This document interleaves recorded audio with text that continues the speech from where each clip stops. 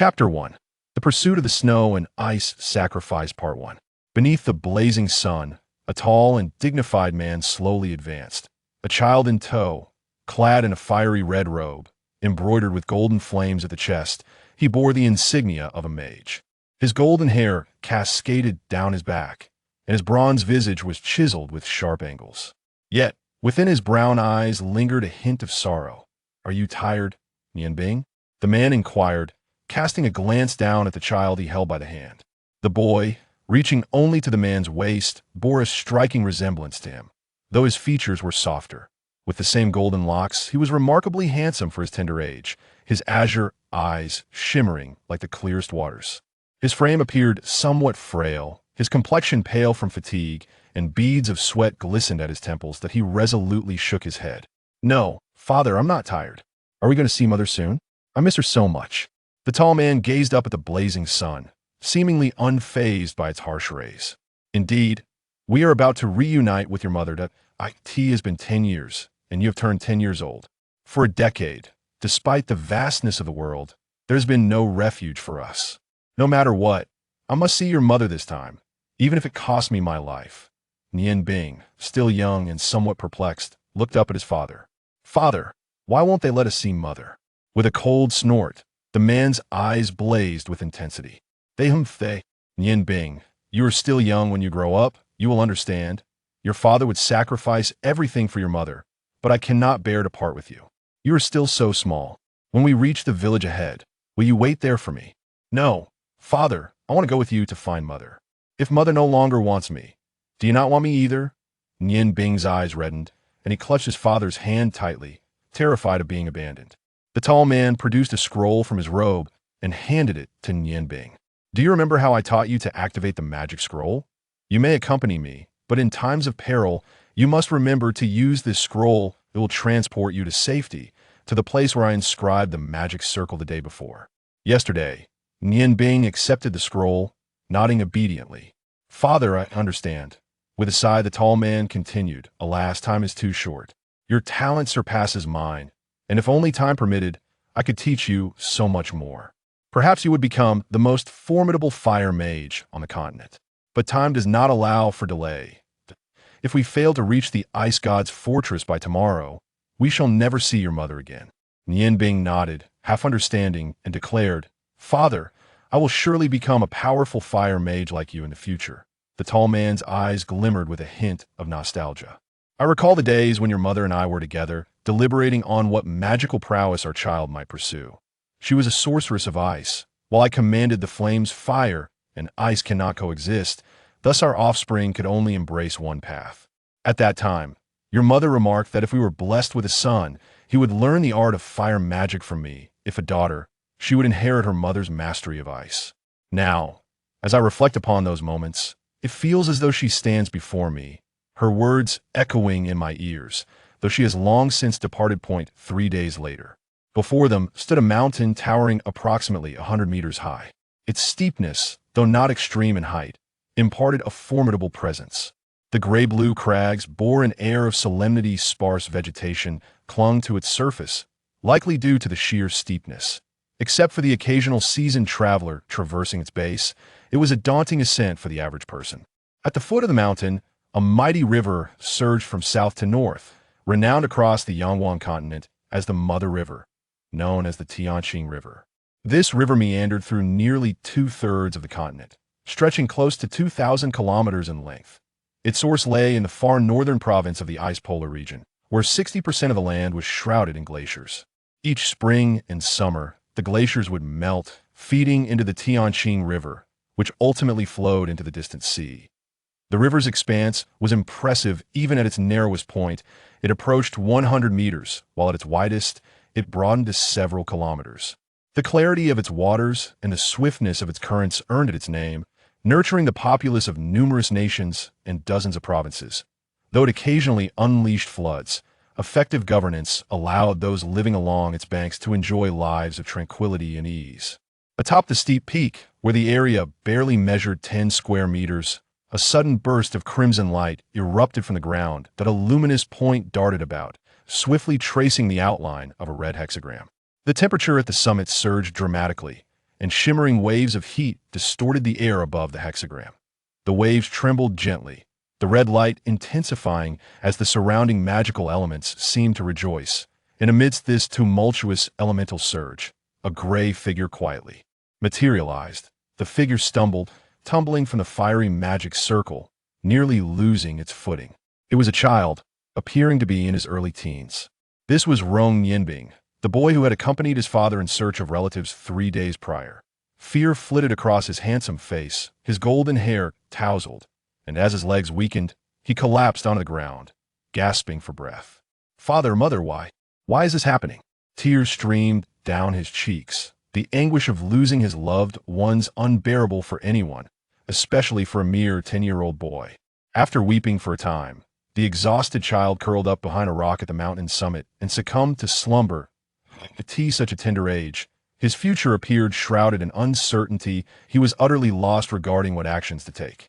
A faint glimmer of blue and red light flickered in his embrace, while the elemental energies of fire and ice rapidly coalesced around his small form. This extraordinary phenomenon persisted for a brief period before quietly dissipating. Uncertain of the passage of time, the violent tremors and excruciating pain roused Yinbing. From his slumber, before him stood 3 elongated figures not far away. The intense pain radiating from his chest compelled him to cough, a trickle of crimson seeping from the corner of his mouth. His gray cloth attire bore a shoe print caked with earth upon his chest. The 3 individuals were clad in azure robes of magic, their blue hair seemingly merged with the fabric, giving the impression that their bodies were forged from ice, evoking an indescribable chill. They appear to be in their 30s or 40s. The central figure, adorned with 3 snowflakes intricately carved from blue gemstones the size of a fingernail on the left side of his robe, was flanked by the other 2, who evidently held a lower status, having only one such ornament, that a teleportation spell scroll based on fire. Alas, it is being wielded by a mere child, leaving behind a distinctly evident aura, remarked the central mage with indifference. Upon sighting these 3, Yinbing's handsome visage contorted in anguish. You wicked beings! Return my mother! Return my father! Drawing upon a strength he did not know he possessed, he struggled to rise from the ground and charged at the central figure, entirely forgetting his status as a novice mage. Driven solely by instinct and impulsiveness, you little wretch, seeking death? The mage on the left waved his right hand, unleashing a water orb the size of a 3-inch diameter, which struck the boy squarely in the chest. The water orb, being the most basic of first-level magic, lacked formidable power. Yinbing emitted a muffled grunt, staggering backward a few paces before landing on the ground, his hands bloodied from bracing against the rocky surface. The central mage shot a glare at his companion. Enough! He is merely a child. I do not wish for him to endure excessive suffering. Yes, esteemed ice and snow priest, the mage who had struck replied, hastily retreating to the side. The ice and snow priest regarded Yinbing with a calm demeanor. Child, I have no desire to harm you. Yet you're the offspring of those they seek. For the honor of the ice god tower, your existence cannot continue. Surrender the ice goddess stone, and I shall grant you a swift end. With his stature, he would not personally search him. Yet the commanding tone exuded an imperceptible authority. A momentary flicker of light flashed in the ice and snow priest's eyes as he swiftly chanted a few simple incantations.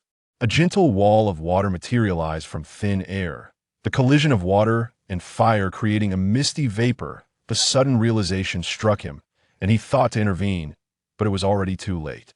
Taking a few steps forward to the precipice, the ice and snow priest sighed, such a spirited child. But, esteemed ice and snow priest, how could this be? He is so young, how could he instantaneously conjure 2 conflicting types of magic? The mage on the left exclaimed, gazing in astonishment at the raging waters below.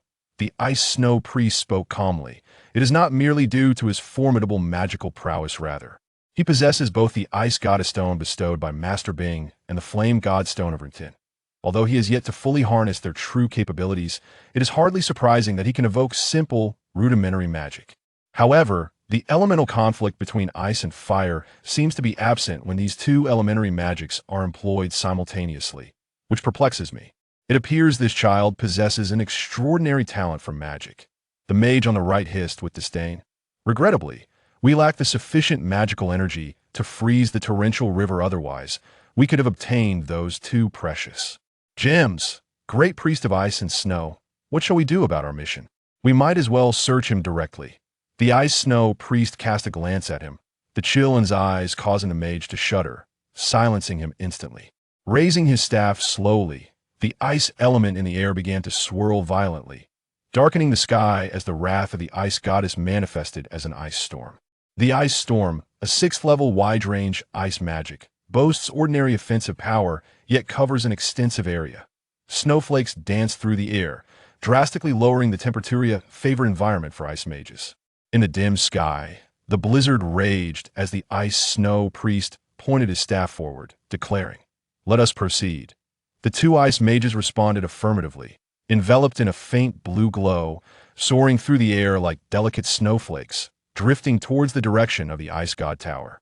The ice storm was ideal for short-distance flight for ice mages. While they could not sustain flight like wind mages, their speed during brief travel surpassed that of their airy counterpart. As his companions departed, the ice-snow priest, Binglu, cast one final glance at the expansive Tianqing River, sighing, "Let fate decide, Master Bing. All I can do for you is this." With his level of magic, he could have struck down the fleeing boy, but a compassionate heart restrained him, allowing the unfortunate child who had lost his parents a final glimmer of hope. Zhaji walked from the peach blossom forest to the banks of the Tianqing River, glancing at the fishing net in his hands, murmuring to himself, "Let us improve our lives subsisting solely on vegetables, no matter how delicious, leaves the body wanting for nutrients. I shall catch a few carp to nourish my aging body." The fresh air was slightly damp, filling his nostrils with a comforting sensation. At 57, Zhaji had resided here for a decade, thoroughly familiar with the surroundings. His hands trembled as he clutched the fishing net, casting it with a flick of his arm. Although it only spread 4 or 5 meters, the bountiful Tianqing River promised that with patience, he would not return empty-handed. He secured the net beside him, tying one of the fishing lines to his wrist, and leaned against a large tree, finding solace in the shade during the sweltering summer most agreeable choice. As soon as he settled himself, the fishing line in his hands suddenly jolted violently. His closed eyes flew open, a flicker of brilliance passing through them. Could it be that luck is on my side? Usually, one must wait a while to catch anything. Alas, it cannot be a fish, my poor net. When his gaze fell upon the river, he was met not with a fish but a piece of wood roughly a meter long and as thick as a human leg entangled in his rather flimsy fishing net. He instinctively knew it was likely beyond salvage. Before he could lament his misfortune, he noticed delicate arms emerging from the piece of wood. There was someone in the river.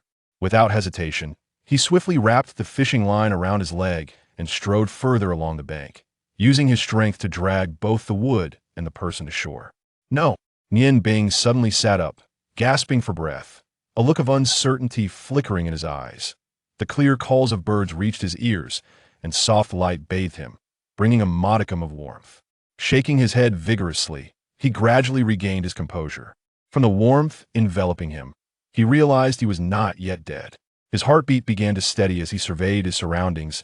It appeared to be a small wooden cabin aside from the bed he occupied. There seemed to be little else, and the dust accumulating suggested it was seldom cleaned. "You're awake," a weary voice announced as the wooden door creaked open with an unpleasant sound, revealing a figure entering from outside. Nian Bing instinctively curled up, asking, "Who are you?" "Your savior," Cha Ji replied, settling beside the bed and placing a bowl he held on the wooden table. He smiled at Nian Bing, silently thinking how striking the youth appeared. In the initial shock, Nian Bing had not been aware of his physical state, but upon hearing Cha Ji suggest he eat, he realized his stomach felt as though it were pressing against his back. After leaping into the Tianqing River, the painful blows of the water had nearly caused him to lose consciousness. In a moment of desperation, he had miraculously grasped a piece of wood after being swept away for hundreds of meters, clinging to it with a fierce will to survive. Fortune favored him. The Tianqing River was vast and devoid of protruding rocks, which ultimately led to his salvation when he collided with Cha Ji's fishing net. Cautiously, he glanced at Cha Ji before lifting the bowl of unassuming vegetable porridge. Upon inspecting its contents, he paused, taken aback. The white porridge appeared exceedingly thick, shimmering with a faint, crystalline luster, dotted with unevenly sized green vegetables that seemed to pulse with life. As he drew closer, the bowl emanated a subtle fragrance, stirring his appetite. Little did he know that this seemingly ordinary bowl of vegetable porridge was renowned in the culinary world as jade and white porridge, a delicacy not easily accessible to the common folk, its excellence lying not in the ingredients, but in the artistry of its preparation. The sweet aroma of plain congee mingled harmoniously with the fresh scent of vegetables, creating a perfect blend of two distinct fragrances. After consuming a bowl of this congee, Nian Bing felt as though his strength had been partially restored, and his spirits had lifted considerably. The ordinary vegetable porridge left a lingering taste on his palate, providing an exquisite satisfaction that subtly enhanced his fondness for cha ji. "Grandfather, thank you. This congee is absolutely delicious. Did you make it?" Nian Bing inquired with curiosity.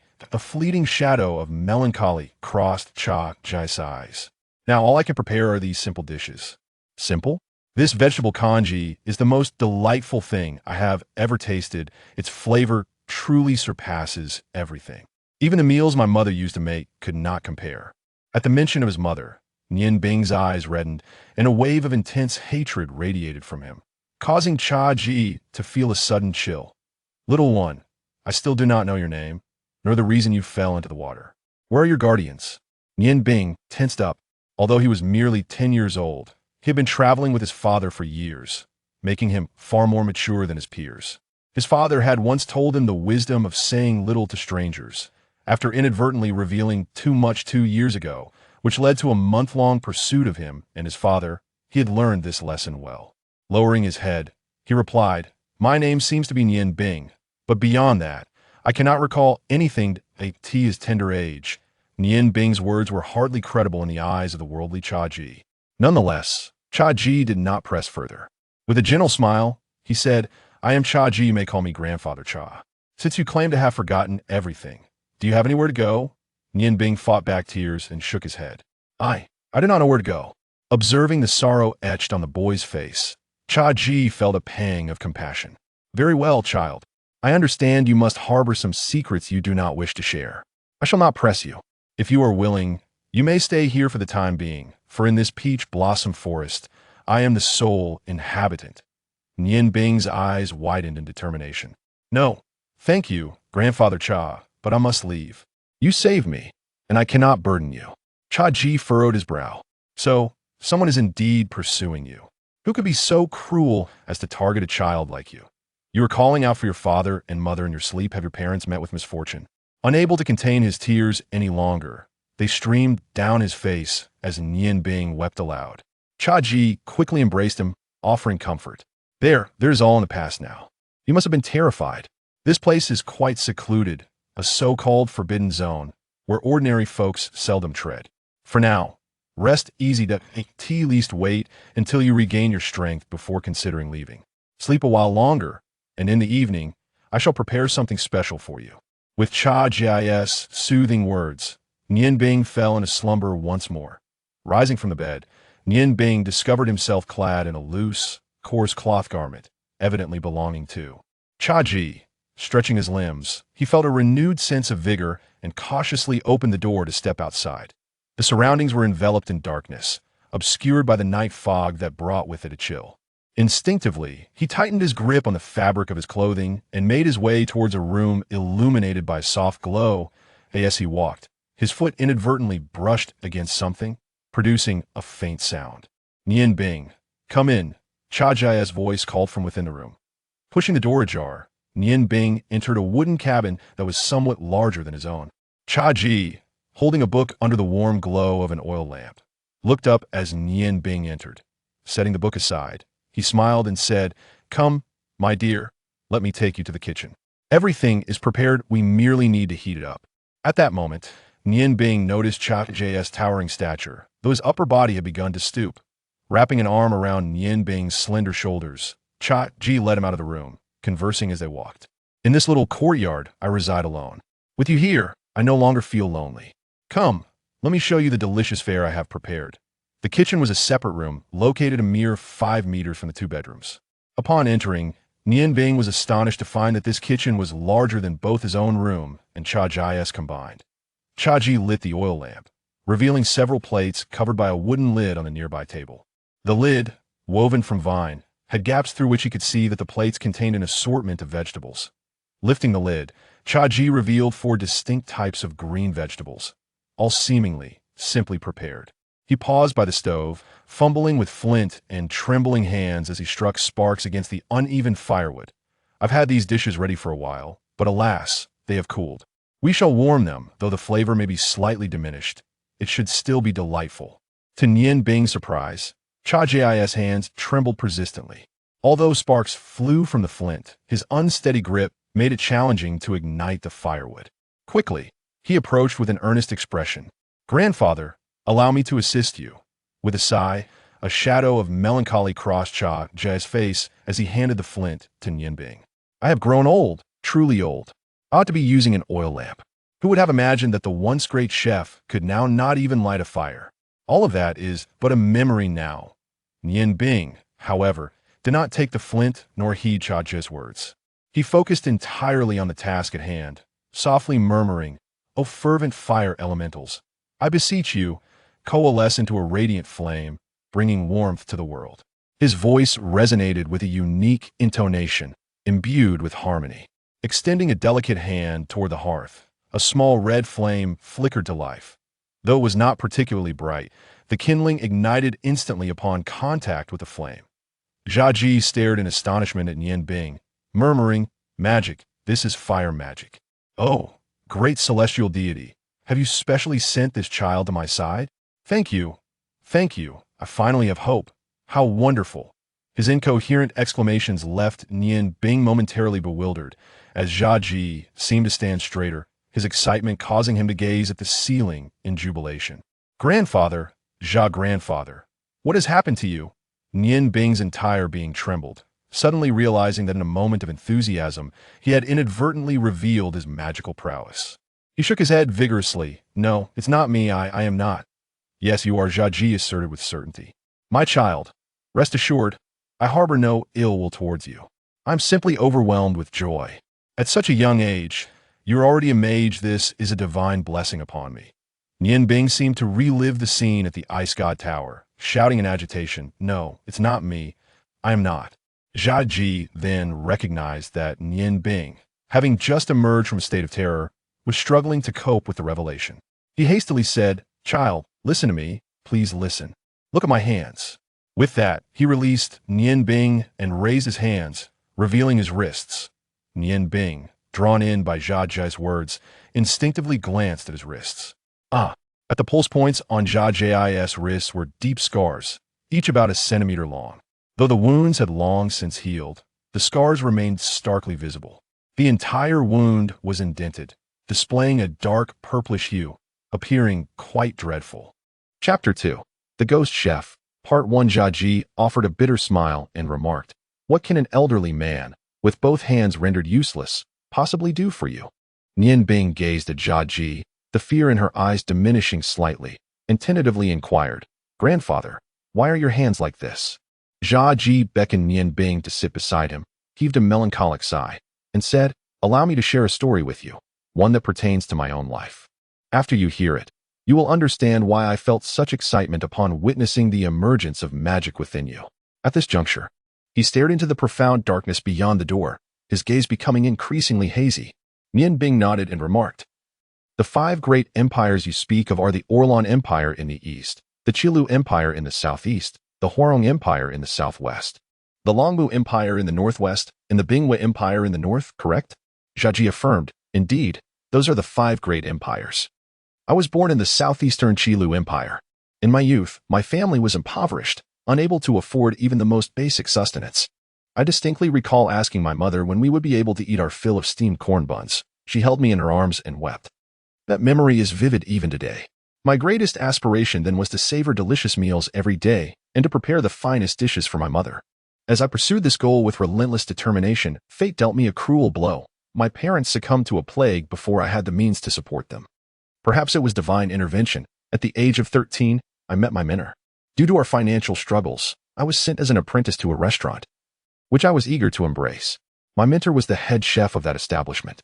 In my fervent desire to master the culinary arts, I worked diligently, striving to win the favor of everyone in the restaurant. Our establishment, named Qixiang, was one of the most renowned in the Qilu Empire. Observing my industriousness, my mentor began to impart to me some basic cooking techniques. I may not have been particularly intelligent, but my diligence was unwavering. As the adage goes, diligence can compensate for a lack of talent. After 3 years of relentless effort, I ascended from a mere kitchen hand to the position of a vegetable preparer. One day, my mentor summoned me to a secluded spot and imparted a crucial lesson. To excel in culinary arts, mere diligence is insufficient. One must possess insight and a heartfelt connection to the dishes being prepared. Cooking is not a mere task, but a profound discipline. He bestowed upon me 8 words to strive towards, 10 years to practice cooking, 10 years to comprehend it. These words have remained etched in my memory to this day. Through continuous effort and understanding, by the age of 23, I had finally achieved mastery in the culinary arts. Yet, that very year, my mentor passed away due to illness. I held his words close to my heart, and thus, I relinquished the opportunity to inherit his position at Qixiang, resigned from all my duties, and with only a meager savings and my chef and Appo's knife in hand, embarked on a journey. I vowed to traverse the continent of Xuanhuan, to learn the culinary traditions of every nation and region. At this point, Zhaji paused, observing Nian Bing, who was captivated by his narrative, and smiled gently, saying, "You would never have guessed, would you? This old man has had his moments of glory." Nian Bing paused momentarily. Although Zhaji spoke in a rather indifferent tone, his keen perception allowed him to detect a profound sorrow lurking beneath his grandfather's words. "Grandfather, what happened next?" Nian Bing inquired. "Did she accept?" Zhaji shook his head and replied, "She neither expressed acceptance nor rejection. After I revealed my feelings, she proposed a condition. We would have a culinary contest. If I emerged victorious, she would marry me. If I were to lose, I would have to withdraw from the culinary world, surrendering all my accolades to her." Nian Bing furrowed his brow, a peculiar expression crossing his handsome face. "Grandfather, I believe you were manipulated by her. She must have known that you were the finest chef to dare make such a proposition, indicating she had some confidence in her abilities. Moreover, her request was clearly ill-intentioned. How could she genuinely wish to marry you?" Zhaji chuckled. "You are indeed a perceptive child. Yes, I was indeed exploited by her. However, at that time, I was so enraptured by my emotions that I scarcely contemplated the implications and readily acquiesced. After all, having stood atop the culinary realm for many years, I had developed an unwarranted arrogance. It had been quite some time since I had engaged in a culinary duel, as no one dared to challenge me. Even during the culinary god competition, I merely served as a judge. Since she wished to compete in my area of expertise, I had no reason to refuse her. Thus, commenced a competition that remains etched in my memory to this day. "No," Nian Bing suddenly interjected. "Grandfather, you are mistaken. She merely took advantage of the situation. The meat strip she prepared must have been the result of her mastery over magic, coupled with a deep understanding of the meat itself and varying degrees of fire magic. This naturally produced that unique flavor. If you were adept in magic as well, you could have certainly created something far superior." His father had often told him that while the magnitude of magical power is significant, control over that magic is equally crucial. Proficient magical control can yield far greater effects from the same magical energy. Nian Bing was thoroughly captivated by this tale. "Grandfather, do you regret it?" Zhaji shook his head. "No, I do not regret it. Although I lost everything, I discovered a new direction for culinary arts, integrating magic into cooking. With magical enhancement, culinary skills can ascend to a higher realm. Unfortunately, while I understand this concept, I am unable to actualize it, and few are willing to attempt it. After all, who among the esteemed magicians would choose to become a lowly cook?" Nian Bing nodded in understanding. "I see, you wish for me to learn culinary arts from you. Merging my magic with cooking to become a magical chef, is that correct?" Zhaji reined in his sorrow and smiled kindly. "Do you wish to pursue this path?" Nian Bing lowered his gaze, myriad complex emotions flickering in his eyes. As a mere 10-year-old child, he pondered far too much. However, Zhaji was unable to perceive the expression on his face at that moment. Soon, Nian Bing made his decision. He lifted his head to face Zhaji. "Grandfather, I am sorry, but I cannot." As Zhaji's eyes glimmered momentarily, the brilliance quickly faded away. "Yes, my dear, I will not force you. Now that you have listened to my tales, might you share your own? What has brought you here, drifting along?" Nian Bing hesitated momentarily before responding. Grandfather, you saved my life. I truly should not conceal anything from you. My parents were both magicians, and we once had a joyful family. However, not long ago, while passing through a place called Taru Mountain in the Ice Moon Empire, we encountered many bandits who sought to plunder our belongings. My parents refused, and conflict ensued. As you know, although magicians possess their own abilities, the time required to chant spells is their greatest weakness. Though my parents vanquished some foes in the end. At this, Nian Bing broke down in tears. Nian Bing's fabrication held a kernel of truth. Indeed, while traveling with his father past Taru Mountain, they had faced numerous bandits attempting to rob them. Nevertheless, given his father and Appo's magical prowess, dealing with those brigands was a trivial task. Taru Mountain was notorious for harboring bandits. And for this reason, Cha-Ji had begun to believe Nian Bing's words. After all, how much wariness could an ancient spirit harbor towards a mere 10-year-old child? The Ice Moon Empire had long been under the protection of the Ice God Tower, yet one wonders what the mages within the tower were doing. Taru Mountain had posed a threat for quite some time. Those bandits should have been eradicated long ago. Child, do not be disheartened. Regardless of whether you wish to learn culinary skills from me, let us first settle down here, shall we? At this moment, Nian Bing found himself homeless and nodded gently, his innocent heart brimming with hatred. Ice God Tower, I shall reach you one day. Cha-Ji picked up a cup of water, his hand trembling. With his back turned to Nian Bing, the boy remained unaware that a fine white powder had slipped into the cup during his tremors. He handed the water to Nian Bing. Child, drink some water first. I will prepare a hot meal for you. Nian Bing, unsuspecting, accepted and drank deeply from the cup. Cha-Ji and Appo's gaze was complex, as if he were wrestling with some inner turmoil, but soon he resolved his determination. After drinking, Nian Bing obediently set the cup aside and stretched his body. Grandfather, why haven't you prepared the meal yet? I am certain your dishes are delectable.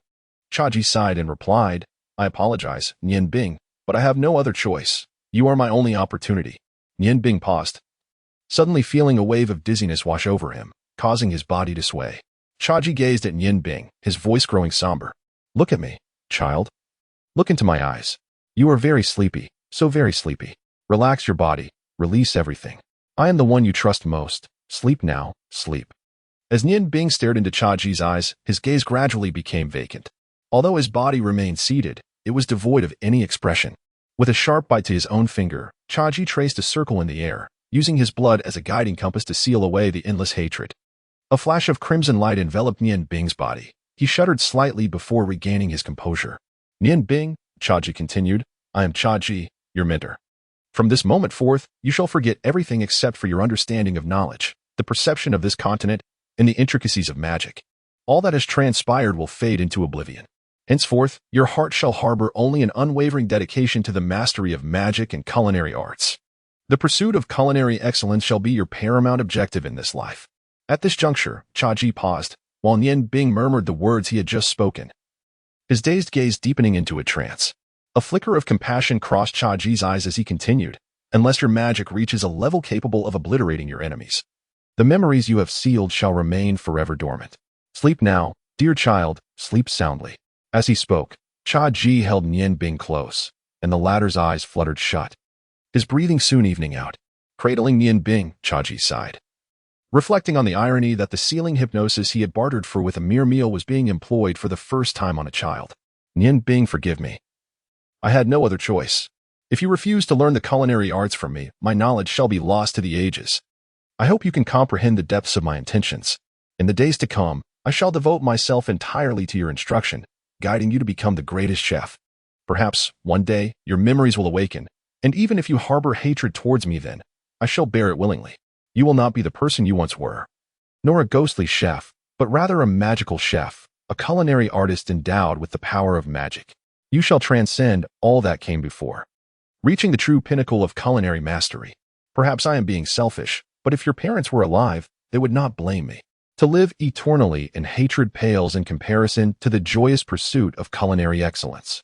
Cha-Ji murmured to himself, unaware that as he uttered his final words, a faint red glow flickered and vanished from Nian Bing and Appo's right hand, which hung limply by his side.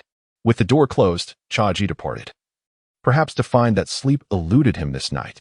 The wooden cabin returned to tranquility, enveloped in profound darkness, just as one would expect Nian Bing to be sound asleep. He suddenly sat upright, the blue of his eyes glimmering with a faint light. It was not the gaze of a daze. He seemed to be contemplating something. Reaching into his bosom, he produced 2 stones, one blue and one red. The red stone was carved into the shape of a flame, while the blue one was a diamond-shaped gem. Each stone emitted a glow that mirrored its respective color. Though faint, the red and blue lights appeared to repel one another. Mother, thank you. If not for the ever-watchful protection of the ice goddess stone over my spirit, I might have truly lost my memory by now. Mother, can you enlighten me on what Nian Bing should do now? Is it truly as Grandpa Chaji said, to relinquish all hatred? No, I cannot bring myself to do so. Those individuals have caused you so much suffering. I clenched tightly the red and blue gemstones in my hands. The searing fire element and the frigid ice element penetrating my body from my palms. Amidst these extreme energies of fire and ice, Nian Bing feels no discomfort. He is lost in contemplation, pondering deeply. In the continent of Xuanhuan, regardless of which of the 5 great empires one belongs to, the hierarchy of mages remains constant. From the novice to the adept, the classifications are as follows: junior mage, intermediate mage, senior mage, great mage, magus, archmage, and divine mage. I am but a mere junior mage. And the Ice God Tower and Apos' status as the protector of the entire Ice Moon Empire is attributed to the presence of the most formidable divine mage. Even my father, a magus, finds himself inadequate before such a divine mage. What use is my hatred if it yields no tangible outcome? A chill settles in Nian Bing and Apos' heart. The divine mage represents an unattainable pinnacle for those who practice magic. It is a realm not solely achieved through diligent training. It requires not only fortuitous circumstances and insight, but also countless high-grade crystals to support one's journey. After years of arduous practice, only through harmonizing with the heavens and the earth can one hope to successfully summon a deity and unleash the most potent 12th-tier magic. Aside from the Ice God Tower, where one divine mage resides, legends speak of 2 others, yet no one can ascertain their actual existence. Thus, the Ice Moon Empire maintains an exalted status across the entire continent of Xuanhuan. To challenge a divine mage with my meager abilities would indeed be tantamount to courting death. Grandpa Chaji is right. Unless my magic attains the capacity to obliterate my enemies, what purpose does hatred serve? Perhaps I should truly seal away the memories of my hatred. My father once said, only by not allowing hatred to cloud reason can one hope to rescue my mother. Perhaps setting aside my hatred for the time being is the best strategy for future vengeance. With clenched fists, the Ice Goddess Stone and the Flame God Stone press deeply against my skin. Immersed in my resolution, I remain unaware of the wondrous exchange occurring between the water element and the fire element surrounding my body. Lying on the bed, I commence my daily meditations. My father once told me that there is no shortcut to practicing magic.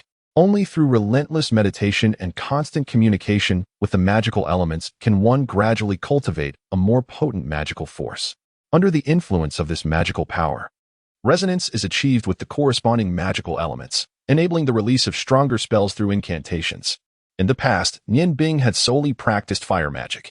However, before he transferred to that mountain peak using a scroll, his mother had exerted all her strength to gift him a remarkable item, the Ice Goddess Stone he now held in his hand. With this stone, Nian Bing was astonished to discover that a portion of his innate fire magic had transformed into ice magic. Upon introspection, he found that the magical energy within him divided distinctly into 2 factions, centered around his body, with each element occupying its respective side, creating a rather peculiar sight. This was the reason he could unleash low-level magic using both stones in times of peril. Today marked the first occasion of his training after acquiring the 2 stones. With his eyes closed, Nian Bing called upon the magical elements present in the air. The half-blue, half-red phenomenon materialized within him. Fire magic elements naturally flowed to the right side of his body upon absorption, while ice magic elements drifted to the left.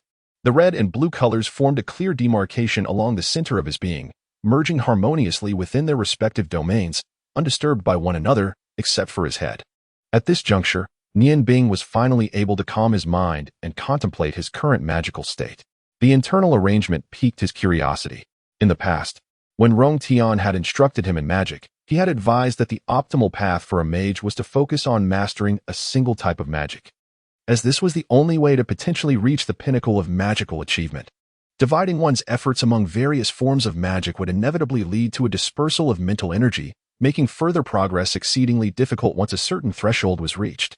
Moreover, among the 7 known schools of magic, Two were notorious adversaries, ice and fire, as well as light and darkness. Ice and water derived from the same source. Thus could be considered a singular form of magic.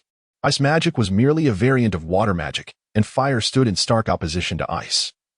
No one could simultaneously wield these two extreme forms of magic. Engaging in both practices at once could likely result in harm due to the conflicting nature of ice and fire. When Nian Bing had first embarked on his magical journey, Rong Tian had presented him with a choice, given that his body could accommodate both fire and ice elements. Ultimately, Nian Bing opted for the more accessible fire magic and continued his training under Rong Tian's guidance. However, his intrinsic ice constitution did not simply vanish. Rong Tian believed that once Nian Bing's fire magic reached a sufficient level, the ice aspect could be disregarded, and thus he paid little heed to it, unbeknownst to him. Each time Nian Bing meditated, his ice constitution subtly influenced him. Chapter 3. The Chef and Appo's Cultivation, Part 1. Had Nian Bing persistently honed his fire magic?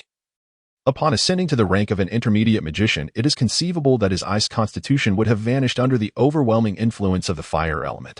However, at this juncture, Nian Bing chanced upon the Ice and Snow Goddess Stone.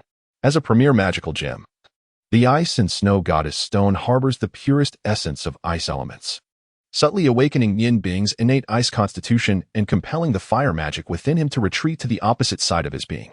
Initially, the fire magic he cultivated was not particularly pure, consistently affected by his ice nature. With the emergence of the Ice and Snow Goddess Stone, the fire magic within him adeptly segregated the ice elements that hindered his growth. Consequently, whether it be ice or fire magic, both are now exceedingly pure. Nian Bing embarked on his magical journey at the tender age of 5, and it has now been 5 years since. The number of magicians on the continent of Xuanhuan is exceedingly sparse, primarily due to the arduous nature of magical cultivation. While a martial artist can attain significant progress within 3 years, achieving at least a minor accomplishment, a magician requires no less than a decade of meditation to reach the intermediate level. Even an intermediate magician may struggle to best a martial artist who has trained for merely 3 years, as the time taken to chant spells stands as their most significant drawback. Thus, the choice to pursue magic is rare, and even fewer manage to establish a connection with magical elements and ascend to the rank of intermediate magician. Nonetheless, the existence of magicians is undeniably essential. Although they may not hold the advantage in one-on-one combat, they become indispensable in large-scale confrontations. Particularly, the devastating area of effect spells cast by advanced magicians can dramatically alter the tide of battle. Hence, despite the challenges inherent in magical training, the rationale for their existence remains. Last year, Nian Bing successfully attained the status of a junior magician, a feat deemed remarkably swift by Rong Tian. Yet, he was unaware of his exceptional innate talent for magic. Had it not been for the influence of his ice constitution, his advancement would have been even more rapid. At this moment, under the auspices of the Ice and Snow Goddess Stone and the Flame God Stone, the long-standing impediments finally dissipated, as he was merely a junior magician. Neither the fire nor the water elements were overwhelmingly potent, allowing for a temporary state of equilibrium within him. Although previous issues had vanished, new dilemmas loomed. The inherent clash between ice and fire raises questions about the consequences of continued meditation. Would they coexist harmoniously? Nian Bing remained oblivious to the answers and uncertain of the path forward. While the cultivation of magic is undeniably challenging, relinquishing one type of magical power from within is even more formidable, achievable only with the assistance of a magician of 3 tiers above him. In this moment, where could he possibly seek out such a magician? Reclining on his bed, Nian Bing pondered these conundrums. The sensations of warmth and coolness, though uncomfortable, did not incite excessive distress. What should he do? Should he persist in this meditation? Although both the ice and fire magical energies were minimal, they felt remarkably substantial, perhaps a testament to the powers of the two gems. At present, there exists no alternative. In pursuit of vengeance, one must cultivate a more formidable power. Since relinquishing the practice of magic is not an option, one must persevere, taking each step as it comes. Perhaps, in the future, when one and Appo's magical prowess has intensified, solutions may emerge. With this thought in mind, Nian Bing, no longer hesitating, embarked on his first meditation since the separation of ice and fire. With the aid of 2 gemstones, the magical elements of ice and fire rapidly coalesced within his being, and soon, he entered a state of deep concentration. In the early morning, the sounds of chirping insects and singing birds filled the peach blossom grove. Cha Ji, having spent the night awake, rose early. Little lazybones, "You're up," he exclaimed as he pushed open the door. Nian Bing had just awakened from his meditative state, feeling invigorated. An unprecedented sense of comfort escaping his lips in a soft groan as he instinctively stretched. Yet, amidst the comfort, he felt a peculiar sensation. The contrasting temperatures on either side of his body seemed to sharpen in awareness. Upon seeing Cha Ji, Nian Bing offered a faint smile and said, "Master, you're up quite early." Initially concerned that his hypnosis might not have worked, Cha Ji breathed a sigh of relief upon hearing Nian Bing address him as master. With a slight smile, he replied, "Whether early or late, it's time to rise. From today onward, I shall formally impart culinary skills to you." "All right," Nian Bing responded, pleased that Cha Ji held no doubts about him. He quickly got up, carefully stowing away the 2 gemstones while Cha Ji was distracted, tidying up his room briefly before following him outside. "Master, where shall we begin our lessons?" Nian Bing inquired with curiosity. Having resolved his earlier feelings of animosity, he now exuded a lively demeanor, his youthful enthusiasm for the unknown evident. Cha Ji smiled gently and said, "I have devised a daily learning program for you. Under the current circumstances, all you need to do is follow this routine." He continued, "Nian Bing, do you know what the first step in becoming a good chef is?" Nian Bing shook his head in confusion. "I've never studied this before. How would I know?" Cha Ji replied earnestly, "To become a proficient chef, one must undergo a familiarization process with food. Only by fully understanding the myriad flavors and mastering the art of tasting can one qualify as a chef. Thus, starting today, you shall savor every dish I prepare to hone your palate and sense of smell." Nian Bing paused momentarily, then, being quick-witted, responded, "Master, do you mean that I will be eating every day?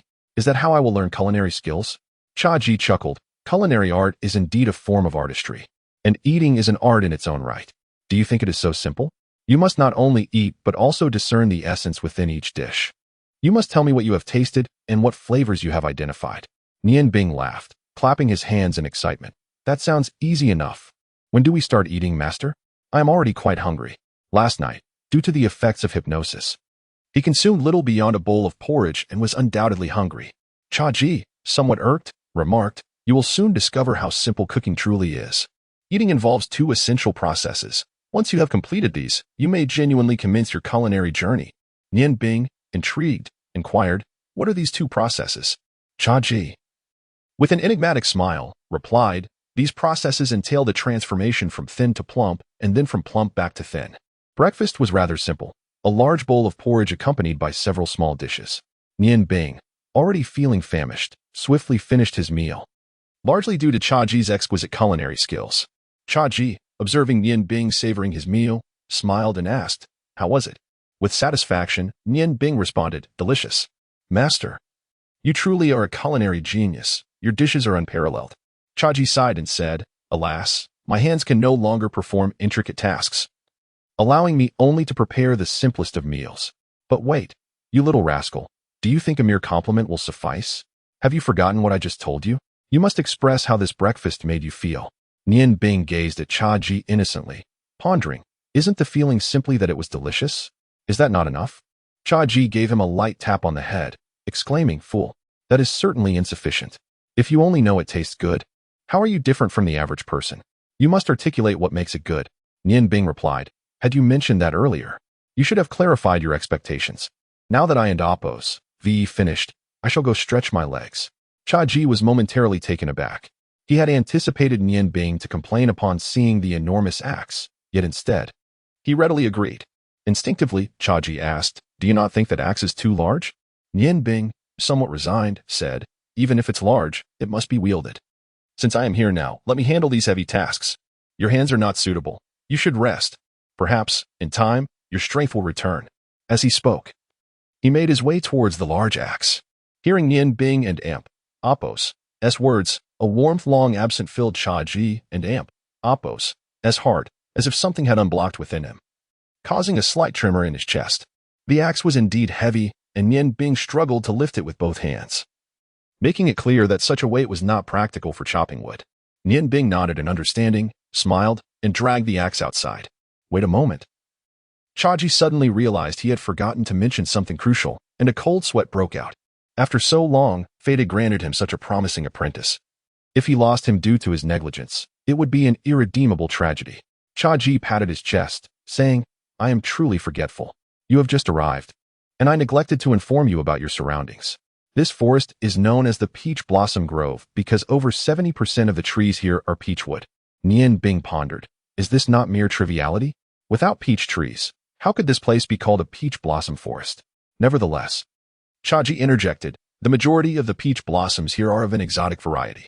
Do you comprehend why this area is devoid of human presence? It is precisely due to these blossoms that exude a toxin which spreads with the wind. I have dubbed it the peach blossom miasma. Its toxicity is exceedingly potent. Any living being that inhales it will instantly convulse and perish. Consequently, this locale is one of the forbidden zones of the Ice Moon Empire. Apart from a select few animals inherently possessing antibodies, there exists no other life form here, and certainly, humans would never venture into this perilous territory. Thus, you need not fear being pursued." Nian Bing was momentarily taken aback and inquired, "If the peach blossom miasma is so lethal, why are you unharmed?" Chaji chuckled and replied, "Have you forgotten my profession? I am a chef, and no one possesses a more acute sense when it comes to edible substances than I do. Although the peach blossom miasma is toxic, it is not without its countermeasures. Near any deadly poison, there exists something that can counteract it. Within this forest, there grows a plant known as five-leaf grass. When processed into a medicinal powder and ingested, it grants the body resistance to the peach blossom miasma, thus ensuring one's safety. Here, take this, consume it. If you persist for 3 months, your body will naturally develop antibodies, and thereafter, you shall have nothing to fear." As he spoke, Chaji handed Nian Bing a small porcelain vial. The five-leaf grass powder was bitter, and Nian Bing nearly retched as he swallowed it, struggling to ingest it entirely. With that, he hefted his large axe and ventured into the grove. Upon entering the peach blossom forest, Nian Bing observed his surroundings. The air was remarkably fresh, imbued with a delicate fragrance of peach blossoms, and the atmosphere was quite humid, likely due to the nearby Tianqing River. The peach trees stood in close proximity to one another, leaving only narrow gaps for passage. Although they were not tall, one had to tread carefully to avoid colliding with the branches. Even the oldest of the peach trees were not particularly lofty, their limbs sprawling outward. Thus, chopping them for firewood was far easier compared to the towering trunks of ordinary trees. However, Nian Bing now faced a dilemma. Despite the low branches of the peach trees, he still needed to lift the axe to strike them. At his tender age, how could he wield an axe that even adults found cumbersome? Gazing at the peach trees before him, Nian Bing felt perplexed. After several attempts, he found himself fatigued, with the axe barely lifting off the ground. Strength had never been a forte of a magician. If only he could conjure an ice blade, perhaps he could sever the branches. Nian Bing mused aloud. But despite possessing ice magic, he had never practiced the incantations associated with it. Without suitable spells, even possessing magical power would be futile. Should he resort to fire magic? He had indeed memorized the fire spells, from the 1st to the 8th tier. Yet that would be of no use unless he wished to incinerate the very peach trees before him. Suddenly, a spark of inspiration ignited in Nian Bing's mind. Although he was not adept in ice magic, he recalled a technique from the 2nd tier of fire magic, a fiery blade technique that coalesced fire elements into a blazing long knife to strike at foes. However, the primary offensive power of the flame blade lay in fire, making it ineffective for chopping trees and posing a significant risk of igniting a fire in the peach blossom forest, which would be troublesome. Yet, if he were to modify the incantation of this fiery blade, transforming the fire into ice during its chant, it might yield a favorable outcome. Despite his limited magical prowess, he reasoned that it was worth a try, as there was little to lose. With renewed determination, Nian Bing leaped from the ground, casting aside his axe, and retrieved his cherished ice snow goddess stone from his pocket.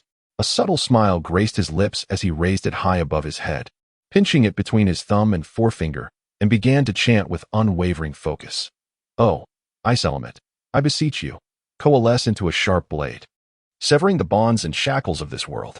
He articulated the words with the same cadence as the fiery blade incantation, feeling the ice element swiftly converge around him, resonating with the ice magic pulsating from the left side of his body. In midair, a nearly transparent ice blade, approximately 1 foot in length, materialized gracefully. Elated, Nian Bing realized he had succeeded. He pointed towards a tree branch as thick as his thigh and commanded, "Go!" In a flash of brilliance, the ice blade struck the branch, shattering it into fragments. Though his magical energy was still insufficient, rendering the ice blade's power limited, Nian Bing was nonetheless exhilarated. He had discovered a shortcut. Perhaps while advanced magic possessed unique incantations, the chanting methods for lower-tier magic might share similarities. The tree branch displayed a deep fissure, approximately 1/3 into its thickness, from the ice blade and Appo's strike.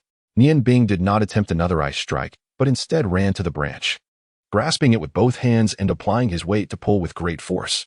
The branch, no more resilient than wood, snapped with a crisp sound. Employing the same technique repeatedly, Nian Bing was astonished to find that his newly acquired ice magic was even more abundant than his previous fire magic. After 7 successive uses of the ice blade, his ice magical energy was finally depleted. On the ground, 7 robust branches lay scattered. The exertion of magic left him somewhat fatigued, prompting him to lean against a nearby tree and engage in a brief meditation. True to its reputation as a premier ice gem, the Ice Snow Goddess Stone aided Nian Bing in recovering a modest amount of ice magical energy within a mere hour. The process of depletion and restoration, combined with the meditation from the previous night, had resulted in a slight enhancement of his magical abilities. You truly chopped wood. Yet you can manage that axe? Cha Ji remarked in astonishment. A thought struck Cha Ji. What magic did you employ? Fire magic to chop wood? Yuwuden and Appo's. Do you intend to set this place ablaze? Would you? Of course not. I used the ice blade, Nian Bing replied. Behold, O ice element, I beseech you. Coalesce into a sharp blade, severing the bonds and shackles of this world. As the light flickered, a nearly transparent ice blade appeared before him. Oh! The glimmer in Cha Ji's eyes nearly flickered with the brilliance of 2 elemental magics. He was not a sorcerer, and thus, he remained oblivious to the fact that ice and fire magics could not be practiced concurrently. All he could think about was the treasure he had stumbled upon. Ice. How splendid! It could even be utilized in culinary arts. Clearly, my instruction to you must undergo some transformation. When wielded properly, ice and fire can create exquisite dishes. Now, let us proceed to dine. The meal was modest, consisting of merely 2 dishes and plain rice. However, how could the culinary creations crafted by Cha Ji be anything less than remarkable? This meal, for Nian Bing, was particularly delightful. Ever since he had roamed the continent with his father, he had never experienced such a stable dining occasion. The satisfaction in his stomach rendered his cheeks rosy. How do you feel? Cha Ji inquired eagerly once Nian Bing had finished. Delicious, truly delectable, Nian Bing replied sincerely. Cha Ji stared at him, dumbfounded, and exclaimed, Ah, I forgot. Perhaps it was the exhaustion from using magic to chop wood earlier. Master, I assure you, I will remember tonight, Nian Bing promised. Cha Ji, speechless and on the verge of exasperation, huffed, This time I shall forgive you. After all, one must not provoke the patience of another too often. Cha Ji continued. You realize how much effort I expended for this, right? Do you know why these dishes are so delightful? An ordinary cook merely heats oil, tosses in garlic and ginger for flavor, then adds the vegetables for a quick stir-fry, finishing with seasonings before serving. Yet, the reason my dishes excel lies in the ingredients. I use the freshest vegetables, harvested straight from the forest and immediately placed into the pot. Furthermore, I employed no oil, ensuring there is no greasiness. Most people couldn't stir-fry without oil, but I replace it with water infused with special substances, including certain herbs. This unique water not only prevents sticking but also enhances the sweetness of the grains. Moreover, the timing during the stir-frying process is crucial. A mere moment's difference can alter the flavor entirely. Remember, to render any food delectable, one must showcase its inherent taste. Do you understand? Nian Bing, somewhat bewildered, replied, Teacher, is it not too early for me to learn this? Xuanhuan and Appo's. We proceed step by step? Cha Ji responded. I merely wish for you to grasp that good dishes have their underlying reasons for being delightful. Now, go rest for a while. You shall begin chopping wood this afternoon. There is a chopping knife in the corner to the left of the kitchen wall, and that is what you shall use. In the future, do not employ magic for chopping. It is entirely wasteful. Magic should only be utilized at the most pivotal moments in cooking to truly reflect its worth. If only I could wield magic. As days passed, Nian Bing began to comprehend the transformation from lean to robust. Although he tirelessly chopped wood each day, the exertion was minimal. Coupled with Cha Ji's continual culinary innovations, each meal enriched with supplements like wild yam and ginseng gathered from the forest, Nian Bing's physique swelled, rapidly expanding sideways from his originally slender form. Naturally, he also grew taller under the nourishing influence of the abundant nutrition, though his weight appeared somewhat disproportionate to his stature. Master, must I continue chopping wood today? I've already reduced it to quite fine pieces, Nian Bing expressed with a hint of dissatisfaction as he entered Cha Ji's room. Chop. Continue chopping. You are far from finished, Cha Ji replied without turning his gaze, simply rolling over in bed. Ever since Nian Bing arrived, life had become significantly easier for him. He no longer had to engage in laborious tasks, as his only responsibility now was to prepare 3 meals a day for Nian Bing. But master, how long must I continue this? Chopping wood every day for an entire year is surely unbearable for anyone. The word uniform reminded Nian Bing of the magical power within him. With the assistance of the Ice Goddess Stone and the Flame God Stone, his magical abilities had progressed at an astonishing rate over the past year. He finally understood why his father could become a mage at the tender age of 37. It was likely due to the influence of the Flame God Stone. Yet, a dilemma loomed before him. Initially, he could only sense a contrast of temperatures, one side of his body feeling cool while the other felt warm. Now, the disparity was stark.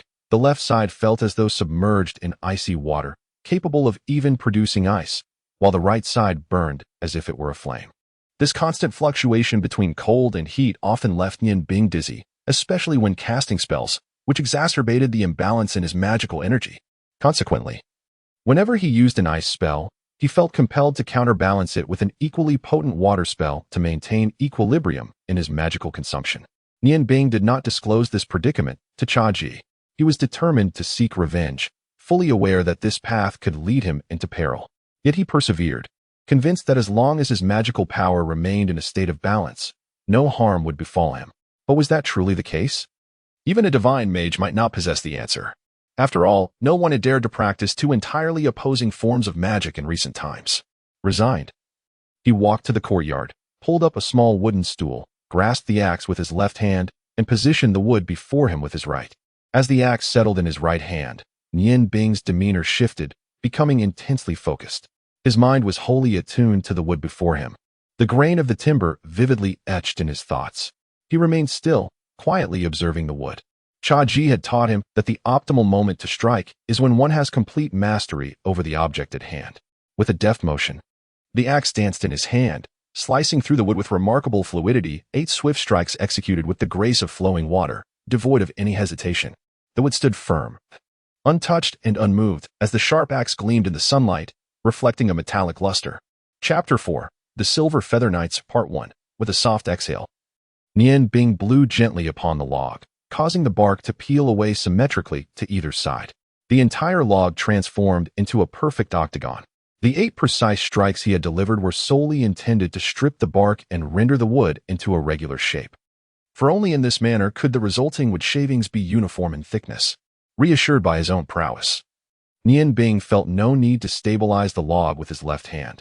Despite his added weight affecting his agility, it significantly bolstered his stability and strength. His round cheeks quivered slightly as he wielded the axe once more, the blade moving with the grace of a gentle breeze as it swept toward one corner of the log's 8 edges. A single wood shaving, released from the log's embrace, lay quietly beside the bark. Nian Bing approached the task of chopping wood with utmost seriousness, meticulously calculating each strike. One by one, the shavings emerged, astonishingly consistent in size, so much so that they were nearly indistinguishable to the naked eye. Typically, Nian Bing would dispatch a log in mere moments, executing hundreds of swift strikes with ease. Yet today, he devoted an entire afternoon to a single piece of wood. Unbeknownst to him, Cha Ji had silently positioned himself behind Nian Bing, observing without a word. Engrossed in his task, Nian Bing remained oblivious to his presence, focusing all his mental faculties on the log before him. Each chop was executed with thoughtful consideration. Cha Ji smiled, a look of satisfaction gracing his features.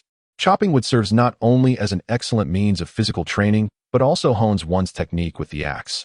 While an ordinary chef might find the hefty axe unwieldy, it is precisely this lack of finesse that demands the highest level of skill from its wielder.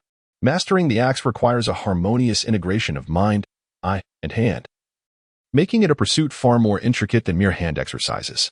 Cha Ji nodded and remarked, "Not bad at all. When I practiced my axe skills, it took me 3 years to achieve a modest level of proficiency. Your ability to produce even shavings indicates that you have reached a beginner and Apos S level." Nian Bing responded with delight. "Does that mean I can cease chopping wood from now on?"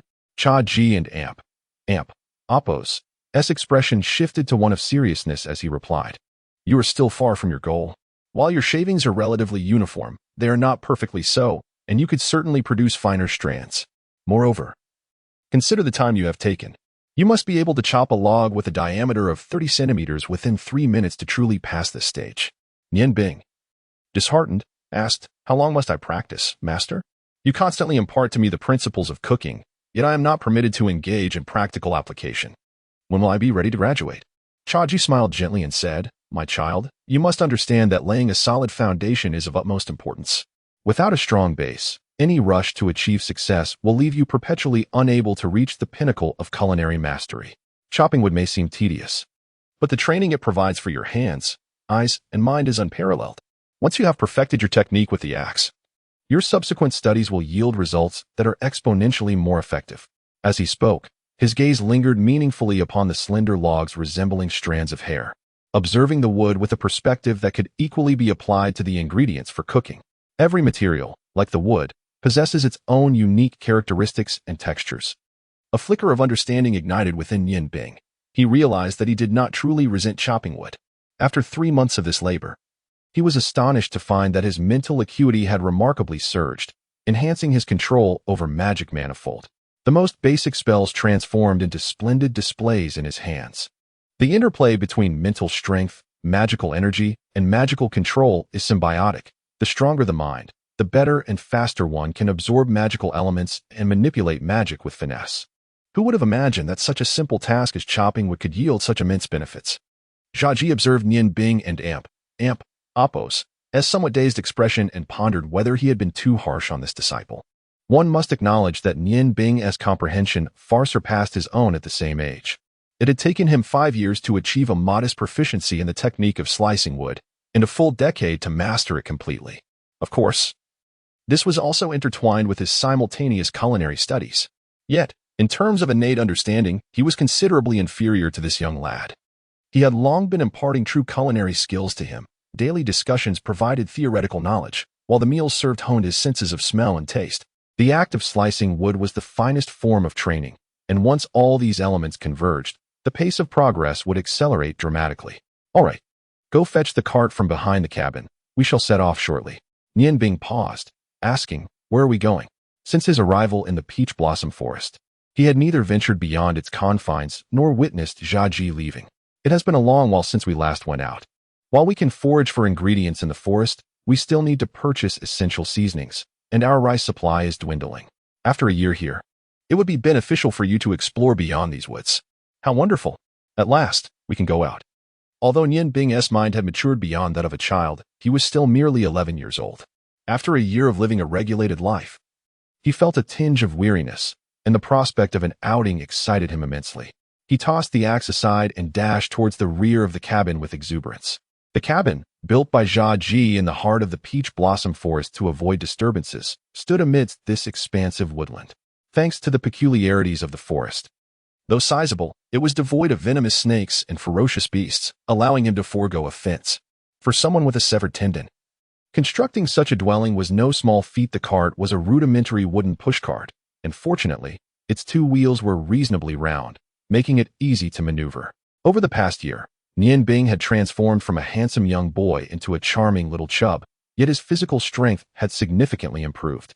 The supplements he consumed were not in vain, and the exertions of chopping and splitting wood had bolstered his strength, allowing him to push the cart with ease. "Master, if you tire, please sit in the cart, and I shall push you." Nian Bing, filled with excitement, could not help but display his strength to the side at Chaji. With a glint in his eye, he said, "Master, I have encountered some difficulties in my recent magical training, particularly with fire spells. They seem rather unstable. When I grow too fatigued, I sometimes struggle to control the fiery energies within me. If you are not afraid of me setting everything ablaze, feel free to procure more supplies." Chaji retorted with irritation, "You little rascal, are you threatening me?" "Not at all. How could I ever dare to threaten you?" Nian Bing responded, though the mirth in his eyes betrayed his true thoughts. Chaji found himself at a loss with his magical apprentice, snorting in exasperation. We shall speak of this later. Though the peach blossom forest was devoid of visitors, Chaji had previously carved a small path leading outward for firewood gathering. Once Nian Bing began chopping wood, this task fell to him, and it was not difficult for them to exit the forest. As they emerged, the sun had nearly reached its zenith. Despite the Ice Moon Empire being situated in the northern region of the Xuanhuan continent, where temperatures are relatively low, the direct sunlight still brought a touch of warmth. Nian Bing felt little discomfort, holding the stone of the snow goddess, but Cha Ji, whose health was not robust, was already somewhat breathless.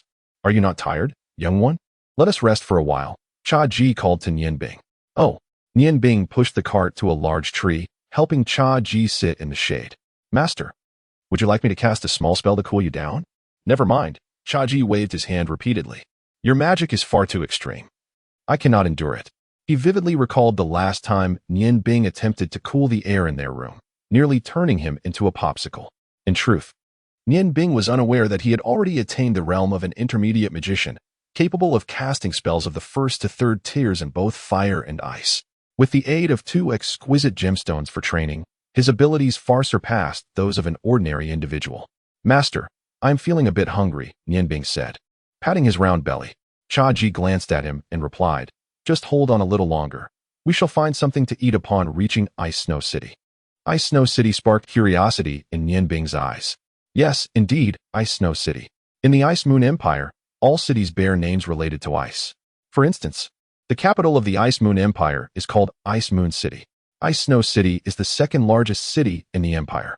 Do you see that large road ahead? If you follow it southwest for several dozen miles, you shall arrive. Just as Cha Ji finished speaking, the crisp sound of hooves echoed in the distance, gradually growing clearer. Following the sound, they saw a horse convoy making its way southwest across the continent. At the forefront of the convoy were 4 knights, each mounted on magnificent steeds and clad in identical silver light armor, exuding an air of majesty. Each knight bore a broadsword approximately 3 feet in length at their waist. And while they advanced, their vigilant gazes swept the roadsides, ever alert. Behind the 4 knights, a grand and opulent carriage loomed, drawn by 4 immaculate white steeds. Judging by its size, it could comfortably accommodate 7 or 8 individuals without a hint of congestion. The fabric encircling it was adorned with silver thread, intricately embroidered with patterns that, while not overtly decorative, subtly emanated an air of authority. The coachman appeared to be of similar age to Cha Ji, effortlessly guiding the magnificent horses with a relaxed grip on the reins, ensuring the carriage maintained a steady forward momentum. Flanking the carriage were 2 knights clad in silver armor, vigilantly guarding its sides, while a contingent of 10 knights trailed behind, altogether forming a strikingly uniform assembly of 18 riders. Although they were still some distance away from Cha Ji and Nian Bing, their presence was distinctly discernible. "Master, who are those imposing figures?" inquired Nian Bing. A glint sparked in Cha Ji's eyes as he replied, "They appear to be the entourage of a high-ranking official. However, they do not seem to hail from the Ice Moon Empire." Perplexed, Nian Bing asked, "How can you ascertain that so readily?" Cha Ji scoffed lightly, "Experience is the best teacher. Observe the embroidered designs on their carriage. They are a form of artistic script in the Orlan language. From this, we can deduce that this cavalcade originates from the Orlan Empire. Moreover, these knights are clearly not mere mercenaries. They are seasoned soldiers, forged in the crucible of battle, as evidenced by the palpable aura of martial prowess surrounding them. To command such a formidable assembly of true warriors, one must possess considerable status. Thus, I surmise they are the kin of some noble from the Orlan Empire, perhaps even the noble themselves." Upon hearing this, admiration flickered in Nian Bing's eyes. The ability to draw such conclusions merely from their appearance indeed justified Cha Ji's reputation as a seasoned veteran. At that moment, the urgent sound of galloping hooves echoed from another direction, prompting Nian Bing to glance instinctively toward the source. A lone rider, resembling a streak of lightning, sped towards the caravan. The entire procession came to a halt almost simultaneously, yet there was no sign of alarm. Instead, the 4 knights in front leapt from their mounts. With a furious whinny, the approaching steed reared up dramatically, its front hooves soaring high before landing aside, halting its momentum with remarkable skill that could only be described as extraordinary. This rider, too, was a knight adorned in silver armor akin to that of the 18 knights, but his helmet was distinguished by a long, white plume. Cha Ji uttered softly, "I recognize them now. They must be members of the Silver Feather Knight Order, the elite cavalry of the Orlan Empire. The fact that they are personally escorting this carriage suggests that its occupants are of no ordinary significance." "What is the Silver Feather Knight Order?" Nian Bing queried, akin to an eager student seeking knowledge. Cha Ji, displaying no impatience, clearly aimed to enlighten Nian Bing about the legends of various nations across the continent, replied in a hushed tone. "The Silver Feather Knight Order is renowned throughout the entire Xuanhuan continent. as the foremost elite of the Orland Empire. They are renowned for their resplendent silver armor adorned with colorful feathers that resonate throughout the realm. The colors of the plumes atop their helmets vary according to rank. In terms of martial prowess, the hierarchy of warriors ascends from the humble warrior to the esteemed divine master and eventually to the legendary god master. In terms of classification, the warrior is nearly equivalent to your mages. However, as you may well know, in a one-on-one close-quarters confrontation, it is exceedingly difficult for a mage to triumph over a warrior. Naturally, this is not an absolute rule. It is said that once a mage attains the level of magus, an equally ranked warrior may struggle to inflict harm upon them. Among warriors, the god master stands on par with the god descender among mages, and their prowess is shrouded in mystery, as the existence of god masters is now merely a legend. The god descender still has the formidable ice god tower to support them. Whereas I have yet to hear of a living warrior of god master caliber, perhaps they existed only during the tumultuous wars of decades past, now long extinguished. Before me, the Silver Feather Knights consist of warriors of at least sword master rank, particularly the one adorned with a white plume, likely a squad leader, who may possess strength nearing that of a great sword master.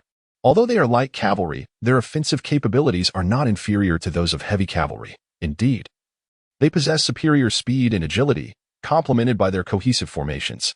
Throughout the continent, few knightly orders can rival their might. Nian Bing, with a playful tongue, remarked, "How impressive. 1,000 sword masters could surely contend with 1,000 high mages." Chaji shot him a disapproving glance and replied, "You are woefully uninformed.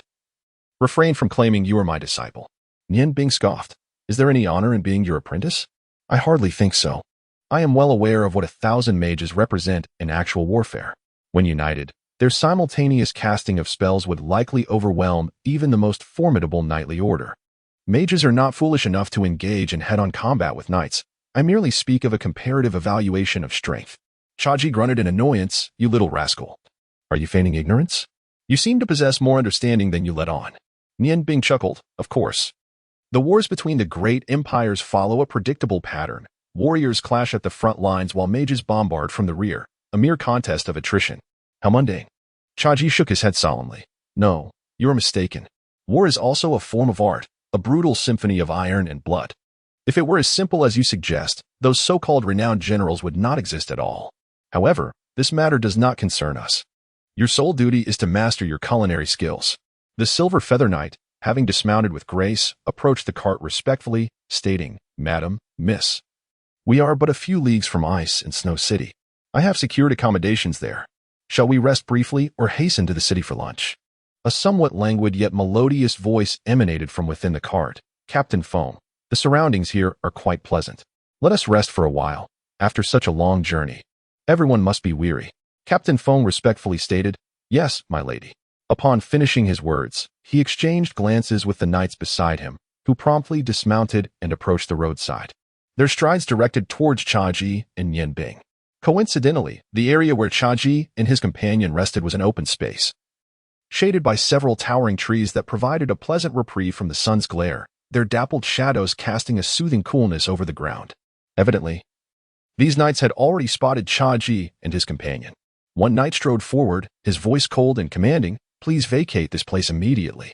As he spoke, he casually tossed a few silver coins towards Chaji. On the continent of Xuanhuan, various currencies were interchangeable, with the most valuable being the purple gold coin, equal to 10 gold coins, 100 silver coins, and 1,000 copper coins. Thus, a handful of silver coins was sufficient to sustain an average family for half a month. The knights were indeed generous with their offerings. Chaji, once a renowned chef of the underworld, was accustomed to receiving lavish treatment regardless of his location. Observing the silver coins fluttering through the air, he did not even deign to glance at them, merely snorting in disdain, "Do you take us for beggars? This road is not under your family's dominion." The knight stepped forward, his expression unwavering yet emanating an intangible pressure, reiterating, "I implore you to leave at once. By what right do you presume to be so domineering?" Nian Bing, filled with indignation, positioned himself defiantly in front of his master, unafraid despite recognizing the knight's swordsmanship. The knight, glancing at the stout lad before him, furrowed his brow, his hand resting on the hilt of his sword, and for the third time, he asserted, "I urge you to depart immediately." Clearly, should they continue to defy him, he would not hesitate to take action. At that moment, two figures descended from a nearby carriage, two women. The melodious voice of one of them resonated once more. Let it be. This is not our territory. When abroad, why trouble ourselves with others? The enchanting voice captured Nian Bing's attention, and upon discerning the two graceful silhouettes, he was momentarily transfixed. The foremost woman appeared to be in her late 20s, clad in a pale blue gown adorned with silver-threaded floral embroidery. With delicate brows and a refined nose, her skin resembled porcelain, and her long, dark green hair cascaded down her back like a waterfall, secured by a silver ring. Her azure eyes sparkled with clarity, and a gentle smile graced her lips as she gazed back at him. Nian Bing found himself utterly mesmerized, his previously steady hands trembling slightly. Chaji, upon seeing this woman, could not help but admire her beauty. After traversing the continent for many years, he had seldom encountered someone of such exquisite appearance. Little pervert. What gives you the right to stare at my mother? Suddenly, a small girl leaped forward, hands on her hips, glaring at Nian Bing in discontent. She appeared to be around 12 or 13, dressed in a white dress, and bore a striking resemblance to the beautiful woman beside her. Despite her anger, her charm remained intact, her short dark green hair brushing just past her ears, accentuating her youthful innocence. Mother! Mother! Nian Bing and Apos' eyes shimmered with unshed tears as he suddenly cried out, Mother! Chaji, unable to restrain him, watched as he dashed toward the beautiful woman. The knight who had originally stood before them moved with remarkable swiftness, stepping forth to block the path of Nian Bing. Yet, at that moment, Nian Bing's gaze was solely fixated on the beautiful woman, rendering everything else irrelevant. His plump form swiftly shifted to the side, and with instinctive reflex, his right hand drew the knight's longsword from his waist. Employing the sword as if it were a blade, he unleashed a rapid series of 7 strikes at the knight.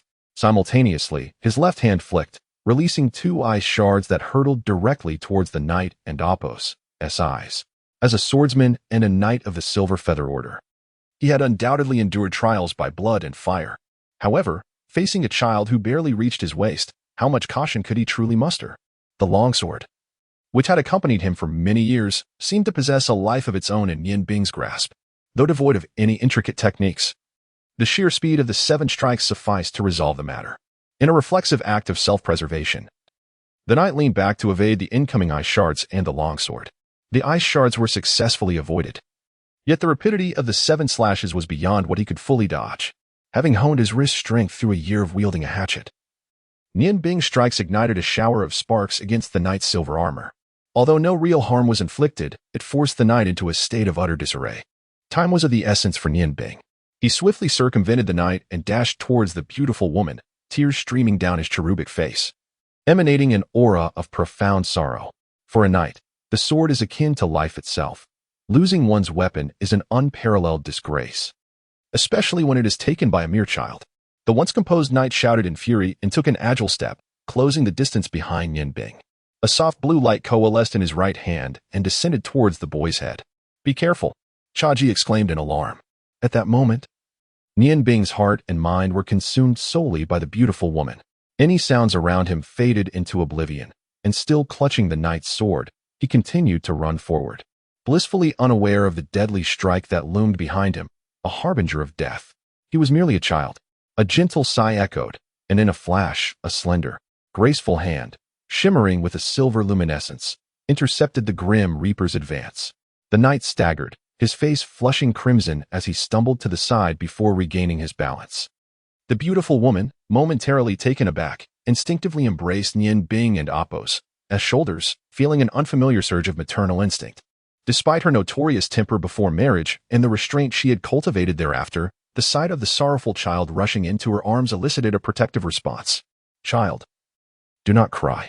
Tell Annie, what troubles you? She asked softly. Mother, do not leave me. Do not leave me. Nian Bing's longing for his mother surged forth at that moment, and he clutched the woman's skirt tightly, weeping aloud. The little girl accompanying the beautiful woman alighted from the vehicle and, upon witnessing her mother being monopolized by another, immediately protested. She dashed over, pushing against Nian Bing with both hands. What are you doing? You can end amp. Apos, hold my mother. The little girl possessed astonishing strength, despite Nian Bing and amp. Apos' attempts to brace himself. He was no match for her force and stumbled aside. However, in that moment, he still clung to the woman's skirt, producing a tearing sound. The beautiful woman gasped as her skirt was pulled apart on either side, revealing glimpses of her delicate skin. her face flushed crimson, and she hurriedly grasped the hem of her dress to prevent any further exposure. The knights who accompanied her quickly turned away, internally praying, "I saw nothing. I saw nothing." If the Marquis were to learn of this, they feared he might at least gouge out their eyes. "Chen, what are you doing?" The beautiful woman, having covered herself, scolded her daughter. Chen, feeling aggrieved, replied, "Mom, why does he call you Mom? You're only my mother." The woman cast a fond glance at her daughter, shaking her head helplessly. A silver glow enveloped her, and miraculously, the torn skirt seemed to mend itself in that strange light. Although it appeared somewhat awkward, at least it was restored. Having fallen, Nian Bing became somewhat more alert, and at that moment, Chaji rushed over to help him up. "Nian Bing, what has happened to you?" Concern reflected in his eyes, for Chaji feared that the memory seal he had placed upon Nian Bing might be breaking. Nian Bing stood up, allowing Chaji to brush the dust off him, his gaze still fixated on the beautiful woman as he murmured, You are not my mother. My mother's hair is blue." By this time, the woman had adjusted her skirt and gently approached Nian Bing, asking, "Little one, do I resemble your mother?" Nian Bing nodded vigorously. The woman gazed upon his chubby little face, her eyes softening with a hint of affection. "And where is your mother?" Nian Bing, now more composed, lowered his head and gently shook it, replying, "I don't know. I only have my master." Upon hearing this, Chaji let out a sigh of relief and quickly added, "Madam, I apologize. My disciple is orphaned. Perhaps he is simply longing for his mother. I hope you can forgive any offense." The woman smiled gently, saying, "It's quite all right. This child is truly adorable." Chen, approaching from the side, pouted in discontent. "But he isn't as cute as I am. He looks like a ball." In all fairness, while Nian Bing was a bit plump, he was still quite young. And with his originally handsome features, he could hardly be deemed unattractive. Though Chen's words conveyed disdain, her thoughts hinted at curiosity about this little chubby boy, who seemed to promise a delightful companionship. Chapter 5. The warm sun over Lantian. The jade ascends with smoke. At this moment, Nian Bing's mind had become alert. Disregarding Chen's attacks, he turned to the beautiful woman and said, "Auntie, you truly resemble my mother." As he spoke, his eyes involuntarily welled with tears. Nian Bing glanced at the displeased Chen beside him, suddenly shook his head, and said, "No, thank you, Auntie, but you are not my mother after all. And I do not require your pity." A hint of firmness flickered in his gaze, and in that instant, his short and stout form appeared to grow taller by a few degrees. The beautiful woman was taken aback. Such a young child possessed such a dignified aura, indicating he was destined for greatness in the future. Moved, she took out a jade token from her bosom and placed it in Nian Bing's hand, smiling as she said, "It's all right. Our meeting is fated. This jade token is a token of mine, inscribed with my name. If you encounter any troubles in the kingdom of Orland in the future, presenting it might prove useful." "Mom, how could you give him the Xuanhuan token? You've refused to give it to me despite my asking countless times." Chen glared fiercely at Nian Bing, who would have surely attempted to snatch it away were it not for his mother's presence. The jade token felt warm to the touch, as if a gentle stream of energy flowed into his body, bringing him great comfort. Gratitude shone in Nian Bing's eyes, and he did not refuse, saying, "Thank you, Auntie. You are truly a kind person." Chaji, fearful that Nian Bing might inadvertently break the hypnosis spell while gazing at the beautiful woman, interjected, "Madam, we must continue our journey. We shall take our leave now. Thank you for your concern for this child." With that, he led Nian Bing to the shade of a large tree, pushing the wooden cart along the main road towards the Ice City. Watching their departing figures, Captain Feng approached the beautiful woman and whispered, "Madam, giving the Xuanhuan token to such an ordinary person seems rather inappropriate. I fear the Lord may." Captain Feng encountered resistance but bore no sign of dissatisfaction. His gaze fell upon the subordinate who had previously lost his sword, and he stepped forward, calmly stating, "Surrender your feather." The knight trembled, a hint of panic in his voice. "Captain, I..." Captain Feng's eyes grew colder as he reiterated, "Surrender your feather. I do not wish to repeat myself." The knight appeared to lose all strength, reverently extracting a 30-centimeter-long azure feather from his breastplate and handing it to Captain Feng. He lowered his head, glancing at the faint marks on his silver armor left by the sword. "Yes, Captain." Captain Feng's sharp gaze swept across the other knights, his voice low and stern, "You all should know your duties. Upholding the dignity of a knight must surpass the instinct for self-preservation. From this moment forward, I expect each of you to maintain a heightened sense of alertness. Should a similar incident occur again, the consequences will be far more severe." The conversation with the beautiful woman ignited a profound longing for his mother within Nian Bing. causing him to appear more withdrawn than usual. Concerned that he might dwell on sorrowful thoughts, Zhaji narrated amusing anecdotes from his past as they walked. After a while, Nian Bing, being a child, gradually emerged from his melancholy, regaining his youthful exuberance through Zhaji's storytelling. Master, that lady just gifted me a jade pendant. When I left earlier, I casually tucked the pendant into my bosom while pushing the cart. The pendant emanates an inexplicable aura, feeling pleasantly warm to the touch, which contributed to my swift return to tranquility.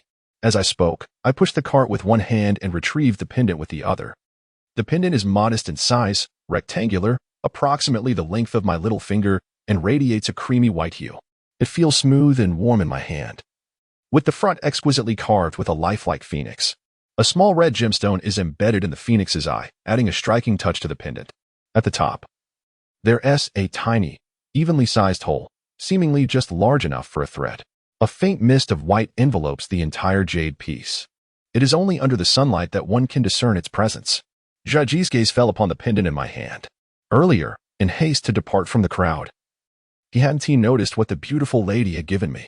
Now, upon seeing the jade pendant, he was taken aback. Having been in the culinary world, he recognized its value immediately, while I remained oblivious to its intricacies. The pendant was evidently a renowned Hetian jade. Such opulence was astonishing.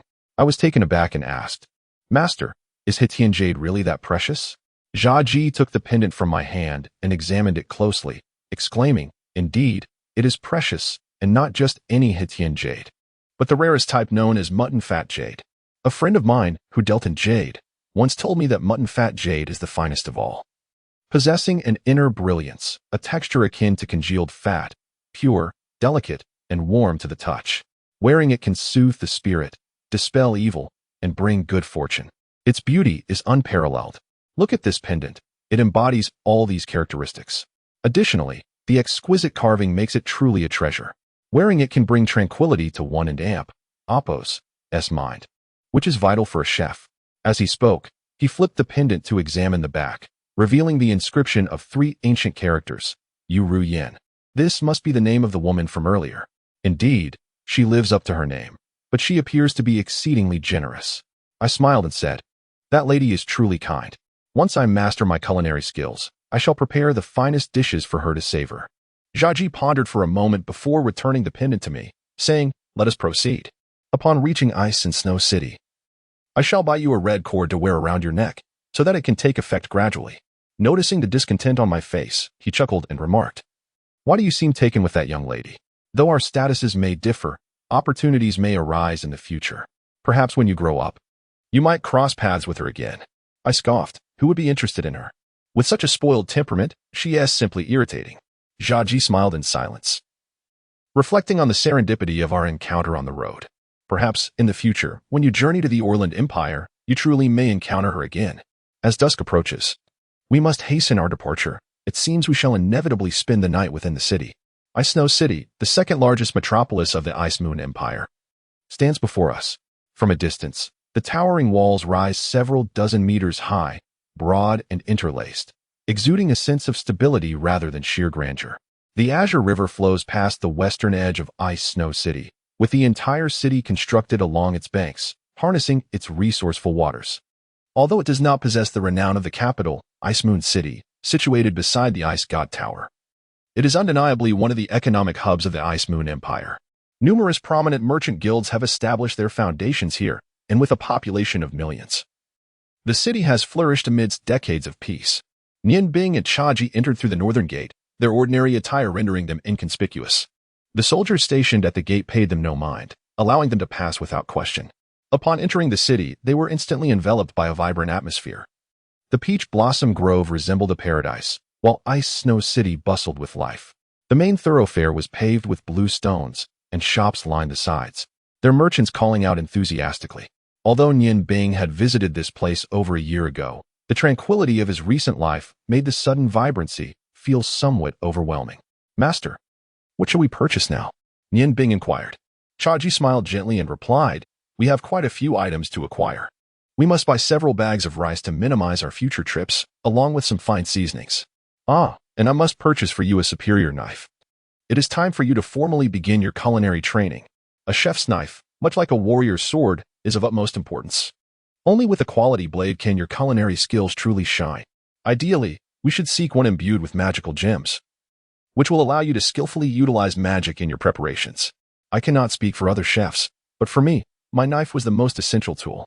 Upon hearing that Cha Ji intended to buy a knife for him, Nian Bing's excitement surged.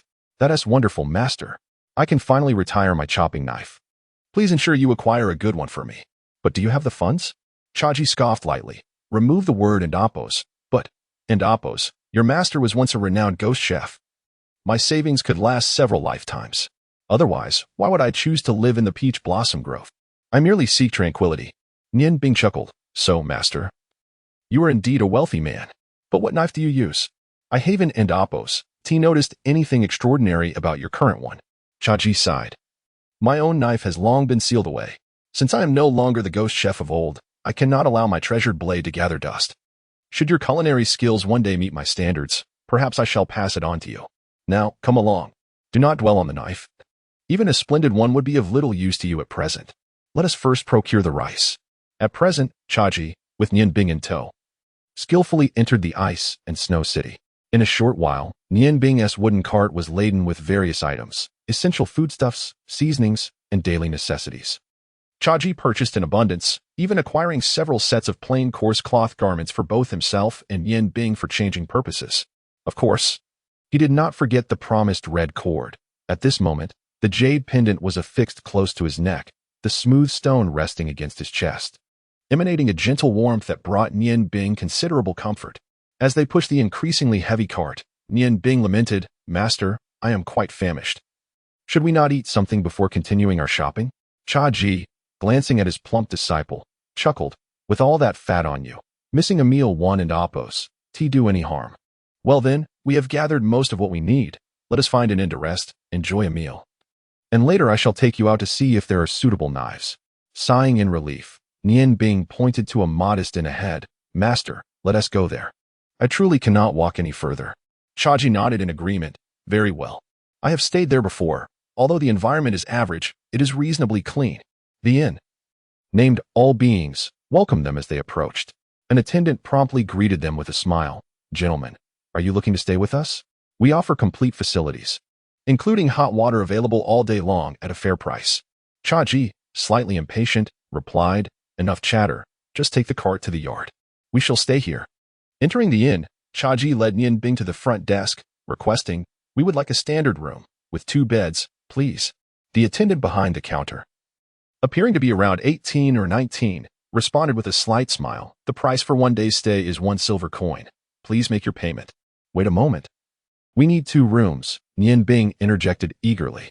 Cha Ji, taken aback, inquired, Why do we require 2 rooms? His face flushed. He retrieved 2 silver coins from his pocket and handed them to the attendant. All right, 2 rooms it is. Is my snoring really that loud? The attendant, suppressing a laugh, arranged for the elderly man and the young boy to have 2 adjacent rooms. Cha Ji accepted the room keys and remarked to Nian Bing, Aren't you hungry? Let us just have a simple meal here. The inn's dining area was modest, spanning just over 100 square meters, with neatly arranged tables. As Cha Ji had mentioned, while not luxurious, it was clean enough. Since it was not mealtime, the dining room was quiet. Cha Ji led Nian Bing to a table by the window, allowing them to observe the bustling scene of the street outside. Good day, what would you like to eat?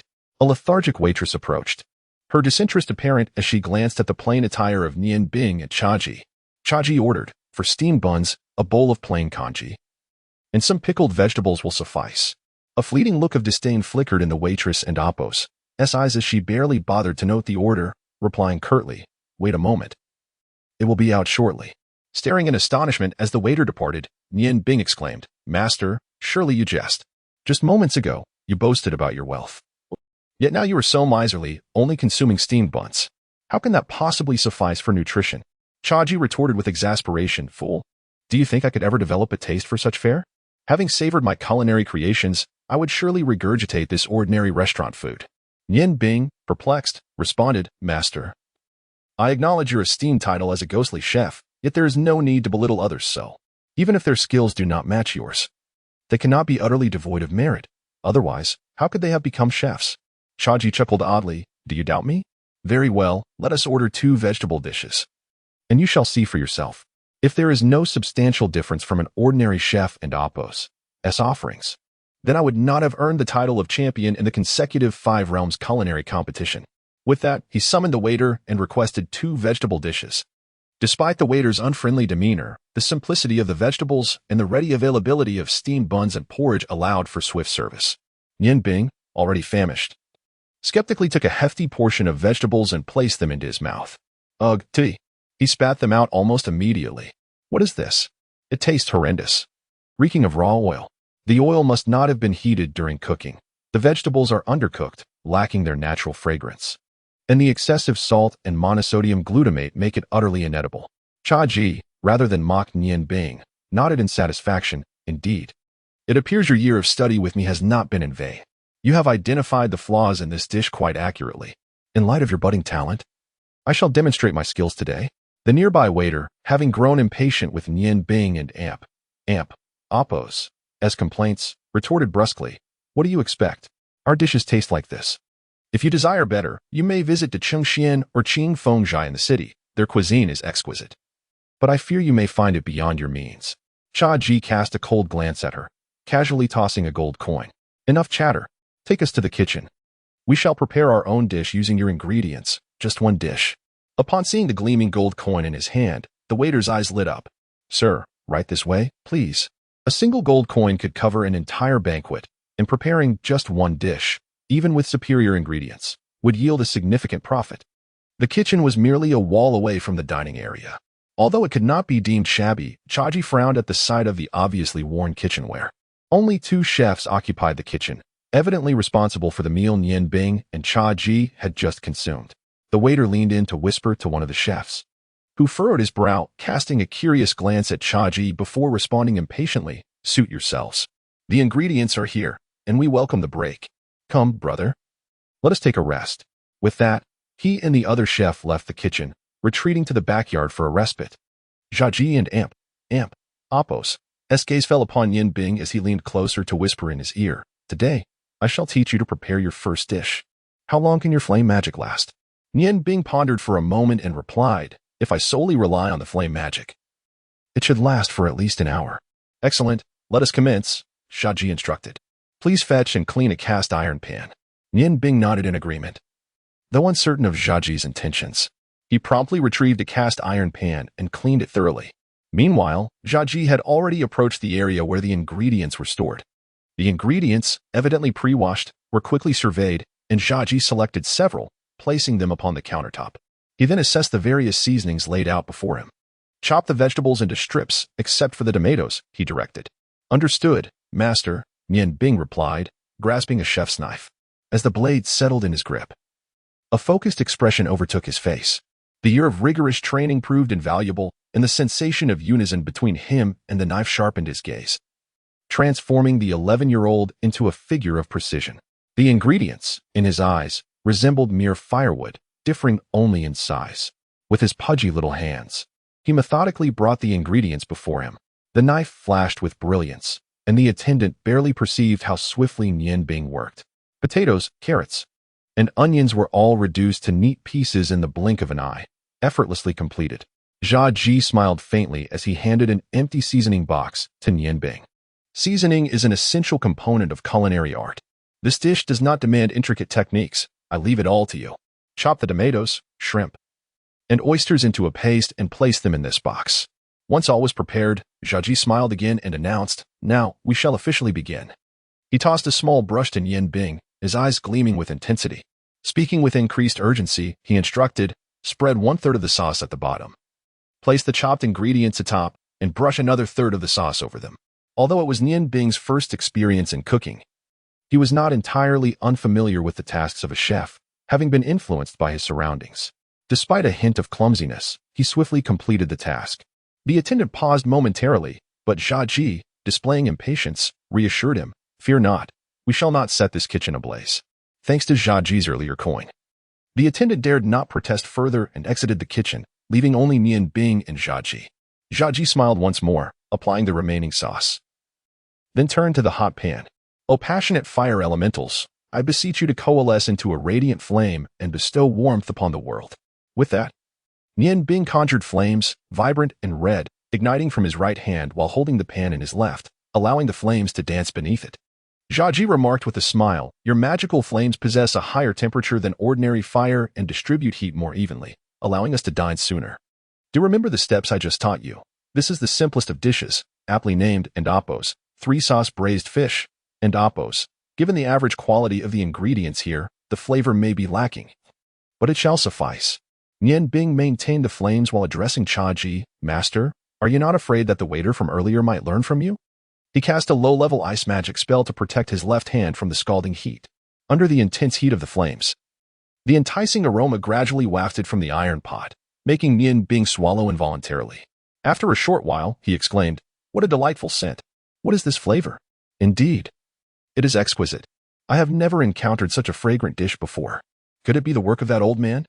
The two chefs appeared to have disregarded Zhaji and Apo's words, their gazes fixed on the iron pot. One of them remarked, "Hey, what are you cooking? It smells amazing." The dish, braised fish in 3 sauces, was evidently delectable, as Nian Bing and Apo's appetite was evident. He had consumed at least 80% of the large pot, supplemented by 2 steamed buns, relishing every bite. By the time the meal came to an end, his clothes were stained with sauce in multiple places. And apart from the fish bones, only some residual sauce remained in the pot. The waitress nearby widened her eyes in astonishment. "Master, my admiration for you grows with each bite. This is simply divine. I truly cannot fathom how I will manage without you in the future." Nian Bing, content, patted his protruding belly and sighed with satisfaction. Zhaji chuckled and replied, "Do not fret. Soon enough, you shall know what to do. Relying on others for a lifetime of good food is futile. You must depend on yourself." Nian Bing and Apo's eyes sparkled with determination. "Of course, let Apo's go now, master." Zhaji feigned seriousness. "Didn't someone mention feeling too tired to walk just a moment ago? How is it that you are suddenly brimming with energy?" Nian Bing laughed. "Master, I know you best. With the motivation of acquiring my own precious blade, I can familiarize myself with its qualities. Yes, I shall go now." Nian Bing displayed remarkable speed, disproportionate to his stature, racing towards the inn's backyard to retrieve his clothing. As Zhaji and Nian Bing emerged onto the bustling streets of Ice and Snow City, the sky had gradually darkened. A distant horizon, adorned with clouds, reflected the sun's remaining glow, casting a beautiful sunset hue over the street, leaving traces of light behind. After walking for a while, Nian Bing pointed to a large shop not far ahead, saying, "Master, that must be a weapon shop. Let us take a look." The sword-shaped sign at the entrance was striking, emblazoned with the words "Treasure Pavilion." Despite the evening hour, patrons continued to stream in and out, indicative of a thriving business. Zhaji playfully pinched the chubby flesh on Nian Bing's face. "You fool, buying a kitchen knife in a place like this? It would be a miracle if you weren't and Apo's teeth thrown out." Rubbing his plump cheeks, Nian Bing replied, "How was I to know? Did you not say we were going to a weapon shop?" Zhaji assessed the surroundings and said, "Follow me. This is indeed a weapon shop, but not the right one." As he spoke, he led Nian Bing into a narrow alley, showcasing familiarity with the area. They navigated through streets and alleys for about the time it would take to finish a meal. By the time night fell, Zhaji finally stopped, panting, and pointed ahead. "This is the place." Chapter 6, The Sigh of the Snow Goddess, Part 1. "Master, you must be mistaken," Nian Bing murmured, rubbing his eyes to ensure he was not misreading Zhaji's intentions. It was no wonder Nian Bing was astonished. Before him stood 2 doors, more accurately, 2 somewhat dilapidated wooden doors. One of the handles had long since vanished, and the paint on the doorframe had peeled away entirely. Leaning askew beside it was a sign, barely legible, that bore the crooked inscription, "Counterfeit Ironworks." Given such a name, it was unlikely anyone would choose to visit, especially since this establishment was tucked away in a corner, likely seeing only a handful of passers-by each day. Its shabby appearance prompted Nian Bing to consider turning on his heel and leaving. Zhaji regarded the sign with a knowing smile. "Old friend, I have returned to see you. It has been a year. I wonder if you are still alive." Nian Bing stared in surprise. "Master, do you know the owner here?" "Of course I do," Zhaji replied. "Otherwise, why would I bring you here?" Nian Bing, remember this. Never be deceived by appearances. Though this place may seem unremarkable, who besides me would know that within this so-called counterfeit ironworks resides a master blacksmith, the greatest in the world? The greatest blacksmith in the world? Master, you cannot be serious. If he were truly the greatest, would he dwell in such a place? Zhaji smiled faintly. "Why not? The ghost chef resides in a desolate peach blossom forest. Why Xuan and Amp, Oppos, see the divine blacksmith reside in a rundown courtyard. Come, let us enter and see. As he spoke, he took Nian Bing by the hand and approached the door. Without knocking, he delivered a forceful kick to the dilapidated wooden door. With a resounding thud, the door, despite its worn condition, showed no signs of damage and slowly creaked open, revealing a dark courtyard. Little broken knife, are you dead yet? Chaji called out loudly. An aged voice echoed from the depths of the courtyard. Who is so rude? Ah, it is you, old ghost, back again. A frail figure emerged, holding an amber oil lamp that cast a dim glow. There was no need to see his face. He exuded an air of frailty. Nian Bing thought to himself, could this truly be the so-called greatest blacksmith in the world? Chaji led Nian Bing into the courtyard, and in the flickering light of the oil lamp, Nian Bing discerned an elderly man clad in a black robe, stooped with age, his hair as white as snow, and his face etched with deep wrinkles. He appeared at least a decade older than Chaji. Old ghost, why have you brought someone with you? Who is this little chubby boy? The black-clad elder inquired, a hint of displeasure in his tone. Little broken knife, this is my newly accepted disciple. I think you ought to take on a child to pass on your legacy. Do you truly intend to take everything with you to the grave? The black-clad elder snorted, you know nothing. It all depends on fate. Do you think a disciple can be taken on just because one wishes it? Look at your disciple. He seems to have quite the appetite perfect for you. Upon hearing these words, despite his inner dissatisfaction, Nian Bing refrained from interrupting the conversation between the elders. He strained his eyes to survey the surroundings and noticed that the modest courtyard was nearly empty, lacking even an imagined weapon rack, save for a large, stove-like object in the corner. With a hearty laugh, Chaji remarked, you old rascal, after all these years, you still maintain that peculiar demeanor. Enough of the prattle. You know I have come to you for a reason. The elderly man in black replied, then come inside. He gestured for Chaji to follow him into the back room. As they entered, Nian Bing was suddenly enveloped by a chilling sensation. The stone of the ice goddess stirred restlessly within him, causing a momentary dizziness in his mind and an unstable fluctuation of the two magical energies within his body. Alarmed, he reflected that this must be due to his previous use of fire magic without balancing it with an equal amount of ice magic. However, given the current circumstances, employing ice magic was not ideal. Moreover, the chaotic interaction between the energies left him uncertain about how much ice magic would suffice to restore equilibrium. Drawing upon his willpower, he endeavored to control and separate the two magical forces. At that moment, the Xuanhuan talisman gifted by Yu Ruyan emitted a warm current that flowed into Nian Bing's body, alleviating his discomfort and diminishing the extremes of cold and heat he was experiencing. The elderly man lit the lamp on the table, illuminating the room. This outer chamber featured a tall counter at its center, beyond which seemed to lie another door. The man in black moved behind the counter and rubbed his fingers together, saying to Chaji, retrieve your payment. Take what you need. Chaji retorted irritably, you old miser. After all these years, you still have an insatiable love for money. The elderly man scoffed, friends are friends, but business is business. Since you can no longer prepare the exquisite 8 delicacies, it seems we must settle this with coin. In matters of commerce, all are equal. Chaji approached the counter, leaning in towards the elderly man. Stop pretending with me. Procure a fine sword for my prized apprentice. Once he has completed his training, you shall once again savor the 8 delicacies. The old man's eyes sparkled for a moment before dimming once more. Such sweet words. By the time your precious apprentice is ready, I may have already departed from this world. Chaji chuckled. That's not necessarily true. When I last saw you years ago, you were in the same state. I believe you have at least another decade or 2 left in you. The elderly man sighed. I know my own body well. Throughout my life, I have defied the heavens too often. If your apprentice can graduate within 10 years, perhaps I might still partake in those delicacies. Chaji laughed. If death is to come, then so be it. Even I do not know if I will live another 10 years. Enough idle chatter. Just get my apprentice's sword, and you can name your price. The elderly man glanced at Nian Bing and replied, that won't do. Chaji furrowed his brows and said, little broken knife, you wouldn't deny me this small favor, would you? The old man in black snorted and replied, it is not a matter of favor, do you understand? Whether it is a kitchen knife or a weapon for murder, it must be tailored to the user. Your chubby apprentice has yet to mature, both in physique and in his grip on the blade. There is a significant likelihood of change in the future. Crafting a knife for him now would serve no purpose, as it will become unsuitable once he grows up. Upon hearing that the black-clad elder was unwilling to forge a knife for him, Nian Bing grew anxious. Then why not craft one modeled after an adult and amp, Oppos. S. I am certain I can wield it. The old man glanced at him and remarked, indeed, like master, like disciple. Do you think the knives I forge are akin to those of the mediocre? If a knife does not harmonize with its wielder, what use is it? A personal blade is akin to one and amp, oppos, as undergarments. It must fit perfectly to unleash its full potential. If you purchase an ill-fitting pair, you may find some comfort over time. But that does not stem from the quality of the garment. Rather, it is due to your adaptation. The comfort born of adaptation contrasts starkly with that of a direct fit. Come back to me when you reach 18, when your body is settled. I hope I am still alive then. A glimmer of contemplation flickered in Xiaoji's eyes, realizing his oversight. Old friend, we shall discuss this later. May I tour your armory?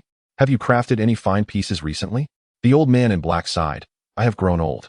Though my skills have sharpened with experience, my strength has waned, leaving me with little energy to gather quality materials. To speak of what good items I can create.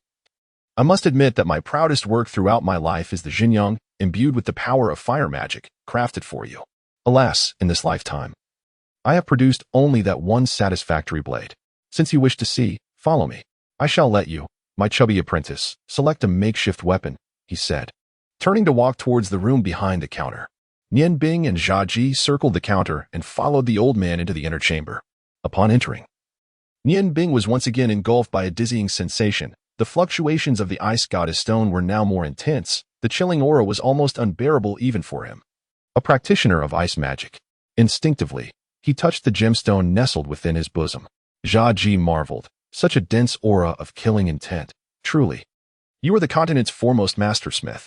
The old man approached a nearby cabinet, opened its doors, and said, These are the 7 blades I have left. Choose as you will.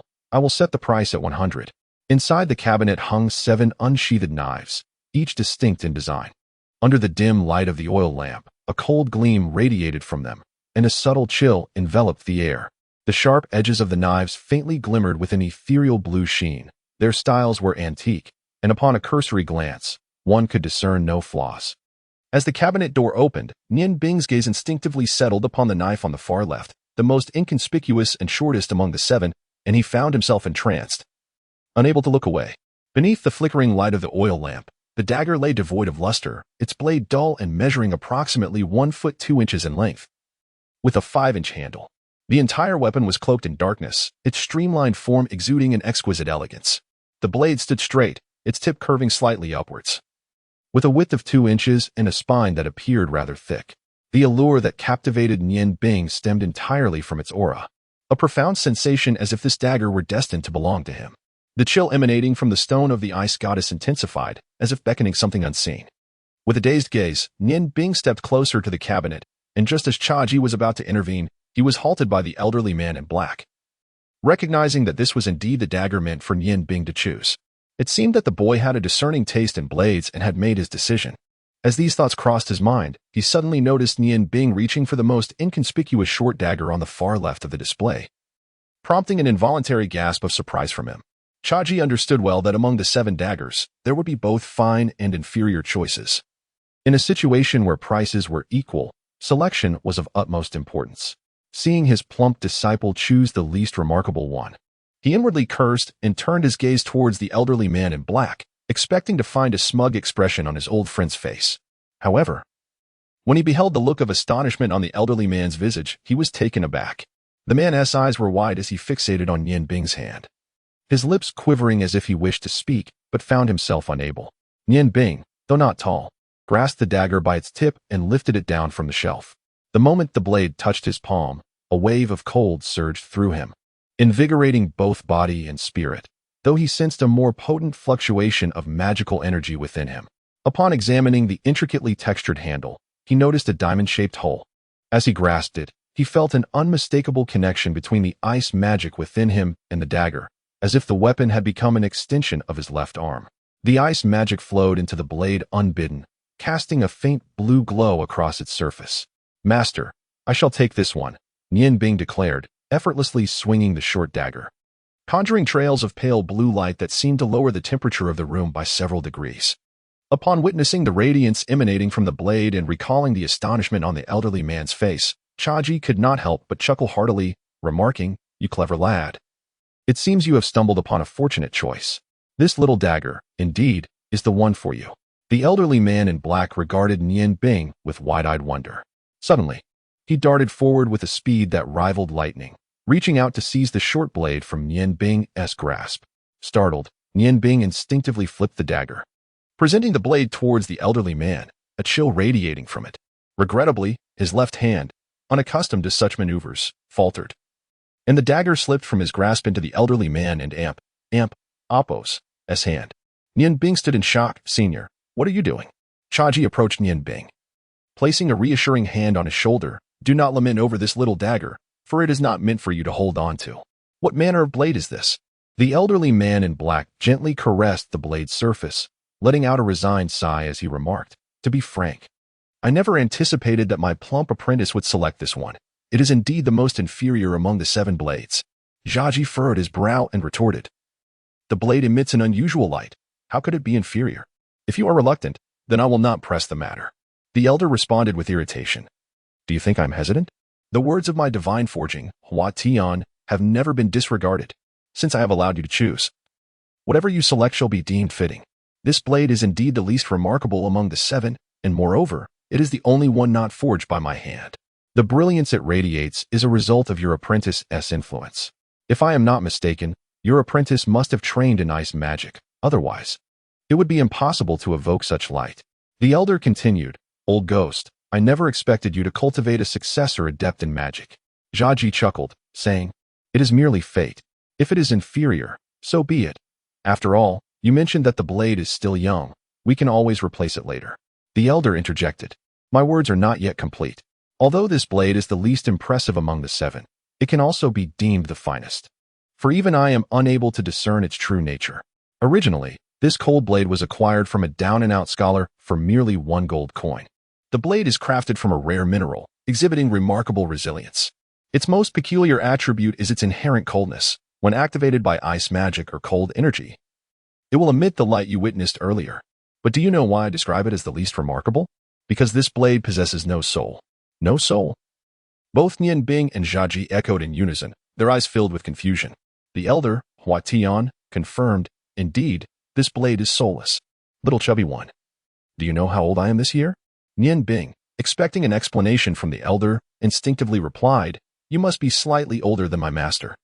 Hua Tian laughed heartily. "Ah, little chubby one, you are quite kind. Were it anyone else, they would likely claim I am at least 10 years older than your master. Yet in truth, I am 3 years his junior. I have practiced martial energy from a young age and under normal circumstances. I should age much more slowly than an ordinary person. However, I now appear 20 years older than my actual age. Why is this? Because during my forging, I infused my essence into the weapon. This method has significantly diminished my vitality, leading to my current state. Conversely, this cold blade lacks the blood essence that would grant it a soul. A soulless blade, no matter how superior its materials, can never attain the pinnacle of quality. Thus, while its composition is exceptional, its overall quality is the most inferior." Chaji suggested, "With your forging skills, you could simply reforge this blade and imbue it with a soul, transforming it into a masterpiece." Hua Tian replied with a wry smile, "If you can conceive of it, surely I have considered it as well. Yet I have attempted this numerous times. Even with the 9 heavenly fire, I could not melt this blade. How can you expect me to refine it anew? With my understanding of metals, I cannot even ascertain its origin. For now, it must remain in my collection. A soulless blade is merely that. After all, you will only use it as a kitchen knife. The blade possesses a sharpness that cleaves iron as if it were mere clay, effortlessly slicing through vegetables. However, one must be cautious not to sever the cutting board." As he spoke, he handed the knife back to Nian Bing. Upon receiving the knife, Nian Bing felt that familiar sensation of unity. "Senior, is there no way to imbue it with a soul?" Hua Tian replied, "There are indeed methods. If one could find a gem of spiritual essence to embed in the whole of the hilt, it could serve as a soul. Such a result might yield even greater efficacy. Yet, if the gem is not of the highest quality, its addition would only serve as a burden." A thought struck Nian Bing. Was not the ice and snow goddess stone a diamond shape? Its size seemed to correspond with the hole in the hilt. After a moment and Apos' hesitation, he retrieved the ice and snow goddess stone from his pocket and said, "Senior, would this suffice?" The moment the stone was revealed, a pale blue luminescence filled the room, and the cold blade emitted a gentle chime, trembling slightly in Nian Bing's grasp as if it were alive. Though the ice and snow goddess stone typically radiated light, it had never shone so brightly before. The stone and blade seemed to resonate with one another, as if calling out in unison. Notice, this Sunday evening at 12:05, the Essence Enhancement meeting will be held here. We welcome everyone to participate in the review section of Ice Fire Magic Chef. Huatian and Apos. S face lit up with excitement as he snatched the ice and snow goddess stone from Yin Bing and Apos' hands, feeling the intense chill emanating from it. He exclaimed, "What a magnificent ice stone, little fatty. Where did you acquire this?" Yin Bing glanced at Chaji and replied, "It seems to have been with me all along. I cannot say where it came from." Chaji looked at him in astonishment. "So it has been with you this whole time? Why had I not heard about it?" Yin Bing responded, "Master, I only knew it accelerated my magical training. You never inquired, so I did not mention it.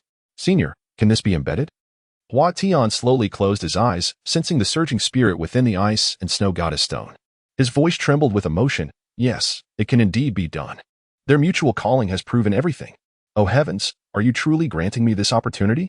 With such excellent material, I can finally forge a blade worthy of the heavens. I, Huatian, have dedicated my life to the craft, and at last, that day has come. Follow me." In a flash, Huatian dashed out of the inner room. Chaji glanced at Nian Bing, who looked equally bewildered, and said, "Let us go. It seems fortune smiles upon you." Upon reaching the courtyard, they found the furnace. Previously tucked in a corner, now positioned in the center. Huatian produced a bellows from an unknown source, connecting it to the furnace below. He poured a bag of powdery substance into the furnace and turned to Nian Bing, saying, "Little fatty, come help me with the bellows." Although the ninely heavenly fire cannot melt the cold blade, it can soften its texture. This is the moment of embedding. As he summoned the ninely fighting spirit, a scorching aura emanated from Huatian. Fortunately, Nian Bing stood at the opposite side of the furnace, thus avoiding the heat radiating from him. A faint red glow enveloped his form as he pointed forward, directing a beam of crimson light into the furnace. The furnace roared to life. But it was no ordinary flame. The fire glowed white, illuminating the entire courtyard with a brilliant light. Huatian shouted commandingly as he pulled the bellows. With his left hand gripping the tip of the cold blade, he directed the hilt towards the flames, while his right hand reached out, channeling waves of searing, Julie combat energy into the fire. Nian Bing, witnessing the essence of combat energy for the first time, felt his curiosity piqued. And while vigorously operating the bellows, he watched Huatian wield his power. The furnace, crafted from an unknown material, housed flames of an evidently extreme temperature. Yet the surrounding air was surprisingly cool. The flames transformed from white to a deep azure, while the hilt of the cold blade remained unchanged in color. Huatian began to sweat profusely, and the crimson aura enveloping him gradually shifted to blue, as the flames grew increasingly azure. The combat energy surrounding Huatian completely morphed into a similar hue, and the fire evolved into a sinister dark green. In this eerie emerald flame, the hilt of the cold blade finally began to transform, its color subtly shifting to a reddish hue. Flames erupted from the hollow at the end of the hilt. And under Huatian and Apos' deliberate manipulation, the heat was distributed evenly throughout the opening. With blood as the catalyst, the Jioli heavenly fire. Huatian exclaimed as he spat a mouthful of blood into the furnace. The dark green flames suddenly contracted and swiftly transformed into a vibrant red, leaping back to life. At that moment, the entire hilt became the same crimson hue as the flames. With a flick of his wrist, the ice goddess stone shot forth, landing precisely within the hollow. The softened hilt emitted a piercing sound as vapor enveloped the area, causing the flames to dim instantly.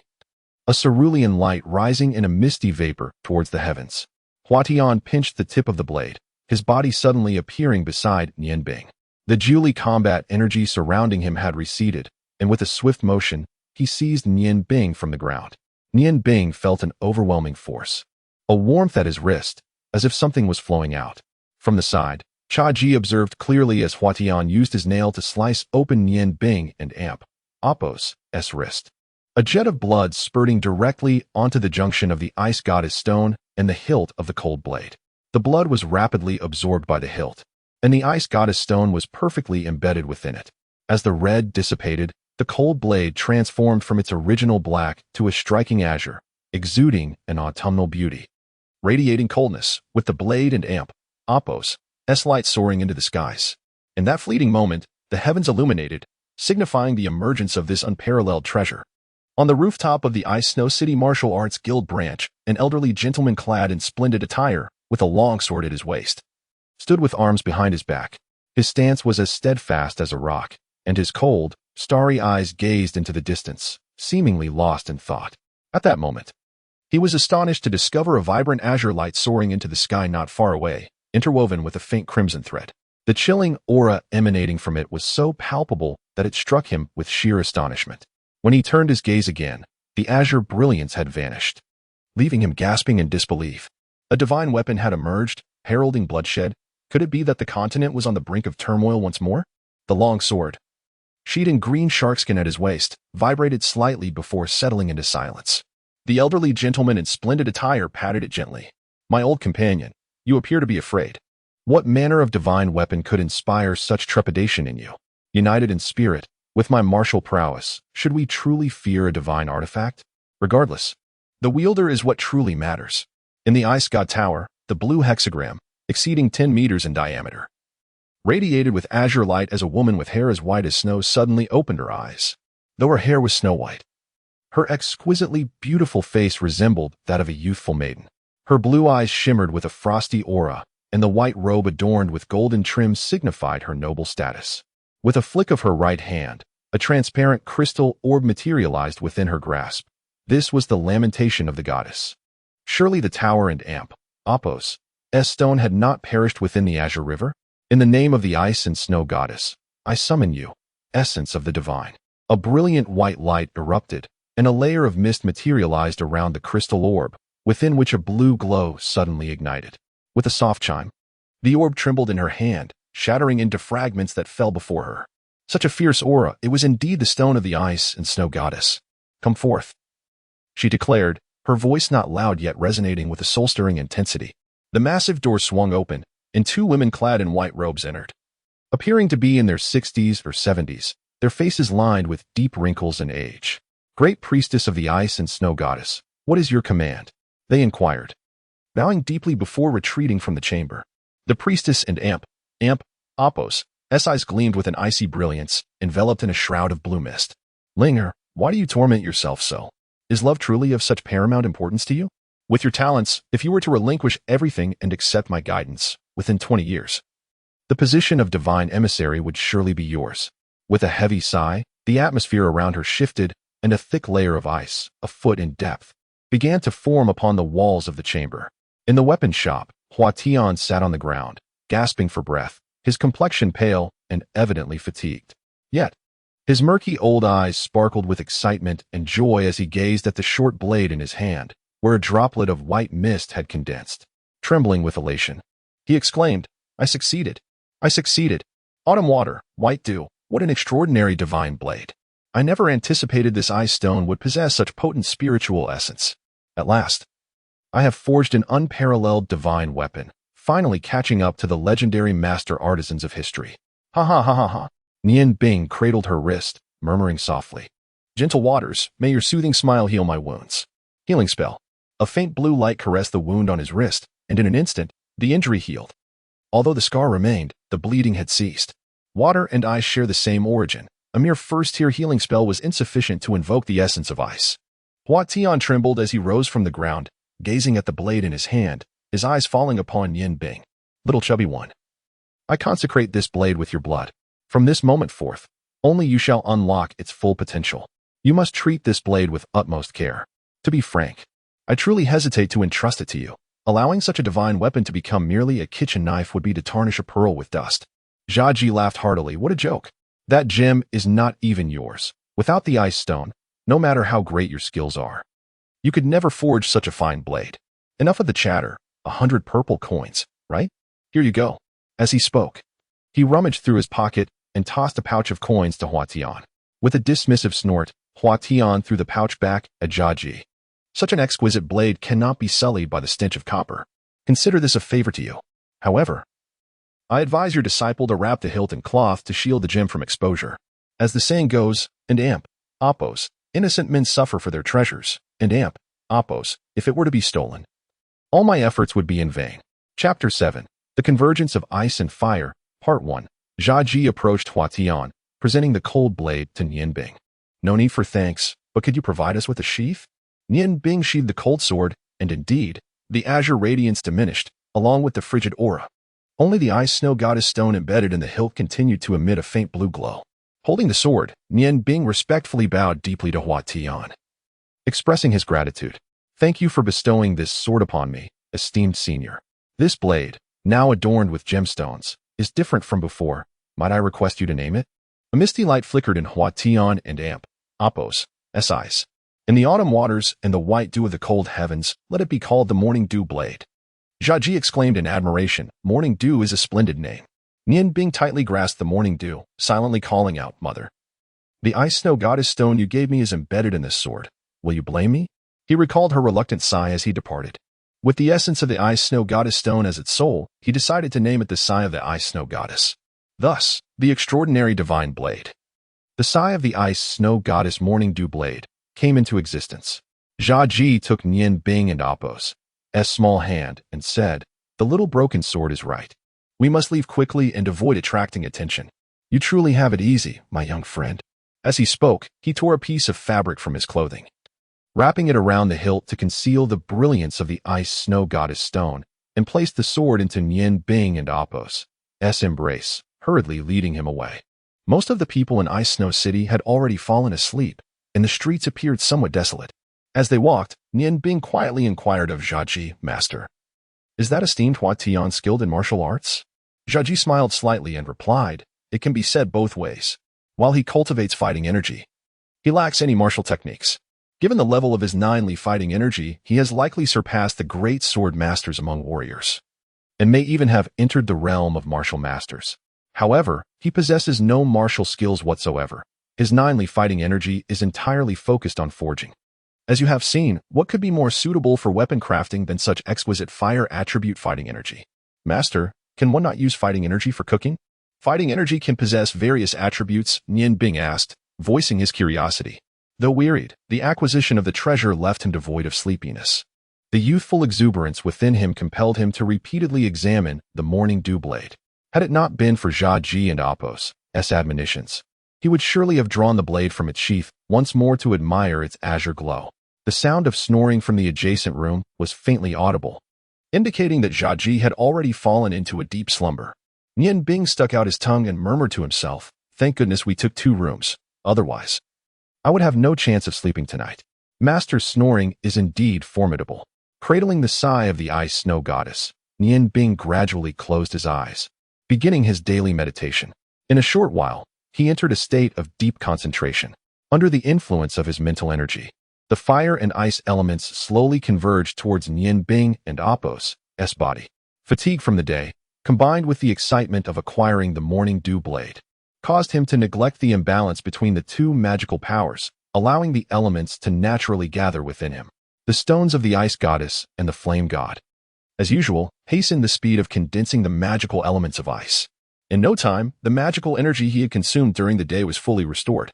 However, at this moment, the 2 magical elements of ice and fire were in a delicate state.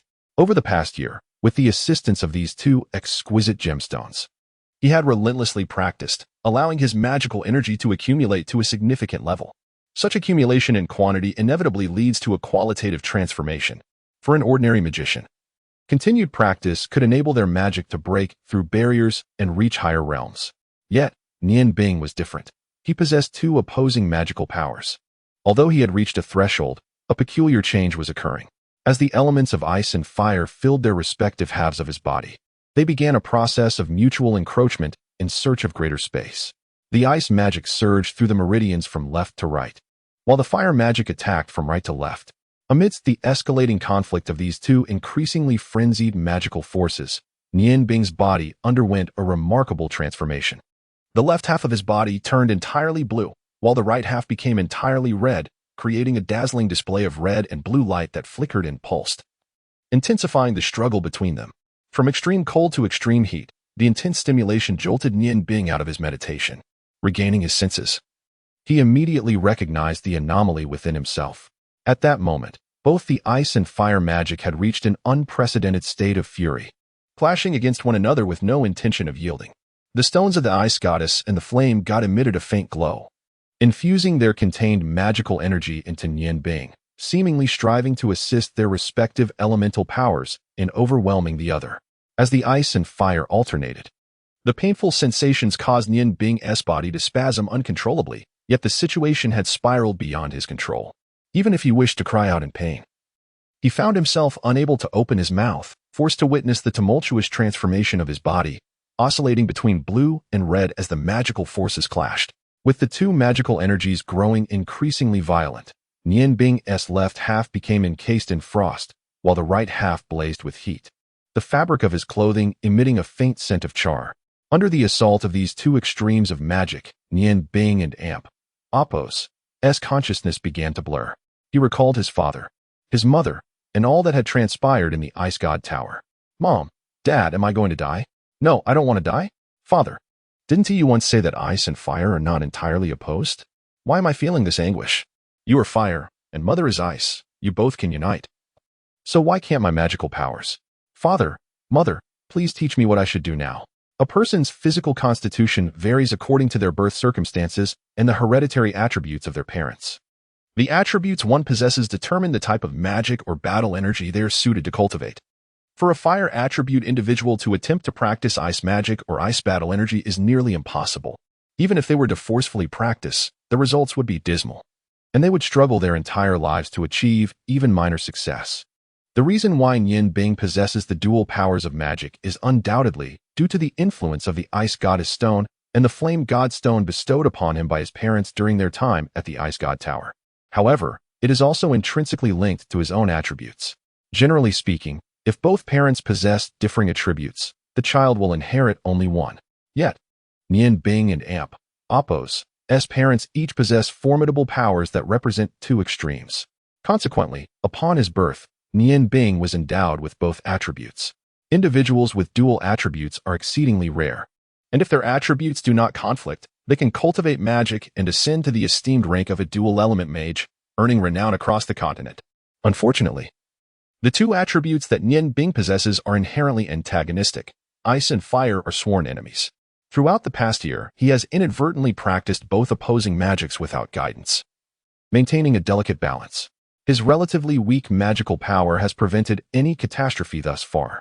However, after a year of cultivation, aided by the two exceptional gemstones, his magical power has reached a critical threshold, leading to the current phenomenon of ice and fire clashing within him due to an imbalance earlier today.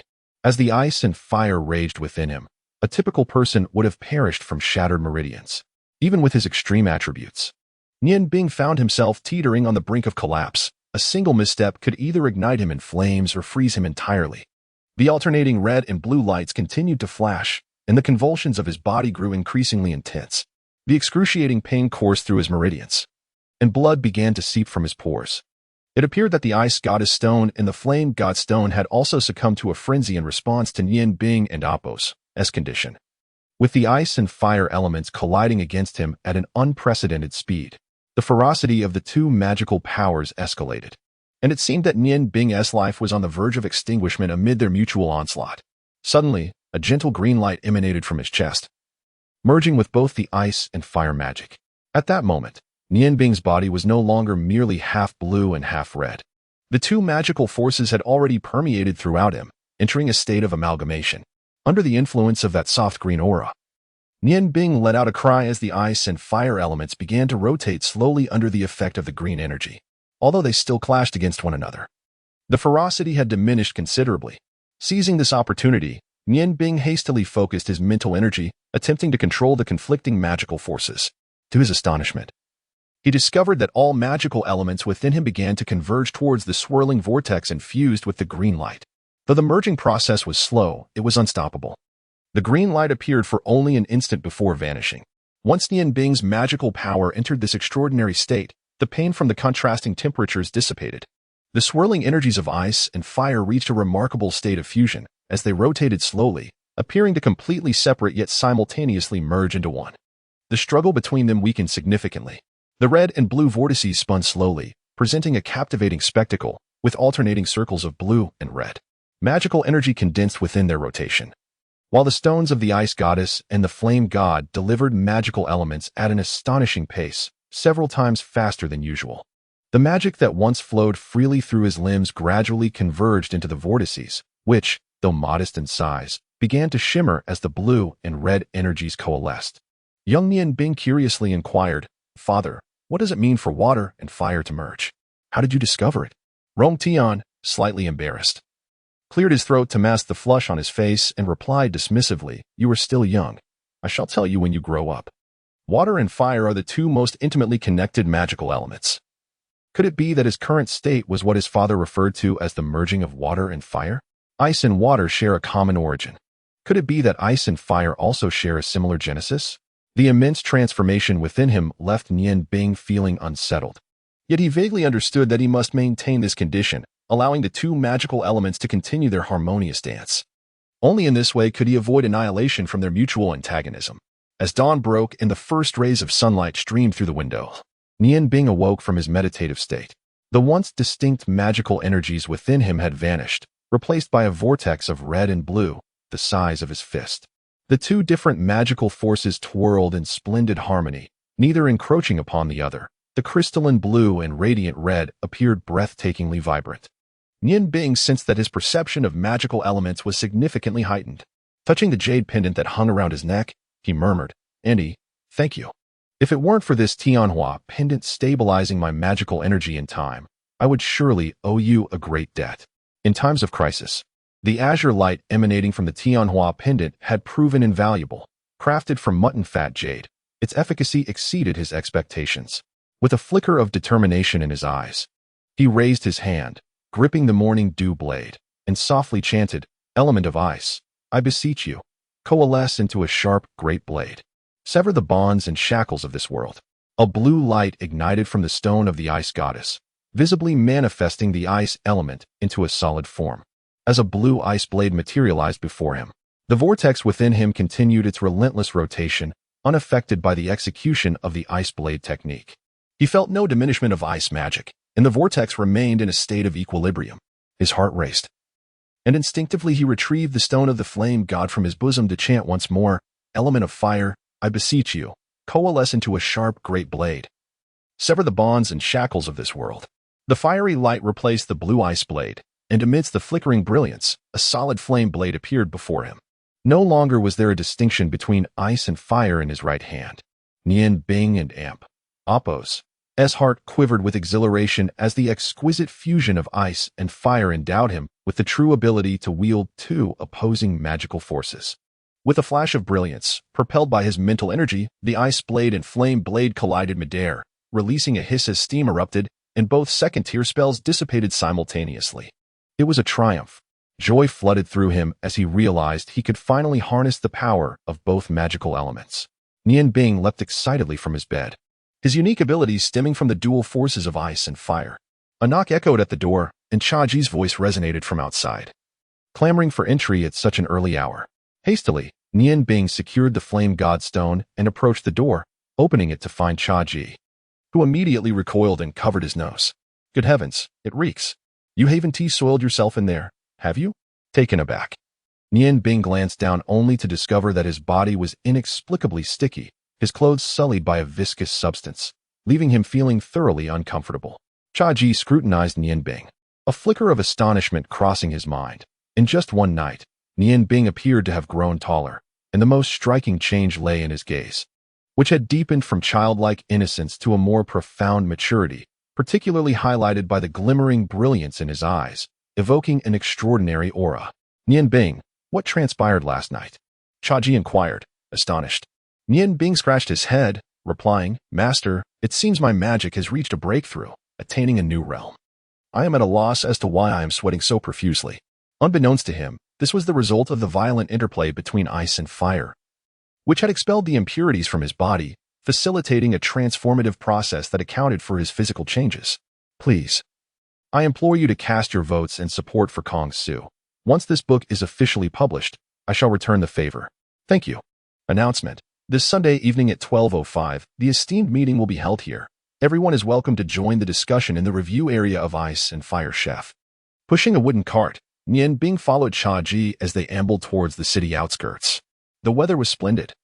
The sky a vast expanse of azure with not a cloud in sight, and the refreshing morning air wafted gently, providing a delightful sensation.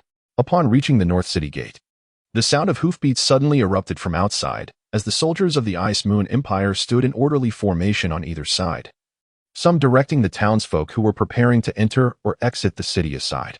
3 carriages swiftly entered the city, entirely white, adorned with silver threads intricately woven into a massive hexagram, at the center of which rested a delicate ice flower. Upon witnessing this emblem, the citizens of Ice and Snow City instinctively bowed in respect, some even paying homage to the carriages. However, Chaji and Nian Bing remained unaffected by this display. The symbol of the ice flower was all too familiar to Nian Bing. His fists clenched tightly as a fierce hatred ignited in his eyes. It was they, indeed, who had stolen his happiness. As the carriages passed, Chaji cleared his throat and declared, "Let us be on our way." Nian Bing relaxed his demeanor, silently reminding himself that his current abilities were still lacking. Patience, he must cultivate patience. Over the course of 2 years, a solid foundation had been established for Nian Bing. Upon entering his 3rd year, he commenced formal culinary training, with Chaji imposing rigorous demands upon him. Daily practice often left Nian Bing utterly exhausted.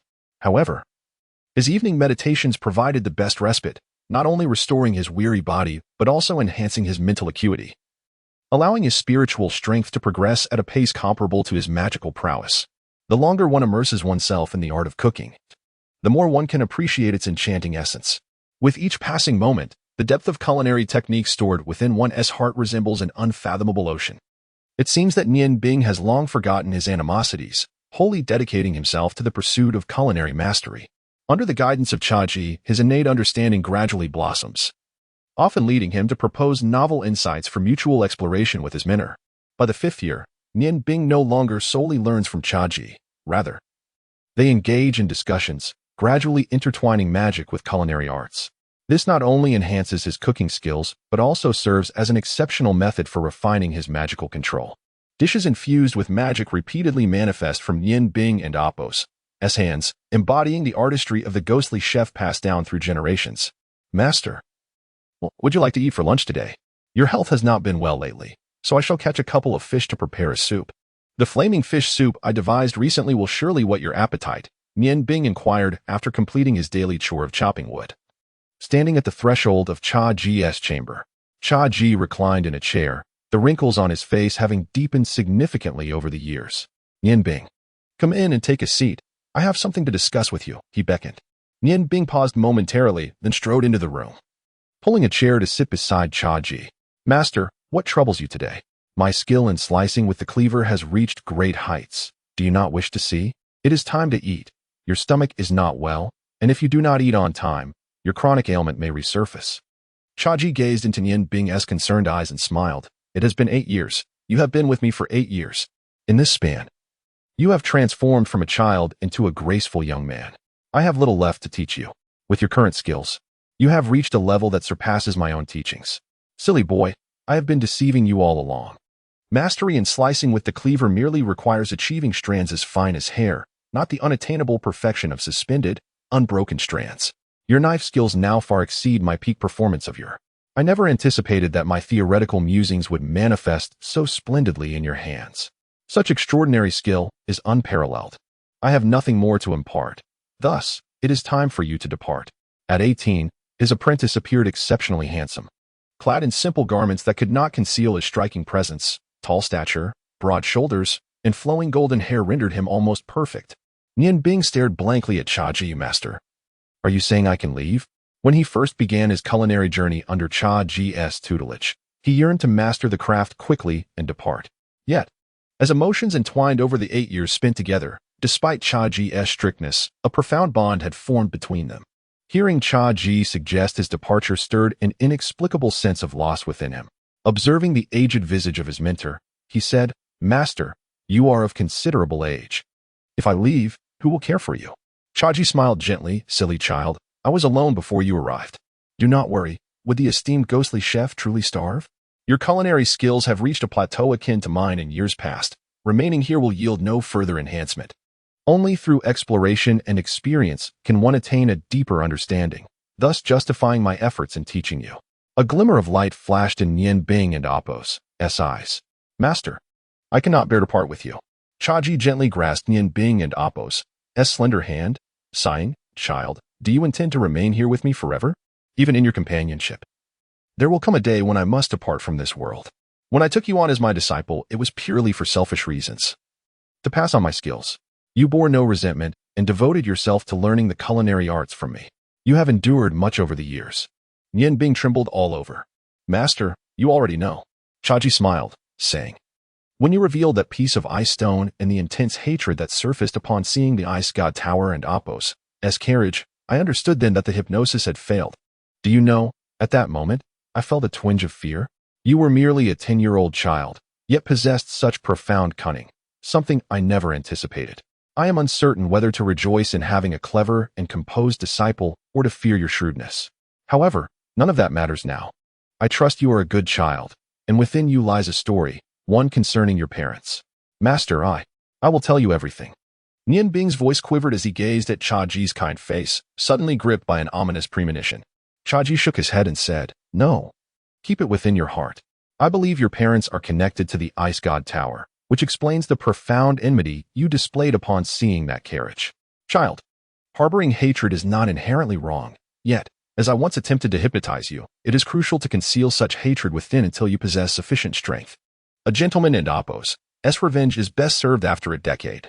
Nian Bing nodded resolutely, declaring, "Master, I promise you, until I have adequate power, I will not seek vengeance against the Ice God Tower." Chaji smiled faintly, saying, "That is commendable.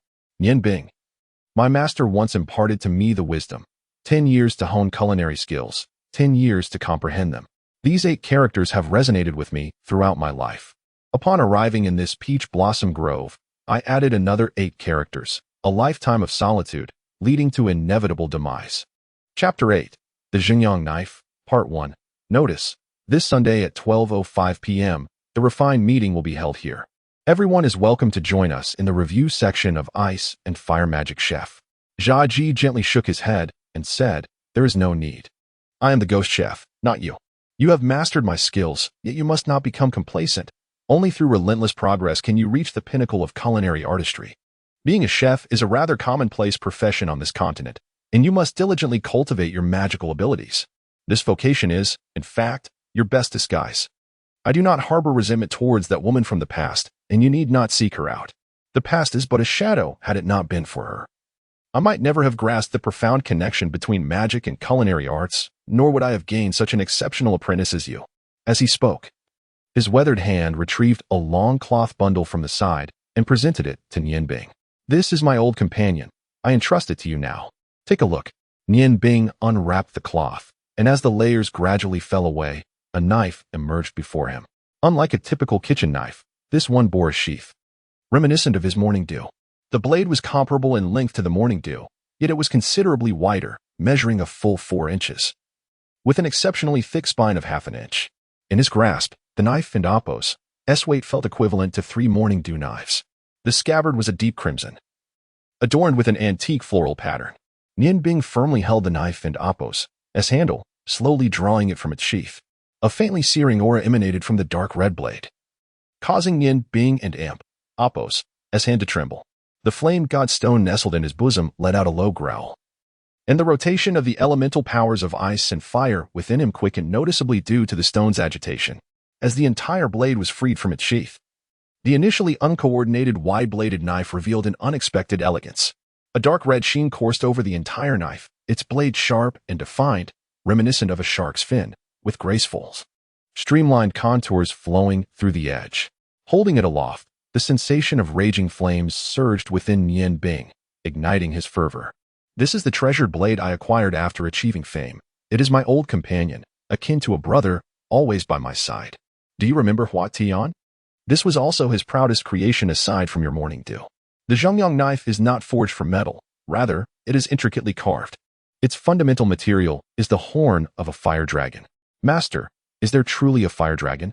Nian Bing inquired curiously, gazing at the elegant, streamlined patterns on the Xuanhuan knife. "Master, please take a moment to rest and refrain from speaking," Nian Bing urged, gently patting Chaji and Appo's back with concern. Chaji smiled and replied, "I am fine. I am merely overwhelmed with joy. My apprentices are ready to take flight." I have not taken my skills to the grave with me. Nian Bing, what are your plans after leaving here? Nian Bing paused, replying, Master. I have never contemplated this question, Zhaji said, then heed my advice. After departing from here, your first destination should be the Ice and Snow City. I wonder if that old scoundrel, Huat Dian, has met his demise. Please pay him a visit on my behalf. As the foremost master blacksmith of the continent, he possesses a wealth of treasures far beyond what you have seen thus far. Perhaps you may glean some benefits. Suddenly, tears welled in Nimbing's eyes as she clutched Chaji's hand tightly. Master, I do not wish to leave. I truly do not want to go. Chaji's eyes sparkled with an unusual light. Foolish child, did I not tell you that you cannot remain under my protective wing forever? What must depart will inevitably depart. The Dichengxian and Qingfengjian Ice and Snow City are renowned establishments within the Bingwei Empire. They shall be your initial stop. You may choose either at your discretion. Find a way to enter the kitchen and observe the chef's skills. It may prove beneficial to you. However, remember this. Once you reveal your culinary talents, you must leave immediately. Otherwise, with your current abilities, it would be all too easy to attract unwanted attention. If discovered by the officials of the realm, it could lead to considerable trouble. Nianbing nodded through her tears. Master, I shall remember. I will emulate your past journey, traversing every corner of the continent to learn the art of diverse dishes. I will not disappoint you. Chaji wiped away Nianbing's tears gently and said with kindness, Silly child, why are you crying? Remembering these things is sufficient. To the left of the kitchen and Appo's stove, there is a hollow space in the wall containing some savings of mine. You may take a portion to cover your travel expenses. Although money is not the most virtuous of things, life becomes arduous without it. Thus, having more is never detrimental. As for everything else, you must rely on your own exploration. Oh, by the way, I believe your magical training alone is insufficient. If an opportunity arises, seek out a seasoned magic expert for guidance. Learn to adapt in various situations if someone possesses knowledge that can benefit you. Do not hesitate to take them as your mentor. Lifelong learning is essential for every accomplished chef. Nianbing nodded, her anxiety intensifying as she gazed at Chaji, whose face glowed with a faint warmth. Chaji smiled, his expression serene. Child, your comprehension far surpasses mine. Though you have only practiced for 8 years, you have acquired much more than I did in 10. 8 years of culinary practice, 8 years of culinary understanding. Yet I do not wish for you to lead a solitary life. Should a suitable young lady come your way, do not let the opportunity slip by. Pursue happiness with vigor, it must be earned. Nianbing was utterly oblivious to matters of romance. Master, let us speak of such things later. Chaji replied earnestly, No. This is a promise you must make. It is imperative. I do not wish for the tragedies that befell me to befall you. A stable family will only benefit you, providing you with emotional steadiness as you continue to hone your culinary skills. Oh, by the way, did you not mention preparing a fish soup for me? Go on. Do so now. I am rather hungry. Over the years, I have consumed only your creations, and even my own cooking has begun to lose its flavor. Nianbing nodded vigorously. Master, rest assured, I will craft the most delicious mingyan fish soup for you. Chaji smiled gently and waved his hand. Go now, go. Your master awaits your return. Nianbing responded with a soft acknowledgement, gathering his thoughts as he stood up and swiftly made his way outside. Observing Nianbing's retreating figure, Zhaji's eyes shimmered with a sense of relief. Child, he mused, my judgment of you is not misplaced. Though you possess a profound cunning, your heart remains steadfastly true. With a disciple like you, what more could I desire? Trembling, he grasped the Xuanhuan knife and, with a heavy sigh, began to etch hurriedly upon the ground. The script was uneven, yet still somewhat legible. Upon Nianbing and Appo's return to Zhaji and Appo's chamber, he was struck motionless, as if encased in ice. Zhaji lay there, reclining in his comfortable chair, yet his eyes were shut, his expression serene, resembling that of a peaceful slumber. However, Nianbing was acutely aware that this was not the pose of his master in repose. Zhaji and Appo's habitual snoring had ceased entirely. In a state of turmoil, Nianbing lunged toward the chair, clutching Zhaji and Appo's hand tightly. His own hands trembled, mirroring the turmoil in his heart. Zhaji and Appo's hand had grown cold, and there was no rise or fall in his chest. Nianbing's trembling fingers found their way below Zhaji's nose, clinging to a flicker of hope, yet all was cruelly dispelled.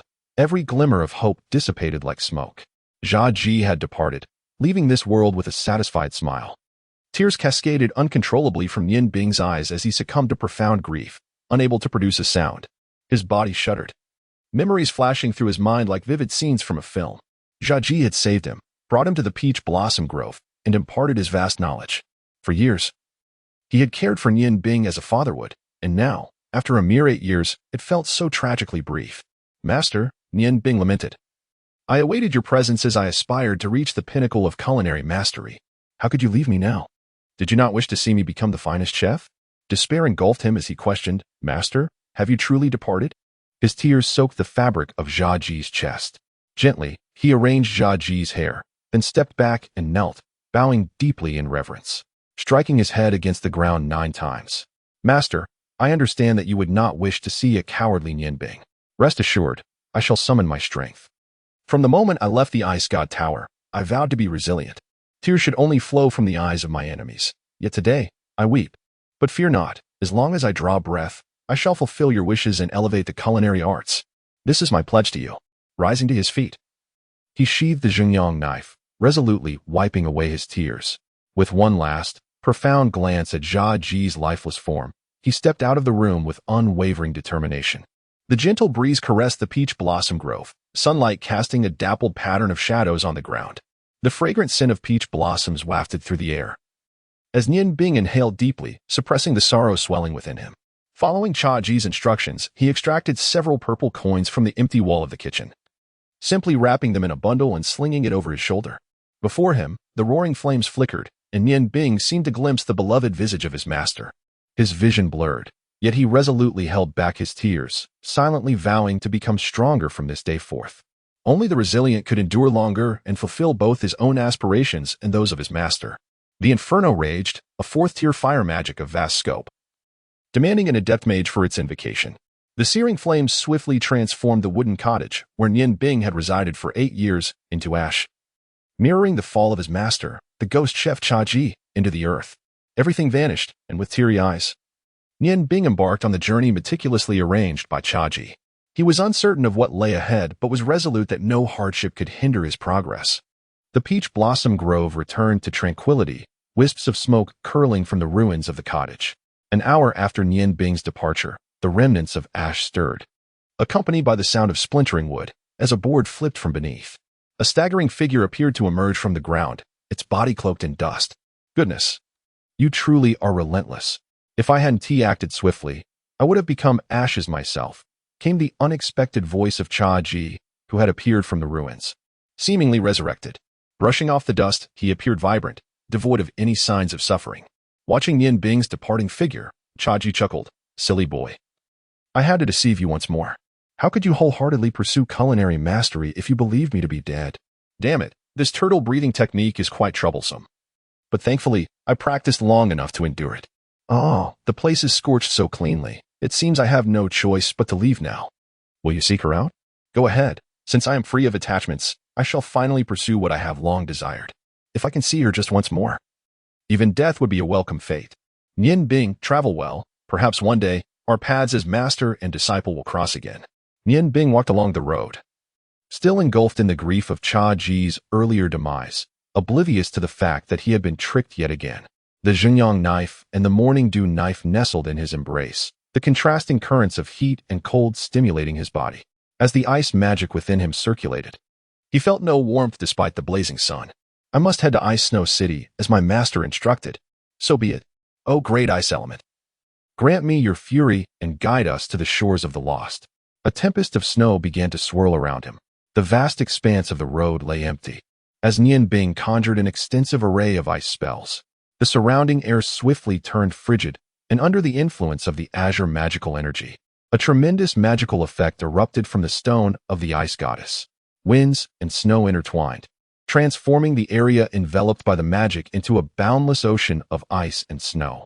With a faint smile, Nian Bing's body sprang into action, moving with remarkable swiftness. The morning dew blade had leaped into his hand without him noticing, its gentle blue radiance enveloping him as he soared alongside the blizzard. Though his ascent was not particularly high, his speed was astonishingly rapid, and in the blink of an eye, he vanished at the end of the road. A notification echoed. This Sunday evening at 12:05, the refined conference will be held here. All are welcome to attend in the review section of the Ice and Fire Culinary Master at the Ice Goddess Tower. Was it the aura of the stone of the Ice Goddess once again? After so many years, it had finally re-emerged. This time, I shall not allow it to escape from my grasp. Whoever possesses the stone of the ice goddess has trespassed upon her dignity, and the consequence can only be one: death. The great priestess of the ice goddess, the divine summoner of the snow goddess, quietly departed from the ice goddess tower, embarking alone on a quest to locate the stone of the ice goddess. Entering the city remained as effortless as before, and he soon found himself amidst its bustling heart. The scenery on either side remained unchanged, save for a few shops that had changed hands. The master had advised him to seek out the esteemed Huatian first, thus, he decided to head there. Having recently acquired the Zhengyang blade, which bore the fire attribute, he contemplated the possibility of embedding his flame god stone within it. If that were to happen, he would wield two unparalleled divine blades, enhancing his culinary prowess in the future. Lost in thought, Nian Bing navigated towards the water and fire ironware shop, relying on his memories from the past. His previous visit had been shrouded in darkness, and this search proved challenging. After an entire morning of searching, he had yet to locate the precise location. Suddenly, a spark of realization ignited within him. He recalled spotting a large weapon store during his last visit, seemingly named the Treasure Pavilion. If he could find that establishment, perhaps he could also locate the water and fire ironware shop. While the latter may be obscure, the prominent Treasure Pavilion would surely be known to many. With renewed determination, he set off, and as anticipated, after inquiring with a few individuals, he finally discovered the exact location. Upon arriving at the Treasure Pavilion, his recollection of the area became vividly clear. Quickening his pace, he wound through the streets and soon reached his destination. The door remained as dilapidated as ever, unchanged since 7 years ago, and the sign still hung there, though it appeared to be coated with an extra layer of dust. Nian Bing reminisced about the visage of Hua Tian from the past, a gentle smile gracing his lips. He approached and rapped lightly on the door, calling out, "Senior Hua Tian, are you there?" There was no response from within, and after a brief moment of anticipation, he called out once more. Just as he began to doubt the presence of anyone inside, the dilapidated door swung open abruptly, revealing a delicate face peeking through. "Are you looking for my master?" Nian Bing could swear that this was the most enchanting voice he had ever encountered in his life. It belonged to a young girl who appeared to be of similar age to him.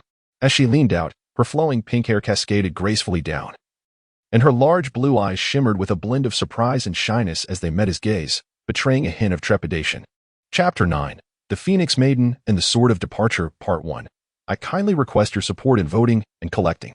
Please direct your votes to the empty speed. And once this collection is available, feel free to transfer your support. Thank you. Notice, tonight's 12:05 refinement assembly will be held here, and everyone is welcome to join the discussion in the review section of Ice and Fire Magic Chef. Nian Bing, having cultivated magic for many years, possessed a formidable mental strength. He coughed lightly to mask his embarrassment and said, "Greetings, young lady. I am here to seek out Master Hua Tian. Is he present?" The young lady scrutinized Nian Bing with a hint of skepticism and inquired, "Who are you to seek him, and for what purpose?" Upon hearing her question, Nian Bing recalled his master and sighed softly, "I come by the last wishes of my master to pay my respects to Master Hua Tian." The young lady remained unconvinced and pressed further, "Who is your master?" Nian Bing furrowed his brow and replied, "A disciple should not speak the name of their master. My master was known by the moniker and Appos, Ghost Chef, and Appos." Noticing Nian Bing observing her, a deeper blush crept onto the young lady and Appos' cheeks as she tentatively asked, "Are you a disciple of Master Cha? You mentioned a last wish. Does that mean Master Cha has?" Nian Bing nodded somberly. "My master has recently passed away." "Young lady, is Master Hua Tian here?" The young lady regarded Nian Bing with a puzzled expression. "The Master Hua Tian you speak of is my master. However, I have heard from him that Master Cha only had one disciple, a rather portly individual. Yet, you do not appear to be overweight. Furthermore, my master mentioned that he was in good health. How could he have succumbed so easily?" Observing the young lady's earnest demeanor, Nian Bing felt the sorrow from Master Cha's demise wane slightly, and he chuckled. "Life is unpredictable. Who can claim certainty in longevity? Do you believe I am a deceiver? The last time Master Hua Tian saw me, I was merely 11 years old, 7 years ago. Just because I was plump thin does not dictate my appearance now. I am indeed the portly disciple you refer to." A glimmer of cold light flickered in the young lady's eyes as she insisted, "Unless you present something to substantiate your identity, I cannot allow you to see my master." Upon noticing the morning dew blade, Her eyes instantly radiated with brilliance. She seized the blade, gently caressing its seemingly rusted sheath, feeling the chill emanating from within. She murmured, "Indeed, indeed, it is it, the morning dew blade." Her hand wandered to the gem on the hilt, touching the diamond-shaped stone that exuded a cold aura. And her belief grew stronger. Nian Bing regarded the exquisite blade in her grasp and said, "I call it the sigh of the ice and snow goddess." The young lady paused, remarking, "What a beautiful name, though it sounds somewhat melancholic. Why bestow such a title?" Nian Bing smiled gently and replied, "That I cannot disclose. It remains my secret. Beautiful lady, may I now be escorted to see Master Hua Tian?" She nodded, firmly grasping the morning dew blade as she led him inward. "Follow me." Nian Bing followed the young lady into the courtyard of the water goods ironware shop, which remained as desolate as he had encountered before. The furnace was positioned at the center of the courtyard, surrounded by various items that appeared to be fuel. The young girl led Nian Bing toward the interior of the room. This time, during the day, Nian Bing could more clearly see the dilapidated state of the two nearby houses, which seemed to be in imminent danger of collapse. As the girl reached the doorway, she suddenly halted, turned to Nian Bing, and said, "Please, enter." After speaking, she pushed the door open and gestured for him to proceed. Gazing into the girl's clear blue eyes, Nian Bing felt an inexplicable surge of profound trust within him, devoid of any doubt, and he strode confidently into the room. As he stepped inside, a startled gasp escaped his lips. His footsteps came to an abrupt stop. The room contained but a single window, through which daylight filtered, casting a flicker of brightness into the dim surroundings. On the counter, he noticed a plaque, unmistakably a memorial tablet, inscribed with the words, "The Spirit of Master Hua Tian." Suddenly turning around, Nian Bing's gaze locked onto the girl. "Master Hua Tian has passed." The girl's eyes glistened with unshed tears. "Indeed. My master departed from this world 2 years ago." Nian Bing closed his eyes, the sorrow in his heart resurfacing. He faced the memorial tablet once again, approached it, and with hands respectfully at his sides, bowed 3 times in reverence. "Master, I never anticipated that our farewell would be the last. May you find peace in the afterlife. My master has also ascended to heaven. Perhaps, when you meet him, he might prepare some delicacies for you." The girl observed Nian Bing from behind. Witnessing his profound respect for Hua Tian, her feelings of admiration grew.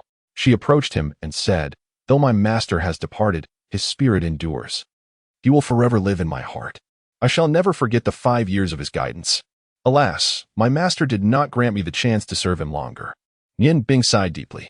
Death is an inevitable part of life. No one can control their lifespan. Master Hua Tian was no exception, nor was my own master. I wonder when it will be my turn. The girl regarded Nian Bing, noting the depth in his eyes that belied his youth. A faint red glow flickered in her blue irises. "I realize I do not yet know your name." Nian Bing snapped out of his reverie. "Oh, I nearly forgot my manners. My name is Nian Bing. And you, miss?" Nian Bing complimented, "Indeed, you are like a rare phoenix among mortals. Your name suits you well. I never imagined that 7 years ago, during my first visit here, my master and Master Hua Tian would jest with each other. Yet now, everything has changed. They are no longer here, leaving only you and me. Sharing a room with a member of the opposite sex feels somewhat inappropriate. Since Master Hua Tian has departed, I shall take my leave. Lady Feng, may we meet again by fate." As Nian Bing grasped the morning dew blade and turned to exit, the girl suddenly called out, "Wait." A faint blush crept onto her face. Thankfully, the dim lighting in the room obscured it. I merely wish to inquire if you came seeking my master for a specific purpose." Nian Bing pondered to himself that since Lady Feng was a disciple of Hua Tian, she might be able to assist him. With this thought, he retrieved the Zhengyang blade from his bosom and extended it toward her. "You must have heard Master Hua Tian speak of this blade. It was once his pride and joy." The Phoenix Maiden did not need to glance. Merely placing her hand upon the hilt of the blade, her eyes instantly radiated a brilliant light, even more luminous than when she wielded the morning dew blade. "Is it the Zhengyang blade?" Nian Bing nodded and replied, "Indeed, it is the Xuanhuan blade. Before my master passed, he entrusted me with his most cherished companion. I have carried it with me ever since. My visit to Senior Hua Tian was not solely to pay my respects. I also sought to discuss this Xuanhuan blade. Though it is a fine weapon, it still pales in comparison to the morning dew blade, as it lacks a true soul of its own. The fire dragon horn, while a rare treasure, does not possess the essence of the fire dragon. Therefore, I wish to imbue this Zhengyang blade with a soul. If that is accomplished, it shall undoubtedly rival the morning dew as a treasured blade." The Phoenix Maiden gazed intently at Nian Bing. Are you suggesting that you possess a fire attribute gem that is on par with the ice stone? Nian Bing smiled faintly, reaching into his garment to retrieve the flame divine stone. The gem, shaped like a flame, emitted a soft red glow upon its emergence. Even the air in the room seemed to quiver. The Phoenix Maiden gasped, taking the flame divine stone from Nian Bing's hand, her body trembling slightly. Suddenly, flames erupted around her, transforming her originally pink hair into a striking crimson, while her blue eyes shimmered with a faint red hue. The intense heat surged forth, compelling Nian Bing to raise the morning dew blade, slightly unsheathing it to create a protective chill that shielded him from the searing currents. As the red glow gradually subsided, the Phoenix Maiden returned to her usual state, a complex glimmer flickering in her eyes. What a remarkable firestone, if embedded in the Xuanhuan blade. It could significantly enhance its quality. Though my master is no longer with us, if you trust me, I am willing to attempt the embedding of this stone into the Xuanhuan blade. Gazing into the Phoenix Maiden and Appo's clear eyes, Nian Bing felt an unexplainable stir in his heart, almost leading him to agree impulsively. However, he quickly regained his composure. For the preceding flames had made it evident that this enchanting young woman was far more complex than she appeared. After a moment's hesitation, he said, Phoenix Maiden, I wish to know how Senior Huatian met his demise. Can you enlighten me? The flame divine stone was a legacy from his father, and I cannot afford to be ensnared by superficial allure. 5 years ago, I arrived in the Snow City while begging and encountered my master. He recognized my innate affinity for fire and took me under his wing, imparting all his knowledge to me. 5 years ago, as he felt his health waning, he refused to succumb to fate and began forging swords. When the sword was forged, he cast himself into the furnace, infusing his very soul into the blade, thus creating an unparalleled divine sword. However, he himself was left as nothing but dust, with not even ashes remaining. He did not perish, for his spirit had wholly merged with the sword. This blade, guided by my master's ninely heavenly fire and imbued with his essence, is henceforth named the Li Tian sword. The material, as you may have heard from Elder Chaji, is identical to that of the Xuanhuan blade. It is crafted from the horns of a fire dragon. As she spoke, the Phoenix Maiden returned the Flame God Stone and the Xuanhuan blade to Nian Bing and proceeded into the inner chamber. Nian Bing felt a stir within his heart. The profound sorrow reflected in her eyes as she recounted Huatian's sacrifice was unmistakable, leading him to believe in her identity. Moments later, the Phoenix Maiden emerged from the inner room, cradling a long sword in her hands.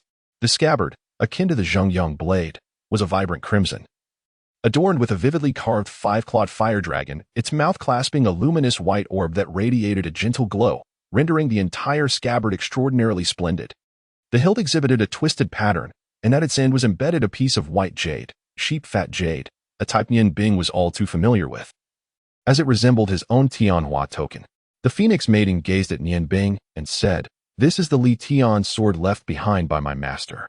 It measures 3 feet 7 inches in length, 1.5 inches in width, with a blade length of 2 feet 8 inches and a hilt of 9 inches. With a soft whoosh, a sound akin to a dragon's roar resonated throughout the room as the sword was drawn. A blaze of crimson light surged forth, emitting an intense heat. The Phoenix Maiden's wrist trembled slightly, and the Li Tian sword instantly enveloped the space in a fiery aura. A magnificent sword. Nian Bing exclaimed involuntarily, observing the tempered red blade with a restrained essence. He distinctly sensed that this blade was of a quality that was in no way inferior to the morning dew. The Phoenix Maiden smiled gently, her gaze filled with emotion as she regarded the blade. Indeed, it was a superb sword. Though it lacked exquisite gems and could not serve as a magical staff like your morning dew, it bore the soul of my master. As a long sword for a warrior, it is undoubtedly among the finest. I believe we need not harbor any more doubts about each other. Nian Bing's face flushed slightly as he replied, Miss Phoenix Maiden, I do not wish to doubt you. It's just that this flame stone is the only heirloom left to me by my father. Thus, I must exercise caution. He shook his head and continued, No, it's not necessary. Phoenix Maiden, may I call you that? Please keep the Xuanhuan blade. I shall not take the Li Tian sword. My master and Elder Huatian were good friends, and I hope we may become friends as well. I trust you. As he spoke, he reversed the Xuanhuan blade and offered the hilt to the Phoenix Maiden. She was momentarily taken aback, then with a flick of her wrist, she sheathed the Li Tian sword and accepted the Xuanhuan blade. As her delicate fingers, resembling white jade, inadvertently brushed against Nian Bing's, both of them shuddered slightly, their faces flushing at the unexpected contact, for neither had often interacted with the opposite sex. The Phoenix Maiden lowered her gaze at the Xuanhuan blade and inquired, "Why do you trust me so readily?" Nian Bing offered a faint smile and replied, "Because I believe in my intuition." Is it truly intuition? Perhaps a fragment of it is, yet it is by no means the entirety. The reason Nian Bing was able to make such swift decisions was that he had come to understand a particular truth. At the moment when the Phoenix Maiden drew the Li Tian sword, the fierce aura emanating from her was nearly as formidable as that of Hua Tian from the past. Given such intensity of fighting spirit within the confines of the small room, if she had wished him harm, it would have been an exceedingly simple task. A magician, even at close range, would find it challenging to contend with a warrior. Although he could instantaneously cast some low-level spells, he could not escape unscathed. The very fact that she chose not to act against him spoke volumes about trust, which was derived from this understanding. The Phoenix Maiden smiled, seemingly pleased by Nian Bing's trust in her. "Thank you. We are friends now, are we not? Carving will take at least a month. Return here with the flame stone after a month, and I hope to present you with a new divine blade." She continued, "If you have matters to attend to, I will wait here after the carving is complete. I shall remain for at least a year or two." The Phoenix Maiden gazed at Nian Bing and suddenly said, "Let and Amp, Oppos, have a meal before you leave. I imagine you haven't and Amp, Oppos, eaten yet, have you?" Nian Bing was momentarily taken aback, a strange feeling swelling within him. He nodded and replied, "Indeed, I have not eaten." The passing of Chaji had left him heartbroken, although he had managed to control his emotions. He had no appetite throughout the day. Hearing the Phoenix Maiden and Amp, Oppos' inquiry made him realize his stomach was indeed empty, and he felt a pang of hunger. "Then allow me to prepare a meal for you, as a token of my gratitude," he said. The Phoenix Maiden and Oppos' clear eyes sparkled. "Oh, how could I forget? You are the heir of the ghost chef. Your cooking must be exquisite. It seems I am in for a treat." She added, "You already called me by name, so there is no need to add miss."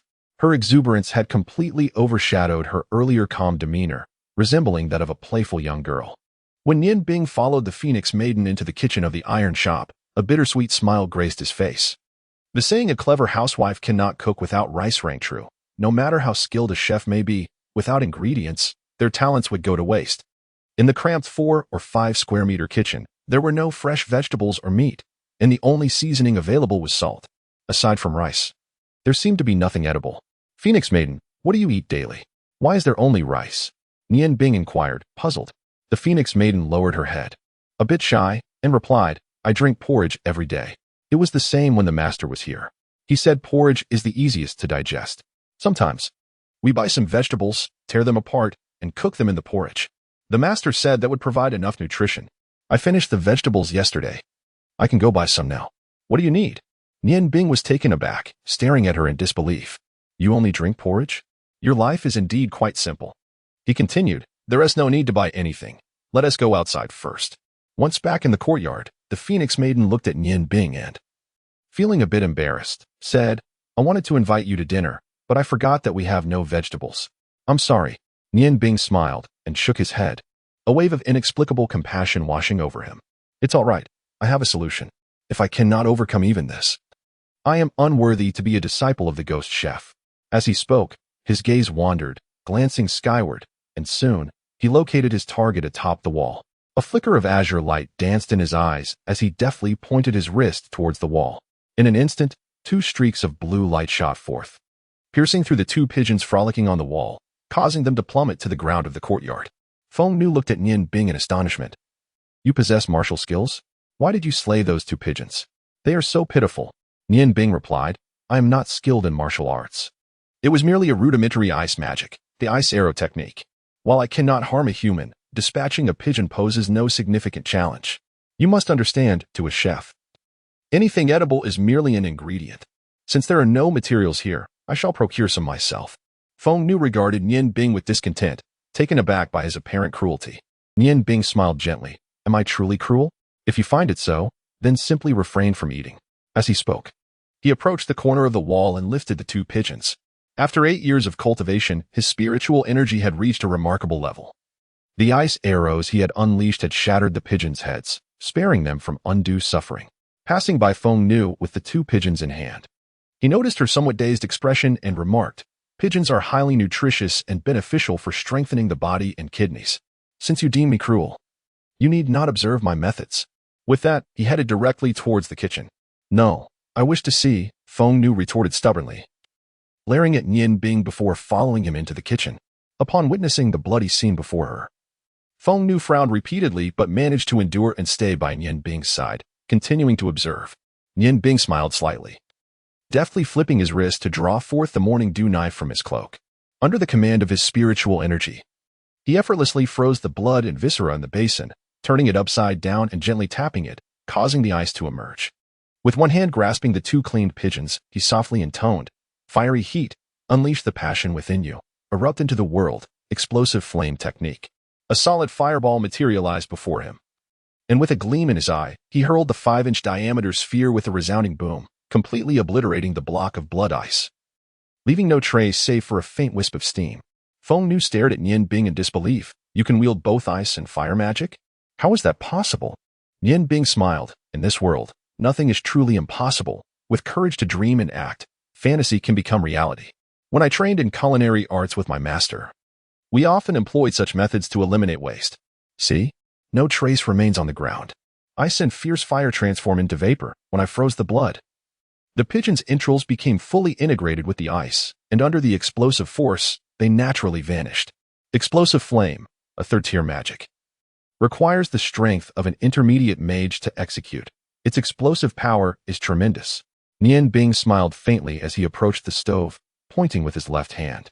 A fireball collided with the firewood, igniting a blaze.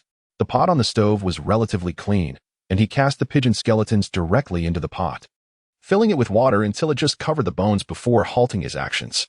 Cover the pot tightly and smile, saying, "Only by transforming the original broth and ingredients can we fully absorb the nutrients." The Phoenix Maiden gazed at Nian Bing in astonishment and murmured, "Are you truly not practicing martial arts? Your knife skills are remarkably swift." She was acutely aware that although she cultivated her fighting spirit, her wrist speed could not compare to Nian Bing's. Nian Bing replied with a smile, "My knife techniques are merely suitable for slicing vegetables and meats, and they are just basic skills, unlike yours, which are honed through the teachings of the esteemed Huayan's 9-leaf fighting spirit. Regrettably, I wish to focus on the cultivation of magic. Otherwise, I might have sought your guidance on the knowledge of fighting spirit. Since all you have here is salt, I shall refrain from preparing stewed pigeon and instead make a simple pigeon rice dish for you." As he spoke, he retrieved a small square cloth pouch from his waist and spread it out on the countertop. Inside were several small cloth bags, each containing an item of varying sizes and thicknesses, the largest being a small knife and the smallest a long needle. In total, there were more than 10 items, most of which were needle-like. The Phoenix Maiden inquired curiously, "What are these items for?" "They resemble those of a physician. Do you also practice acupuncture?" Nian Bing smiled gently and replied, "Needles are not solely for acupuncture. They can also be quite useful in cooking." As he spoke, he took a basin, scooped some rice, rinsed it briefly in clean water, and set it beside him. He pinched a grain of rice with his left hand while using his right hand to grasp the second thinnest needle from the cloth bag.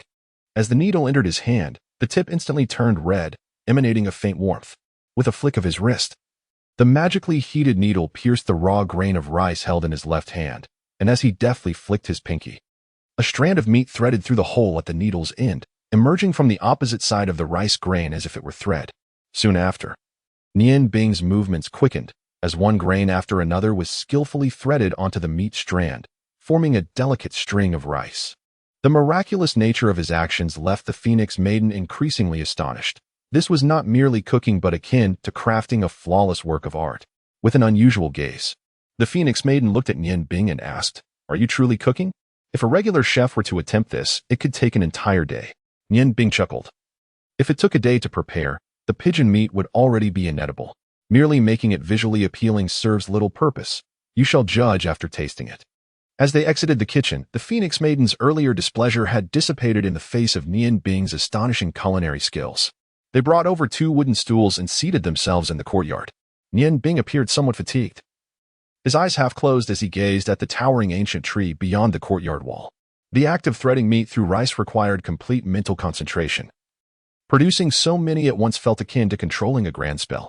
Even he could not articulate why he was so invested in preparing such an elaborate pigeon rice dish for the Phoenix Maiden. Though it seemed simple, the intricacy of such straightforward cooking could truly showcase a chef's artistry. Chapter 10, Qingfeng Studio, Part 1. Feng Nu glanced at Nian Bing from the side. Initially, she had not paid much attention, but now she realized how strikingly handsome the tall, golden-haired youth was, although his coarse cloth attire concealed his elegance. The noble aura he exuded could not be obscured by mere garments. Her heart skipped a beat as she recalled Nian Bing's focused expression while cooking. She softly inquired, "Nian Bing, where do you plan to go after dinner?" Feng Nu suddenly realized, "You must be referring to Deshang Xian and Qingfeng Studio. The prices there are exorbitantly high. I have only heard of it and never ventured inside. However, I am certain they could never replicate your extraordinary pigeon meat rice. How long do you intend to stay here, and where will you go afterward?" Upon hearing Feng Nu and Appo's detailed question, Nian Bing turned to glance at her. Her delicate face flushed slightly, and she hurriedly added, "I mean no offense. Since we are friends, I simply wish to know where I might find you in the future." Nian Bing smiled. "I will remain in Ice and Snow City until your Zhengyang sword is complete. As for the future, I suppose I shall traverse every corner of the continent. 8 years of honing my culinary skills, 8 years of understanding the art of cooking, the practice is over.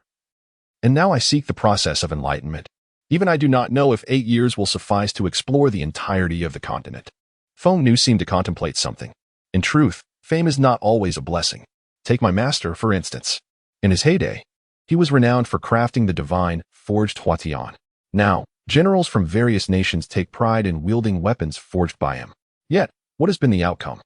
Each empire wishes to confine him within their borders, seeking his assistance in weapon crafting. If he had not been so famous, he would not have ended up spending his twilight years in such a place. My master once told me before forging the Lishan sword that regardless of the industry, to pursue the pinnacle, one must possess formidable strength as a foundation. Otherwise, it is impossible to pursue one's desires freely. The notion of possessing formidable strength resonated with Nian Bing, who nodded in deep agreement. Senior Huatian is indeed correct. With a powerful strength as a foundation, one can better pursue what they desire. No wonder your fighting spirit feels so formidable. It seems Senior Huatian must have invested considerable effort in you. Feng Nu smiled gently. Your magic is impressive as well, combining both ice and fire elements. I wonder how you manage to practice both. Dawn and Imp, Appos, see the two forms of magic conflict?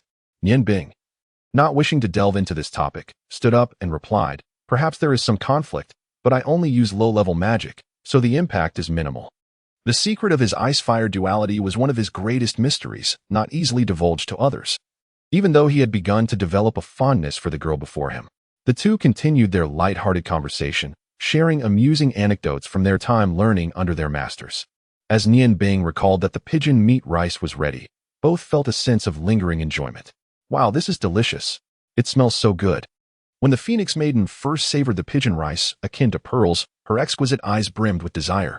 Nian Bing, unfamiliar with women, found himself utterly astonished by the speed at which she devoured her meal. "Nian Bing, why aren't you eating? If you don't hurry, I'll finish it all," she exclaimed. "Why is this pigeon rice so delicious?"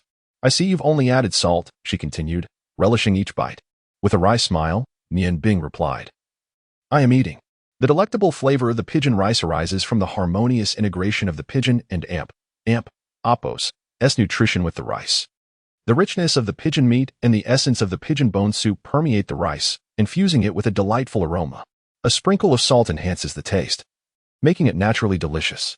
As he spoke, he too began to indulge, fearing that if he hesitated any longer, he might find nothing left to eat.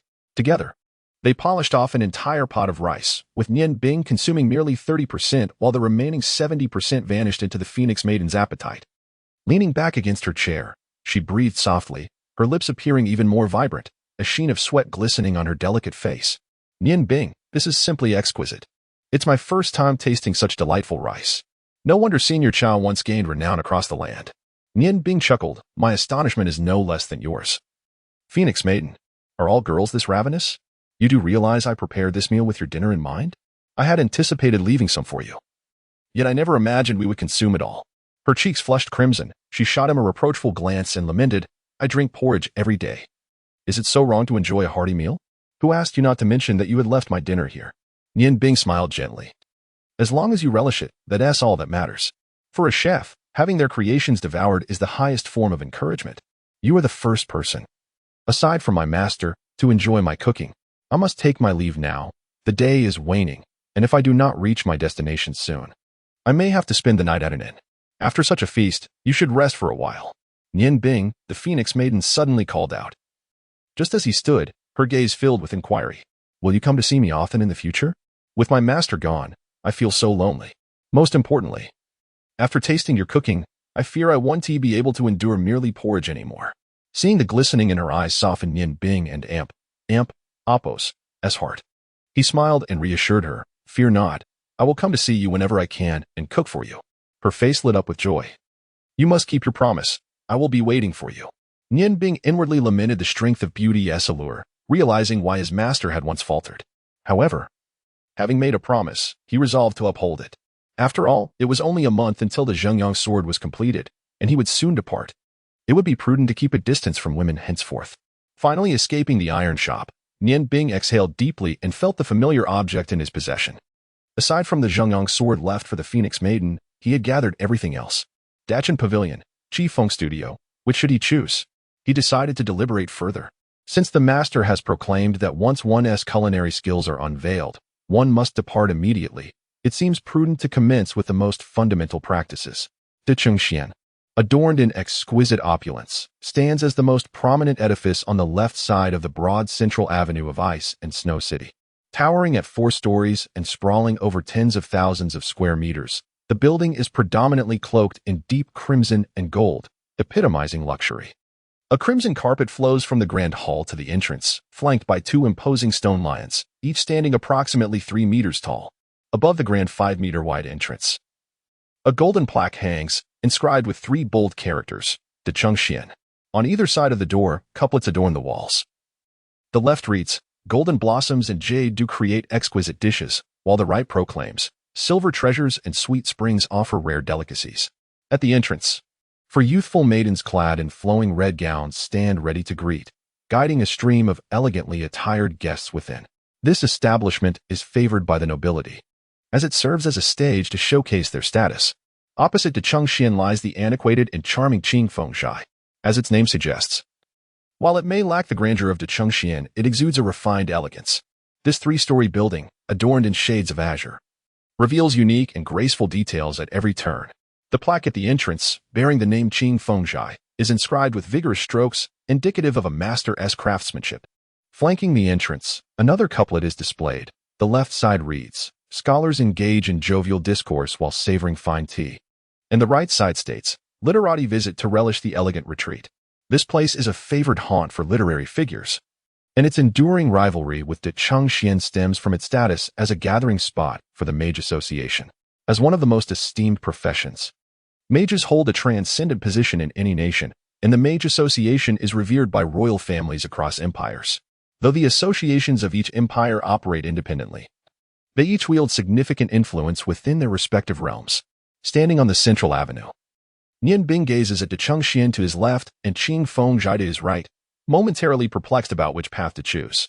Given his personal inclinations, he finds himself more drawn to the elegant style of Qing Fengshui. However, the couplet inscribed at its entrance suggests a different clientele. Although he cannot be considered a complete novice, having learned to write in his youth under his father's tutelage, he falls short of being a true scholar. It appears that he must venture towards De Chengxian. Resolving this, he turns and strides towards the opulent establishment. Upon his arrival at De Chengxian, the 8 maidens at the entrance are busy welcoming guests. As Nian Bing approaches, they are immediately captivated by his handsome visage, their 16 pairs of eyes fixating upon him, leaving him somewhat flustered. One maiden, noticing his awkwardness, cannot help but chuckle and remark, Where did this country bumpkin come from? He is quite handsome. Another maiden, more acerbic in her tone, adds, Indeed, he is rather good-looking. I'm sure there are many who would fancy him. Unfortunately, this is not a brothel. Those who can dine at the esteemed De Chengxian are invariably dignitaries and the affluent, adorned in resplendent attire. The young maidens stationed at the entrance have long mastered the art of discerning character. Upon glancing at Nian Bing and Appos' youthful and naive demeanor, coupled with his humble attire, they instinctively recognized him as a commoner and began to mock him. Nian Bing felt a flicker of indignation but was not there to engage in conflict. He suppressed his rising anger and politely inquired, May I ask if De Chengxian is in need of a chef? I am capable of preparing ingredients. The term preparing ingredients refers to the meticulous task of chopping and arranging various components before handing them over to the head chef for final culinary creation. The first maiden chuckled. So, you aspire to be a chef? Pray tell, from which culinary school did you graduate? This was the first time Nian Bing had encountered the notion of a culinary school. Had the profession evolved to such an extent that chefs now attended formal institutions? He recalled his mentor stating that chefs were typically apprentices. The maiden cast a disdainful glance at him, saying, "You are unaware of culinary schools and yet wish to enter Xuanhuan? I suggest you leave promptly. This establishment is not for everyone." The previously smiling group of 8 maidens instantly straightened up upon the arrival of a middle-aged man, their expressions transforming into one of seriousness. The maiden who had spoken to Nian Bing informed, "Third manager, this person seeks employment here, yet he is oblivious to culinary schools. I was just about to send him away." The middle-aged man shot Nian Bing an impatient look and commanded, "Be gone. Do not obstruct the view of the master. A pauper like you is not even worthy of polishing my shoes." A flash of cold fury ignited in Nian Bing's eyes, just as he was about to retaliate. A crisp voice rang out behind him. "Oh, third manager Liao is flexing his authority again. I wonder when Liao, the mangy dog, began wearing shoes?" Upon hearing the young lady and Appo's derision, third manager Liao was immediately incensed, standing his ground with venomous words. "Shuejing, do not think that your father's influence will shield you from my wrath." Nian Bing, already consumed by enmity, recognized the perilous wind stirred by third manager Liao's words. Understanding that a confrontation could shatter his shoulder blade. However, with his astute cunning, he refrained from acting out, instead stumbling back behind the maiden in red. The maiden in red flicked her wrist, unleashing a surge of red energy, and with a thunderous impact, third manager Liao staggered back several steps, nearly losing his balance. The red-clad maiden, Shuejing, disdainfully snorted, "A mangy dog seeking to bite again. If I do not teach you a lesson today, I shall not be called Shuejing. Shui girl, for my sake, let this go." A resonant voice suddenly interjected as another figure emerged from Xuanhuan. This individual appeared to be in his 50s. Stout and clad in a golden robe embroidered with floral patterns, his face round and jovial, with small eyes that sparkled with mischief amidst the flesh. Shuejing let out a cold laugh, recognizing the head manager's arrival. "Very well, even a dog must be given some face. This time, I shall let it pass. But you tell Liao San to remember, if I see you bullying others again." Humph. Just as she turned to leave, she caught sight of Nian Bing behind her. Noticing the panic etched on his face, with a hint of exasperation, she remarked, "It is a pity you are so tall yet utterly useless." In the present day, the man, Nian Bing, initially harbored a modicum of fondness for Shuejing. However, upon hearing her imperious words, his admiration swiftly diminished, just as he contemplated expressing his thoughts. Shuejing continued, "Looking for a job, are you? Follow me. We are in need of someone to chop firewood at King Feng's High." With that, she approached her steed, a white horse, and made her way to a side entrance of the establishment. "Chop firewood? After years of doing so, must I resume this task?" A bitter smile crept across Nian Bing and Appo's face. Although he had long grown weary of chopping wood, it appeared that this was the only way to enter King Feng's High without revealing his culinary skills. Resignedly, he followed Shuejing through the side door. Upon entering, Nian Bing was immediately enveloped by a subtle, refreshing fragrance, reminiscent of nature's essence, which invigorated the air around him. As he gazed about, he noticed that aside from a small path of stone, the surroundings were teeming with verdant foliage. Ahead lay a modest lake, spanning only 300 or 400 square meters, adorned with a winding corridor and 4 elegantly positioned pavilions, exuding an air of sophistication. "Hey, what are you staring at? Hurry up," Shuejing impatiently urged Nian Bing. At that moment, she finally took note of his appearance and mused to herself, "He is indeed handsome, yet utterly devoid of talent. Such a waste of a gift bestowed by the heavens. Ah, sisterling and amp, Appo's, has arrived. How wonderful. Where is she?" A spark of excitement illuminated Shuejing and Appo's face. A servant replied, "The great sorceress, Long Ling, is at the Lanweb Pavilion." "Yes, miss." Shuejing dashed away, disappearing in the blink of an eye. One servant led her horse away, while another beckoned to Nian Bing, saying, "Please follow me. Kindly remember to cast your votes and save your favorites. Simply direct your votes to the Kongsu series, and when this collection is launched, you may transfer them." "Thank you." Nian Bing acknowledged with a nod and followed the servant dressed in green deeper into King Feng's High. The further he ventured, the more he was captivated by the elegance permeating the place. Every arrangement displayed the owner and Appo's exquisite taste, with pavilions and corridors exuding a serene beauty. The servant guided Nian Bing out of the front courtyard and towards a row of houses on the side. Upon reaching the innermost door, The servant respectfully announced, "Steward, are you present?" A clear voice resonated, "Come in." The servant signaled to Nian Bing and pushed the door open. The room was immaculate, featuring 2 interconnected chambers. While the inner space remained concealed, the outer room was replete with an intellectual ambience. Several calligraphic artworks adorned the walls, and a broad, intricately carved wooden table was laden with various writing instruments. Behind the table sat a man in his 30s, clad in a white robe, who was engrossed in writing. Although only his profile was visible, Nian Bing was astonished to discern that, despite his ordinary appearance, the man emanated a distinctive aura, an understated nobility that was striking. "Steward." The steward of King Feng's High, indeed, Nian Bing thought. The servant addressed the middle-aged man, "Steward, the young miss has brought this individual in, stating he is to assist in the woodshed. I have brought him for your registration." The man in white lifted his head and gazed at Nian Bing. Their eyes met, and from the brilliance of his gaze, Nian Bing discerned a profound wisdom, silently concluding that this individual would not be easily dealt with. The man in white, taken aback by Nian Bing and Appo's handsome appearance and imposing stature, inquired, "What is your name? Where do you hail from, and what skills do you possess?" With a gentle smile, the man continued, "Have you attended a culinary school?" The mention of culinary school piqued Nian Bing's curiosity. He resolved to explore what such an institution had to offer. Shaking his head, Nian Bing replied candidly, "I have not attended one." The man in white then instructed, "Xiaoxi, take him to receive a uniform. As per the young lady's suggestion, let him start working in the firewood room. If he performs well, we might consider training him as a junior chef." Xiaoxi respectfully acknowledged, "Yes, Chief Steward. Please follow me." After donning the blue attire provided by Xiaoxi, Nian Bing was led to a secluded courtyard in the backyard, where a considerable amount of timber was stacked, some already chopped and neatly arranged. Above the firewood, a shelter had been erected to protect it from the rain. Upon entering the courtyard, Xiaoxi called out, Uncle Li, I've brought a newcomer for you." A resonant voice responded, "Ah, a newcomer? That is splendid. It will lighten the load for this old body of mine." The speaker, a tall man in his 50s dressed similarly in blue, approached with an axe in hand. His face bore few wrinkles, and he wore a friendly smile, exuding an approachable demeanor. Uncle Li and Appo's gaze fell upon Nian Bing, assessing him with a few scrutinizing glances. You seem to be in good shape, but I wonder if you can endure hard work. All the firewood for Qi Feng is chopped by me. Young man, if you can and Appo's finish your tasks, you will have to work overtime."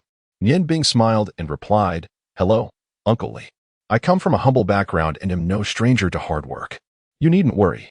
With Xiaoxi having departed, Nian Bing followed Uncle Li to a corner of the courtyard, where 3 rooms stood. Uncle Li explained, "Ideally, chopping wood should be a task for 3, but since the establishment of Deshengxian, we and Appo's lost some business, leaving me to manage alone. I only seek assistance when I am overwhelmed. You can stay in the room on the right. The middle one is quite messy and difficult to clean." Nian Bing reflected on the fact that even a woodcutter had his own room, pondering the prosperous management of Qi Feng. After placing his belongings in the right room, he promptly stepped back outside. Uncle Li awaited him at the door, asking, "Have you chopped wood before?" Nian Bing nodded. He had considerable experience in this regard. Uncle Li smiled and reassured him, "Do not worry, I won't take advantage of a newcomer. From now on, we will share the workload. At Qi Feng, we have standards for chopping wood. When the logs are delivered, they should be split as evenly as possible." He gestured towards the nearby woodpile. "For today, I will handle the work, you may observe. Starting tomorrow, you will assist me. By the way, what is your name and who brought you here?" Nian Bing recounted the events that had transpired on the street. After listening to his narrative, Uncle Li chuckled. Although the young lady may have a fiery temperament, she possesses a heart of gold. Rest assured, even though we are mere woodcutters, the conditions are quite satisfactory. Meals and lodging are provided, along with a monthly income of 1 gold coin. One could say we are the happiest woodcutters. Moreover, our schedule is relatively flexible.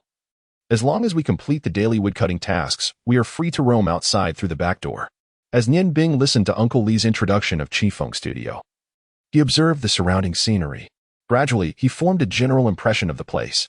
Qi Feng Studio, though not smaller in area than Desheng Pavilion, accommodates fewer guests due to its emphasis on various elegant features. Not far from the woodshed lies the kitchen, where dedicated personnel come daily to fetch firewood. The chefs can only be seen during meal times. According to Uncle Li, the food at Qi Feng Studio is quite good. although prepared by junior chefs. It includes both vegetables and meats, making it quite satisfactory. Nian Bing smiled wryly, considering it. I have also chopped wood for 8 years. Uncle Li. I heard from Xiaoxi and the others mention that a powerful sorcerer named Long Ling has come to see the young lady. Is a grand sorcerer truly formidable? Uncle Li nodded earnestly. Indeed, they are extraordinary, far beyond the ordinary. The Sorcerer's Guild of our Ice Moon Empire is located in the Ice and Snow City, established to uphold the transcendent status of the Ice God Tower. I have heard that Miss Long Ling is the daughter of the guild's president, having achieved the level of a grand sorcerer at such a young age, and she is the closest confidant of our young lady. The information about the Sorcerer's Guild being in Ice and Snow City was exceedingly valuable to Nian Bing.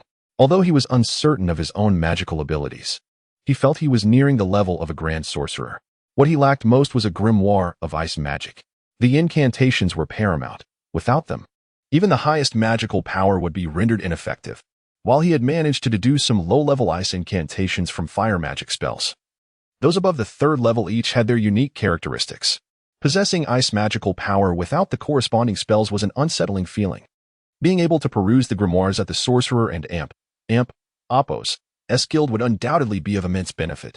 With Nian Bing and Oppos S assistance, the woodcutting task for the day was completed in a short time. Earlier, while Uncle Li was chopping wood, Nian Bing had closely observed his speed.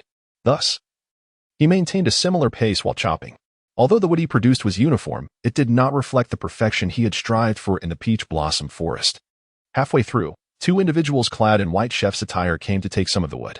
Uncle Li laughed heartily. You are indeed different, a diligent young man. Your speed is quite comparable to mine. The day is getting late. It and Oppos. It's nearly time for dinner.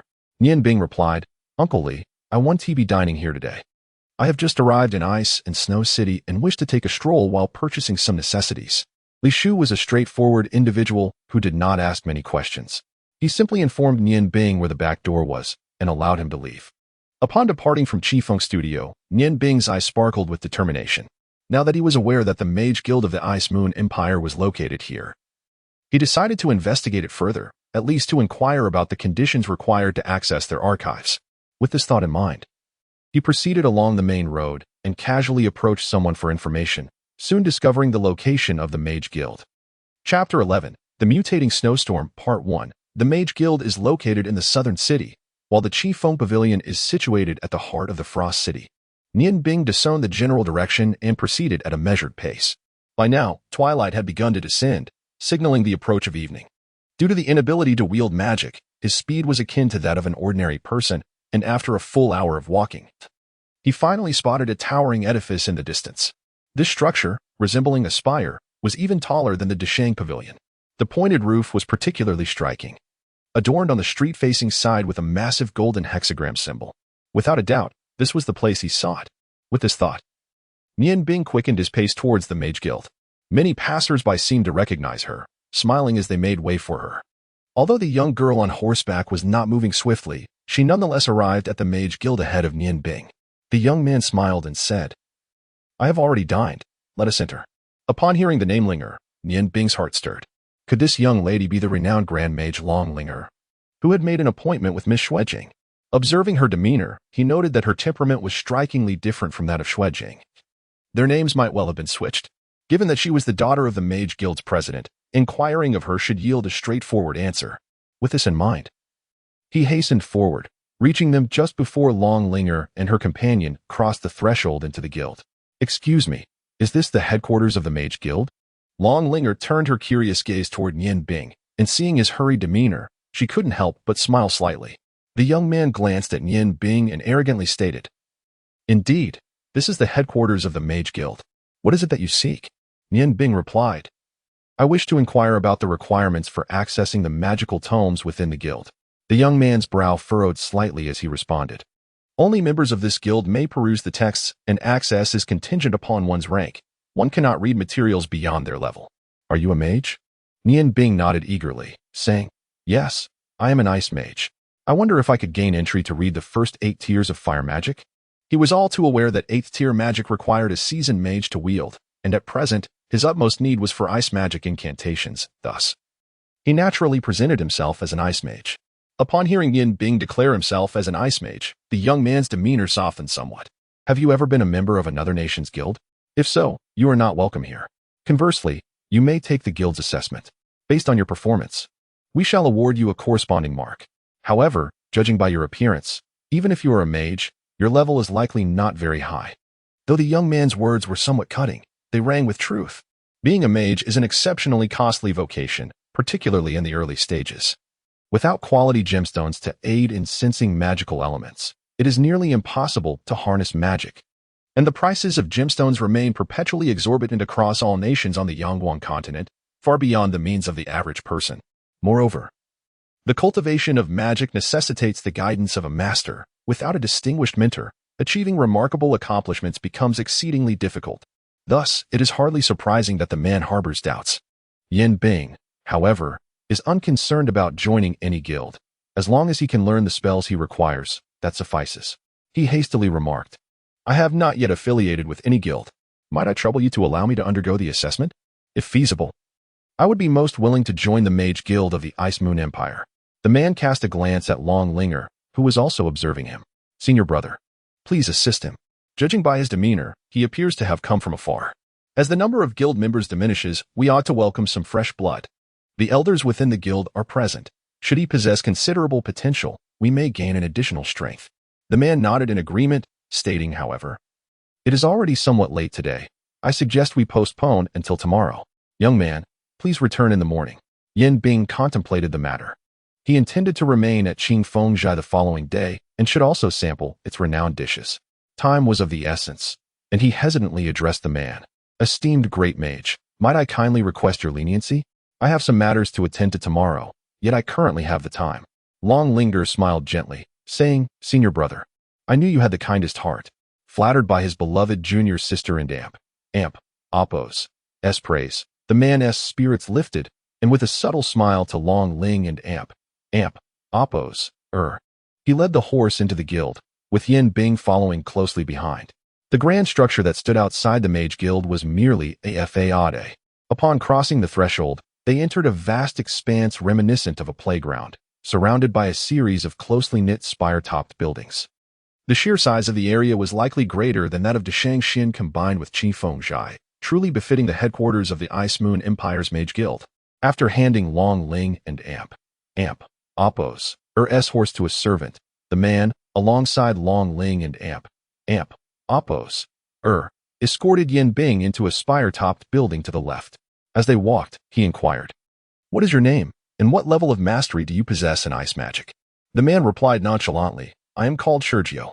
This is an assessment area, and the guild mandates that any tests must be conducted in the presence of an elder of the Magus level. Please wait here momentarily while I check if the elders are in meditation.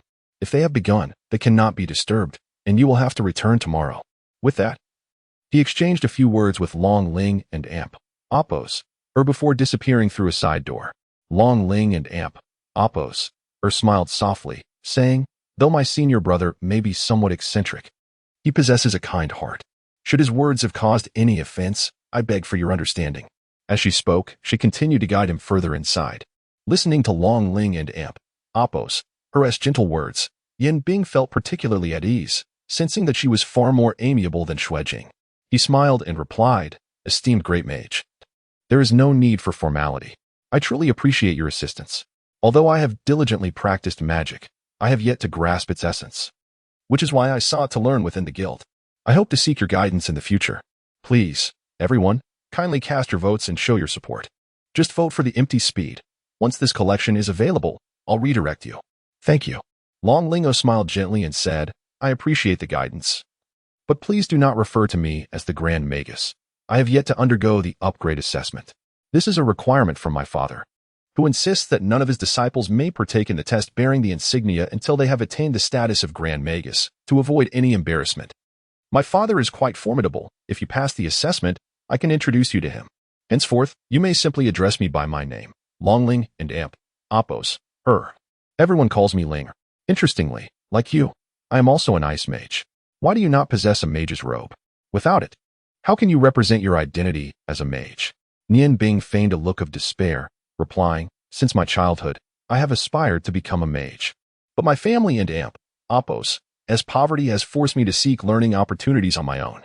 I once encountered a mage by chance who informed me of my ice affinity and taught me the method of meditation. Following his guidance, I indeed acquired magical power, though he only instructed me in meditation and did not impart any spells.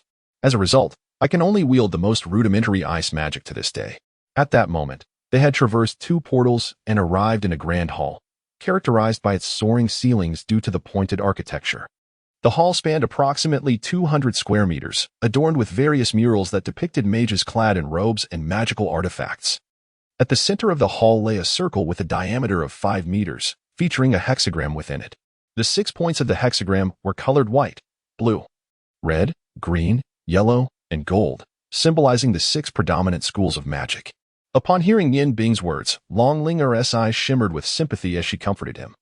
Do not be disheartened. As a mage, cultivating magical power through meditation is of utmost importance. Magical power is the foundation of all spells.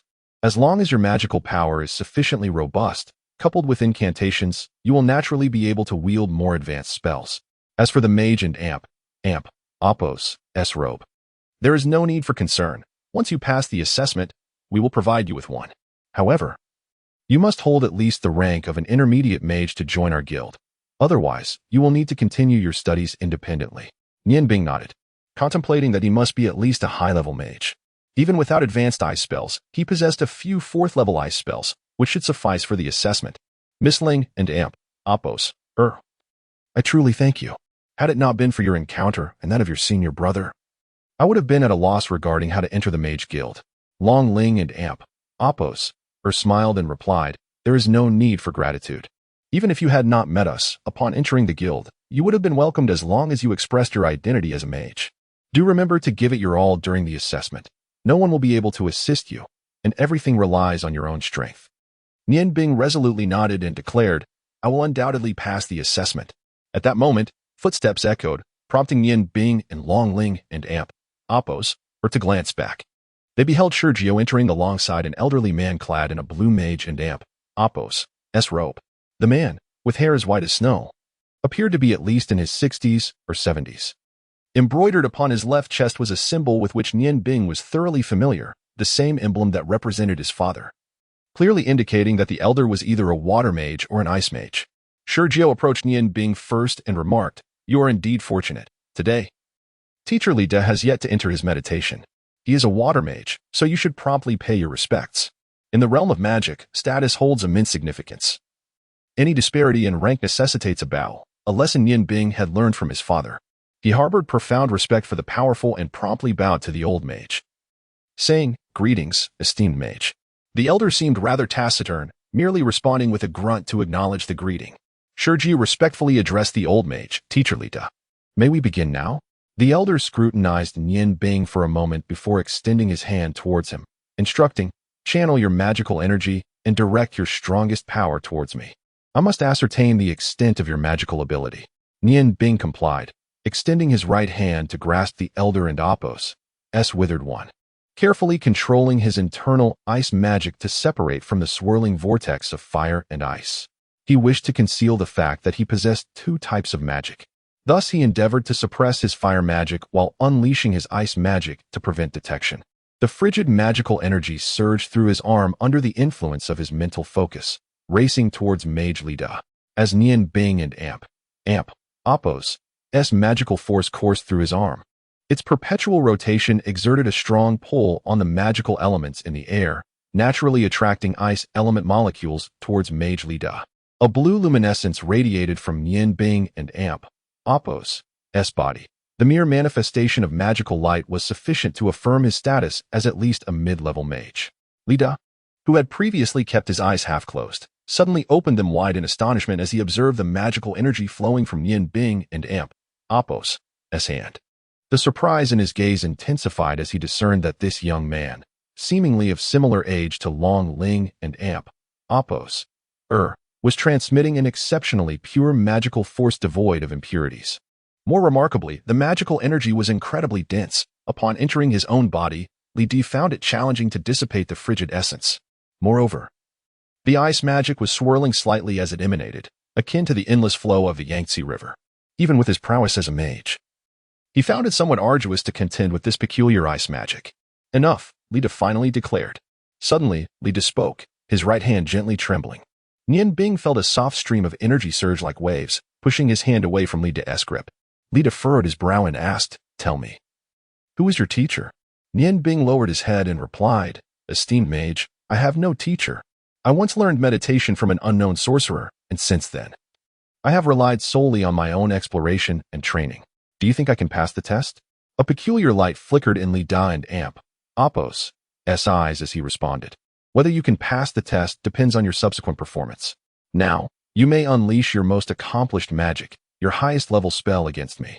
Remember, magical control is a crucial component of sorcery.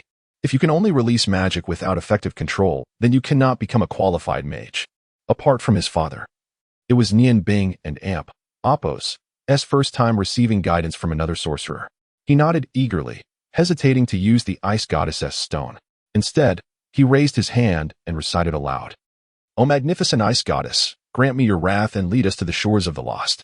Upon hearing his incantation, Lida displayed no particular reaction. But Longling Heir and Shurjiu exchanged astonished glances. Longling Heir whispered to Shurjiu, "Brother, this must be the blizzard spell. It belongs to the 4th level of large-scale ice magic. I have only recently mastered it. If he can wield this spell, his magical prowess should be at least on par with mine." It seems that allowing him to enter for testing was indeed a wise decision.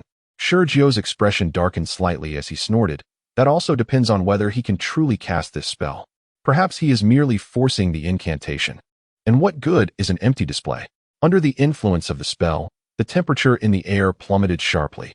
Invisible blue luminescent dots began to coalesce around Nian Bing and Amp, Appos' body. Although he did not employ the ice goddess and Amp, Appos' sigh, years of practice with the ice goddess's stone had forged a deep connection between him and the gem. Hence, even without direct use, the effect was only slightly diminished. Snowflakes began to appear in succession, and Lida and Amp, Appos' expression grew grave. Sensing the surrounding temperature, he retrieved a petite magic wand, measuring only 8 inches in length. From his robe, he murmured a few incantations, and a shimmering wave of water materialized before him. This was not a simple water wall technique, but rather an advanced version. A 5th-level single-target defensive water magic, water mirror. It not only provided excellent defense, but could also, to a certain extent, reflect the opponent and Amp, Appos' magic. The blizzard finally took shape, swirling rapidly around Nian Bing and Appos' body, gaining speed until his figure became increasingly obscured. With blue light radiating from his eyes, Nian Bing pointed his right hand forward, and the blizzard coalesced into a small tornado that flew close to the ground, heading towards Mage Lida. Upon hearing this, Shurjiu, who was nearby, scoffed and said, "Junior sister, did I not tell you? Can such a small area truly be considered a blizzard?" Longling and Appos' revealed a peculiar expression in her eyes. "No, brother. You are mistaken. Father once said that the blizzard spell not only possesses the capability for large-scale attacks and allows ice mages to fly briefly, but when magical power reaches a certain level and is coupled with excellent magical control, it can indeed serve as a single-target attack spell. It is only by employing the blizzard in a singular assault that its true power can be unleashed. Father informed me that once I reach such a realm, I can continue my journey towards becoming a magus." As the blizzard coalesced into such a substantial form, Lida and Amp, Appos' expression shifted several times. And with a flourish of his wand, he chanted incantations, conjuring 2 water mirrors to shield himself. Just as the gathered blizzard was about to reach him, its advance abruptly halted. While the other 3 mages present were caught in astonishment, the blizzard suddenly soared into the air, twisting into a vortex that resembled a colossal whip. Descending upon Lida's position, having immersed himself in magic for many years, Lida remained composed amidst the chaos. He stepped forward, directing his wand to forcefully elevate the 3 water mirrors above him to confront the impending blizzard. The blizzard, conjured by Nian Bing with the dual nature of ice and fire, unleashed snowflakes sharp as blades. While mirrors can reflect light and even energy, they could only engage in a direct clash against such lethal shards. The jarring sound of friction filled the air as the first water mirror swiftly shattered under the rapid rotation of the blizzard, followed closely by the second. When the blizzard reached Lida and Appos' final line of defense, it showed no signs of waning. Aside from a slight thinning of the snowflakes, its offensive power remained undiminished. A tempest filled the entire hall, forcing Sergio and Long Ling and Oppos to retreat to the edges, each casting their defensive spells. At that moment, Nian Bing had pushed his magical power to its limits. Lida and Oppos' eyes gleamed brightly as his form began to twist. When the last water mirror disintegrated under Nian Bing and Oppos' formidable blizzard, he plunged directly into the storm. Amidst the gasps of the onlookers, a surge of blue waves suddenly manifested. Nian Bing felt a jolt throughout his body, causing him to stagger back a few steps, nearly losing his footing. The blizzard, too, quietly dissipated within the waves, restoring the hall to its normal state, save for the frigid temperature. Lida appeared not far from Nian Bing, contemplatively stating, "To think a 4th-tier spell could compel me to utilize my 7th tier and Oppos, melting heaven with water. And Oppos, young man, your control over magic nearly rivals my own. Alas, your magical power is merely at the threshold of a great magus." Beside them, Long Lingo exclaimed in astonishment, "Uncle Lida, are you suggesting that he is a great magus?" Lida nodded, replying, "Aside from you, this is the first time I have witnessed a child with such remarkable talent.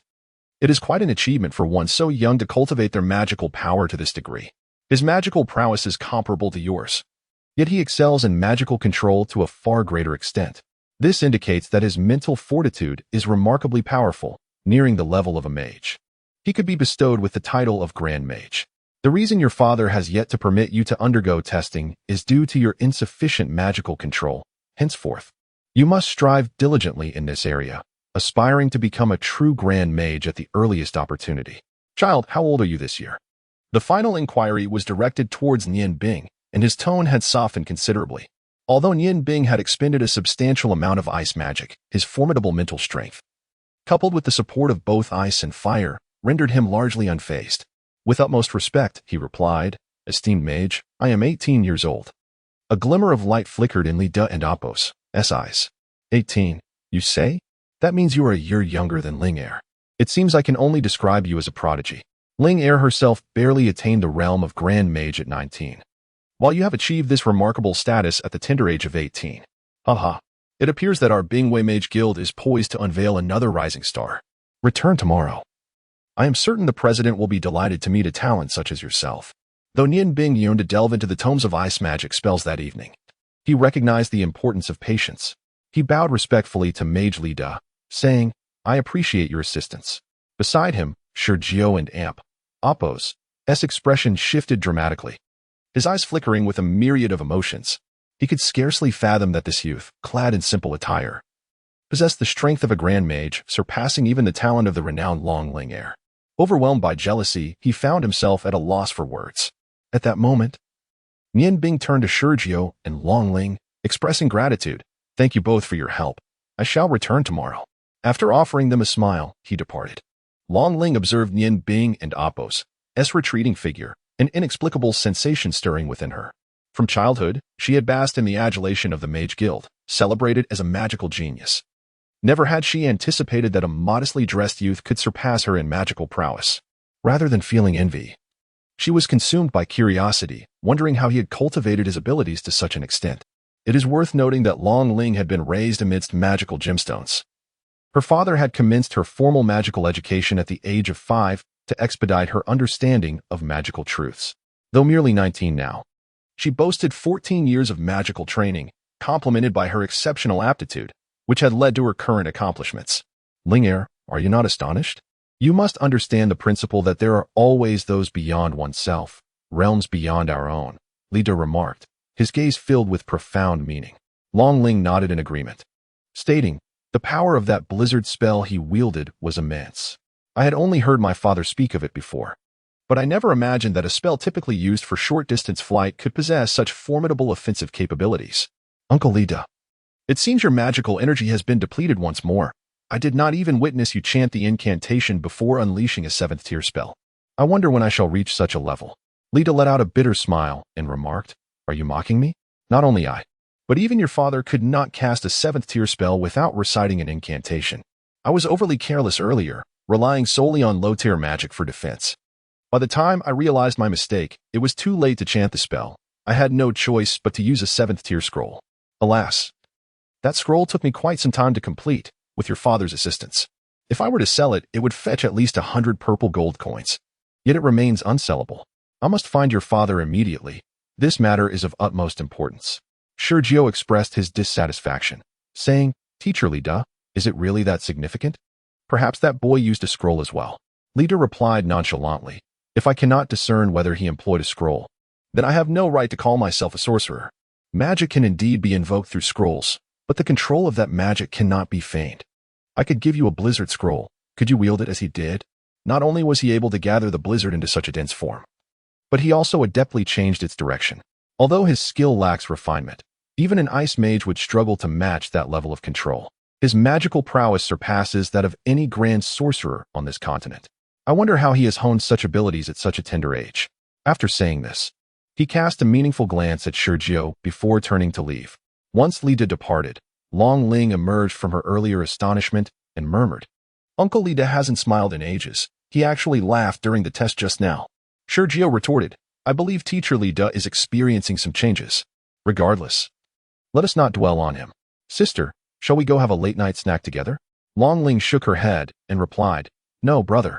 Today I realized how far I still have to go in my magical training. I possess no advantage among my peers. I want to focus on my training and strive to catch up to Nian Bing. You should also train diligently. See you tomorrow. I wonder how father will react when he sees Nian Bing. With that, she bid farewell to Sergio and gracefully departed. Chapter 12. The Demon Slayer, Part 1. Sergio gazed longingly at the vanishing figure of Long Ling, his mind secretly devising a strategy. He was nearly a decade older than Long Ling, having watched her grow up. His heart had long been entwined with his junior sister. The appearance of Nian Bing heightened his sense of urgency. Nian Bing was of similar age to Long Ling and possessed a striking appearance far surpassing his own. Coupled with impressive magical prowess, he was nearly unmatched, save for his humble origins. If his beautiful junior sister were to join the guild, pursuing her would undoubtedly become a daunting challenge. It seemed imperative to devise a countermeasure. Upon exiting the Mage Guild, Nian Bing felt elated, aware that the assessments of the magus could not be erroneous. To his surprise, he had inadvertently reached the level of a Grand Mage, possessing 2 forms of magic simultaneously. If he were to cast 2 4th-tier spells, he would undoubtedly surpass an ordinary Grand Mage. Though excitement coursed through him, he remained humble. The distinction between a Grand Mage and a Magus was but a single tier. However, this tier was a formidable chasm to cross. Nian Bing recalled his father's words. At the age of 24, his father attained the Grand Mage realm, but labored diligently until 35, only achieving the Magus rank with the aid of the Flame God Stone. This was indeed a swift ascent. The youngest Magus in the continent had reached such heights in a similar time frame. Transitioning from Grand Mage to Magus typically demanded decades of rigorous training unless one encountered extraordinary fortune. The divide between Grand Mages and Magi could be likened to a vast gulf within the realm of sorcerers. Once crossed, one could enter the formidable forest of magicians, no longer fearing warriors of equal rank. The mightiest Grand Mages could wield 5th-tier area spells, while the most powerful Magi could command 8th-tier magic, a qualitative leap indeed. Nian Bing stood resolute, his patience unwavering as he awaited his target outside the entrance of Dechengxian. The dual forces of ice and fire within him ebbed and flowed, replenishing the ice elements he had previously expended. His left hand delved into his cloak, grasping the hilt of the morning dew blade. If no one wrongs me, I shall not wrong others, but should anyone provoke me, I shall exact my vengeance. At this moment, his heart brimmed with lethal intent. At last, after a lengthy vigil of nearly half an hour, his quarry finally emerged. Liao San, derisively dubbed the mangy dog by Xue Jing, stepped through the grand entrance, still wielding his seemingly iron fan. With a flourish, he unfurled the fan and gently patted his chest, stirring the night breeze. The young women stationed at the entrance stood rigidly, scarcely daring to breathe upon his exit. Liao San approached one of the girls, abruptly seizing her delicate face and chiding, "Are you a zombie? With such a greeting, who would dare visit? Smile. Do you hear me?" The girl trembled, hastily responding, "Yes, yes, Master San. I understand my mistake." Liao San leered, "It is good that you recognize your error. This evening after work, come to my room so I can properly teach you a lesson, to enlighten you on the course of action henceforth." A terrifying glimmer manifested in the young maiden's eyes. "No, please, Master Liao. I acknowledge my wrongdoings. Kindly spare me." Her knees weakened, nearly collapsing to the ground. Liao San seized her garment with fury, exclaiming, Damn it, are you seeking death?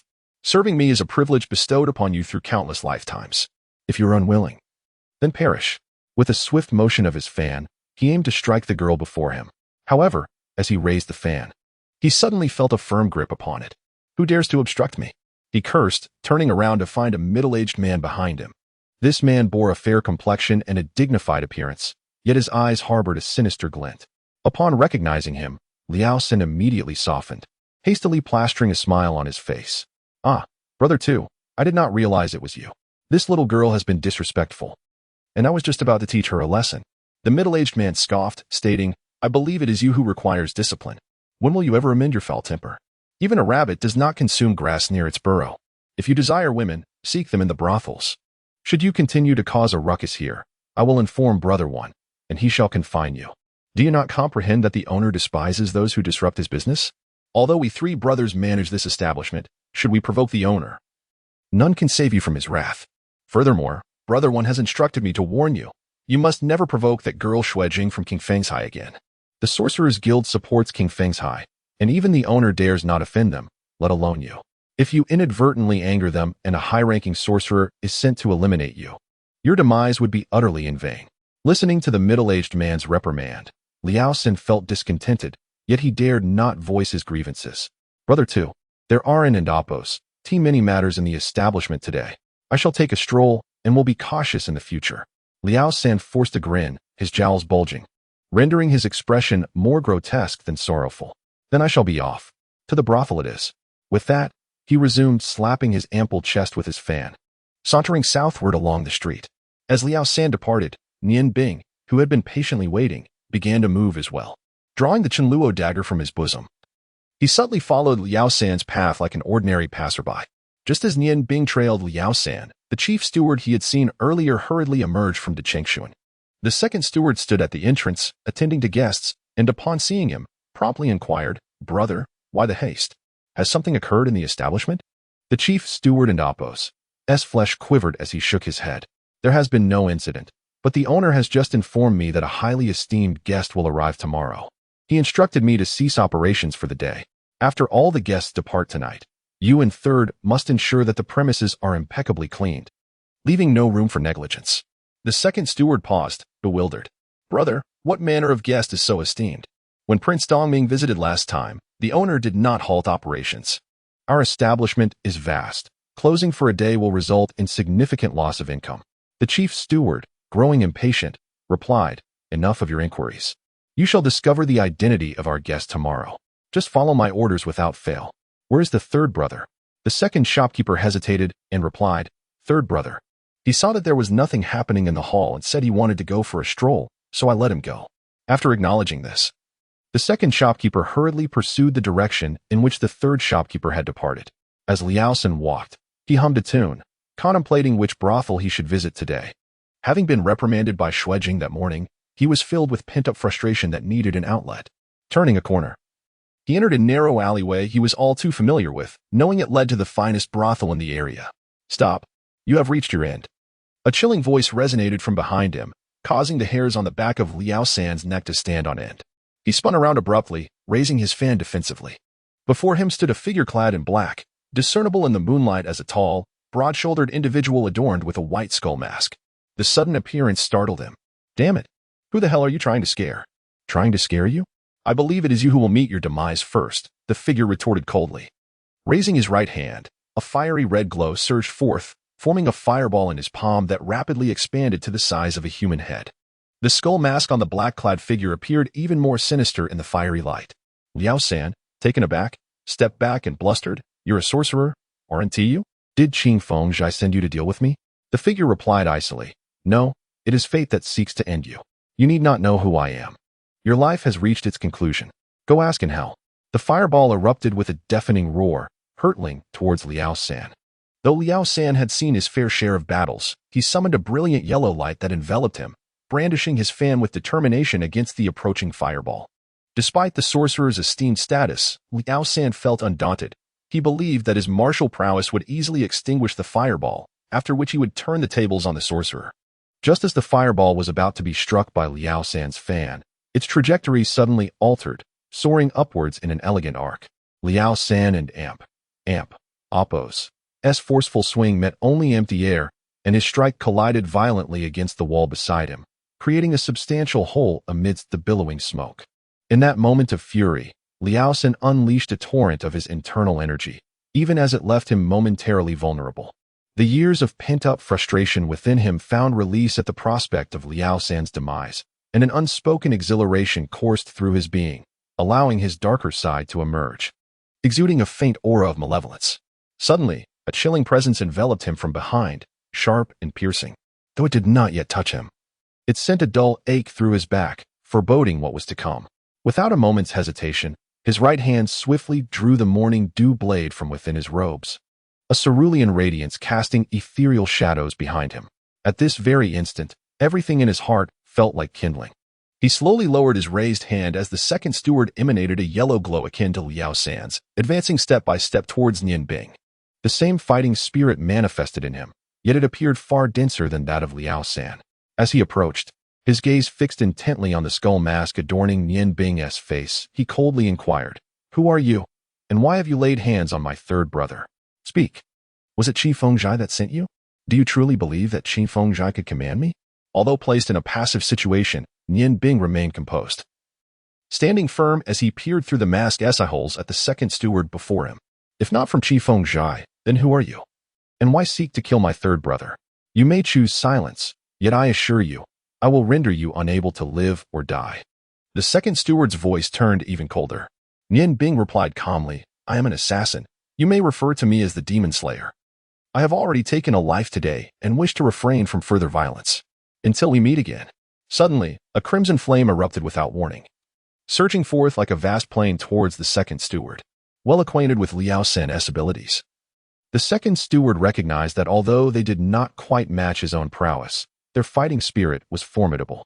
Having just witnessed this so-called demon slayer slay Liao San, he felt the urgency as the wall of fire rushed towards him. Without a moment's hesitation, he discarded his broken sword and channeled all his fighting spirit to fiercely strike against the advancing flames. After a brief moment, the pain in his inside subsided somewhat, the healing spell gradually taking effect. The name Demon Slayer, a title conjured in haste, etched itself deeply in his mind. He silently vowed that one day, the Demon Slayer would descend upon the transcendent Ice God Tower, bringing death to those who had once harmed his parents. Lost in thought, he swiftly removed his garments, wrapping the mask within them, and slowly made his way towards the back entrance of Qi Fengzhai.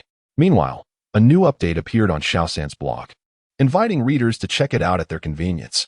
He implored his audience for more votes and collections. The weekly refinement meeting would proceed as usual this Sunday at 12:05. It was not that Xiaosan desired to delay, rather, he aimed to maintain quality. Recently, he had been unwell, suffering from unexplained chest pains that kept him awake at night. He intended to visit the hospital for a thorough examination and hope for their understanding. As these thoughts crossed his mind, he quietly turned to leave. However, he inadvertently brushed against the edge of a patch of flowers, producing an almost inaudible sound. Not good. Nianbing thought, hastily discarding his black robe and mask into the foliage. Just as he completed this action, a crimson cloud leapt over the garden wall, gracefully appearing before him. With the red light directing, Xuejing had her long sword poised against Nianbing's neck, the swirling air of fighting spirit rendering him unable to move. Xuejing clearly recognized Nianbing and Oppos' handsome visage, her brow furrowing slightly as she remarked, "It's you. Weren't you instructed to assist in the woodshed? Why are you out and about at this hour instead of resting? Wait a moment." The serene night was abruptly interrupted when Xuejing called out to Nianbing, causing him to stiffen momentarily. He thought to himself, could she have seen the items I discarded among the flowers? It is so dark. And she is not a night owl. Turning around, he inquired, "Miss, do you have any further instructions?" Xuejing scrutinized him for a brief moment before making a sudden move. Appearing before him without warning, she seized his collar and lifted herself into the air. Though Nianbing had experienced a similar sensation while wielding a snowstorm, he had never been caught off guard like this. Instinctively, his right hand reached for the Qinlu blade concealed within his garments, while his left prepared a spell, ready to respond swiftly should Xuejing pose a threat. With a gentle touch against the garden wall, Xuejing guided Nianbing into the garden, enveloped in a crimson aura. After a few graceful leaps, they landed on the eaves of an octagonal pavilion. Setting Nianbing down, she whispered, "Stay seated and do not move." Though she did not need to instruct him, he dared not stir. The pavilion loomed 4 or 5 meters above the ground, and a fall would be perilous. He was puzzled as to why Xuanhuan had brought him here, but there was no opportunity to inquire. Instead, he meticulously cast healing spells upon himself, preparing for any unforeseen circumstances. Xuanhuan rested her elbows on her bent knees, her enchanting gaze fixed upon the luminous full moon, a flicker of wistfulness dancing in her eyes. Nianbing, lost in contemplation of magical mysteries, was startled when Xuanhuan and Appo's voice broke the silence. He instinctively recoiled, losing his footing and slipping, letting out a startled cry as he began to tumble towards the ground below the pavilion. In his struggle to regain balance, he inadvertently grasped Xuanhuan and Appo's skirt, which startled her as well. She felt her body lurch, and in an unexpected turn of events, both were sent plummeting from the pavilion. However, Xuanhuan, trained in martial arts since childhood, reacted swiftly. In midair, she somersaulted, wrapping her arms around Nianbing's waist while her other hand thrust downward, utilizing the rebound of her aura to propel both herself and Nianbing back onto the pavilion. Silence enveloped them, an absolute stillness. Their eyes locked in an unusual position. Xuanhuan held Nianbing and Appo's waist while he clung to her neck with one arm, the other grasping her skirt. The exposure of her alabaster thigh, revealed by the lifted fabric, sent a rush of warmth through Nianbing. His heart raced uncontrollably, his mind momentarily blank. The usually quick-witted Nianbing found himself utterly flustered and at a loss for words. Rascal! Xuanhuan suddenly released her grip and struck Nianbing's face with a resounding slap, causing him to nearly tumble from the pavilion. With a swift motion, she pulled him closer, brushing away his hands that clutched her skirt, her eyes blazing with fury. Nianbing, momentarily dazed by her blow, covered his face with his hands, unsure of how to react. As Xuanhuan gazed at him, the expression in her eyes began to shift. A delicate mist of tears thickened, swirling around her eyes. Abruptly, she seemed overwhelmed by some grievance and burst into tears, the droplets cascading down her cheeks. Miss. I didn't and Appo's. Mean to. Nianbing ventured tentatively. Faced with a weeping beauty, he found himself at a loss for what to do. Xuanhuan suddenly lifted her head, glaring at him. I told you not to move. Who told you to fidget? Her large eyes fixed on him, she continued. It and Appo's. That's still your fault. Who told you to remain silent for half an hour? Nianbing, taken aback, replied, Didn't you ask me to sit still? You were the one who pulled me up here. Realizing the validity of his words, Xuanhuan wiped away her tears with her sleeve, huffing slightly before saying, Typically, heroes rescue maidens, but today, I find myself in the role of a maiden rescuing a fool. You've certainly grown tall for nothing. Gradually, her demeanor softened as she resumed her prior posture, gazing at the moon above. Where do you hail from? She inquired. I am from the Hoarding Empire, Nianbing replied, marking the first time he spoke of his homeland. Even during his culinary training, Zhaji had never posed such a question. The Hoarding Empire, the one renowned as the Empire of Fire? That is indeed the furthest nation from our Ice Moon Empire. What brings you so far from home? With a gentle sigh, Nianbing responded, Who wishes to leave their homeland? Yet, it is fate that compels us. At the age of 10, I came to the Ice Moon Empire with my father. But now, I am left all alone. Xuanhuan turned to glance at Nianbing, her expression softening. It seems you, too, carry the weight of sorrow. Chapter 13. The Crafting of the Golden Fragrance Circle, Part 1. Today, I visited the hospital for a checkup, specifically in the thoracic surgery department. The chief physician diagnosed me with a dislocation of the costal cartilage, which explains the excruciating pain I have been experiencing. Breathing has become a severe ordeal, though the discomfort is somewhat alleviated when I sit, allowing me to continue my writing endeavors. The doctor informed me that this ailment is untreatable and that I must simply endure it until it resolves on its own. He could not specify how many days the pain would persist. Alas, I feel quite pitiful. The time for the Sunday gathering remains unchanged, and I welcome everyone's participation. Nianbing, in a moment of exasperation, said, Earlier, I acted inappropriately. I should have addressed you as Miss. Xuanhuan, slightly impatient, waved her hand dismissively and replied, Forget it. I'm rather vexed today and merely wish to find someone to converse with. Please, just call me Xuanhuan. Originally, she intended to have a heartfelt discussion with Heir. But alas, Heir seemed oblivious to such matters, leaving Xuanhuan even more bewildered. Oh, by the way, what is your name? I am called Nianbing. Then tell me, what kind of woman is most appealing to men? Xuanhuan mustered the courage to ask this question, her cheeks instantly flushed with a rosy hue. Nian Bing mused quietly. Perhaps this young lady from King Feng's High is experiencing the stirrings of young love. Miss, or rather, Xuejing, I'm not entirely certain. However, a lady as beautiful as you must certainly capture the admiration of all men. Upon hearing these words, tears welled up in Xuejing's lovely eyes once more. You speak nonsense. If that is true, then why does he not like me? He constantly adopts a cool demeanor, ignoring me whenever I attempt to converse. Being an outsider to the situation, Nian Bing offered a wry smile. Miss, you may need to inquire directly with him. Perhaps, though he does not voice it. He harbors feelings for you in his heart. Xuejing forcefully wiped away her tears, a glimmer of hope in her voice. Is that truly what you believe? Nian Bing hesitated before responding. It is likely so. Since you hold affection for him, simply draw closer. Perseverance often yields success. Xuejing playfully struck Nian Bing's arm, insisting, but he is a boy. How can a girl take the initiative? Nian Bing, recalling his earlier statement about how every man must surely admire a beauty like her, was caught off guard by her question. Ahem. Do not jest. Our social standings differ. Xuejing persisted. Regardless, set aside our statuses for now. If we were friends, would you find me appealing? In truth, Nian Bing preferred gentle and demure girls like Long Ling Er or Feng Nu, finding Xuejing's fiery temperament less appealing. Yet, gazing into her tear-filled eyes, he found it difficult to utter a denial. He merely nodded awkwardly and replied, I do. Humph.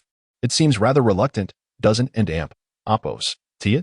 However, remember what you have said today. If I ever ask you to do something in the future, you must not refuse, understood? Uncle Li, observing the bandages on Nian Bing's face, inquired with surprise, what happened to you? Are you injured? Nian Bing offered a rueful smile. Yesterday, while walking, I inadvertently tripped over something and ended up scraping my face.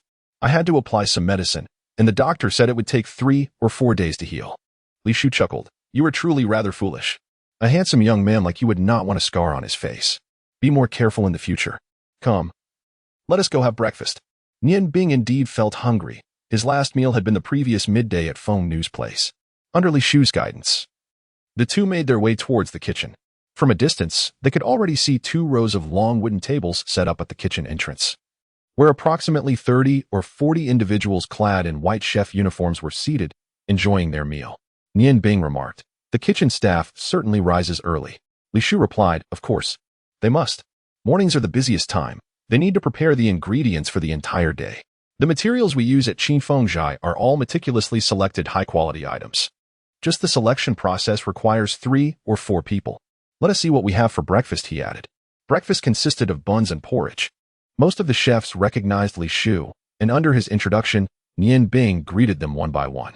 When Li Shu guided him to the last wooden table, Nian Bing noticed that only one person was seated there, while the other chefs had amicably chosen to eat at separate tables. Nian Bing. This is our head chef at Qinfengzhai, known as the Master Chef Ming Yuan, Li Shu said. Quickly, introduce yourself. Chef, this is Nian Bing, who has recently joined me. He is quite diligent, and I hope you will look after him. Master Chef Ming Yuan was of average build, neither stout nor slender. Upon hearing Li Shu's introduction, he glanced at Nian Bing. He appeared to be in his 40s, with an ordinary appearance. Yet his eyes conveyed a sense of familiarity to Nian Bing. The same gaze he had seen in Cha Ji, though Ming Yuan's was somewhat less refined.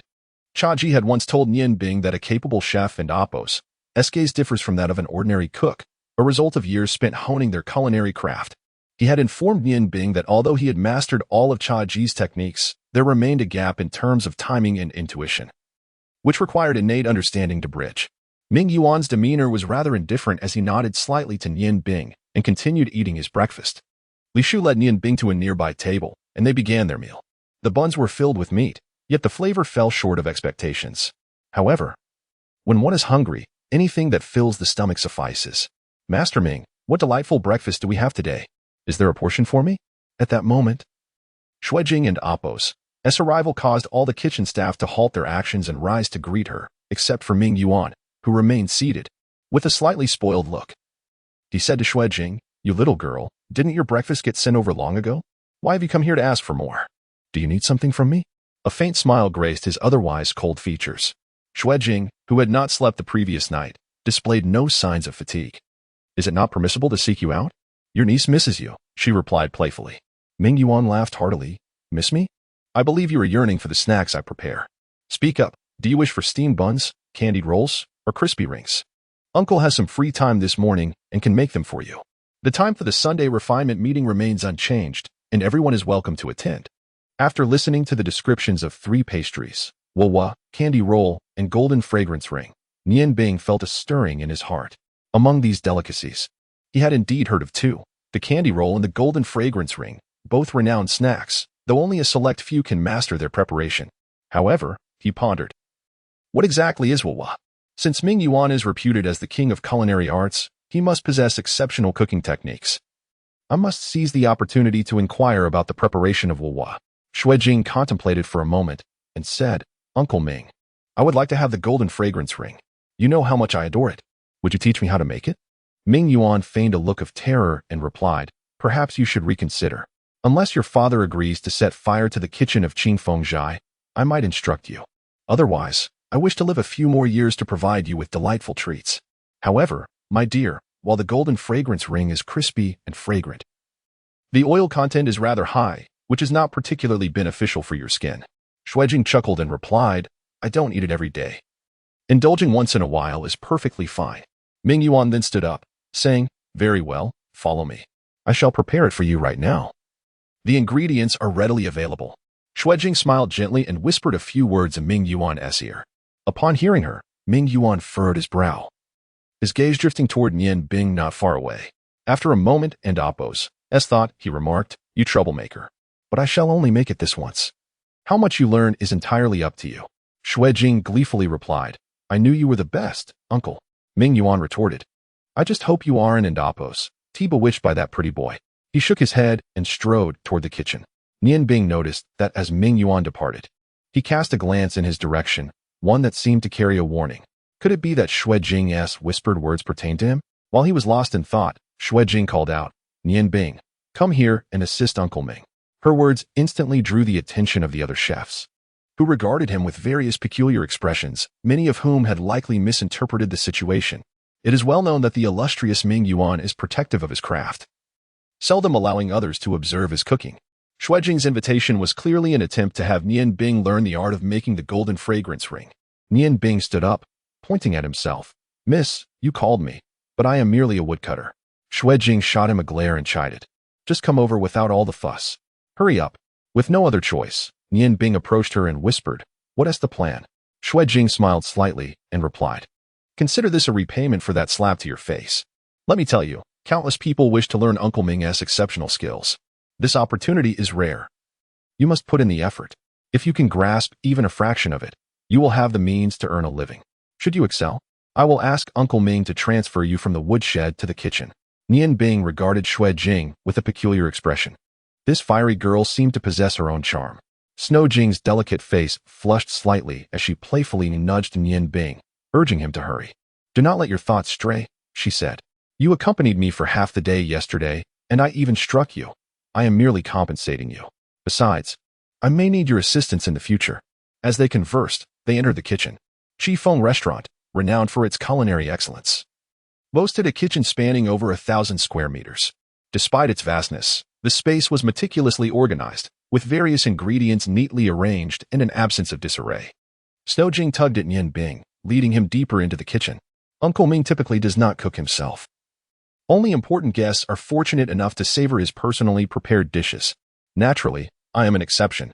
The area where Ming Yuan cooked was draped with a circle of curtains, clearly indicating his desire for privacy during the cooking process. Nian Bing silently shook his head, reflecting on how such esteemed chefs were often so secretive, hindering the broader appreciation of their culinary art. Xuejing and Nian Bing lifted the curtain and entered Ming Yuan's private cooking space, approximately 20 square meters in size. Ming Yuan glanced at them and coldly addressed Nian Bing. I will demonstrate once. Observe closely. How much you learn depends on your own aptitude. With that, his hands began to move rapidly. Nian Bing understood that the specific ingredients were secondary. The crucial factor was the quantity used. The technique of kneading the dough was also intricate. One must possess strength in the wrist, and the order of kneading could lead to different outcomes. Although the preparation of the golden fragrance ring had only just begun, Nian Bing had already discerned much, silently acknowledging Ming Yuan's expertise. Indeed, he was a master, and it seemed his visit to Qingfeng Restaurant was not in vain. Ming Yuan and Oppo's movements became increasingly swift, the dough transforming into various shapes at his hands, sometimes elongated, sometimes flat, without a moment's pause. An ordinary chef would require an hour and a half of resting time for the dough before proceeding. But Ming Yuan's continuous kneading was a testament to his desire to eliminate this resting phase. Such a feat demanded extraordinary skill and an intimate familiarity with the dough and spices. After approximately 15 minutes of vigorous kneading, the dough assumed an oval shape on the work surface. Ming Yuan appeared unfazed, as if the exertion had not affected him in the slightest. Casting a glance at Nian Bing, he stated, "Pay attention. The next step is crucial." As he spoke, he ignited the stove with flint and set a clean iron pan over the flame, pouring in half a pot of oil. With a rolling pin measuring about 1.5 meters in length in hand, he executed a series of simple yet deft movements, transforming the dough on the work surface into flat discs. His subsequent actions were remarkably swift, indicating that Ming Yuan did not wish for Nian Bing to learn too much from him. A small knife, specifically designed for crafting dough, glinted as it transformed the flat pieces into uniform strips approximately 2 inches wide. Taking the strips of dough and placing them on the countertop, Ming Yuan pressed one end down with one hand while supporting the other end with the other hand, stretching it into a long, flat form about 2 inches thick. He then used the knife to cut the dough into pieces 1.5 inches wide, stacking every 2 pieces together. He made a single cut in the middle with the small knife, ensuring that the 2 sides remained slightly connected. At this moment, the oil had reached a temperature of 50% heat. With a swift motion of his right hand, the semi-finished golden rings gracefully slid into the pot. A pair of chopsticks appeared in his left hand from an unknown source, and with a deft maneuver, he propped the chopsticks in the center of the dough as it entered the hot oil, magically transforming it into a circular shape, reminiscent of a bracelet, which spun continuously under the influence of the chopsticks.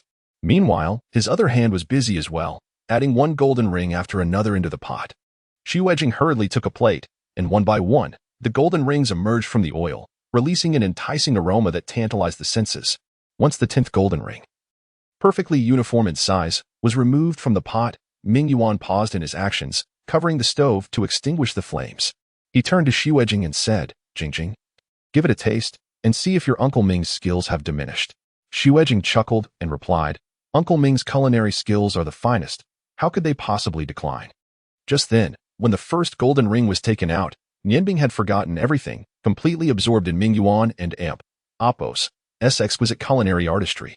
At that moment, he held a pair of chopsticks, picked up a golden ring, took a bite, and nodded in approval, murmuring to himself, "Fragrant, flaky, crispy, it crumbles effortlessly upon touch, truly masterful craftsmanship."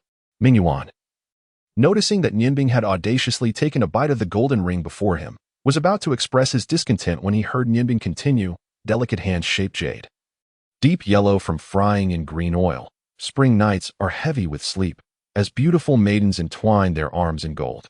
Indeed, this was an exquisite golden ring. Xuanhuan, feeling dissatisfied, exclaimed, "Nianbing, what are you doing? Who permitted you to eat my breakfast?" Nianbing, startled, snapped back to reality and hurriedly stuffed the golden ring into his mouth. Placing the chopsticks aside, mumbling, "I apologize, miss. The chef's skills are simply too remarkable." As he hastily swallowed the golden ring, a hint of embarrassment crossed his face. Ming Yuan looked at Nianbing in astonishment and said in a serious tone, "Who are you, and how do you know the secret to making golden rings?" Nianbing paused for a moment, then smiled. "I merely heard it from a street vendor in the past. It seemed quite fitting for golden rings, so I remembered it. I hope you and Appo's think ill of me." Ming Yuan scoffed, "You speak nonsense without considering your audience. If everyone knew the secret to making golden rings, I wouldn't need to make a living." Xuanhuan, astonished, was about to say something when hurried footsteps were heard outside. "Miss, chef, something and Appo's wrong." Xuanhuan lifted the curtain and saw a servant from King Fang's rushing over, drenched in sweat. She frowned and asked, "What's the hurry? What has happened?" "Speak slowly." The attendant gasped, "Miss, I just received word that for some unknown reason, the city lord has suddenly sealed all 4 gates of ice in Snow City, prohibiting anyone from entering or exiting.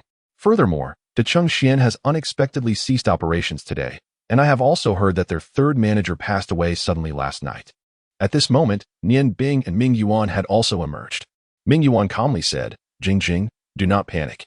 Let us go find your father and see if he is aware of the situation." Inside the Chengxian, the grand hall appeared unusually solemn today. The hall was meticulously tidy, with dozens of tables, yet only one large table in the center was occupied.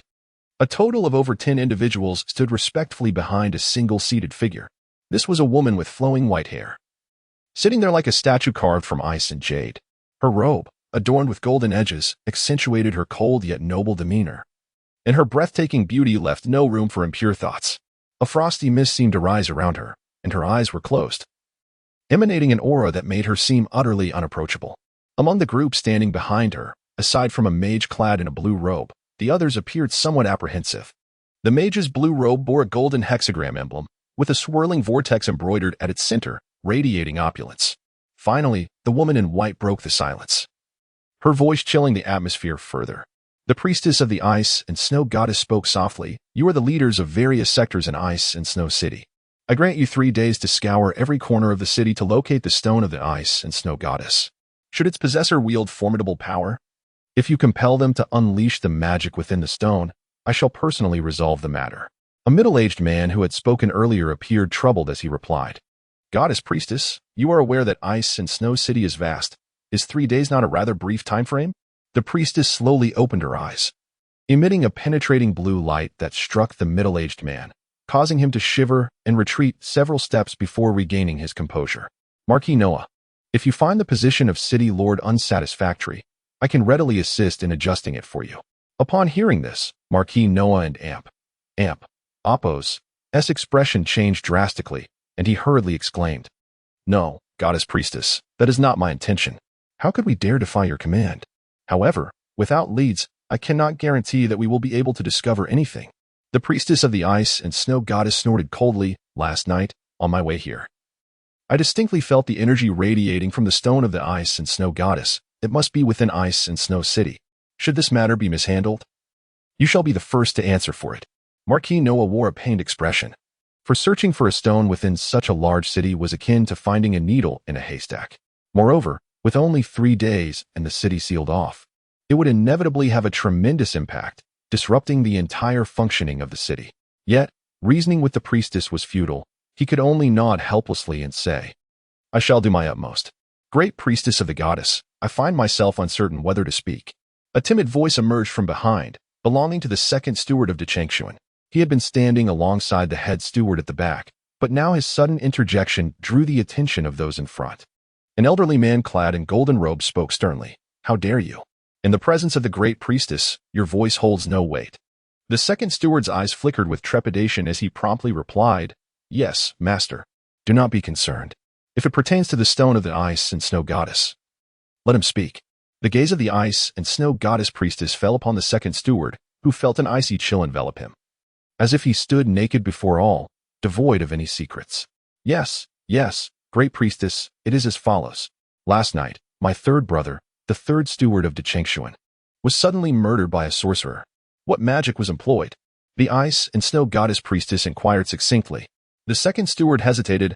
I am not well versed in magic, but it seemed to be a massive fireball. The proprietor of Xuanhuan scolded, Are you out of your mind?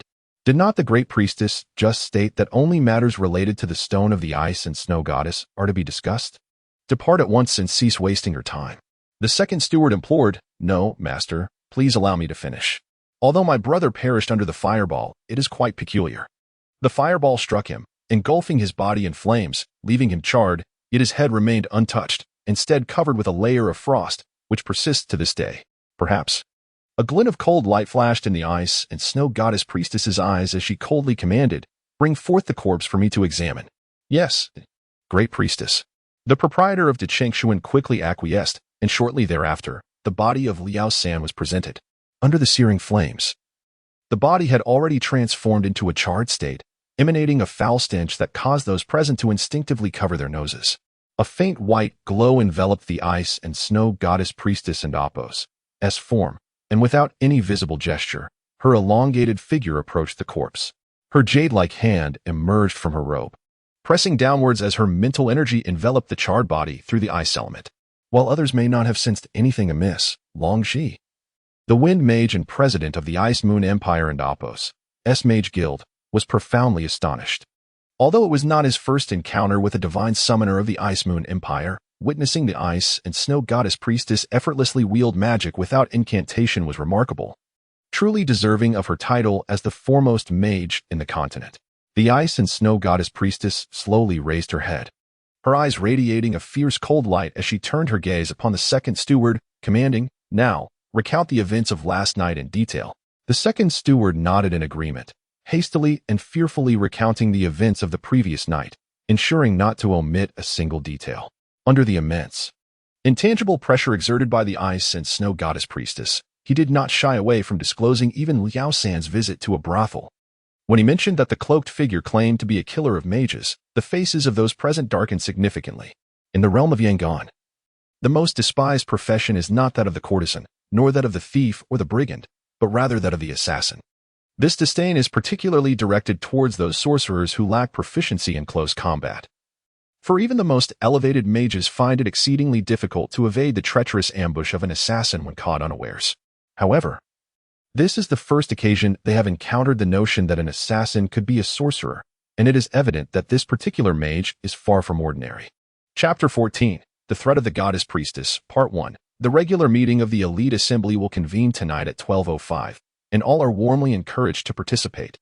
After listening to the second steward and Apos' narration, the ice and snow goddess priestess nodded slowly. It seems that the mage of death was not alone at that time. You are astute to perceive certain clues from Liao San and Apos' demise. Indeed, his true cause of death was not the explosive flames. Prior to the explosion, his head had already suffered damage from ice-based magic, his brain having endured a chilling baptism. Before the flames engulfed him, he was already deceased. Observe, his head, though slightly charred due to freezing, remains relatively intact. Through my mental probing, I discovered that his wound was minuscule, merely the size of a pinprick, indicating he was likely slain by a needle-like attack. Moreover, there is a distinct aura of the ice and snow goddess stone emanating from his head, suggesting that this magic was channeled through the stone. The mage who inflicted this upon him possesses formidable magical control, capable of condensing ice into a needle-like form that penetrates the hardest of skulls. They must possess at least the strength of a magus. The fire mage you encountered is evidently a mere decoy. It takes a coordinated effort of two magical assassins to create the scene you witnessed. Longji. Swiftly gather all ice magi in the city here. Those who bear the essence of the ice and snow goddess stone are the culprits. Longji hesitated momentarily and replied, "Goddess priestess, I believe my mages should not be implicated as the assassins. You are aware that mages hold a prestigious position on the continent, and given Liao San and Apos' status, it is unlikely that a magus-level mage would be required. The combination of two mages as assassins clearly suggests something more complex. I hope you can investigate thoroughly." The goddess priestess appeared to hold some regard for Longji, her demeanor far more courteous than when she had previously rebuffed the Marquis. Calmly, she said, "Your reasoning is valid. However, one must understand that knowing a person's face does not equate to knowing their heart. Bring them all here, and through my examination, the truth shall be unveiled." It seems the ice and snow goddess stone has been acquired for some time. The number of ice magi is quite limited, indicating that the individual lurking in the shadows is not to be underestimated. Follow my instructions and strive to resolve everything in the shortest possible time. Additionally, dispatch your other mages to guard the 4 city gates of Ice and Snow City. You comprehend my intent. At this thought, Nian Bing couldn't help but bitterly smile as he touched his bandaged face. Although the swelling from the slap was gradually subsiding, it would likely take at least another 2 days to fully recover. That slap was indeed no trivial matter. However, he mused that Xue Jing and Apos' alluring physique was undeniably captivating. Shaking his head vigorously, Nian Bing chided himself for such frivolous thoughts. With a vendetta still unresolved, the priority must be to steadily enhance his strength rather than dwell on distractions. It seems he cannot visit the Phoenix Woman for the time being. He wondered how she would react to the imprint on his face. The Mage Guild would be no different. Perhaps it would be best to postpone that encounter for a few days. Unbeknownst to him, it was precisely because of Xue Jing's slap that he spent 3 quiet days in the woodshed, narrowly avoiding a fatal calamity. 3 days have passed, and the imprint on her face has finally faded. Nian Bing completed her tasks in the morning and quietly slipped out the back door of Chi Feng Pavilion after bidding farewell to Uncle Li. At this moment, the northern gate of Ice and Snow City was completely sealed off under the vigilant watch of thousands of soldiers. The city lord, the president of the Mage Guild, and other prominent figures in Ice and Snow City breathed a collective sigh of relief. The plague that had haunted them was finally departing, And how could they not feel elated? After 3 days of rigorous searches, the individual sought by the ice and snow goddess and Apos' priestess remained elusive. 2 ice element mages from the Mage Guild also passed her mental scrutiny. For the sake of the city and Apos' normal functioning, the priestess had no choice but to temporarily relinquish her pursuits. My Lord Marquis, I must express my gratitude for your assistance. The one in possession of the ice and snow goddess's stone has likely departed from Ice and Snow City. I will continue my investigations, and if you uncover anything, please report it to the Ice God Tower immediately. Master Dragon G, please collaborate on the inquiry. Should any unfamiliar ice element mages appear, we must ascertain their origins. Do you understand? Both the Marquis and Dragon G nodded in agreement. Under their escort, the Ice and Snow Goddess and Apos' priestess exited Ice and Snow City. Her voluminous white sleeves fluttered gently, and the light of the world dimmed completely. Snowflakes danced around her, and astonishingly, the priestess floated upon a snowflake the size of a palm, a sight that left onlookers in awe. As the priestess departed, the Marquis let out a deep sigh of relief. He exchanged a glance with Dragon G, both sharing a bittersweet smile. Old Dragon, I shall treat you to lunch today. Let us dine at Xuanhuan Pavilion. I know you favor its light fare. These past few days have been rather stressful for me, fearing that I might inadequately serve this esteemed priestess. Dragon G smiled slightly and replied, It should be I who treats you, my Lord Marquis. I too have felt the weight of these days, even reducing my time for magical cultivation significantly. I believe the bamboo green wine at Xuanhuan Pavilion will help us unwind. I've arranged with Brother Xue to bring out some 30-year-old bamboo green wine for us to savor. Brother Xue, you wouldn't be stingy, would you? As he spoke, Dragon G glanced at a middle-aged man in white not far behind. The man appeared to be around 40, with a refined demeanor resembling that of a scholar. The owner of Deshang Pavilion, clad in golden attire, stood beside him. Upon hearing that both the Marquis and the president of the Mage Guild had chosen Xuanhuan Pavilion, his expression darkened slightly. The middle-aged man in white smiled helplessly and said, You all simply cannot spare me, can you? Go ahead and drink. Once it's gone. It's gone. Brother Jean, how would you care to join us for a tasting? The owner of Deshang Pavilion replied nonchalantly, Thank you, Brother Xueyu. But I have many matters awaiting my attention at Deshang Pavilion. With Liao San recently bereaved, I shall refrain from joining this time and will express my apologies another day. Xueyu smiled slightly. That is understandable. My Lord Marquis, Old Dragon, let us be on our way. These past few days have been overwhelming. And even our business at Xuanhuan Pavilion has suffered due to the city's lockdown. At Xueyu's reminder, the Marquis patted his forehead in realization, exclaiming, How forgetful of me. Summon my orders immediately to lift the lockdown. Come, today I shall indulge in a bit more wine. The past few days have truly exhausted me. I feel aged and my body is failing me. Oh, Xue, today you must allow the esteemed chef Miao to personally prepare a meal. For his bamboo shoots align perfectly with my current palate. Nian Bing meandered to the entrance of the ironware shop, holding in his left hand an assortment of vegetables and meats. He gently tapped on the door. Feng Nu, are you there? Footsteps echoed as the door opened, revealing Feng Nu peering out. Upon recognizing Nian Bing, she couldn't help but smile warmly and promptly opened the door, saying, Come in, great chef. It's a delight to see you remember me today. Nian Bing managed a wry smile. I had intended to visit a few days ago, but I was overwhelmed with matters and couldn't make it. I truly apologize. Today I shall prepare a splendid meal for you. Feng Nu and Apos' bright eyes twinkled as she replied with a teasing smile, I was merely jesting. You took me seriously. If you have matters to attend to, do not worry about me. I can eat anything. In truth, I would rather not indulge in your culinary creations, if I grow accustomed to them. What shall I do when you leave? Only after finishing her sentence did she realize the flaw in her words, and a faint blush crept onto her cheeks as she quickly turned to lead Nian Bing inside.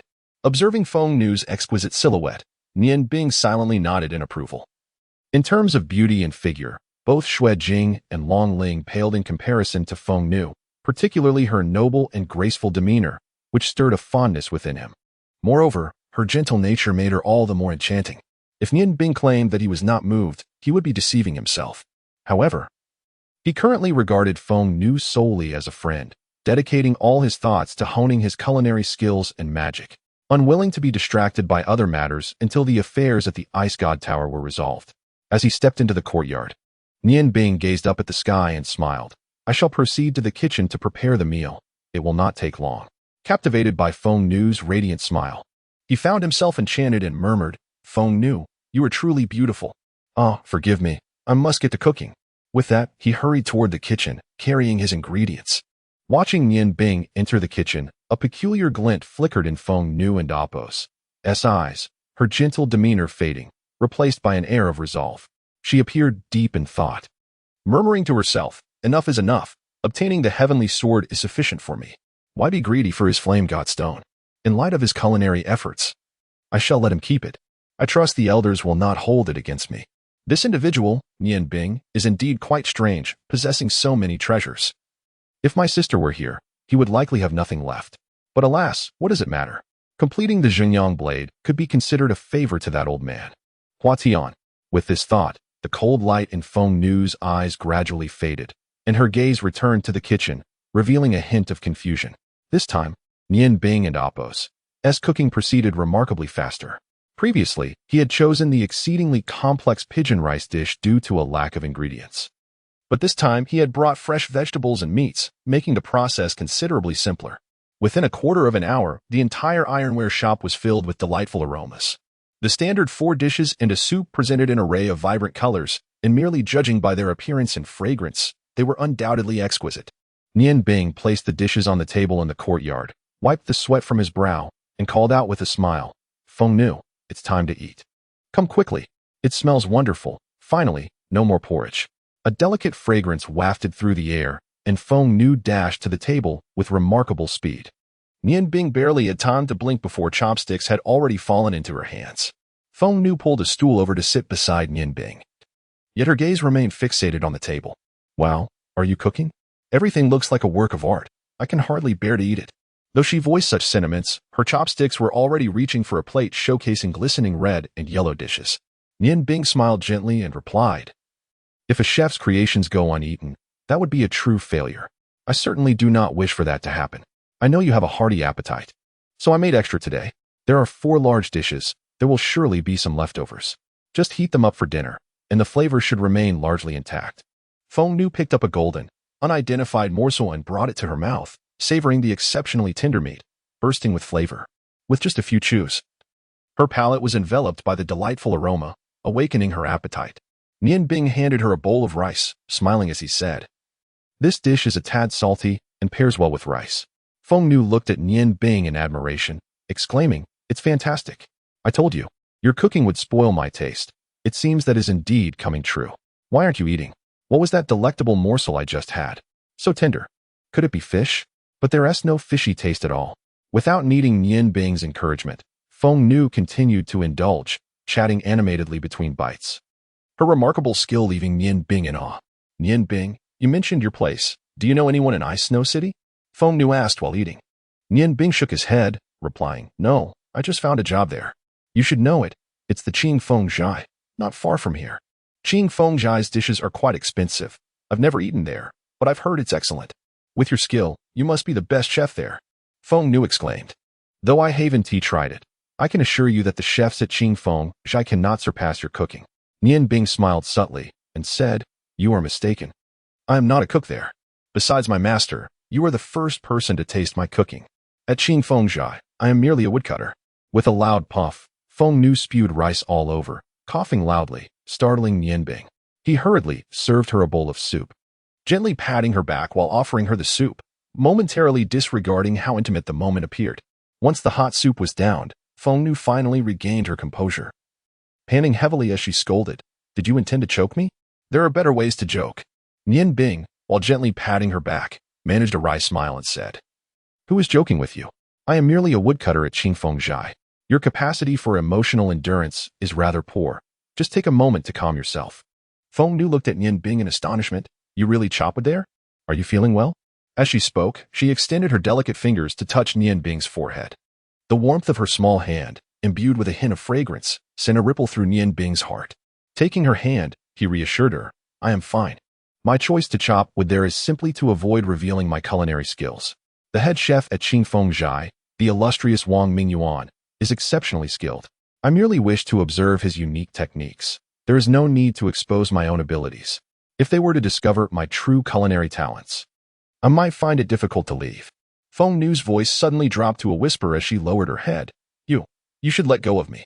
This is rather inappropriate. Nian Bing was taken aback, realizing that, having grasped Feng Nu's hand with his right, his left hand had halted its comforting rhythm and now rested around her waist. The closeness of the moment left him momentarily stunned, and he hastily released her, steadying Feng Nu as he did so. Despite his usual cleverness, he found himself at a loss for words in such an awkward situation.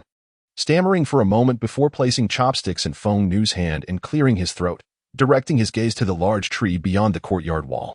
The Essence Enhancement Conference 1205 has commenced. Everyone must cast their votes generously. At least 800 highlights will emerge, he added. Feng Nu's pace of eating had slowed considerably. Although she continued to eat, her emotions were in turmoil. Despite knowing she ought not to feel this way, she found herself stealing glances at Nian Bing. This meal, she consumed far less than the last time with pigeon meat, stopping after barely finishing half, just as Nian Bing intended to assist her with the cleanup.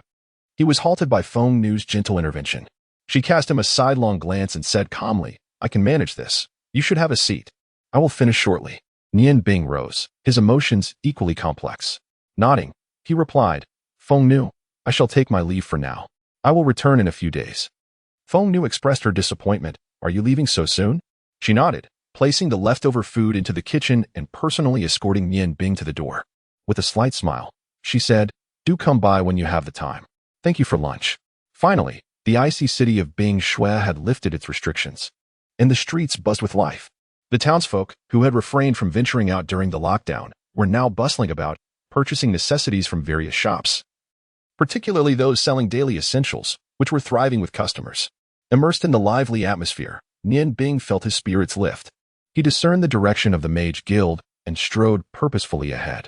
Although the weather was stifling, he felt no discomfort, thanks to the morning dew blade embedded with the stone of the snow goddess.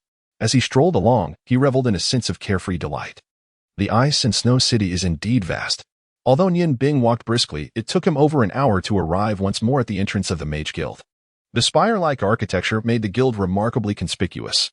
Since it was daytime, 2 guards clad in magical robes stood at the entrance. They appeared to be around 16 or 17 years of age, and from the inconspicuous insignia on their robes, it was evident that they were merely 2 magical apprentices, possessing at most the strength of novice mages. Striding forward, Nian Bing approached the entrance of the Mage Guild and addressed the 2 novice mages on duty. Greetings. I am here to see Mage Light. The novice mage on the left glanced at Nian Bing with a look of curiosity and inquired, What business do you have with Mage Light? Nian Bing explained, 3 days ago, I came to the guild for a magical assessment. It was rather late at the time, so Mage Light asked me to return the following day. However, the entire ice and snow city was under lockdown the next day, preventing me from coming. Now that the lockdown has ended today, I have come immediately. I sincerely apologize for making Mage Light wait.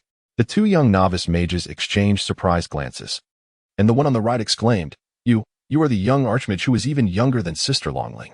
Nian Bing was momentarily taken aback and replied, You also know that Mage Light mentioned that I possess the strength of an archmage. The novice mage on the left regarded Nian Bing with a peculiar expression and said, In the past couple of days, the guild president instructed us to search for you throughout the city, but we could not locate you. Now that you have finally arrived, please come with me. Nian Bing felt a stir of emotions within, pondering that even if his magical prowess was formidable, it seemed unnecessary for the guild president to personally order a search for him. There must be something amiss. It would be wise to proceed with caution. As these thoughts raced through his mind, he followed the novice mage into the Mage Guild for the second time, contemplating various contingency plans as they walked. The novice mage led Nian Bing to a spacious room within the guild, poured him a cup of water, and said, Please wait here for a moment while I inform Mage Light. This room was quite large, seemingly designated for receiving guests, adorned with murals reminiscent of the testing hall from his previous visit. Even the table before him bore a hexagram design. Before long, footsteps echoed once more, and the water mage, Mage Light, entered the room. As soon as he stepped inside, Nian Bing felt an overwhelming aura of pressure enveloping him. Turning to look, he noticed that Mage Light was regarding him with an unusual expression. Greetings, Mage Light. Nian Bing quickly rose and respectfully bowed. Mage Light responded nonchalantly, Hello. I have been waiting for you for 3 days. The lockdown was merely for external appearances. Internally, the restrictions were not overly stringent and should not have hindered your movements. Nian Bing maintained an impassive demeanor and replied, I have only recently arrived in Ice and Snow City. The sudden lockdown frightened me, so I decided to wait until it was lifted before coming here. I truly apologize for the delay. Mage lied, frowned, and remarked, fear. As a mage of considerable mental strength, such negative emotions should be rare for you. A faint blush adorned Yin Bing's face as he remarked, I hail from a humble background and have never encountered such grandeur. It is truly embarrassing. Lide's gaze remained fixed upon Yin Bing, with his mental prowess enveloping the latter's form. Yet, despite his scrutiny, he could discern no flaw in Yin Bing. With a serene smile, he said, if that is the case, then follow me. From this moment forth, you are now a member of the Ice Moon Empire's Magician Guild. Let us proceed. The ceremony has long been prepared. With that, he turned and strode outward. Yin Bing hastily followed in Lide's wake, trailing behind while secretly consolidating his ice and fire dual elemental power, should any unforeseen circumstance arise, despite Lide being a sorcerer. A simultaneous ambush employing two extreme magics would surely momentarily disconcert him, granting Yin Bing an opportunity to escape. As they walked, curiosity gnawed at him. Why was the sorcerer testing him? Had his act of killing Liao San been revealed? After all, Liao San was merely a manager at the Qingxian. Hardly a matter warranting the involvement of such a distinguished sorcerer. Inside the hall, 5 magicians were engaged in conversation, 2 of whom appeared to be of a similar age to Lide and were, astonishingly, of the sorcerer rank. The remaining 3 bore the insignia of great magicians, clearly elite members of the Magician Guild. As Lide entered with Yin Bing, their attention inevitably shifted towards them. One fire element magician, adorned with the sorcerer insignia upon his chest, smiled and remarked, Lide, is this the newcomer you tested the other day? One would hardly discern it at first glance. Chapter 15. Joining the Mage Guild, Part 1. Upon witnessing so many high-ranking mages, Yin Bing's first instinct was to cautiously conceal his dual elemental magic, particularly the essence of his fire affinity. With numerous powerful sorcerers around, the slightest misstep could provoke relentless assaults. When he heard the voice of a fire mage, he hurried forward and respectfully greeted. Yin Bing pays his respects to the esteemed elders. The fire mage who had spoken earlier displayed a cheerful demeanor. With a hearty laugh, he replied, please, do not refer to me as an elder. In the realm of learning, there are no hierarchies. Those who excel deserve respect. At your age, I believe I had just recently entered the realm of intermediate mage, an achievement that was remarkably swift. Welcome to the Mage Guild of the Ice Moon Empire.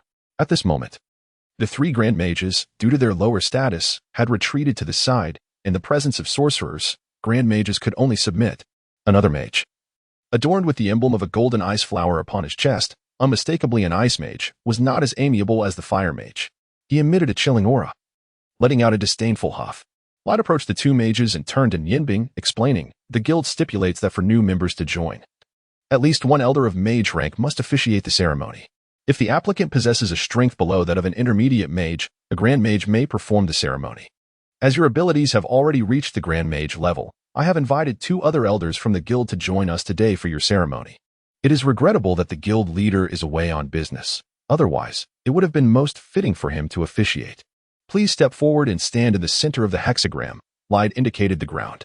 Yin Bing complied, moving to the center of the hexagram, where he stood among the 3 mages. A gentle smile graced Lide's face as he declared, I am Lide, a water mage. In my capacity as an elder of the Ice Moon Empire Mage Guild, I hereby conduct this ceremony. Great elemental deity, witness this moment as Yin Bing becomes a grand mage of our guild. He shall take pride in the honor and glory of the guild and dedicate his life and appos as strength to its service. Yin Bing, I ask you, are you willing to give everything for the guild? Lide smiled subtly and nodded to a nearby grand mage. The grand mage, clad in an unusual silver robe, stepped forward and softly uttered a few incantations. In a flash of silver light, a pale blue robe materialized in his hands, an emblem of the ice mage and Appos, as identity. Although ice and water magic share the same origin, the hue of the ice mage's robe is notably lighter than that of the water mage's. Seeing the robe's emergence, Yin Bing mused to himself, is this what they call spatial magic? In the realm of magic, the 4 elemental magics, water, fire, earth, and wind, serve as the foundation, from which special magics like ice and thunder have emerged. Conversely, spatial magic, light magic, and dark magic are exceedingly rare. In the realm of the mainland, spatial magic is the most frequently encountered form of sorcery. As for light and darkness, according to legends, these 2 types of magic seem to have been lost to time. However, in his childhood, Rong Tian once revealed to Yin Bing that these magics had not truly vanished. Rather, they could only be wielded by individuals with unique physical attributes. From an energetic perspective, light and darkness do not surpass other forms of magic in strength, yet they possess a distinct complexity that renders them far more challenging to manage. As a grand sorcerer of the spatial arts, Nian Bing yearned for the opportunity to learn from such masters. He lamented that if only he could master spatial magic himself, he would be able to utilize a special technique to store his belongings conveniently, thus alleviating the burden of carrying numerous items. It was even said that one could carry additional seasonings for convenience. Unbeknownst to Lide, Nian Bing was contemplating the use of spatial magic to store his seasonings. He received a magical robe from the hands of the spatial sorcerer and approached Nian Bing, saying, "The god of elements shall bless you, child. Don this robe, and you shall become a member of our guild. We are all your kin and friends." Gazing into Lide's sincere eyes, Nian Bing felt a flicker of confusion. Yet it did not linger long. He accepted the robe and donned it, finding it a perfect fit, evidently tailored to his physique. The light blue robe felt exquisite, crafted from special materials, and it emanated a subtle magical aura that, while not overpowering, would assist him in absorbing ice elements. The inner placket of the robe was embroidered with a silver thread depicting a moon symbol, beneath which lay a white ice flower, the emblem of the Ice Moon Empire. As Nian Bing admired the 3 circles of silver thread encircling the ice flower on his chest, he silently called out, "Father, Mother, can you see? Your son has now become a grand sorcerer, a dual element master. Wait for me, it will not be long before I return to the Ice God Tower." Light observed Nian Bing, now clad in the robe of an ice sorcerer, and could not help but admire him. The already handsome Nian Bing appeared even more striking in the luxurious attire, his starry eyes radiating charm. With a gentle smile, Light remarked, "Indeed, one must dress for the part. Adorned in this robe, you are now a true mage of the Ice Moon Empire." Nian Bing respectfully bowed to the 3 sorcerers, expressing his gratitude for their assistance. "What does an Appos, golden artifact and Appos, mean, Master Light?" Nian Bing inquired, his curiosity piqued, as he was unfamiliar with the classification of magical items. Light smiled softly and replied, "It seems that although you have been acquainted with magic for some time, you do not yet possess a true understanding of it. Among all magical items, golden artifacts represent a significantly high level. Magical artifacts are classified into 6 distinct tiers: divine artifacts, lesser divine artifacts, dark gold artifacts, silver artifacts, and bronze artifacts. Although gold artifacts rank only 4th. It is noteworthy that a single gold artifact staff can command a price exceeding 1,000 purple gold coins in the market. Dark gold artifacts are exceedingly rare, while the highest tiers, divine and lesser divine artifacts, are particularly elusive. Even the guild leader possesses only a single lesser divine artifact staff. It is rumored that the true divine artifact is held by the priestess of the snow goddess at the Ice God Tower, though its exact nature remains unknown. Seemingly not a staff, Nian Bing gazed thoughtfully at the ice crystal staff in her hand. If one were to assess the situation, what tier would her morning dew blade be considered when utilized as a staff? It likely qualifies as at least a dark gold artifact. After all, the stone of the snow goddess is evidently far superior to the ice crystal affixed to this staff. I am immensely grateful to all the magicians and the guild leader for your guidance. I shall strive diligently to enhance my abilities and aspire to become a more formidable magician," she proclaimed, uttering the customary platitudes. Yet, her thoughts had already soared to the library of the Magician's Guild, where she now needed only to memorize the ice magic spells essential for her. Lide smiled gently and said, "Everything that is due to you has been bestowed, and the ritual has been completed. Now, I must impart some regulations of our guild to prevent any future missteps on your part. You must firmly remember the following key points. First and foremost, as a magician of the Ice Moon Empire's Magician Guild, you must unconditionally obey the guild's orders at all times. Should the guild face a crisis, you will be required to join the Magician Legion. Your specific position will depend on your magical level at that time, and this is a rule you must adhere to. Failure to comply will result in not only the revocation of your magician status, but also severe penalties from the guild." Nian Bing nodded in acknowledgement, having received so many privileges. It was only natural to bear corresponding obligations. Light continued, "Secondly, when the Ice Moon Empire encounters peril, we, as the Magician Guild of the Empire, are obligated to assist in repelling external threats. In such instances, you must also unconditionally accept summons to serve as a magician in the Imperial Legion. Naturally, the Empire will provide additional compensation in these circumstances, and the remuneration will be quite substantial. Should you distinguish yourself, further rewards will be conferred. Upon hearing this, Nianbing felt a surge of confusion. As the Magician Guild of the Ice Moon Empire, shouldn't the Empire's interests take precedence? Why then did the first rule prioritize unconditioned obedience to the Guild and Oppos as directives? This interpretation seemed rather peculiar, suggesting that the Guild might oppose the Empire if its own interests were threatened. Lide went on. Thirdly, once you become a magician within the Guild, you must comply with any duties assigned to you and remain available for the Guild's summons. Certainly, given your current circumstances, it is improbable that the Guild will assign you any duties. Your paramount focus should be on diligently enhancing your magical prowess, striving to attain the status of a magus at the earliest opportunity. Once you achieve this esteemed rank, you will wield considerable influence within the Guild and be honored with the title of Elder. Nianbing collected his thoughts, nodded, and stated, I shall adhere to the Guild's directives. Is there anything else? Li De replied nonchalantly, these three stipulations are of utmost importance. As for the other minor clauses, they are inconsequential. Once you reach the magus level, the Guild will naturally bestow upon you greater privileges and allow you insight into more of its affairs. Currently, across the entire continent, the 5 great empires each have their own magical guilds. Our Ice Moon Empire, due to the presence of the Ice God Tower, has long been regarded as possessing the most formidable magical power among these 5 empires. However, they remain oblivious to the fact that our Guild of Magicians is not of the same ilk as the mages associated with the Ice God Tower. While there are hundreds of ice mages within the tower, they solely heed the summons of the priestess of the Snow Goddess. Excluding them, our guild is, in fact, the weakest among the 5 great empires. Within the guild, there is 1 magus, 8 elders of the magus rank, and 39 grand sorcerers, including yourself. The remaining lower-tier mages barely surpass 1,000 in total. Overall, our strength pales in comparison to that of the Ice God Tower. In contrast, the other 4 empires boast at least 2 mago each, with the Huarong Empire particularly notable for having 3 fire mages, one of whom, the Prince of Huarong, is said to be perilously close to the threshold of a divine sorcerer. Thus, to prevent our Ice Moon Empire's guild from declining, you must devote yourself to rigorous training. The greater your strength, the more advantageous it will be for both the guild and the empire at large. Do you comprehend?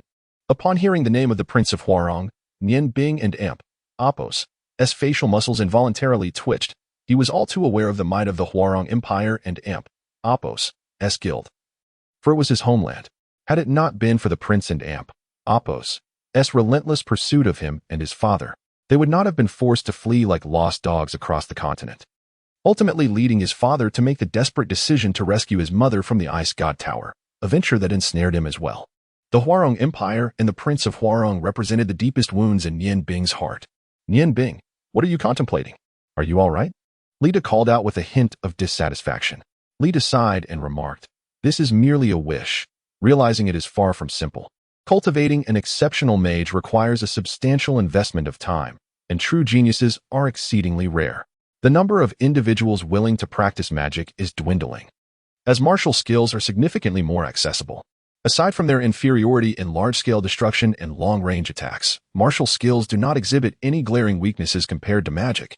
I truly wonder if, after several hundred years, this ancient practice of magic will still endure on the continent. The ice mage beside them furrowed his brow and said solemnly, Li De, you speak too freely. The ceremony has concluded. Let us leave it at that. Realizing his oversight, Li De quickly remarked, yes, I truly am getting forgetful. Nianbing, the ceremony has concluded here. You may proceed to meditate. I have heard from Master Geo and Ling Er that you wish to learn more ice magic spells. Come with me. I shall escort you to the library of the guild, where you will find what you seek. Upon hearing this, Nianbing and Oppos' heart surged with joy. This was precisely what he desired. He promptly agreed and followed Li De out of the grand hall where the ceremony had taken place. As he passed by an ice mage, a faint voice whispered in his ear, Xuanhuan, after everything concludes, come to my room. I reside in the westernmost chamber of the guild dormitory. Remember, you must come. Do you understand? Guided by Li De, Nianbing navigated around the imposing structure that housed the ceremonial hall, making his way towards the back of the Mage Guild. The area was indeed expansive, revealing a hidden world of towering buildings closely interconnected. Although these edifices appeared grand, an inexplicable sense of oppression lingered in the air. While walking, Li De spoke to Nianbing. I shall arrange for you to have a dormitory here. This privilege is reserved for those of Archmage rank and above. A weight settled in Nian Bing's heart as he replied, Master Li Da, will I still be allowed to venture outside? Nian Bing gazed at the rows of bookshelves lining the walls, feeling a surge of excitement. For a mage, this was undoubtedly a treasure trove.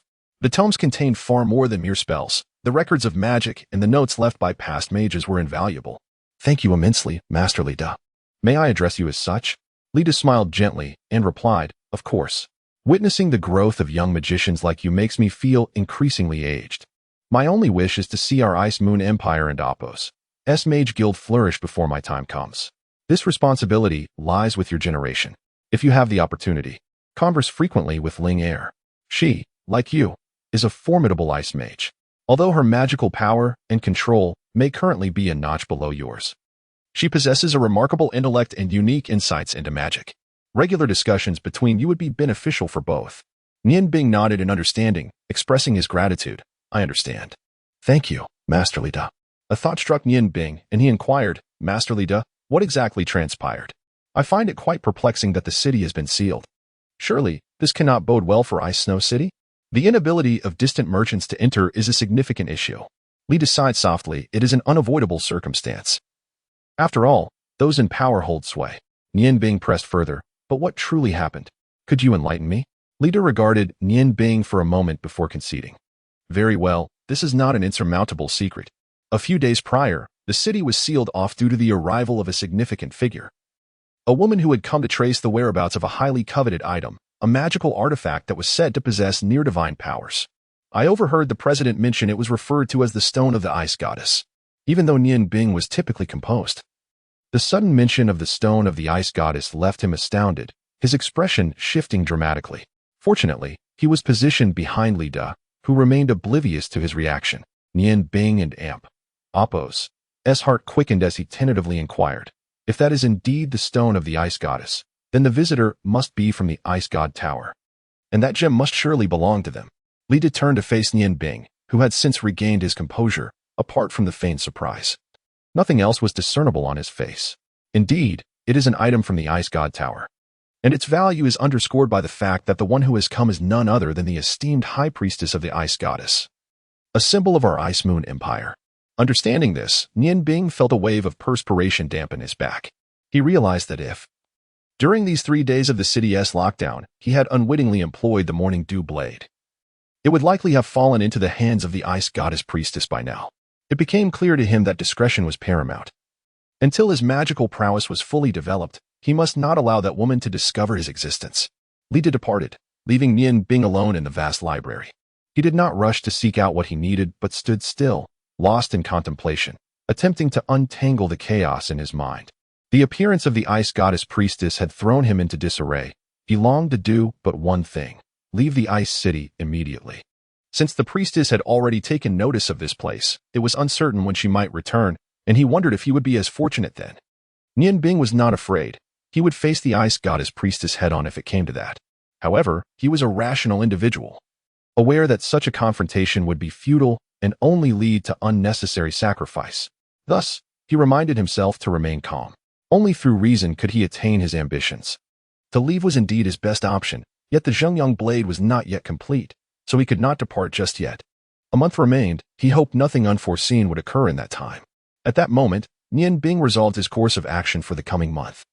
He cautiously tucked the Morning Dew Blade into his breast and vowed not to wield it again until he had left the Ice City, which echoed the lament of the Ice Goddess. With this understanding, Nian Bing's spirits lifted considerably. The lifting of the city's lockdown signified that the Ice Goddess Priestess had departed, as long as he remained vigilant. He believed the month ahead would not pose insurmountable challenges. With this thought, a cold, determined smile graced his face as he began his search for the items he required on the first floor. When Nian Bing commenced his journey into the realm of magic, he had already been wandering the continent with his father.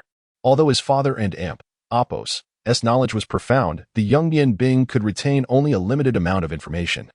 Aside from a few crucial concepts, he understood that what he required most at that moment was theoretical knowledge. Only by establishing a solid foundation could he learn more effectively and grow stronger at a swifter pace. Thus, he did not hastily ascend to the 3rd level, but rather began his studies from the first reaching for a comprehensive tome on the intricacies of magical theory. Chapter 16, The Boyfriend Impersonation Plan, Part 1. The afternoon update has arrived. As time always seems to fly while reading. The library is filled with glass that invites the light from outside. Nian Bing leaned against the bookshelf, engrossed in the subjects that piqued his interest. Although the first floor housed only the most rudimentary texts on magic, he felt as though he had stumbled upon a treasure. Many situations he had previously encountered that baffled him were now elucidated within the pages of these books. When his culinary mentor, Cha-Ji, initially taught him the art of cooking, he emphasized the paramount importance of mastering the fundamentals. This principle resonated deeply with Nian Bing as he progressed in his culinary journey. As the day waned, the sky outside darkened, and the magical lights within the library illuminated automatically, powered merely by low-grade magical stones. Nian Bing showed no inclination to leave. Instead, he utilized the bright light to delve into the fourth book he intended to read that day. At that moment, the library door suddenly creaked open.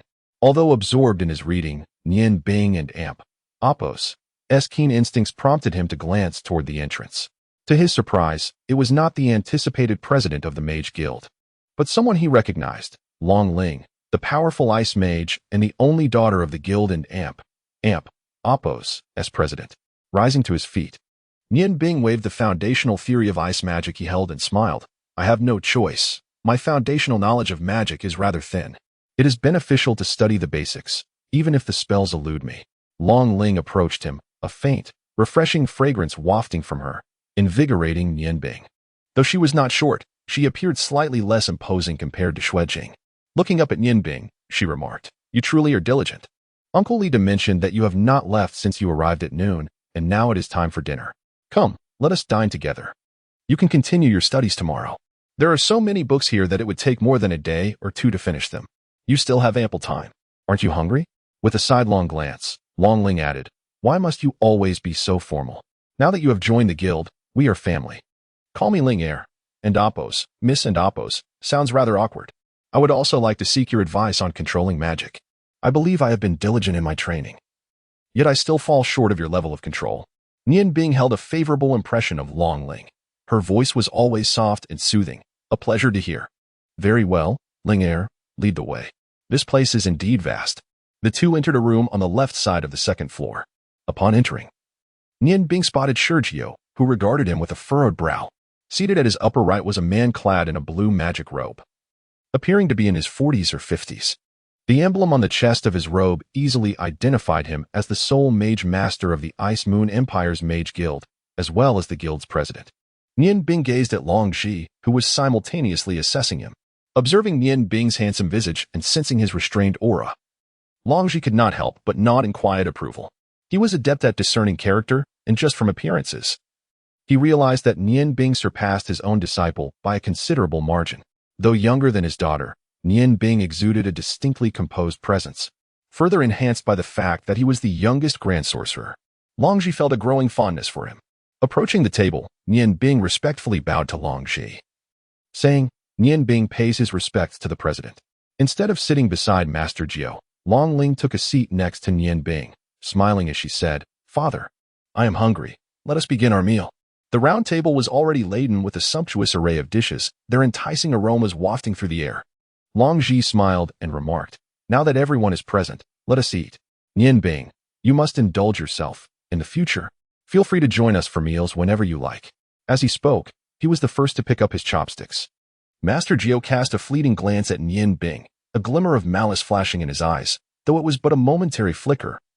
The ever-vigilant Nian Bing noticed it, and instinctively glanced at the nearby Long Ling. Being as astute as he was, he understood Master Jiao and Apos' implications all too well. Long Ji ate sparingly, his focus unwaveringly on Nian Bing. Noticing him glance at his daughter, he smiled and said, Nian Bing, you and Linger both practice ice magic. It would be beneficial for you to spar with one another and progress together. Where do you hail from, and how long have you been practicing magic? Nian Bing realized the importance of the moment and promptly set down his chopsticks, replying respectfully, I am from the Huarong Empire. Though I left there with my parents when I was young, I have been practicing magic for approximately 10 years, but without a true master to guide me. I have been learning through my own exploration. I apologize if I have caused you any embarrassment. Long Ji smiled gently and replied, If mere exploration could lead to your level of proficiency, then perhaps we old-timers should consider retirement. He rarely praised individuals, but he held you in high regard. Now that you have joined the guild, there is no need for such formality. We are all family here. Should you have any questions, feel free to consult any elder in the guild or come directly to me. Nian Bing looked at Long Ji, his thoughts racing. Truly, the president of the Sorcerers and Oppos Guild was a paragon of restraint. Compared to him, Master Geo seemed like a mere insect. Thank you, President. I spent the entire afternoon at the library. It is indeed a vast ocean of magic. I believe that the knowledge there alone will keep me occupied for quite some time. I will certainly seek your guidance should I encounter anything I do not understand. Long Ji gestured toward the dishes on the table, saying, do not merely engage in conversation. Be sure to enjoy the food. Remaining alert, Nian Bing could hardly discern the flavors of the dishes. Long Ji asked innocuous questions. Yet Nian Bing understood that even the slightest misstep in his responses could lead to significant trouble. Both Master Geo and Long Ling occasionally cast glances in his direction. Long Ling's gaze was predominantly one of curiosity, while Master Geo's was a tempest of jealousy and resentment. Nian Bing, during the recent city lockdown, where have you been? Long Ji posed the pivotal question. Please, I urge everyone to cast more votes and collect more. Nian Bing thought to himself, you have clearly received news from Li. Yet you still come to inquire of me, which evidently indicates a lack of trust. These past few days, the city had been sealed off. As you know, I hail from a humble background and have not been exposed to much of the world. I remain unaware of the unfolding events. I have a friend residing within the city who owns a hardware store, where I stayed for a few days. Which weapon shop do you know in the city? Long Ji pressed on, his tone calm yet revealing a hint of sharpness. Nian Bing responded with a smile, you surely do not know of hers. It is a very small hardware store called Xuanhuan Ironware. Typically, there are few customers, as competition in that trade is fierce, making it difficult to thrive. Upon hearing the name Xuanhuan Ironware, Long Ling could not suppress a chuckle and remarked, with such a name, how could their business ever prosper? You should truly advise her to change it. Nian Bing concurred, indeed, I have suggested as much, yet she is quite stubborn and refuses to alter it. I do not know her well enough to press the matter. Long Ji set down his chopsticks with a smile. All right, you all continue eating. I have indulged a bit too much at lunch today, and, coupled with the fatigue from the city lockdown, I shall take my leave to rest. Lingo, Sergio. Please take good care of Nian Bing. Accommodations have been arranged for him. Simply escort him there. Nian Bing, the guild will not restrict your freedom. But I hope you will stay for a while longer to focus on your cultivation. Nian Bing nodded eagerly in agreement, rising to bid farewell to Long Ji. He understood that he had temporarily evaded scrutiny, but Long Ji would undoubtedly send someone to investigate Xuanhuan Ironware. With Feng Nu and Oppos' intellect, she should not leave any traces. With this thought, he felt somewhat relieved and finally had the appetite to eat. The dishes on the table were rather mediocre, yet they sufficed for his hunger. Sergio finally spoke for the first time. Nian Bing, what are your plans moving forward? Will you remain in the guild for cultivation or venture out for experience? The weight of the word experience resonated in his tone. Nian Bing, with a mouthful of food, replied somewhat indistinctly, I have not yet decided. But I will certainly spend more time in the library. As for the future, I shall address it later. Sergio expressed his disdain. How uncouth. Do you not know that speaking while eating is a sign of disrespect? Long Ling interjected, Senior brother, do not be too harsh on Nian Bing. We will teach him better in due time. Nian Bing, eat more. It is evident that your usual life is quite difficult. In this peculiar atmosphere, the meal eventually concluded.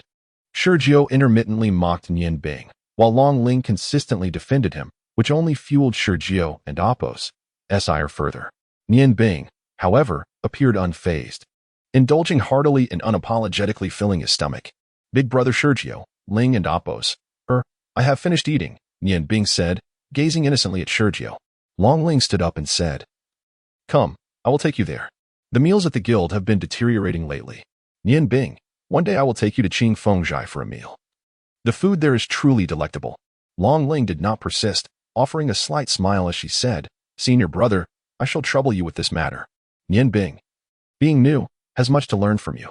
Sergio regarded Nian Bing with a profound look and smiled at Long Ling, assuring her, rest assured, junior sister.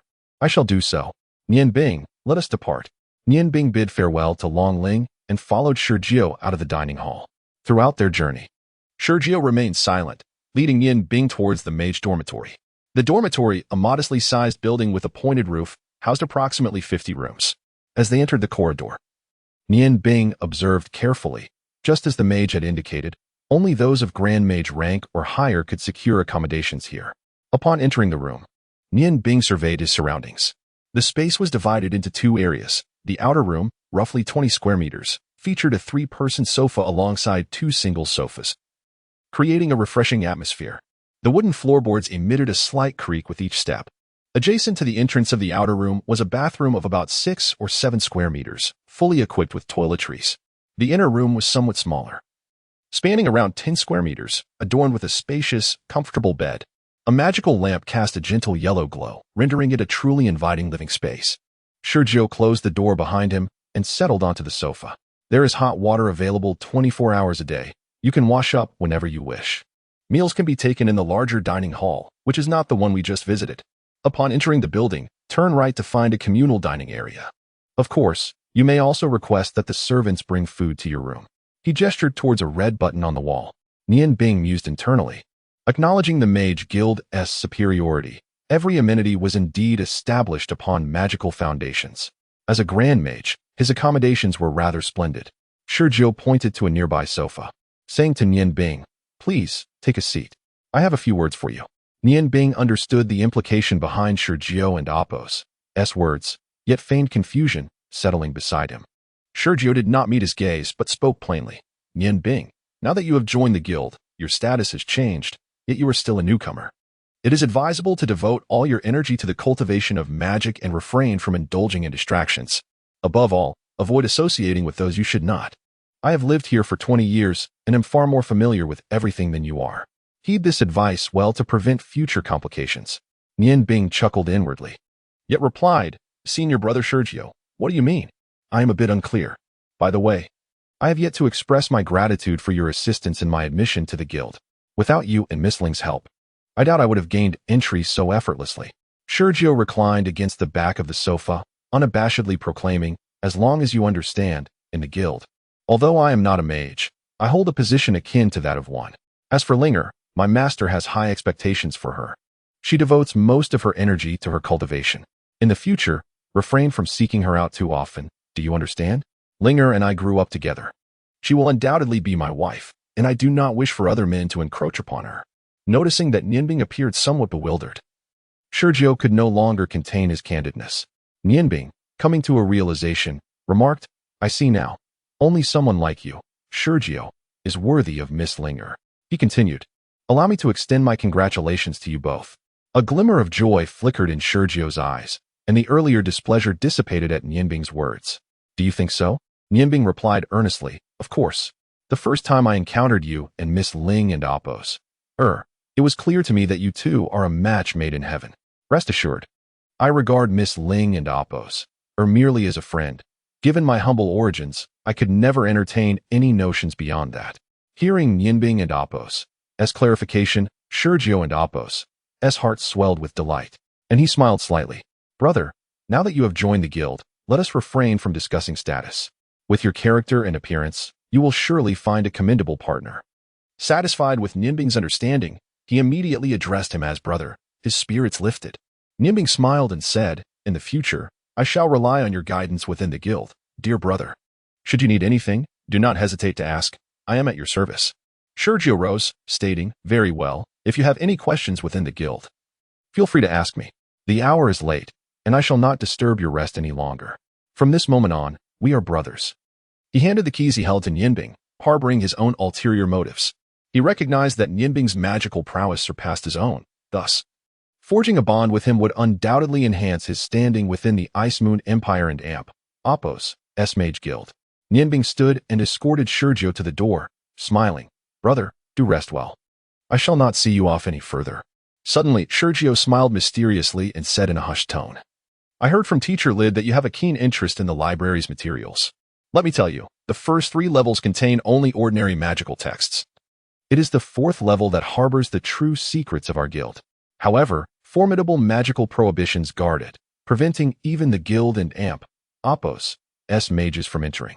Nianbing and Apos' heart stirred, and he inquired, "Brother, does that mean you have a way to access it?" With confidence, Sergio replied, "Did I not mention earlier? My status in the guild is unique.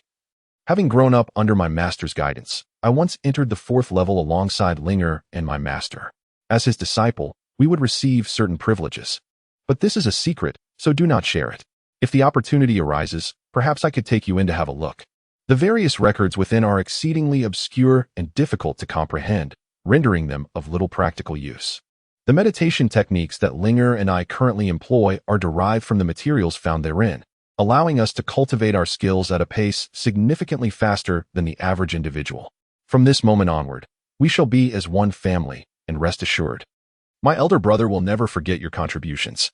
Having uttered these words, Master Geo cast a mysterious smile at Nian Bing before turning to depart.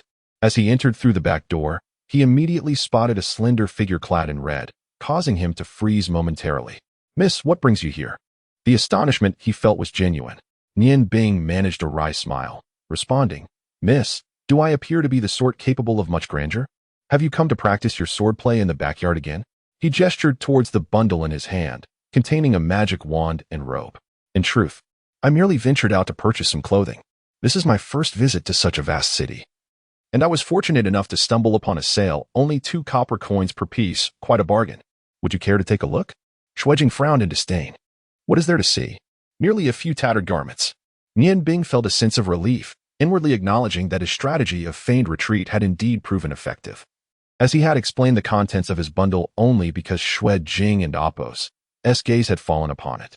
Noticing Nian Bing and Apos' silence, Xuejing and Apos' expression softened somewhat. "Your face seems to be healing rather quickly. It appears you possess quite a thick skin." Nian Bing touched his face, contemplating that without the first-level healing spell, it might have taken a week to mend. She had struck him, yet now accused him of having thick skin. "Oh, women." Xuejing then stated, "Nian Bing, I have a request, and I wonder if you would be willing to assist me." Nian Bing was taken aback. "Miss, I am but a humble servant. What assistance could I possibly offer you?" With a dismissive huff, Xuejing replied, "Do not concern yourself with that. Simply answer whether you are willing or not." How could Nian Bing refuse? He had no intention of leaving Qi Fengjai, so he reluctantly nodded. "It would be my honor to assist you, Mississippi." Xuejing's eyes sparkled with delight, her already enchanting beauty enhanced with an added allure. Her gaze seemed to convey, "You know what is best." "Very well. It is settled then. I require your face for a purpose." Nian Bing was taken aback. "Miss, you mean?" His brow furrowed as he questioned. "Are you referring to the person you fancy? What assistance could I provide?" Xuejing snorted. "Regardless, you have already agreed. If you perform well in this endeavor, I shall ask Uncle Mingyuan to teach you a few more techniques, thus improving your chances of survival in the future." With a sigh, Nian Bing responded, "Miss, you must first inform me of what precisely you wish me to do." Xuejing stepped closer, lowering her voice. "I want you to be my boyfriend." Inhaling the pure fragrance emanating from Xuejing, and captivated by her sudden soft-spoken words, Nian Bing felt as though he were floating on air, struggling to maintain his composure. "Miss, I fear that may be impossible. You, my lady, are of noble status, while I am but a mere servant." Xuejing raised her hand and playfully tapped Nian Bing's shoulder, reproaching him gently, "Please allow me to finish my thoughts. It is akin to a toad aspiring to court a swan. Do you truly believe I would entertain the notion of you as my boyfriend? I merely wish for you to assist me in gauging that gentleman and Apos' feelings towards me. Tomorrow evening, I shall invite you to accompany me to a banquet. Your appearance is quite presentable, which is why I suggested I might borrow your visage for the occasion. That gentleman will also be in attendance, and I plan to display a certain familiarity with you. If he harbors feelings for me, jealousy shall inevitably arise within him. At that moment, my lady, although I am not displeasing in appearance, my station is humble, and such a notion may be inappropriate." The emphasis on and Apos, humble and Apos, was deliberate from Nian Bing. A chill crept into Xuejing and Apos' heart as she nodded and replied, "Very well. I shall do my utmost to meet your expectations." Chapter 17. The Trial of the Mage Guild, Part 1. As he traversed the path, Nian Bing reigned in his mental strength, orchestrating the rapid rotation of the dual vortex of ice and fire within him, enveloping the fiery essence with a frosty exterior. This was his most profound secret. The room at the westernmost end appeared unremarkable from the outside, akin to his own quarters. He rapped lightly on the door and announced, "Greetings, I am Nian Bing." The door opened silently, revealing a voice, aged and deep, beckoning him inside. Upon entering, Nian Bing was immediately assailed by a wave of cold air. Instinctively, He raised his ice staff, conjuring a second-tier ice shield spell that swiftly materialized before him. The room illuminated suddenly. It was a foyer, albeit significantly larger than the one he had just left. Seated upon a sofa was a mage of the ice element, who regarded him with an approving nod and remarked, "Impressive, your reflexes are quite swift. It is no wonder that Lyre holds you in such high esteem. However, as a mage, such skills alone are insufficient for self-defense. Should you encounter a master of martial skills who ambushes you, you would find yourself utterly defenseless. This rudimentary magic is of little consequence." Nian Bing paused momentarily before nodding in acknowledgement. "Thank you for your guidance, esteemed senior." The ice mage gestured to the sofa beside him, saying, "Take a seat. I have a few words to share with you. Whether you comprehend them is entirely up to you." Nian Bing settled onto the sofa, feigning a posture of complete nonchalance. In the presence of a mage, any semblance of vigilance would prove futile. Moreover, he firmly believed that this ice mage bore him no ill will, at least for the time being. With a flash of light, a transparent gem appeared in the mage and amp, Oppo's hand, radiating a spectrum of colors. Before Nian Bing could fully grasp the situation, he felt an overwhelming surge of magical energy enveloping his being. Curiously, this energy was not of an offensive nature. As the brilliance receded, the gem regained its tranquil state. The ice mage seemed to exhale with relief and stated calmly, "I am Bing Jing. You may address me as Teacher Bing Jing from now on." "Nian Bing, since you practice ice magic, why have you come to the guild instead of the Ice God Tower?" "As a mage, you should be aware that the Ice God Tower is the ultimate sanctuary for all ice mages, where one can learn the most profound ice magic. I trust one need not elaborate further." Nian Bing's heart raced, yet he endeavored to maintain his composure, replying, "To be frank, Teacher Bing Jing, I find the Ice God Tower to be rather restrictive. For reasons unknown to me, it imparts a rather oppressive aura. I merely wish to cultivate my magical abilities in tranquility, harboring no desire to become embroiled in any conflict, nor to serve as a mere instrument of the Ice God Tower." Thus, Binging abruptly rose, her eyes shimmering with a frigid glint. "Nianbing, do you comprehend whom you are addressing? Allow me to be candid. I am one of the ice and snow priestesses within the Ice God Tower. I present you with a choice. Depart from this place and journey north to join the Ice God Tower, where I shall ensure you are well received." Nianbing, suppressing a cold smirk within, also stood, furrowing his brow, and resolutely replied, "I apologize, Teacher Bingjing. Having already joined the guild, I am now a part of it. While the Ice God Tower may be admirable, it is not a place I aspire to be. I hope you can forgive me if there is nothing further. I shall take my leave." With that, he turned and walked towards the exit. Bingjing radiated an aura of chilling light, causing the temperature in the room to plummet sharply. Enveloped in a mist of frost, she coldly inquired, "Do you not fear that I might take your life?" Nianbing turned to face her, unwavering in his gaze. "Teacher Bingjing, I believe you would not resort to such actions. This is the Mage Guild, not your Ice God Tower. I truly fail to understand why the Ice God Tower and the Mage Guild, both pillars of the Ice Moon Empire, harbor mutual animosity. No matter the circumstances, I shall not join the Ice God Tower." At this juncture, a resolute chill flickered in his eyes. Not feigned, but a genuine reflection of the deep-seated animosity he harbored for the Ice God Tower, which occasionally surfaced despite his efforts to conceal it. Bingjing retracted her icy demeanor and smiled. At that moment, the door to the inner chamber swung open, revealing two figures, Longji, the guild leader, and Lide, a water element mage. Bingjing greeted them with a smile. "Leader, you may rest assured now. This child is neither the individual sought by the Ice God Tower nor one likely to betray the guild." Longji nodded in satisfaction, then addressed the perplexed Nianbing. "Child, we must apologize. As you are new to the guild, we felt it necessary to assess your loyalty. Now that everything has been clarified, I trust you will understand. Rest assured, your dedication to the guild will not go unrecognized. You may take your leave now." Nianbing, bewildered, bowed to the three before exiting the room. Longji turned to Lide beside him, asking, "What is your perspective?" Lide replied with a smile, "What more is there to discern? I have long maintained that this child appears to possess little guile and is wholly devoted to his studies. He will undoubtedly evolve into a formidable mage." Longji sighed softly. "As it stands, that indeed seems to be the case. He is either genuinely inexperienced or possesses a cunning so profound that even I cannot discern his true intentions." Upon leaving Bingjing's chamber, Nianbing immediately felt drenched in cold sweat. The multicolored gemstone was evidently a magical artifact for detection. Fortuitously, he had not brought the morning dew blade with him. Previously, all of his performances were merely feigned, The icy demeanor could not deceive him. When he was at the Ice God Tower, Nian Bing had encountered all 12 ice and snow priests, their appearances etched deeply in his memory. How could he possibly forget? It was precisely this recollection that allowed him to evade the final test set by the Mage Guild. As dawn broke and the first rays of sunlight ascended from the eastern horizon, Nian Bing emerged from his meditation. The previous day's study of several foundational magic tomes had not been in vain. Through the night's practice, his understanding of magic had deepened significantly. Although the principles of the dual nature of ice and fire remained somewhat elusive, his control over magic had become much more intuitive. What he needed now was not merely to enhance his magical power, but to harmoniously integrate his mental strength with the existing ice and fire magic.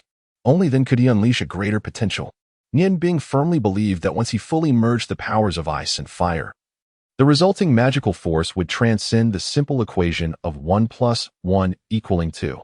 As an ice and fire dual-element mage, he should be the first of his kind on the continent. Why could he not create magic that belonged solely to him? Stepping out of his room, he noticed Uncle Li had yet to rise. Gazing at the expansive Qingfeng studio, he could not help but sigh softly. It seemed he had exhausted all culinary pursuits here. His culinary skills were of the first rate, while his magical prowess was merely second rate. This was an accurate reflection of his current state. Perhaps the Mage Guild was more suitable for him now. There, he could at least acquire a wealth of knowledge. Lost in thought, Nian Bing approached the woodpile, grasped the axe, and began chopping with remarkable speed. Although each piece of wood needed to be split into 8 sections, he remained intensely focused. He had grown accustomed to this method of concentration. As the wood gradually accumulated, Nian Bing maintained his belief that one should see tasks through to completion. Although he had resolved to leave, he still aimed to fulfill his responsibilities on his final day. The axe in his hands moved as if it had a life of its own, and the blade's movement was nearly imperceptible with his left hand. He continuously brought pieces of wood from the side, which would seamlessly divide into 8 sections. Uncle Li emerged from his room and, upon seeing Nian Bing diligently chopping wood with his back turned, could not help but smile quietly, thinking how industrious the young man was to be so busy so early in the day. As he approached Nian Bing and beheld the almost ethereal motion of the axe, Uncle Li was momentarily taken aback. Nian Bing had already completed a significant portion of the day and Appo's work. Nian Bing sensed Uncle Li's presence, but did not cease his task. While chopping, he calmly remarked, "Uncle Li, chopping wood is not merely a chore. If you focus on it, you will naturally achieve unexpected results. Wood is lifeless, but we are alive. Do you not agree?" Uncle Li stared at Nian Bing, momentarily at a loss for words. For the first time, he perceived that this handsome young man was far from ordinary. Indeed, he was much more enigmatic than he had initially imagined. "Just one last piece, Uncle Li. I shall leave it as a keepsake for you." The hatchet suddenly became remarkably agile, its blade dancing gracefully as the bark fell away silently, with shavings flying in the glimmer of the blade. Under the deft craftsmanship of the sculpting technique, the hatchet seemed to come alive, and the wooden block in Nian Bing and Appo's hands gradually took shape. When the final flash of the blade passed, it was no longer a mere piece of wood, but a figure of a person, an effigy that astonishingly resembled Li Shu. One hand rested on the wood while the other raised the hatchet, poised for a strike. The statue was so lifelike it appeared almost as if it were a real person. Nian Bing presented the hatchet and the statue to Li Shu simultaneously, bowing slightly as she spoke. "Li Shu, thank you for your care over these past few days. This is a memento for you, and I hope you will remember me." Li Shu held the still warm statue, about to express his thoughts when a clear voice rang out from a distance. "Nian Bing, are you up? Hurry and come with me. Time is of the essence."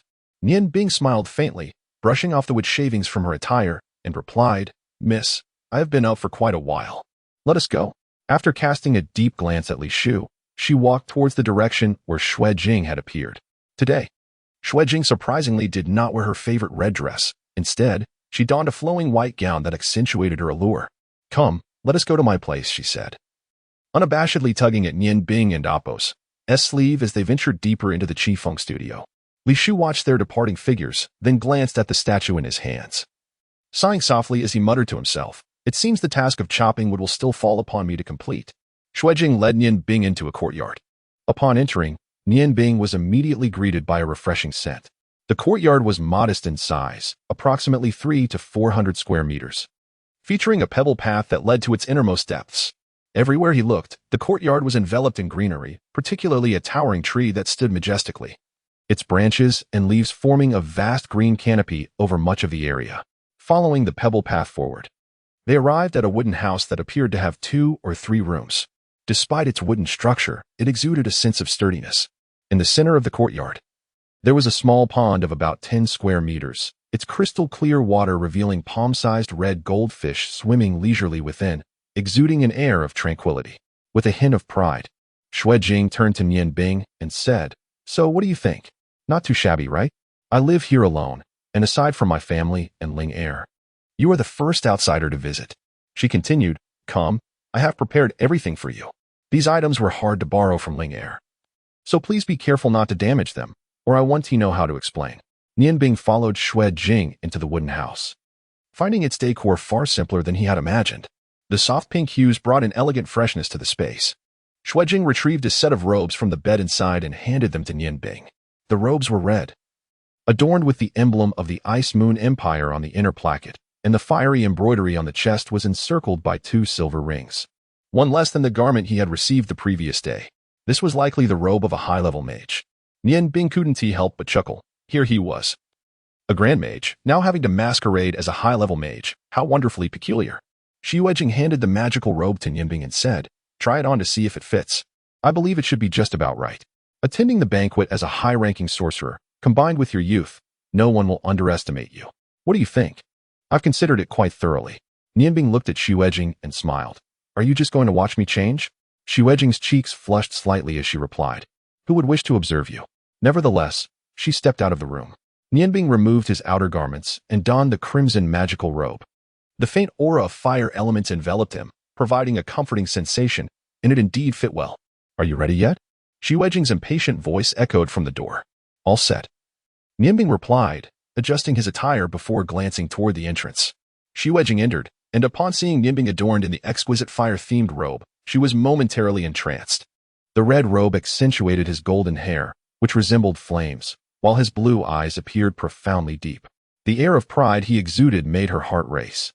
Feeling the intensity of Xuanhuan's gaze, Nianbing shifted uncomfortably and asked, "Is there something wrong with my appearance?" "Please do forgive my impertinence," he added. "The banquet does not commence until evening. What shall I do in the meantime?" Xuanhuan replied, "There is much to prepare.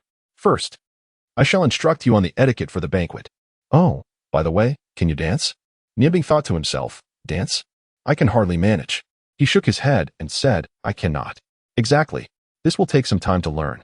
I hope you can pick it up quickly so you'll be ready for tonight. Let us begin with etiquette." Half an hour later, Xuanhuan's astonished voice resonated from the cabin. "Nianbing, have you studied etiquette before? You seem to know everything and perform even better than I do." With a hint of confusion, Xuanhuan regarded Nianbing and remarked, "Well, it appears you possess a considerable aptitude. No need to continue with etiquette. Let us now focus on dancing. If you learn as swiftly as you have with this, I shall treat you to delightful food at noon." Just then, a clear voice rang from outside. "Jinger, the attire you requested is ready."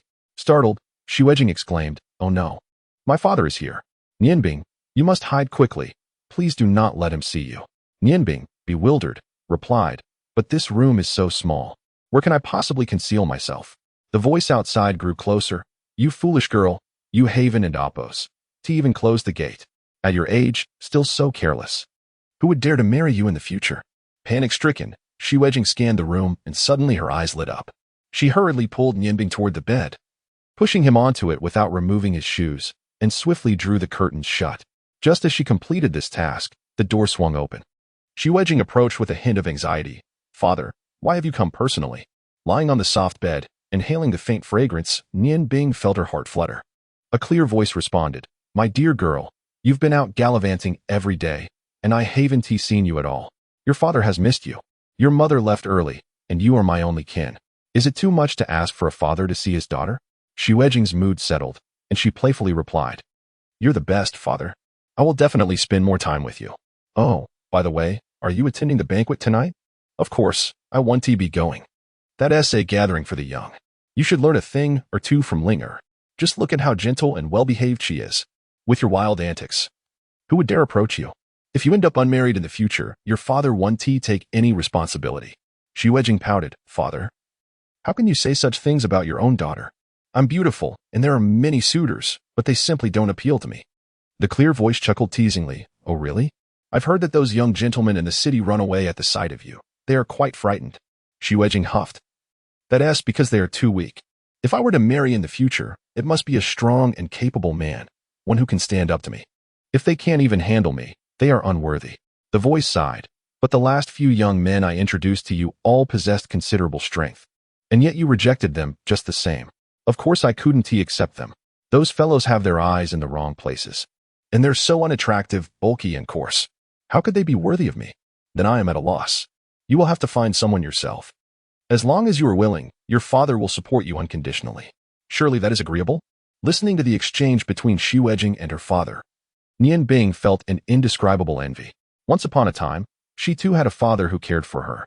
However, now, as she reflected on this, her body instinctively moved, producing a faint sound. Who is there? Xuanhuan, who is on your bed? The clear voice grew suddenly cold. Xuanhuan panicked. Father, it's nothing. Just a girl. A girl? I must see what this girl looks like. The curtain was abruptly drawn back, revealing a handsome middle-aged man in white, standing by the bed. From his icy gaze, it was evident he could tear apart anyone at will. Calmly sitting up from the bed, Nian Bing stood tall, understanding the middle-aged man and Apos' feelings. Seeing a stranger in one's daughter's bed would unsettle anyone. The man turned to Xuanhuan, his voice cold. Is this the girl you spoke of? Initially filled with anger, his fury diminished upon seeing Nian Bing. The young man was strikingly handsome, and his composed demeanor, lacking any sign of panic upon their sudden meeting, coupled with the prestigious fire mage robe he wore, was sufficient to prove his worthiness for his daughter. As daughters inevitably grow up, having a few friends of the opposite sex is not inherently problematic. Though he lay on the bed, his attire was neatly arranged, clearly a result of my unexpected arrival. Xuanhuan awkwardly glanced at her father, casting an angry glare at Nian Bing, and said, Dad, he's just a friend of mine. I was worried you might misunderstand when you suddenly came in. The middle-aged man chuckled. Misunderstand my daughter? My dear Xuanhuan, your actions only serve to draw more attention to the situation. Silly girl, I had no idea you had acquainted yourself with a fire mage. Please introduce him to your father. Just as Xuanhuan was about to respond, Nian Bing interjected, Hello, I am Nian Bing. In truth, I am not a fire mage. This attire is borrowed from the young lady. I am merely a woodcutter from Qifengzhai. Since Xuanhuan had already looked down on him, there was no need to further complicate matters with her father. Xuanhuan furrowed his brow and remarked, A woodcutter, you say? Jinger, I require you to clarify this. Although his tone remained calm, the aura he exuded made it evident to Nian Bing that the proprietor of Qifengzhai possessed formidable martial skills, at least that of a great swordsman. In terms of presence, Xuanhuan was clearly not on the same level. Xuanhuan shot Nian Bing a fierce glare, ordering, This is not your place to speak. Leave at once. Nian Bing remained silent, returning her gaze with equal intensity before striding out of the room. Xuanhuan turned to her father and whispered, Dad, as you know, I have never had a boyfriend. Nian Bing is merely a woodcutter who recently joined our household. At tonight and Apos' banquet, all the other girls have their partners, and I do not. Nian Bing is reasonably presentable, so I thought to have him pretend to be my date. I borrowed a set of magical robes from Ling and Apos' for him, and I was just teaching him some etiquette. Such nonsense. How could you conceive of such a scheme? Have you considered whether this is fair? He is here to work, not to be your plaything. Although Xuanhuan reprimanded Xuanhuan, there was a hint of amusement on his face, silently reflecting that this audacious idea could only originate from his daughter. Seeing that her father did not appear genuinely angry, Xuanhuan grasped his arm and laughed. What's unfair about it? Helping me out is certainly easier than chopping wood. Xuanhuan furrowed his brow slightly. That is not how it should be viewed. Everyone has the right to earn a living. You, as a young lady, must exercise some caution. I find that young man quite decent. He seems rather composed. Is he truly just a woodcutter? Of course he is. I hired him myself. He initially intended to go to Deshangxian, but encountered Liao San, that petty tyrant. If I hadn't rescued him, he would likely suffered a severe beating. Though he is reasonably handsome, I would never fall for someone so superficial. You needn't worry, Dad. Everything will be fine. Xuanhuan sighed. If only you could genuinely put my mind at ease. Well, I shall take my leave. Just be mindful. You are a young lady and should adhere to some decorum to avoid becoming the subject of ridicule. If I continue to linger here, I fear my heart condition may well be exacerbated. Chapter 18. The Birthday Banquet, Part 1. Xuanhuan stuck out her tongue and personally escorted her father to the door.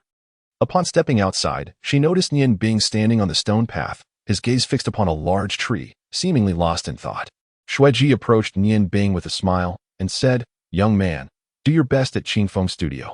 Although my daughter can be a bit mischievous, her character is fundamentally good. The earlier incident was merely a misunderstanding, which I have clarified. It would not be too much to ask for your assistance, would it?"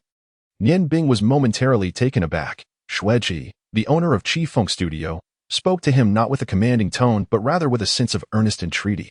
This alone was enough to enhance his regard for the man. He respectfully replied, "It is my duty, Master Xue. There is no need for such formality." Xueji regarded Nian Bing with a penetrating gaze. Suddenly, he deftly turned his wrist and grasped Nian Bing's shoulder. Nian Bing did not flinch. He merely observed Xueji's hand, strong and fair, gripping his shoulder without inflicting any discomfort. Xueji patted him lightly and said, "Very well, I shall take my leave now. Continue your studies with her." With that, he turned and strode away. Nian Bing, unaware that Xueji's eyes betrayed a glimmer of confusion, pondered the earlier test. He had distinctly sensed that Nian Bing possessed not even a trace of fighting spirit. Xueji remained convinced that this young man was extraordinary, though he could not articulate why. Upon exiting the courtyard, he left the gate ajar.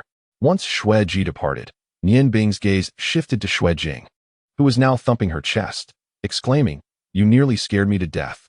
Fortunately, it seems my father was deceived by your appearance. You fool, who told you to speak just now? Would it kill you to remain silent? Hurry back in here. We shall continue our lessons, and now we can do so openly." An hour later, as Nian Bing stepped on Xuejing and Appo's foot for the 14th time, she could no longer contain her frustration. "I swear I will strangle you. How can you be so foolish? After so many lessons, you still Haven and Appo's," he learned. Nian Bing, dodging while feeling aggrieved, replied, "I have always been slow-witted. Is it too late for you to realize this?" He then added, "Miss, it is still morning. You could consider finding someone else."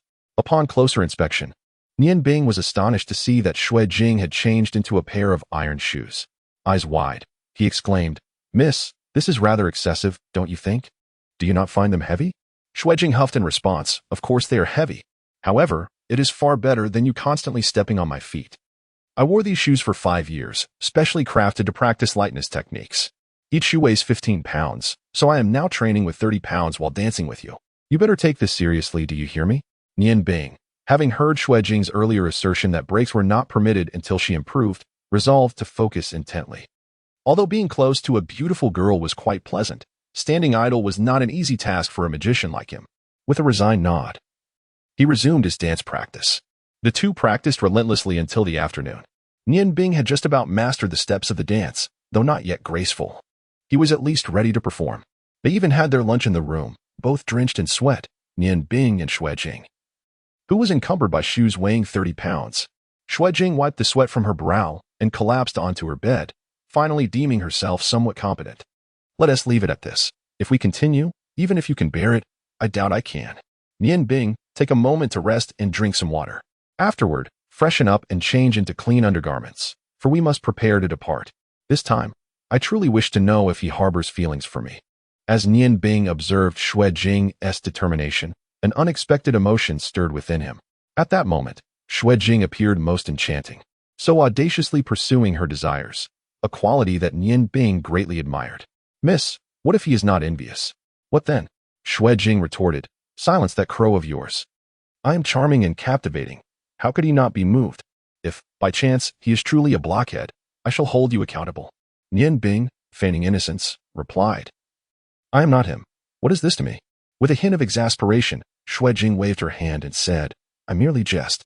In any case, we shall do our best and leave the rest to fate. If the heavens have not intertwined our destinies, what can I do? Ling Er is fortunate. She has her senior brother by her side, cherishing and protecting her, free from such worries. I am nearly at my wit's end. Nian Bing, how splendid it would be if you were truly a sorcerer." Nian Bing glanced at Xuejing, questioning, "What good would it do if I were indeed a sorcerer?" Xuejing giggled. "In that case, you could pursue me. A sorceress status would certainly be fitting for me, even if you were merely a mid-level mage. To be candid, among all the men I have encountered, you are the most handsome. Perhaps, should you don women's attire, you might surpass both me and Ling Er in beauty." Nian Bing felt a shiver run down his spine, forcing a bitter smile. "Miss, It seems inappropriate to describe a man as handsome. Let us wash up. I am truly uncomfortable. Xuejing's cheeks flushed as she clarified. Be specific. What do you mean by let us wash up? Come on. Thankfully, I had you change out of your mage robe before we began dancing. Otherwise, it would have been troublesome if it got dirty. Do you realize how precious a mage's robe is? Nianbing mused inwardly. I see now, in your eyes. I am worth less than a mage's robe. It appears that in this world, without strength, one possesses nothing. Were I merely an ordinary commoner, I might indeed endure such humiliation. Alas, I am not. Xuejing, remember every word you have spoken. Such a willful and headstrong young lady as yourself. Who could possibly find favor?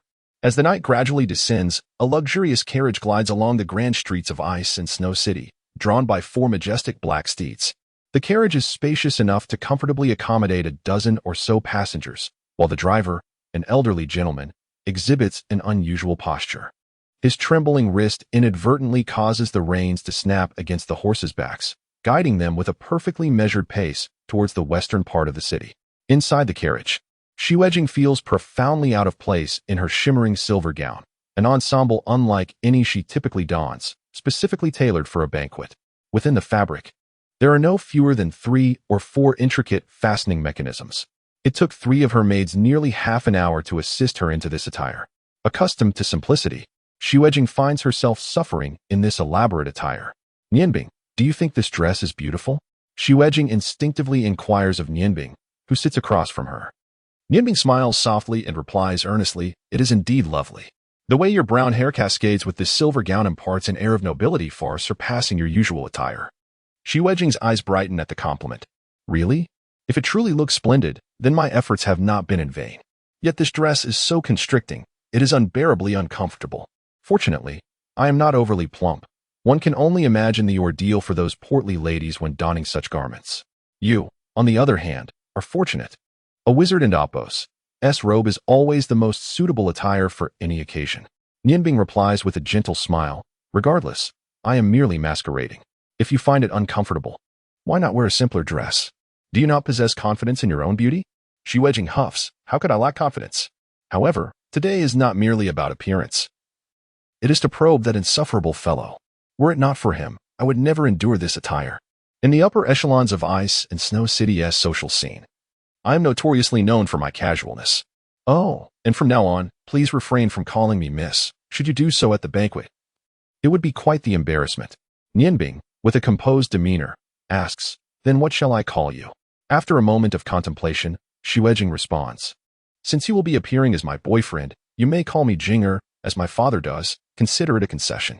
Furthermore, remember to speak with warmth and familiarity at the banquet, so as to maintain the illusion and avoid detection. Do you understand? Nianbing smiles softly. I understand, Jinger. Is that correct? As he speaks, he shifts closer, wrapping an arm around her slender waist, drawing her into his embrace. Xuejing is momentarily taken aback. Then she distinctly senses the masculine aura emanating from Nianbing.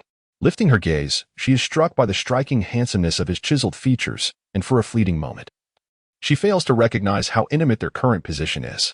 As Nianbing holds Xuejing, a glimmer of cold light flickers in his eyes. Since you have invited me to play the role of your boyfriend, I shall not hold back. After a while, Xuejing finally regained her senses and said, please release me. We have yet to arrive at the banquet. Although her words suggested resistance, her struggles were quite feeble. The warmth of Nianbing's embrace indeed enveloped her in a profound sense of comfort. Nianbing smiled softly and replied, while we have not yet reached the banquet, I believe it is prudent for us to cultivate a sense of familiarity first. If we are too stiff, any discerning observer will see through our pretense. Since we are to act, it must be done with a touch of authenticity. Xuejing paused slightly, gazing once more at the handsome man before her. When did you become so astute? In my memory, you ought to be rather foolish. Nianbing and Apos' blue eyes sparkled with clarity as he responded, that is merely your perception. It does not reflect who I am. I have never claimed to be foolish, have I? Suddenly, Xuejing felt a hint of unease, though she could not articulate why. With a huff, she warned, you must remember, you are only my boyfriend for the evening. Should you entertain any improper thoughts, do not blame me for being unkind. As she observed the peculiar look in Nianbing and Apos' eyes, an inexplicable sense of panic surged within her. At that moment, the carriage came to a halt. They had arrived at their destination. Xuanhuan brushed aside Yanbing's hand and retrieved a box from beneath her seat, offering it to him.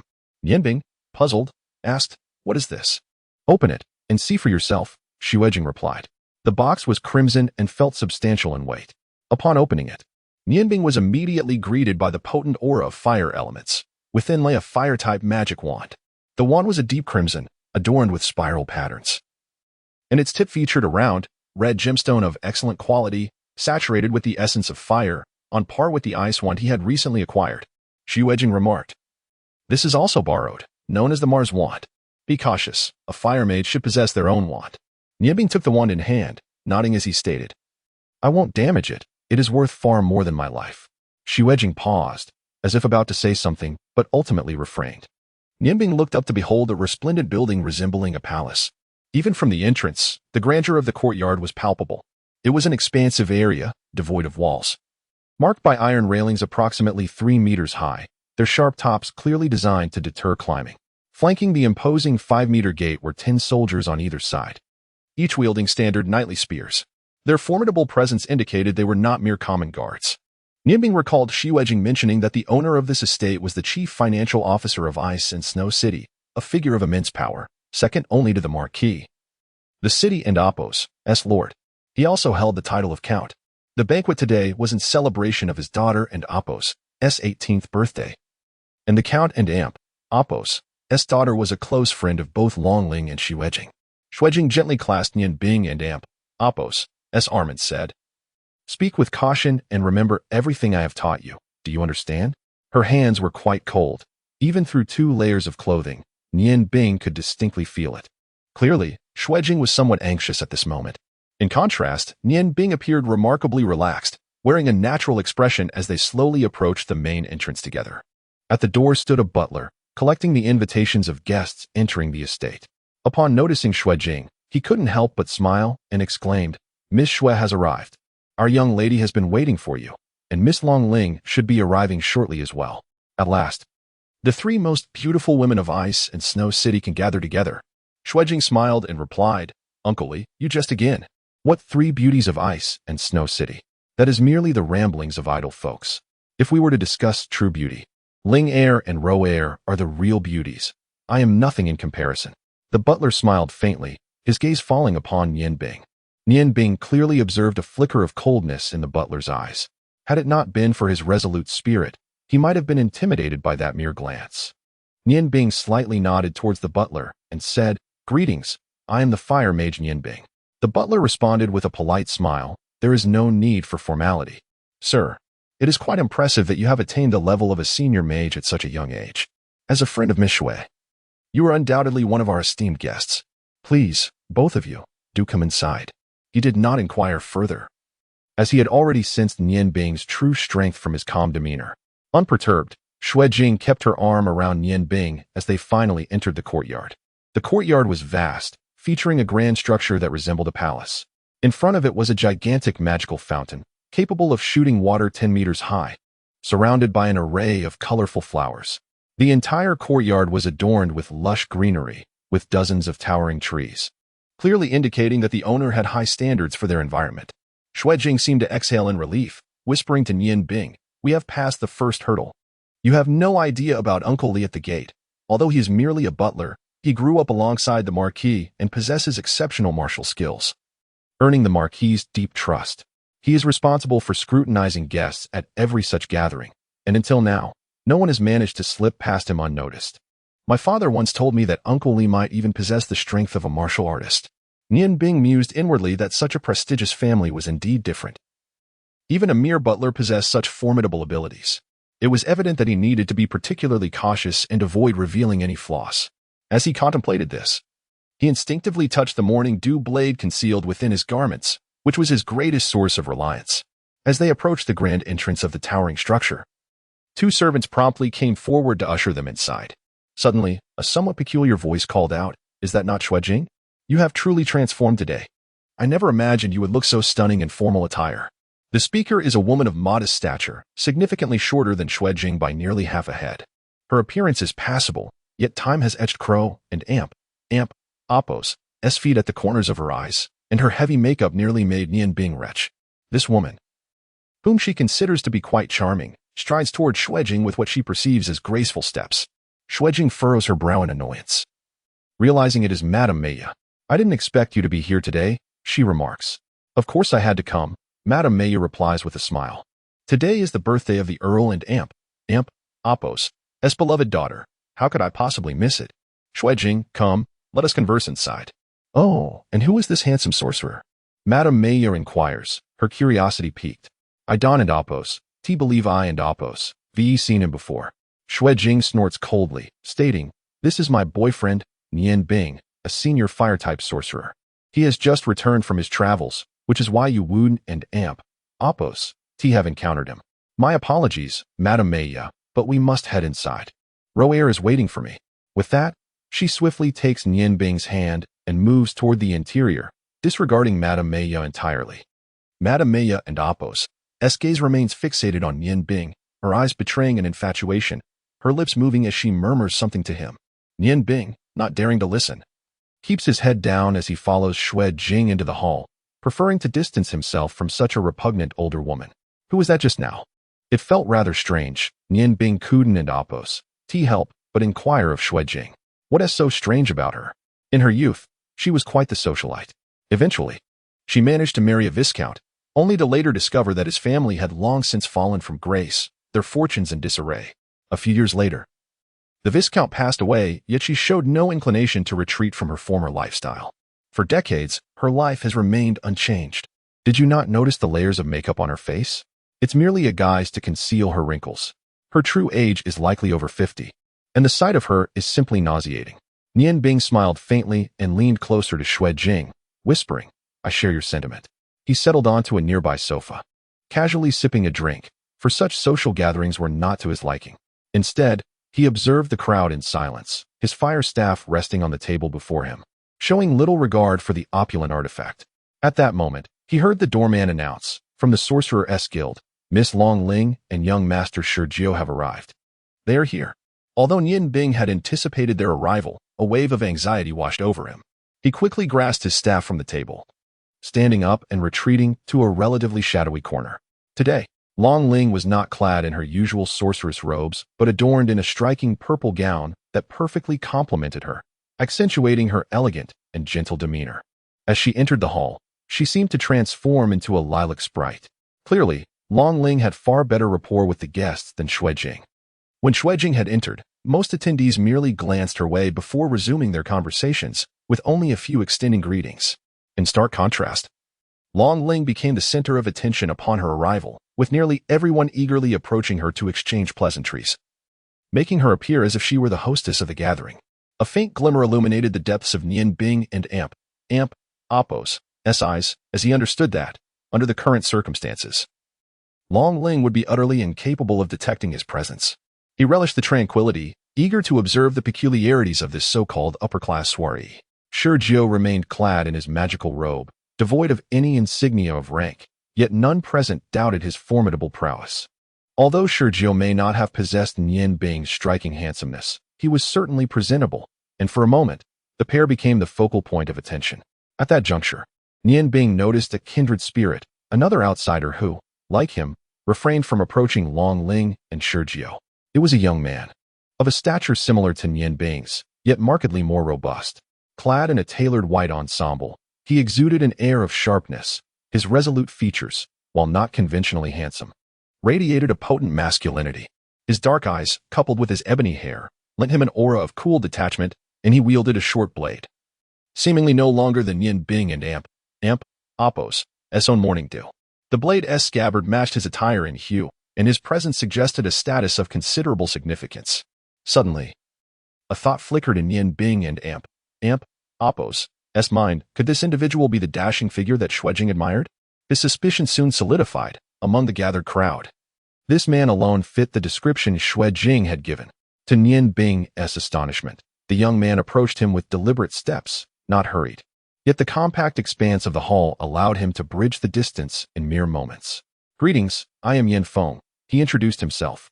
Nian Bing momentarily paused, recalling Xuanhuan and Apos' account which painted Yin Feng as cold and aloof. He had expected such a character to eschew initiating conversation. Nonetheless, He maintained his composure and extended his hand in greeting. "Hello, I am Yan Bing." As they released their handshake, Yan Feng took his place beside Yan Bing, casually lifting his pinky finger to brush aside a lock of his dark hair that had fallen across his forehead, tucking it behind his ear. His intensely dark eyes shimmered with an indescribable brilliance as he gazed quietly at Yan Bing. After a prolonged silence, a subtle smile graced his lips. "I don't believe we've met before." Upon beholding the tall and austere Yan Feng, an inexplicable sensation stirred within Yan Bing, though he could not articulate it. There was an unsettling quality to his feelings. "I recently arrived in Ice Snow City and have just joined the Mage Guild, which likely explains why you haven't encountered me previously. It seems you are a regular at such social gatherings."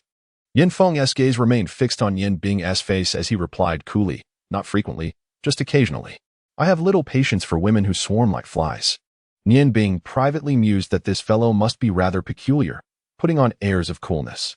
He smiled and nodded at Yan Feng, choosing to end the conversation as Yan Feng, too, fell silent, shifting his attention to the crowd.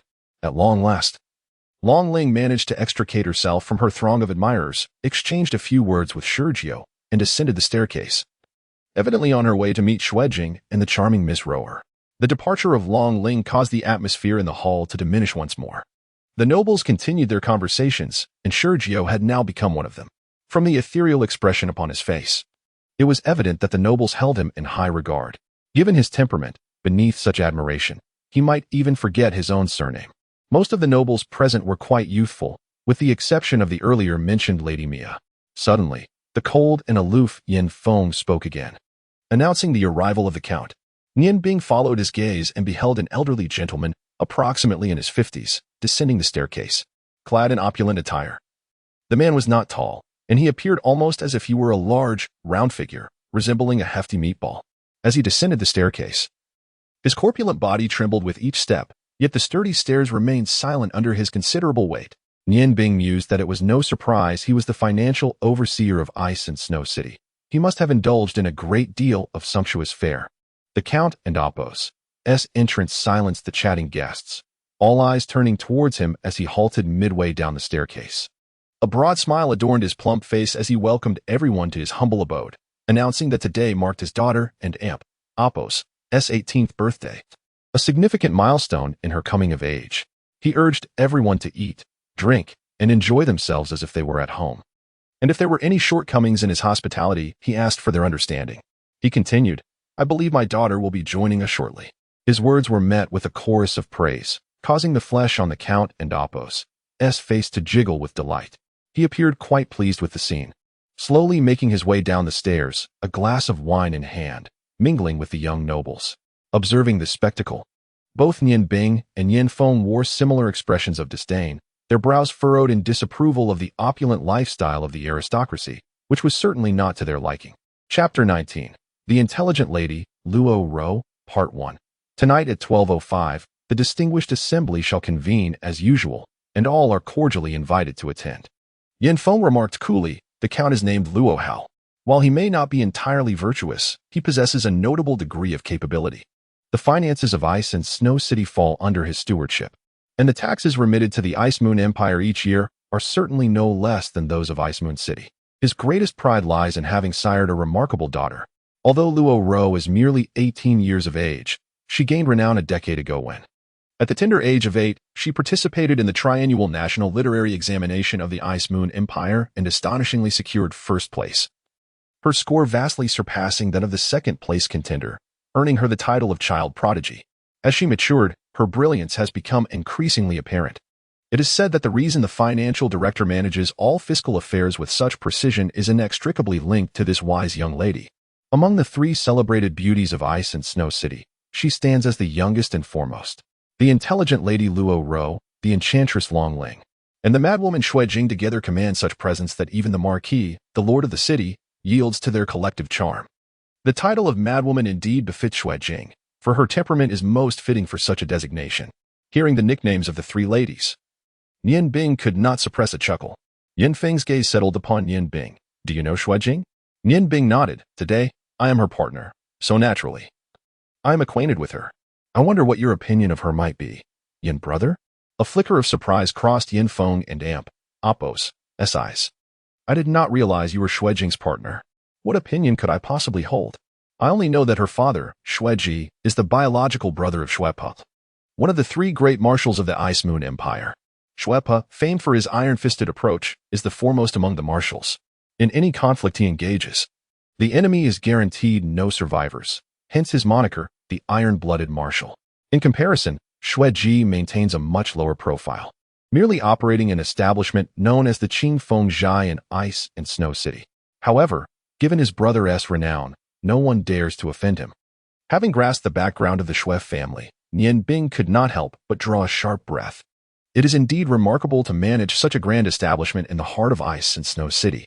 At that moment, gasps of astonishment echoed through the hall as all eyes converged once more upon the staircase, collectively exclaiming, "The intelligent lady!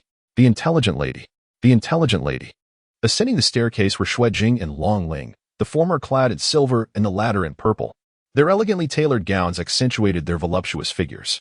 Standing side by side, Xuejing appeared slightly more robust, her years of martial training endowing her with a vibrant, healthy demeanor, while Long Ling, though more slender, radiated a gentle smile that readily endeared her to those around her.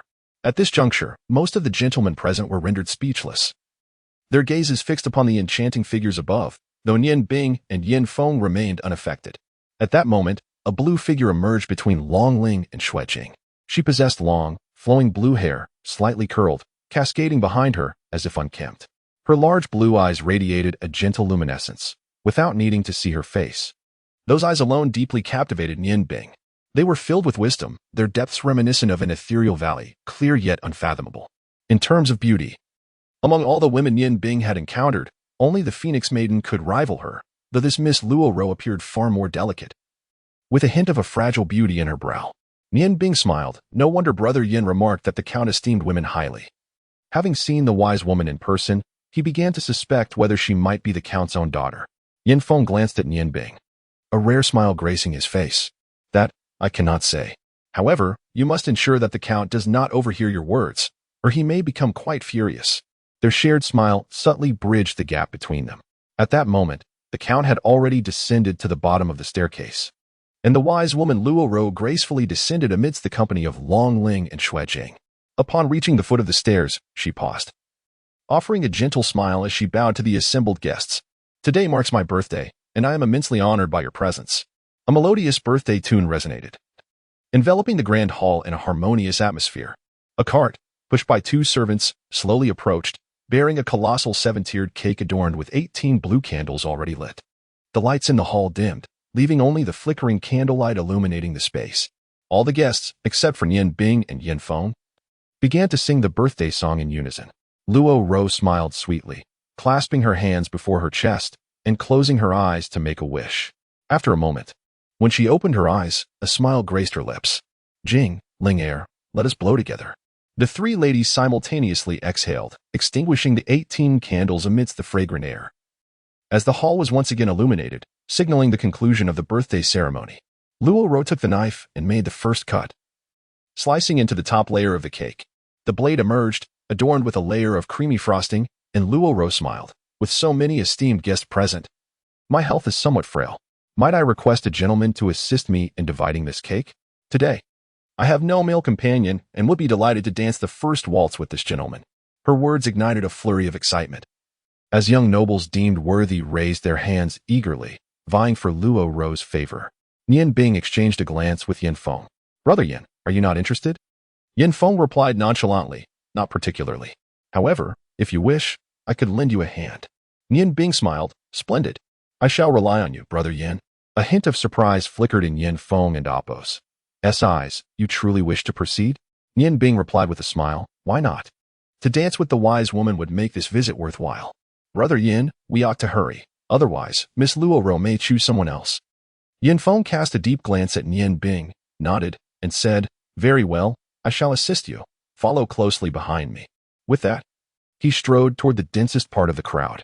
A faint aura of white energy emanated from Yin Feng, causing the surrounding nobles to part ways, their initial anger dissipating upon seeing his icy countenance. His actions instantly captured everyone and Appo's attention, including Xuejing and Appo's aside from Yin Feng and Yin Bing. All present assumed that Yin Feng intended to cut the cake for Luo Ro.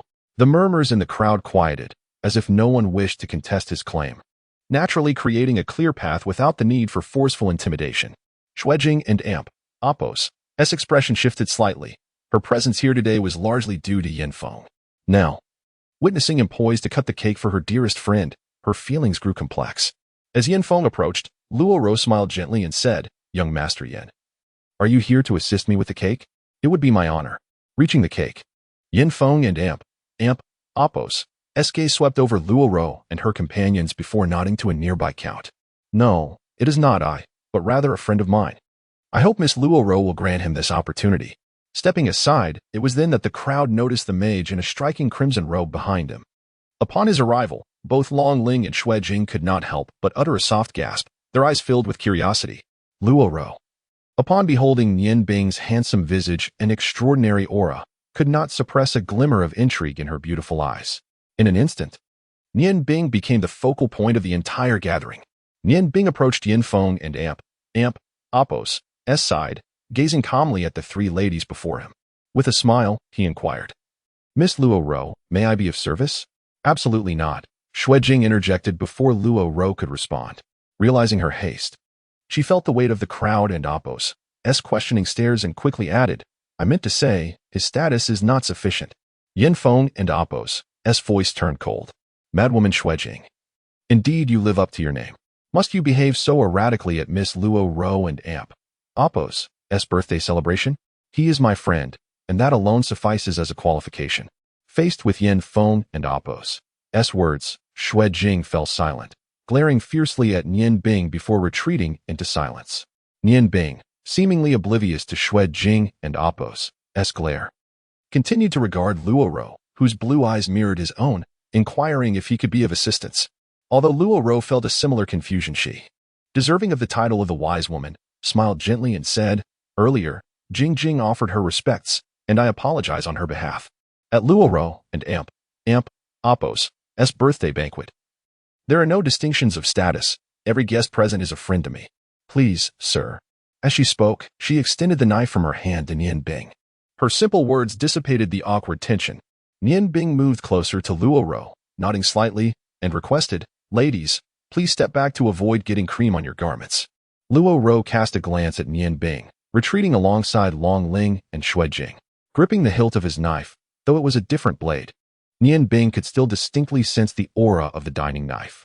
A fleeting glance at the plates on the side cart revealed Yin Feng approaching him, presenting the first plate into his hands. Yin Bing smiled and declared, "This first piece, of course, is meant for today and Apos' birthday girl, Miss Shi." In a flash of brilliance, apart from Yin Feng standing beside him, none could discern how he executed his move. A slice of cake had been elegantly arranged upon the plate. Even more astonishing was the absence of cream on the knife, while the cake's cut was remarkably neat, untouched by any cream. Yin Bing extended the plate to the birthday girl behind him, saying, "This piece of cake shall serve as my birthday gift to Miss Shi." Despite Xi and Amp, Apos' remarkable intelligence, she could not fathom Yin Bing and Apos' intention. Longling interjected, "This is clearly Roer and Apos' cake. How can it be considered your gift?" Yin Bing offered a subtle smile and replied, "Miss Shi, the taste will reveal the truth. This is the only special piece of cake today." Luo Ro locked eyes with Yin Bing, astonished to find that she could not decipher the intentions of this exceptionally handsome man before her. Accepting the spoon offered by a nearby servant, she scooped a small piece of cake and brought it to her lips. During the process, she noted that the cake seemed slightly firm. Upon tasting it, Luo Ro could not help but exclaim, "How refreshing." The originally rich cake now carried a hint of sweetness, its cool cream and cake melting in her mouth, filling her senses with a delightful fragrance that invigorated her spirit, adding a blush to her previously pale cheeks. Yin Bing smiled gently and remarked, "To infuse ice magic into the cake may seem simple, yet the control of temperature is of utmost importance. Insufficient ice element would diminish the cake and Apos' flavor, while excessive use would render it an inedible block of ice. Such exquisite manipulation can likely only be achieved by a magician with a culinary background like myself." Luo Ro and Apos' sparkled as she nodded at Yin Bing, saying, "Thank you, sir." Luo Ro is quite pleased with this gift. It has been a while since anything has tempted me to indulge further. Might you allow my two sisters to experience such delectable delights as well?" The nobles present, unaware of the nuances of their conversation, sensed the sincerity in Luo Ro and Apo's words, and curiosity about Nian Bing blossomed among them. As Nian Bing took the final piece of cake into his possession, the 7-layer cake had been perfectly divided, with each person receiving a piece, neither more nor less, and each slice identical in size, clearly indicating meticulous calculation. Luo Ro had already consumed a small portion of her cake and smiled at Nian Bing, saying, "I never imagined you would complete the division of the entire cake so swiftly." Nian Bing, holding the cake, approached Luo Ro and smiled. "Had it been anyone else, they might not have been able to dance with you, my lady." At a cursory glance, dividing a cake seems an effortless task. However, for an ordinary individual, distributing over 100 pieces would undoubtedly consume considerable time. During this interval, the ball would have commenced, and Luo Ro could easily decline any invitations to dance under the pretext of waiting for the cake to be cut. Once the cutting was complete, she could effortlessly concoct an excuse to evade participation. Such cunning truly befits her reputation as an intelligent woman. When Nian Bing proposed that someone else cut the cake for her, she had already discerned Luo Ro and Apo's intentions. This seemingly gentle and composed woman was, in fact, sharp and astute, her inner pride perceptible only to those with wisdom. Luo Ro recognized that Nian Bing had seen through her plan. Half of the cake in her possession had already vanished. At this moment, the gazes of the 3 most beautiful women in Ice and Snow City were fixed upon her. Luo Ro and Apo's eyes bore a hint of provocation, while Long Ling and Apo's were filled with curiosity and inquiry. Xuejing and Apo's expression was the most pronounced, reflecting both anger and a trace of intrigue. Luo Ro declared loudly, "Ladies, once you have finished the cake, you may freely join the ball. I shall keep my promise and dance the first waltz with this esteemed magician." As the melodious music began to resonate, Luo Ro extended her right hand toward Nian Bing, who smiled faintly and accepted her delicate hand, effortlessly encircling her slender waist, which appeared fragile enough to break at any moment. With a slip of her foot, they entered the dance floor. The guests instinctively parted to grant them space in the center. Although Nian Bing and Apo's dancing was somewhat unpracticed, it gradually became more fluid as the music played on. The subtle fragrance emanating from Luo Ro was faint yet unforgettable, reminiscent of orchids. Her ethereal hand, clasped in Nian Bing's, offered an indescribable comfort.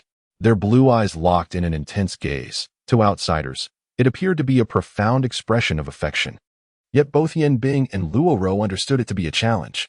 Luo Ro and Apo's lips moved softly, speaking in a tone only Nian Bing could hear. "Where do you hail from? I can assure you, you are not from this city, as the Ice Moon Empire has few blondes."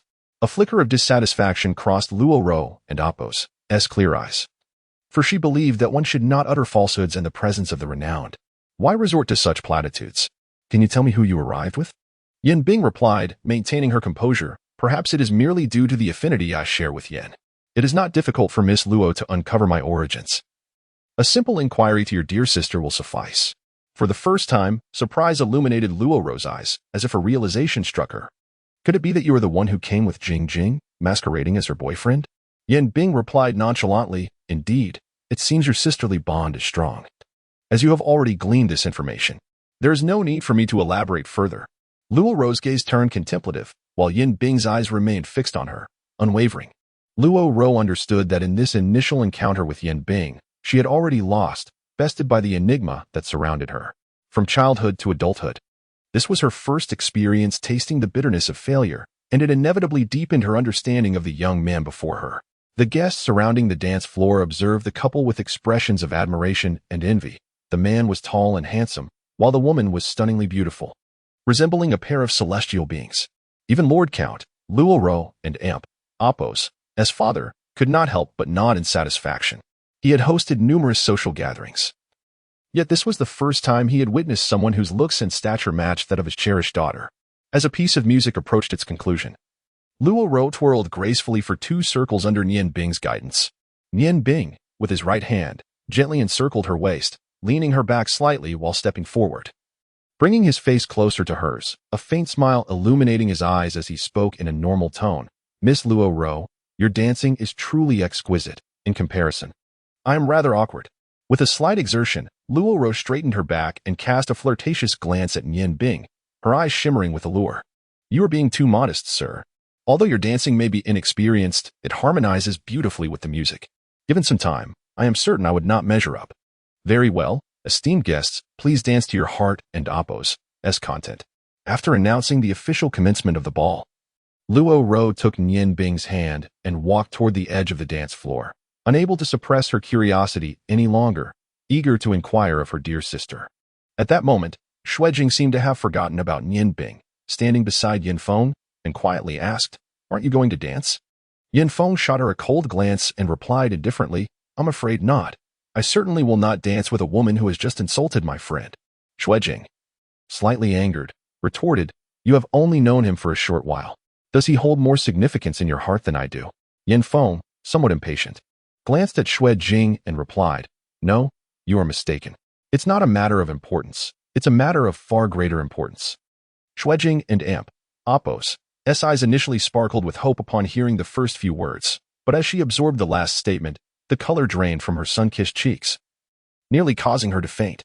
"Fine, Yin Feng, remember this." Sergio intended to invite Long Ling to dance, but was interrupted by Luo Ro. Nian Bing smiled gently and greeted, "Brother Sergio, Linger, it's a surprise to see you here today." Long Ling furrowed her brow slightly and replied, "Indeed. It is unexpected, Nian Bing. You are an ice magician. Why are you wearing a fire magician's robe today? Moreover, the level does not seem right. This attire looks somewhat familiar." Xuejing, who had just approached, caught only the last part of the conversation and scoffed, "Of course it looks familiar. Isn't his outfit and the magic staff in his hand what I borrowed from you?" Luo Ro looked at Nian Bing with confusion but remained silent. Long Ling's eyes widened in disbelief. "What? Jing, is this the one you mentioned who chops?" Xuejing, not wishing to spare any courtesy to Nian Bing in front of her sister, retorted fiercely, "Indeed, he is the one who chops wood. I never expected him to be so adept at tricks." Nian Bing smiled calmly and replied, "Jing and Appo's, I assure you, I am not playing tricks. I merely assisted your friend in cutting the cake, which aligns perfectly with this attire and Appo's identity. Do not forget, I am currently your boyfriend. I am aware of your curiosity regarding my remarkable skill in cake slicing. The truth is rather simple. After years of chopping wood, my technique has become second nature. Regardless of the object, the method remains fundamentally the same." He spoke no falsehood, and thus his expression bore an air of calmness. Upon witnessing this serene demeanor, Luo Ro, who had previously formed certain conclusions, found herself engulfed in doubt about her own judgments. Xuejing, in a fit of anger, exclaimed, You did that on purpose. Did you not? Tell me, what exactly did you say to Yin Feng just now?" Nian Bing replied with an air of indifference, "I merely exchanged greetings with Brother Yin. He is not at all as you have described. In fact, interacting with him is quite pleasant." Silence. Luo Ro interjected, her voice tinged with dissatisfaction. After all, Nian Bing had just shared the first dance with her, making him the most significant guest present. If Xuejing were to expel him, the banquet would surely come to an abrupt end. With a gentle smile, Nian Bing remarked, "I apologize, Miss Xuejing, but I am not your servant. Everyone possesses their own dignity, and I hope you can be mindful of your words. Moreover, you lack the authority to dismiss a grand sorcerer. Am I correct, Linger?" As he spoke, his gaze fell upon Long Ling, who was still in a state of astonishment. Xuejing's voice sharpened, and in her rising fury, she seemed to forget the decorum of the gathering. "Are you referring to yourself as a grand sorcerer? What makes you so special?" Silence. Both Luo Ro and Long Ling exclaimed in unison. Long Ling, now awakened from her stupor, stepped between Nian Bing and Xuejing, whispering, Jing, regardless of your conflict. Today is Heir and Appo's birthday. Let us not spoil the occasion. Furthermore, Nian Bing is right, given his standing within our guild. You indeed lack the authority to cast him out." Xuejing paused, her surprise palpable. "Heir, do you truly know him?" Long Ling nodded affirmatively. Jing. While I am unaware of the misunderstandings between you, I can assure you of one thing. Remember the new grand sorcerer who recently joined our guild? That would be Nian Bing, at a younger age than mine. He has attained the status of grand sorcerer and is highly regarded by my father and several other magic scholars. Luo Ro nodded in agreement, presenting a piece of cake that resembled ice cream. "I can attest to this. Allow this delectable cake to serve as proof." Xuejing stood utterly speechless, her mind struggling to reconcile the reality that the seemingly timid Nian Bing was, in fact, a prodigy of magic. This sudden revelation was difficult for her to accept, Yet she recognized that Long Ling and Luo Ro would never deceive her. It was all undeniably true. Her gaze suddenly turned frigid as she shot Nian Bing a glance, her emotions settling into a calm demeanor. Heir, I apologize, but I can no longer partake in your birthday celebration. I shall return another day to express my contrition. I must take my leave. With that, she strode gracefully towards the exit, her steps composed. Luo Ro and Long Ling, familiar with her demeanor, understood that Xuejing was on the brink of an emotional eruption, and it seemed unlikely that this matter would resolve amicably. Nian Bing smiled faintly and said, "It and Oppos, as nothing. Merely a misunderstanding between Miss Xuejing and myself. Brother Sergio, amidst such exquisite music, will you not invite Ling Er to dance?" Sergio was momentarily taken aback, but quickly regained his composure, returning Nian Bing and Oppos' gaze with a grateful smile and extending his right hand in a gentlemanly manner. At this moment, Long Ling had no reason to decline Sergio, and although she still wished to clarify matters, she had no choice but to glide into the dance floor with him. Nian Bing stood calmly, observing the couples dancing gracefully in the hall, feeling a lightness in his heart. This time, he could truly detach himself from Qing Feng Zhai. "Do you not think this is rather cruel to Jingjing?" Luo Ro remarked, standing beside Nian Bing. "I do not perceive it as cruel," Nian Bing replied. "Miss Luo Ro, renowned for your wisdom, do you not think that given Xuejing and Oppos' temperament, she ought to face some setbacks?" He turned to look at Luo Ro. With a slight furrow of her brow, Luo Ro responded, "So, you are still aiding her?" Nian Bing replied calmly, "At least that is my belief. Xuejing once assisted me. Although I concealed my identity as a magician from her, I harbor no ill will towards her. To speak frankly, had she been a man, I might have sought retribution for the slights I have endured these past few days. However, she is a woman, and there is little to be gained from quarrels among women, which is why I chose today to reveal my true identity. Perhaps you think I have harmed Xuejing, but in truth, we are not even friends. She is not heartbroken, merely angry. With one more person harboring resentment towards me, do you think I would care? You are a wise woman, and Xuejing is your friend. If you could guide her to amend her temperament and manner of speaking, perhaps she might avoid considerable misfortune in the future." Luo Ro and Oppos' gaze bore an unusual intensity. "Who exactly are you? I genuinely do not understand your motives for these actions." Nian Bing smiled indifferently and replied, "I am merely an ordinary magician, as you have already heard from Ling Er, a novice in the magician and Oppos' guild, specializing in ice magic." Luo Ro chuckled, "Nian Bing, that must be your name. You have piqued my interest." Like a mouse sensing a cat's presence, Nian Bing involuntarily shivered. Luo Ro, with a hint of disappointment, asked, "Are you leaving already?" Nian Bing smiled warmly and said, "Even if I do not depart, I fear Miss Luo Ro would not wish to dance with me any longer. Therefore, I shall take my leave. I do not relish being the center of attention." Chapter 20. The Unique Preferences of Yin Feng Part 1. This week, the book is set to be released, likely around Tuesday or Wednesday. I hope everyone will show their support. Luo Ro smiled faintly and remarked, "Today, I concede victory to you, but it is impossible for you to prevail indefinitely. Once I uncover all your secrets, I shall ensure your defeat is both complete and undeniable." Nian Bing feigned a look of trepidation, saying, "I am already quite convinced. Miss, please do not make things difficult for me." Luo Ro scoffed, "Do you disdain to engage in a contest with a mere girl?" Nian Bing smiled, "I would not dare. I simply lack the time to spar with you. Should you possess the ability to enter the Mage Guild's library, you may find me there at your convenience. I shall remain within the guild for at least a month. Then, by that, you accept my challenge," she proclaimed. "Very well, allow me to escort you out." Without waiting for Nian Bing and Oppos' protest, she took his hand and led him outside. The night air was cool and refreshing as Luo Ro and Nian Bing strolled along the garden path, resembling a couple in their leisure. Although Nian Bing felt at ease in her company, he harbored no desires. "Nian Bing, shall we make a wager?" Luo Ro suggested with a smile. Her tone was light, yet Nian Bing sensed the underlying sharpness. "I must decline. I am not one for gambling." Luo Ro replied, "Are you afraid of losing to me?" Nian Bing smiled slightly. "It would be better to provoke than to wager. This method of provocation is likely ineffective against an astute woman such as yourself.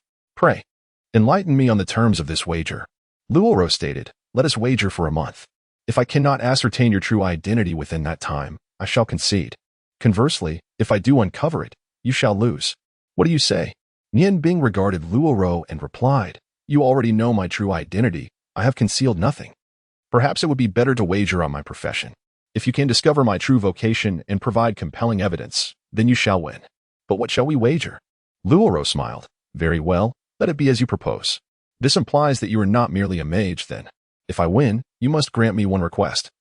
If you win, I shall grant you one. Nian Bing chuckled. That request seems rather vague. If I were to win, and I were to ask you to marry me, would you acquiesce? At that moment, the warning from the Xuanhuan was entirely accurate. A piercing airflow, imbued with immense pressure, suddenly descended from the left rooftop. Hurtling towards Nian Bing's location, the familiar crimson light signaled the impending attack. As he completed his incantation and prepared to cast a formidable fourth-tier Ice Spire shield, a sudden flash of white light appeared from the side. The white light, though not blinding, moved with remarkable speed, intercepting the red light before it could reach Nian Bing. A sharp sound echoed, causing Nian Bing and Apos' eardrums to ache, and he instinctively retreated against the wall. Two figures, one clad in white and the other in silver, simultaneously descended upon the ground. The silver figure was none other than the wild girl, Xuejing, as envisioned by Nian Bing, while the white figure was unexpectedly Yin Feng. Earlier, when Nian Bing had departed, Yin Feng seemed to have gone to the restroom, preventing Nian Bing from bidding him farewell. Yin Feng raised the white-sheathed short sword, declaring, "Wild girl, you are causing chaos again. As a martial arts practitioner, how dare you ambush a magician from the shadows? You are utterly unworthy of practicing martial arts." Xuejing and Apos' eyes blazed with fury as she glared at Nian Bing. "I did ambush him. What business is it of yours? Who do you think you are to save him? Get out of my way. Today, I shall take his life." Nian Bing frowned slightly and replied, "Xuejing, I believe our enmity is not as profound as you perceive." Suddenly, Xuejing's eyes reddened. "Without today's events, how could I hold my head high before my sisters? I ask you, as a magician, why did you come to our Qingfeng Lodge to chop wood? Why did you deceive me? Everything you did before was merely a pretense. Wasn't it Apos, it? All to fool me, right? What grievance do I hold against you that would warrant such deceit?" Nian Bing had not anticipated Xuejing would view the matter so gravely. He furrowed his brow and said, "Xuejing, indeed, I am a magician, however. My visit to your Qingfeng Lodge to chop wood was entirely voluntary. I had my own motives and never intended to deceive you. You never inquired whether I could wield magic. How can this be considered deceit? Please, calm yourself." "Calm myself? How can I possibly do that? Before so many guests. The majority witnessed you and I arrived together, yet you ignored me entirely, dancing the first waltz with heir. What does that signify? Are you trying to demonstrate your superiority? You despicable wretch, I will kill you today." The red aura of her long sword flared with intensity, signaling her readiness to strike once more. A sudden wave of amusement crossed Nian Bing's mind as he discerned that Xuejing's animosity towards him stemmed largely from jealousy. The mere thought of jealousy struck him as ludicrous. Could it be that this headstrong girl, who had always looked down upon him, harbored feelings for him? As the crimson light surged, the long sword in Xuejing's hand cleaved toward Nian Bing with the ferocity of a comet. It was evident that she had summoned all her strength. A white barrier of light rose from below, and a series of crisp sounds echoed successively. Nian Bing blinked, and in an instant, Xuejing and Yin Feng had closed the distance to within 5 meters of him. However, Xuejing now appeared somewhat pale, her sword reduced to a mere half, while a short dagger, emanating a chilling aura, was poised at her slender neck. The murderous intent emanating from Yin Feng was palpable as he coldly stated, "Wild girl, your madness is of no concern to me. Yet, should you wish to harm my friend, do not blame me for being unmerciful. Others may be weary of your father, Xueji, but I am not. Brother Yin, please show mercy." Nian Bing quickly interjected, stepping forward. As he drew near, he observed that Xuejing and Apos' gaze flitted between him and Yin Feng, seemingly oblivious to the dagger that threatened her life. Tears cascaded down her smooth skin, an aura of sorrow enveloping the atmosphere. Suddenly, Nian Bing detected a peculiar expression in Xuejing and Apos' eyes, a blend of anger and despair. Alarmed, he swiftly raised his hand towards Yin Feng and Apos' dagger. Just as Nian Bing had anticipated, Xuejing closed her eyes and charged directly into the blade that Yin Feng wielded. Time was of the essence, and Yin Feng could hardly react.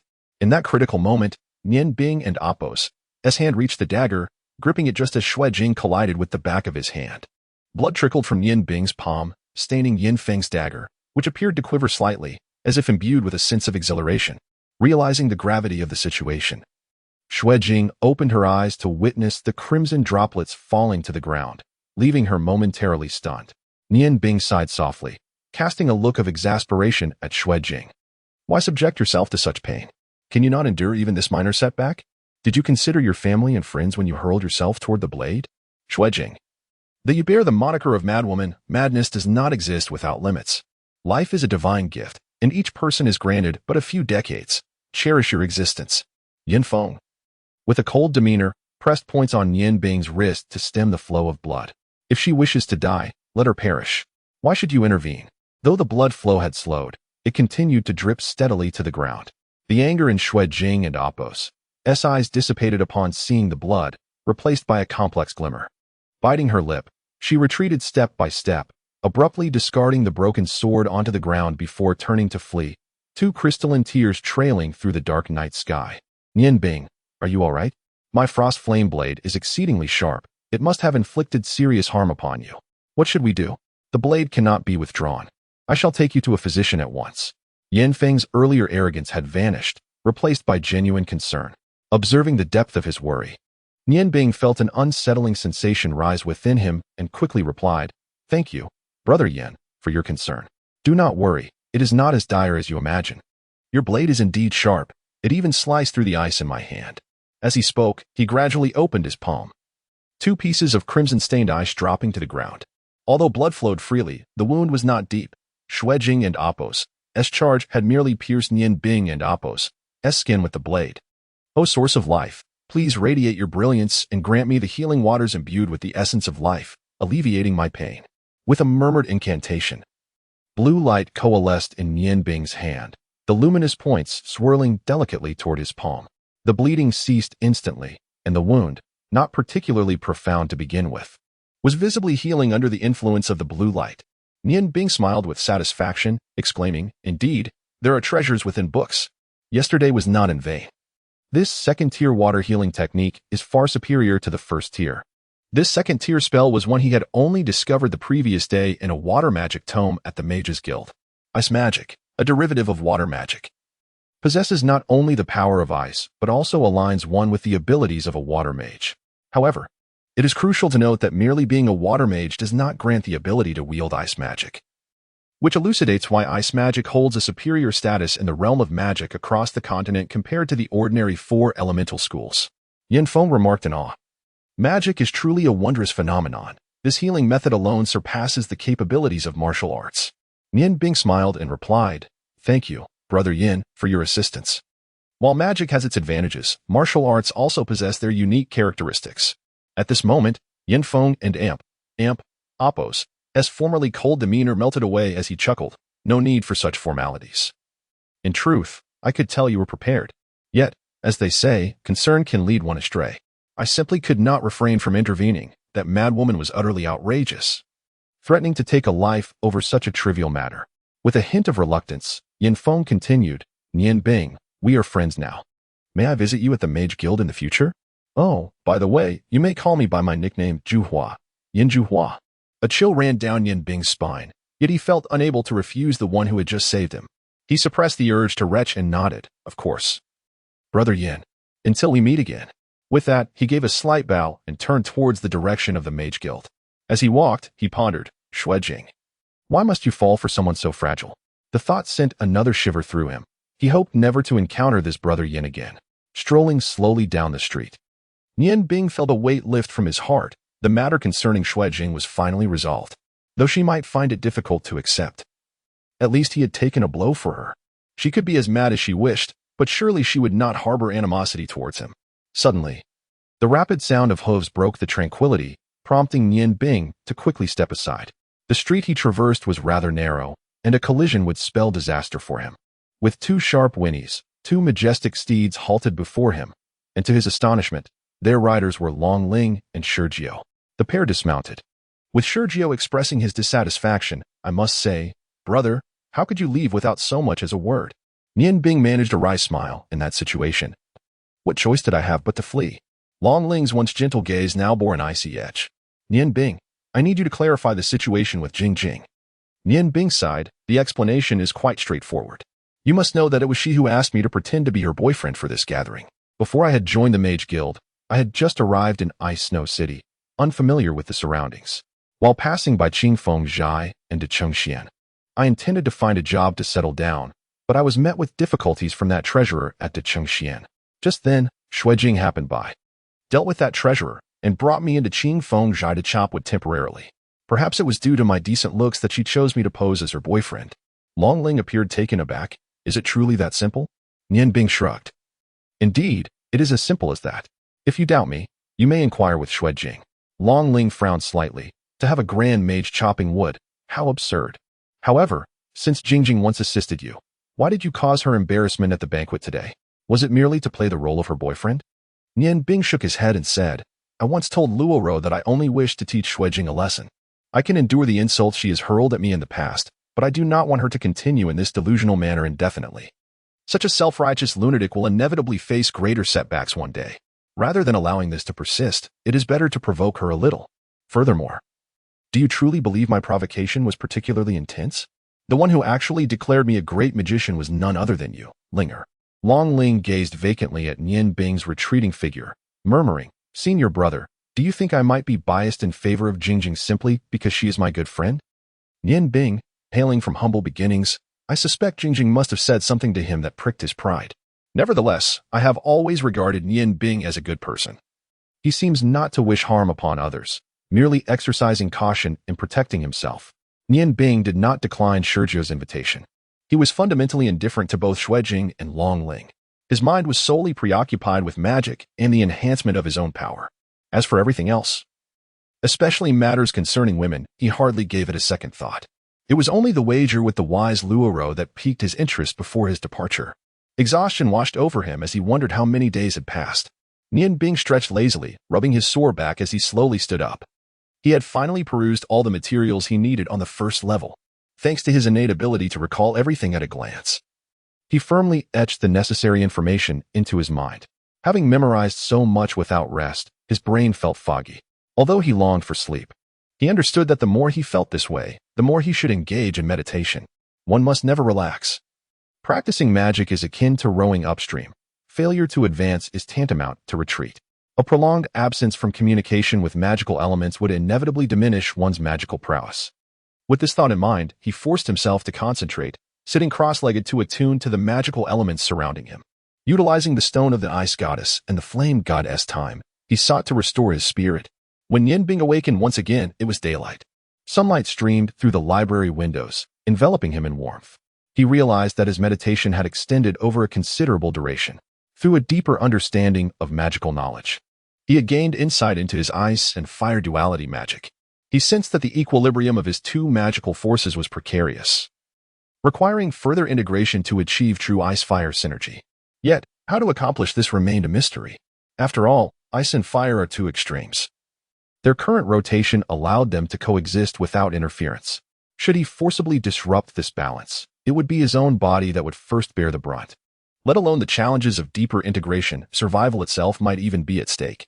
It is precisely for this reason that, despite knowing that continuing his training would only exacerbate the swirling vortex and increase the latent dangers, Nian Bing felt an overwhelming trepidation to attempt it lightly. Now he simply hopes that within the second and third floors of this library, and even that enigmatic fourth floor, there may be theories to guide him. Although the hope seems faint, it still holds a glimmer of possibility. The sound of the door opening caused Nian Bing to instinctively lift his gaze, only to see Long Ling entering, carrying a plate. Upon noticing Nian Bing awake, Long Ling gasped in surprise. Nian Bing, you've finished your meditation. Nian Bing smiled gently. Have I been in here for a long time? Have you been the one bringing me food these past few days? Long Ling replied somewhat discontentedly. While it's commendable that you enjoy reading, you cannot lose track of time like this. If it weren't for Father not allowing me to disturb you, I would have stopped you long ago. You spent 3 days and nights solely reading, and then meditated for another 2 days and nights. I have never seen someone so eager to learn. No wonder at such a young age, your magic has already reached the level of a grand mage. Here, eat something first. After 2 days of meditation, you must be famished. Nian Bing accepted the plate, which held a bowl of plain porridge, 2 steamed buns, and a small pile of pickles, nothing extraordinary. Yet, at that moment, he felt enveloped in warmth. Long Ling was indeed a kind-hearted girl. Though their friendship was still in its infancy, her thoughtfulness stirred a sense of gratitude within him that he felt compelled to repay. What are you daydreaming about? Aren't you hungry? Long Ling gently nudged Nian Bing. Ah, yes, of course I'm hungry. I'll eat now. Long Ling finally witnessed the legendary sight of someone devouring food voraciously. In less than 30 breaths, the 2 buns and bowl of porridge had vanished, and with lingering satisfaction. Nian Bing swallowed the last of the pickles, patting his belly contentedly. Eating so quickly, aren't you afraid of choking? Long Ling chuckled at Nian Bing, who appeared as if he hadn't eaten in ages. Nian Bing returned the plate to her, saying, "Thank you. I feel much better now. I think I should head to the 2nd floor to continue my studies." "What? You still want to read? Don't you want to rest for a moment?" Long Ling looked at him in astonishment. Nian Bing smiled slightly and replied, "No, I still have much to learn on the 2nd and 3rd floors. It's a rare opportunity to be in this treasure trove, and I truly wish to linger a little longer." With that, he made his way upstairs. Long Ling caught his arm and said, "Wait a moment. Do you know that Jing Jing came looking for you yesterday? Also, Yin Feng has been here." Nian Bing furrowed his brow. "Did they need something from me?" He then chuckled bitterly. "All right, no need to elaborate. Oh, by the way, Ling and Appos, who exactly is Yin Feng? It seems no one in Ice Snow City dares to offend him, not even Lady Luoro's father, the Earl." Long Ling explained, "He has a rather special identity. Officially, he is the 7th son of His Majesty the King of the Ice Moon Empire, the 7th Prince. However, for reasons unknown, he was expelled from Ice Moon City by the king and sent to reside in Ice Snow City, where he was granted a residence." Yin Feng appeared to lack any particular hobbies. His days were predominantly consumed by martial arts training, with only occasional strolls through the streets and rare attendance at banquets. That day, he had only accepted an invitation to the feast because he had once requested Heir's assistance. "I sensed a unique regard he held for you. It was the first time I had witnessed him exhibit such concern for another." Nian Bing sighed softly, remarking, "Such concern is best avoided. But what could be the reason for Xuejing's visit?" Long Ling replied, "It seems Jing Jing had a quarrel with someone and sustained some injuries in the process. She informed me that a woman had come to Qing Fengjai seeking you, and upon a disagreement with that woman, a scuffle ensued. Remarkably, the woman proved formidable, inflicting injuries on her in just a few moves. It was only when Xue Bobo intervened and informed the woman that you were no longer at Qing Fengjai that she agreed to leave." According to Jing Jing, the woman and Appos' prowess was seemingly on par with that of Xue Bobo, suggesting she possesses the abilities of a martial artist. Jing Jing asked me to convey to you that the woman caused considerable damage at Qing Fengjai, amounting to 167 purple gold coins, and expects you to compensate for it. Nian Bing's body shuddered slightly. "Ah, could it be that she came seeking me? How utterly wretched. I can't believe I forgot about her. Ling Heir, I must step out for a moment. Thank you for relaying this information." Chapter 21, The Left Hand of the Fire God, Part 1. Today, this book embarks on a new journey. Without a doubt, Nian Bing is aware that the one causing chaos at the Qifeng studio must be Feng Nil. She is undoubtedly incensed by his absence and the inability to find him there, leading to her fierce confrontation with Xuejing. Alas, he feels utterly foolish, having forgotten everything while engrossed in his reading. As he exited the library, Nian Bing was consumed by anxiety. At that moment, his mind was filled with the enchanting figure of Feng Nu, and disregarding the potential for scandal. He raised his ice-ling staff and chanted, "O great goddess of ice and snow, grant me your fury, and transport us to the shores of the lost." A blizzard erupted. Blue light scattered from the ice-ling staff, and the surrounding air grew significantly colder. The winds howled, and the snow danced. The 4th-tier blizzard gradually intensified. Nian Bing completely immersed himself in the elemental forces of ice, soaring with the snow as he ascended into the stormy sky. Flying short distances within a blizzard is contingent upon the prowess of the spellcaster. The greater the mastery, the farther one can travel. With Nian Bing's current status as a Grand Mage and his adept control over magic, he utilized minimal magical energy to assist his flight, making the journey from the Mage Guild to the Shuego Ironworks a manageable task. In the distance, he spotted the courtyard of the Shuego Ironworks, where a swirl of red light danced, resembling a crimson dragon. Although still far away, he could faintly perceive the immense aura it exuded. Nian Bing guided the blizzard gently downward towards the courtyard. As he drew nearer, he realized that it was Feng Nu practicing her swordplay. It was his first time witnessing her training, and he felt a stirring in his heart. He sensed that her fighting spirit was as formidable as that of the legendary blacksmith, Hua Tian. The fighting aura pervaded the entire courtyard, and the dark red light generated a searing current of heat. At a height of 20 meters above the ground, Nian Bing could already feel the rising temperature. The snowflakes aiding his flight began to melt under the intense warmth, and he struggled to maintain control of his descent. The blizzard, after all, had an impact on the weather. While Feng Nu was practicing, she suddenly sensed a drop in temperature and an increase in air pressure. Instinctively, she looked up to see a blue figure descending towards her. Already in a foul mood, she exclaimed sharply, "Who dares?" Her feet shifted slightly, and with both hands gripping the Lithian divine sword, she stepped forward. With a fluid motion, she channeled her strength. A red flame of fighting spirit surged upward as if cleaving the heavens, accompanied by a piercing shriek. The crimson fighting aura extended from the Lithian divine sword, forming a dazzling red blade nearly a meter wide, aimed directly at Nianbing. Suddenly, a tremendous pressure emanated from below, startling Nianbing. In the face of such an urgent crisis, he instinctively drew the morning dew blade from his bosom. No, at this moment, it ought to be referred to as the sigh of the ice goddess. The strips of fabric encircling the hilt disintegrated into icy powder under the immense influence of the ice element. A brilliant blue radiance surged forth, and Nianbing found himself unable to chant the incantation in time. In a swift motion, he scattered a handful of papers into the sky. Under the effect of the sigh of the ice goddess, those 10 or so sheets of paper astonishingly transformed into a vast ice net, interwoven with numerous ice blades. To prevent the sigh of the ice goddess from excessively leaking the essence of the ice goddess stone, Nianbing had to deliberately employ his magical power to create a small barrier around the ice goddess stone while channeling the magical energy affixed to those papers. Though this strategy effectively contained the essence of the ice goddess stone, it consequently diminished the potency of the ice net. The ice blades collided one after another with the immense flaming blade, producing a thunderous roar. The giant blade of flame, born from combat energy, weakened momentarily under the relentless impact of the ice blades. However, the ice blades, being mere second-tier ice magic, could hardly rival the power of a strike derived from the heavenly sword. Although the radiance of the combat energy was somewhat diminished, it still surged menacingly toward Nianbing. The numerous ice blade spells had bought him precious time. He dared not rely on the sigh of the ice goddess any longer. Instead, he reached into his bosom and produced the flame god stone, hastily chanting, "Great flame god, please grant me the use of your left hand.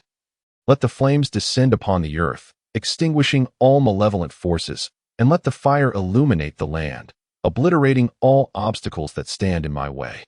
The left hand of the flame god, as legend has it, is the most vulnerable part of the deity. Thus, this fire-based spell, akin to summoning fire elements, was merely 5th tier. Had it been the right hand of the flame god, the difference would have been staggering, a mere letters distinction yet a full 4 tiers apart. The 9th tier right hand could effortlessly decimate a battalion of heavy cavalry numbering in the thousands.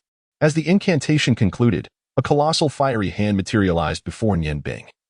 Just as the crimson combat energy strike reached him, the immense fiery hand did not engage in a direct confrontation. Instead, it grasped the combat energy strike in midair and forcefully diverted it to the side. Although the left hand was the weakest aspect of the flame god, it remained an integral part of his essence. The 5th tier single target spell, while not the zenith of a grand sorcerer and Appo's capability, approached its limits. The powerful combat energy strike, propelled by the heavenly sword, was nevertheless deflected aside by the flame goddess' left hand, gliding past Nianbing. Under his deft control, the left hand opened its palm at just the right moment, refraining from exhausting magical power in a direct contest with the combat energy strike, instead remaining poised before Nianbing. "Feng Nu, do not engage. It is I," Nianbing urgently called out. The combat energy strike generated by Feng Nu, based on the heavenly sword, was formidable beyond measure. The mere lateral contact with the flame god's left hand had weakened it by a third. Were it not for the summoning of the flame god stone, this 5th tier spell would likely have been obliterated long ago. As the dragon spirit remarked, the strength of the Phoenix Maiden has undoubtedly ascended to the level of a martial artist, and considering her youth, it is indeed remarkable. Martial artists are as formidable as sorcerers. Under the protection of the fire god's left hand, Nianbing gradually descended, thanks to the effect of the fire god stone. Casting this 5th tier magic did not impose a significant burden upon him. Landing cautiously before the Phoenix Maiden, he offered a wry smile and remarked, after a few days apart, "You need not extend such a warm welcome. It could be perilous." As he touched the ground, the immense left hand of the fire god vanished. In a flash of crimson light, the sword of the celestial deity returned to its sheath. The Phoenix Maiden swiftly appeared before Nianbing, scrutinizing him closely before sighing in relief. "Who prompted your sudden descent? Fortunately, you sustained no injuries. When I practice swordsmanship, I am wholly focused. Any external stimuli provoke an immediate response. Thankfully, no grave error occurred. Why must you descend from above instead of using the entrance? Truly, Yunyan Bing, understanding her concern, could not hold her accountable. Meeting her gaze filled with care, he expressed his apologies. I am sorry. It is entirely my fault. Phoenix Maiden. Have you visited the Qingfeng studio? Upon hearing Yan Bing mention the Qingfeng studio, the Phoenix Maiden snorted. Do not mention Qingfeng studio. I went there to find you. Intending to be rather courteous. Yet, I encountered a headstrong girl who, upon seeing me, declared you had perished. In my anger, I resorted to combat. Her skills do not match her sharp tongue. Had it not been for a middle-aged man from the studio who intervened to explain, I would have thoroughly taught her a lesson. Yan Bing, where have you been these past few days? I have been unable to find you. And you have not come to see me. Am I truly so detestable to you? Yan Bing, taken aback by her inquiry, quickly replied, No, not at all. It is indeed my fault. He then recounted the events of the past few days to the Phoenix Maiden, briefly mentioning the banquet, but primarily focusing on his journey into the Mage Guild. So, you are now a member of the Ice Moon Empire Mage Guild, and a Grand Mage at that. Is magic so alluring that you would forget about me? Though her words carried a teasing tone, a smile graced the Phoenix Maiden's face, indicating that she did not truly harbor any resentment towards Yan Bing. Yan Bing explained, Over the years, I have honed my culinary skills alongside my master. While my magical practice has been largely experimental, this time, having finally found an opportunity, I naturally devoted myself to it. The Phoenix Maiden, as if recalling something significant, remarked, Oh right, earlier, when you were fending off my attack, it seemed you employed two types of magic. The first was relatively weak, yet it slowed the pace of my energy assault. The latter, however, was considerably stronger, redirecting my energy aside. What intrigues me, though, is that these two forms of magic do not appear to share the same elemental affinity. Upon first witnessing you wield both ice and fire magic simultaneously, I initially believed your magical prowess to be rather modest, perhaps a result of self-training in two divergent disciplines without proper guidance. I assumed that your limited mana would not affect your physicality. However, it appears that both your magical abilities have reached a commendable level. Could it be that you are indeed a dual-element mage, adept in both ice and fire? Such contrasting magics are inherently opposed. Yan Bing, taken aback, felt a surge of admiration for Feng Nu, yet he remained reticent regarding his own secrets. He hastily clarified, I possess both ice and fire attributes, which enables me to cultivate these two forms of magic concurrently. However, as you surmise, their opposing natures hinder my potential for greater achievements. To avoid being consumed by their conflict, I must regulate my magical energy. Nevertheless, this suffices for me, as I am merely a chef, utilizing magic as an aid to my culinary art.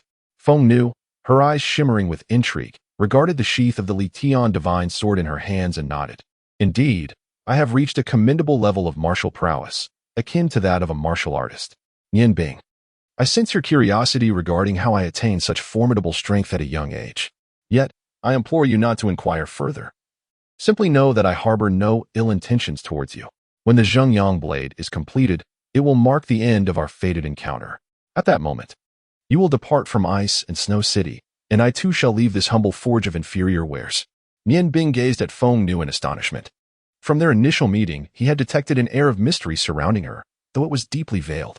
He did not wish to delve further, believing her to be a disciple of Hua Tian, which justified her willingness to assist him in embedding the flame godstone. Yet, it now seemed that the situation was far more intricate than he had imagined. The secrets she harbored were undoubtedly profound, particularly her remarkable martial skills that belied her age. While the number of martial artists on the continent is not as tragically scarce as that of mages, it certainly does not exceed 1,000. Each nation earnestly seeks to recruit these warriors. Over the decades, despite the relative peace among the 5 great empires, clandestine rivalries have persisted, manifesting in 2 primary arenas: the contests among warriors and the grand tournaments among mages. Though unofficial, the Continental Martial Arts Championship and the Continental Magic Championship are events that no nation can afford to disregard. Achieving excellence in these competitions can elevate a nation and Oppo's standing in the eyes of others, a form of warfare without bloodshed that is highly coveted. Historically, the youngest recorded martial artist was over 35 years of age. Given that Feng Nu is of a similar age to Yan Bing, should news of a martial artist as young as she emerge, it would undoubtedly stir waves across the entire continent. Yan Bing smiled faintly and said, Phoenix Maiden, it is precisely because you cultivate fighting energy that you can perceive its immense power. My path, however, is different. I practice magic, which possesses its own mysteries. If my magical prowess could rival your fighting energy, I believe your strength would not be sufficient to overpower me. A magician merely requires the time to chant their spells. Indeed, I may not withstand your relentless assaults, but should I be an archmage, unleashing an 8th level spell, no martial artist could hope to contend with that. Thus, I maintain that the distinction between a magician and a martial artist lies primarily in distance. When two individuals of equal rank engage in close quarters, the martial artist will undoubtedly prevail.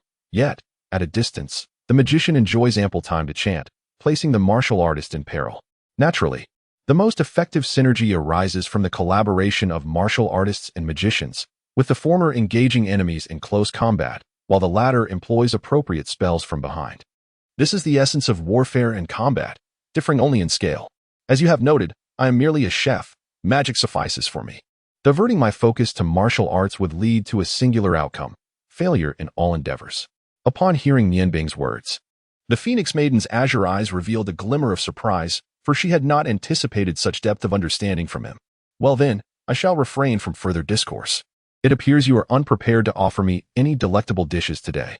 At this point, the longing in her gaze was unmistakable, as she harbored an enduring fondness for Nian Bing's culinary skills. Nian Bing, with a resigned gesture, spread his hands and replied, "Indeed. The moment I learned you had come to Qifeng Pavilion seeking me, I rushed over without any preparations. Perhaps I should go procure some ingredients now." The Phoenix Maiden and Apos' understanding stirred a sense of warmth within Nian Bing. Conversing with her required no elaborate explanations. Often, a mere glance sufficed for them to grasp each other and Apos' desires. This mutual understanding brought a sense of ease, deepening Nian Bing and Apos' fondness for the enigmatic Phoenix Maiden. Since arriving in the Snow City, Nian Bing had encountered 4 beautiful women, yet in terms of impression and significance in his heart, none surpassed the Phoenix Maiden. Although she possessed an air of mystery, there was nothing about her that made Nian Bing feel apprehensive. He had not even concealed his ability to wield 2 forms of magic from her. Everything felt so natural in her company, as if he had removed an invisible mask, an intimacy reserved for kin. The Phoenix Maiden said no more, accompanying Nian Bing to the entrance of the blacksmith's shop.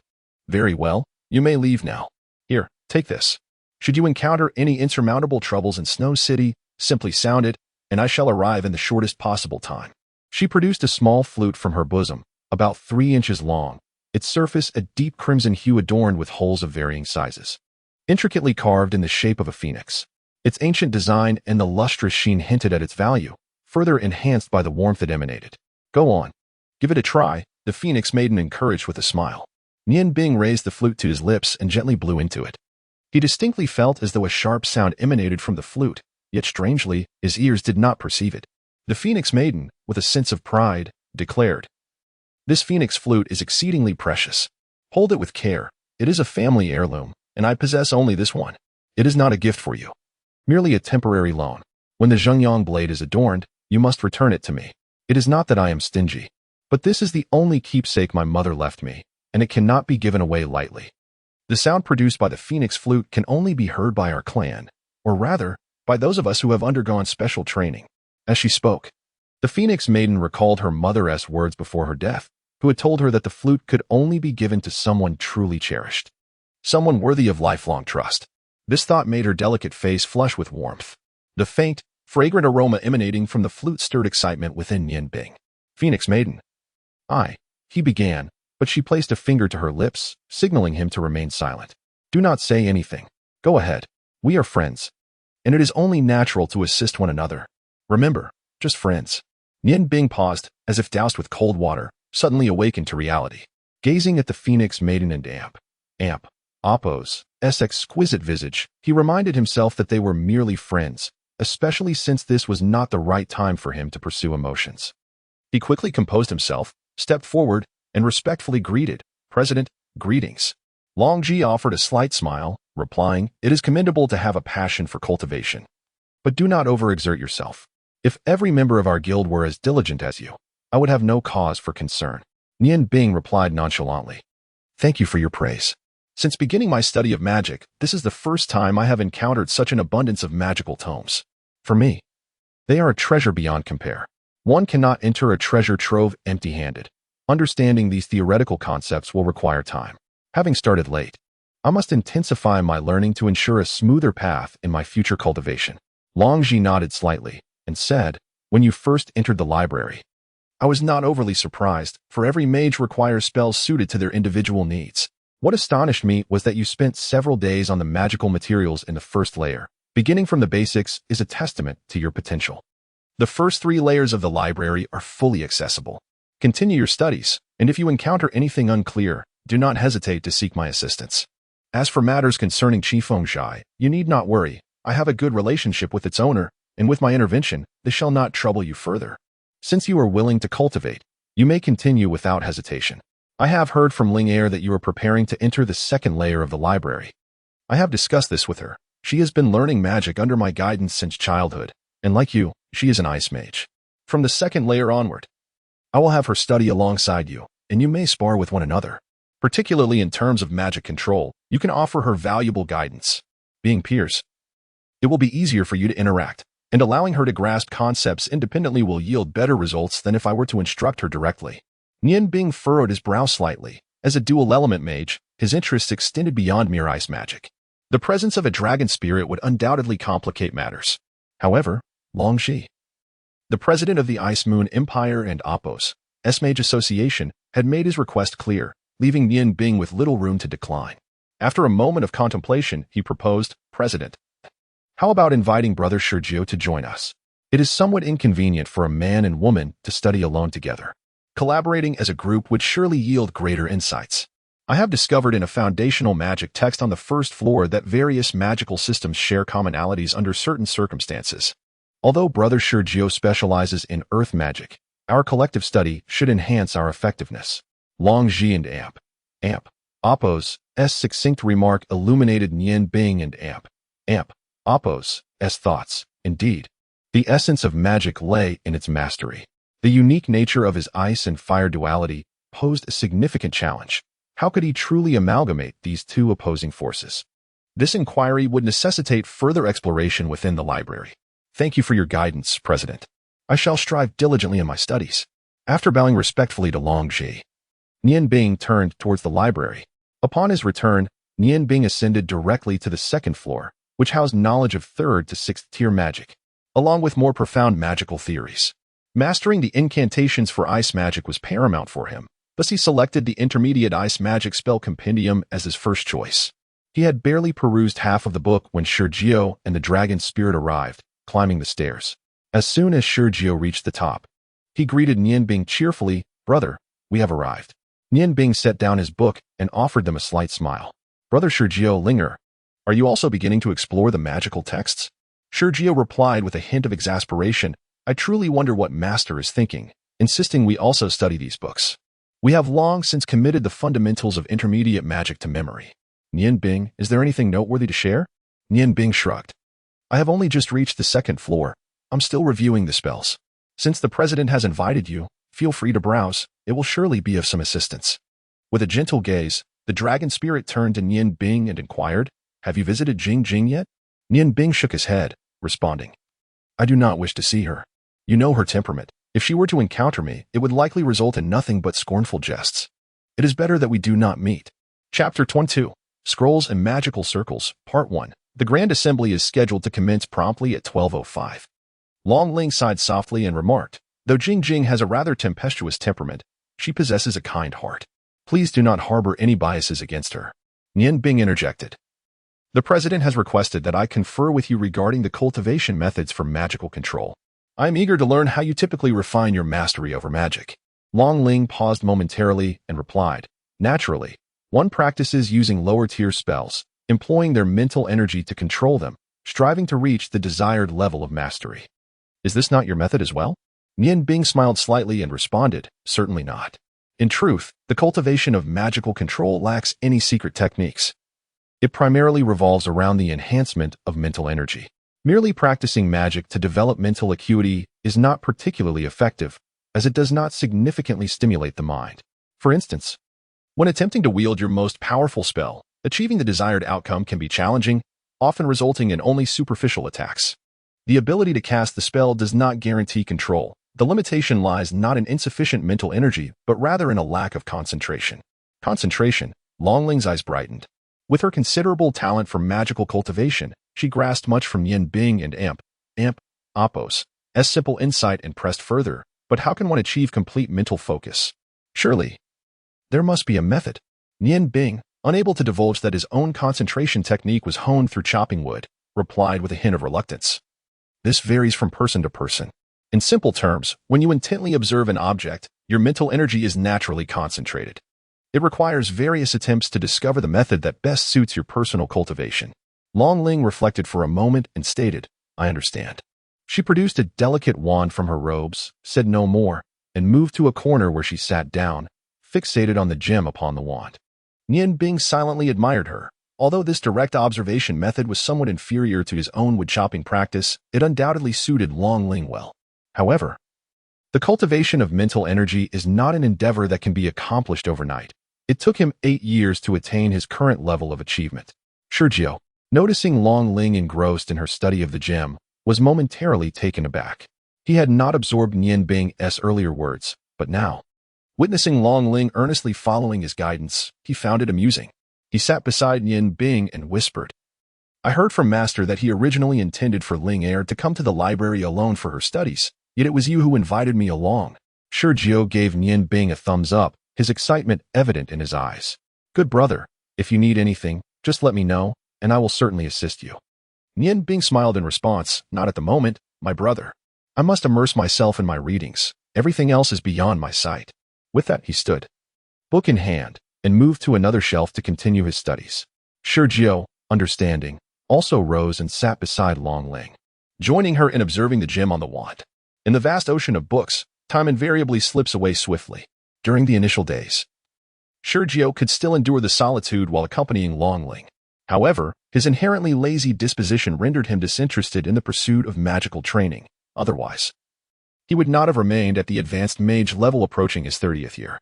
As the days passed, apart from exchanging a few words with Long Ling during meals, the two remained ensconced in silence, a situation that made Shurjiao increasingly uncomfortable. By the third day, he could no longer tolerate it, aside from occasional visits. He refrained from lingering. After all, both Nian Bing and Long Ling were as unresponsive as wooden figures, and Shurjiao had developed a considerable trust in Nian Bing. By the 7th day, he decided to forego his visits altogether, allowing the two to engage in their studies within the library. Nian Bing held a book in one hand while rapidly channeling magical energy with the other, meticulously inscribing a spell onto a scroll. This magical scroll was crafted from special materials, coated with powdered magical gems that, when crushed, formed a layer on its surface. Through the art of magical inscription, one could store magical energy within the scroll, enabling instantaneous casting without the need for incantations. The numerous slips of paper Nian Bing had hurled during his confrontation with the Phoenix Lady were the result of his practice with basic magical scrolls learned in the first tier, as second-tier spells could be inscribed on ordinary paper. However, spells of the 4th tier and beyond necessitated the use of specialized scrolls. The cost of these white scrolls varied according to their quality, with the cheapest priced at 1 gold coin and the most expensive requiring up to 10 purple coins. The white scrolls themselves were not particularly valuable, but once inscribed with the requisite spells, their worth could multiply exponentially. The scroll Nian Bing was currently utilizing was a standard white scroll valued at 1 gold coin. Although the Mage Guild offered numerous discounts to its members, white scrolls had to be purchased at full price. Initially merely curious about the use of scrolls, Nian Bing's interest burgeoned after relying on one to save himself from the Phoenix Lady's attack. After memorizing the necessary incantations and reviewing the pertinent knowledge, he began to explore the art of scroll inscription and utilization in the 2nd tier. He procured the white scrolls directly from the guild, benefiting from a membership discount of 20%. Within just 2 days, he had purchased 100 low-level white scrolls, of which over 90 had already been used, depleting a significant portion of his salary for the month. Fortuitously, due to his high magical control, Nian Bing and Appos' success rate in inscribing scrolls exceeded that of an average mage. Among the 90-plus scrolls, he successfully produced over 30 4th-tier scrolls, along with 6 5th-tier and 2 6th-tier scrolls, an extraordinary achievement given his current capabilities. As he completed the final inscription, the icy magical energy coalesced, and with a pointed gesture at the scroll's critical juncture, a sharp sound resonated as the scroll erupted into a cloud of blue light, disintegrating into ice powder, rendered utterly useless. The considerable strain on his mental faculties left Nian Bing feeling fatigued as he leaned against the bookshelf, lamenting the low success rate of the 6th-tier scrolls. and regretting the loss of yet another gold coin. Nian Bing, in a moment of contemplation, remarked, "The book merely states that the success of crafting a magical scroll depends on a sorcerer and Appos' magical power, control over magic, comprehension of the arcane, and the quality of the scroll itself. It does not specify the success rate." Ling Er interjected with a smile, "Indeed, your success rate is quite commendable. In general, a sorcerer can only create scrolls of a magical level 2 tiers lower than their maximum capability, with a typical success rate ranging from 1 to 5%. High-quality white scrolls do not enhance the magical potency inscribed upon them. Rather, they merely increase the likelihood of successful creation. Even the most expensive scrolls only offer a mere 20% chance of success, and their compact size for portability justifies their high price. Consequently, a successfully crafted scroll, even of the 4th tier, holds significant value. For instance, your 4th tier blizzard spell is worth no less than 50 to 100 gold coins. Given that you have utilized 100 scrolls to produce over 30 4th tier ice magic scrolls, it implies that you could potentially reap returns equivalent to 10 times the original investment. Woon and Appos, do you agree that this is quite a fortune?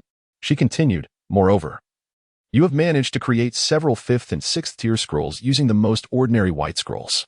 The 6th tier spell should represent your pinnacle of achievement. And the fact that you can produce such scrolls is something even my father could not accomplish.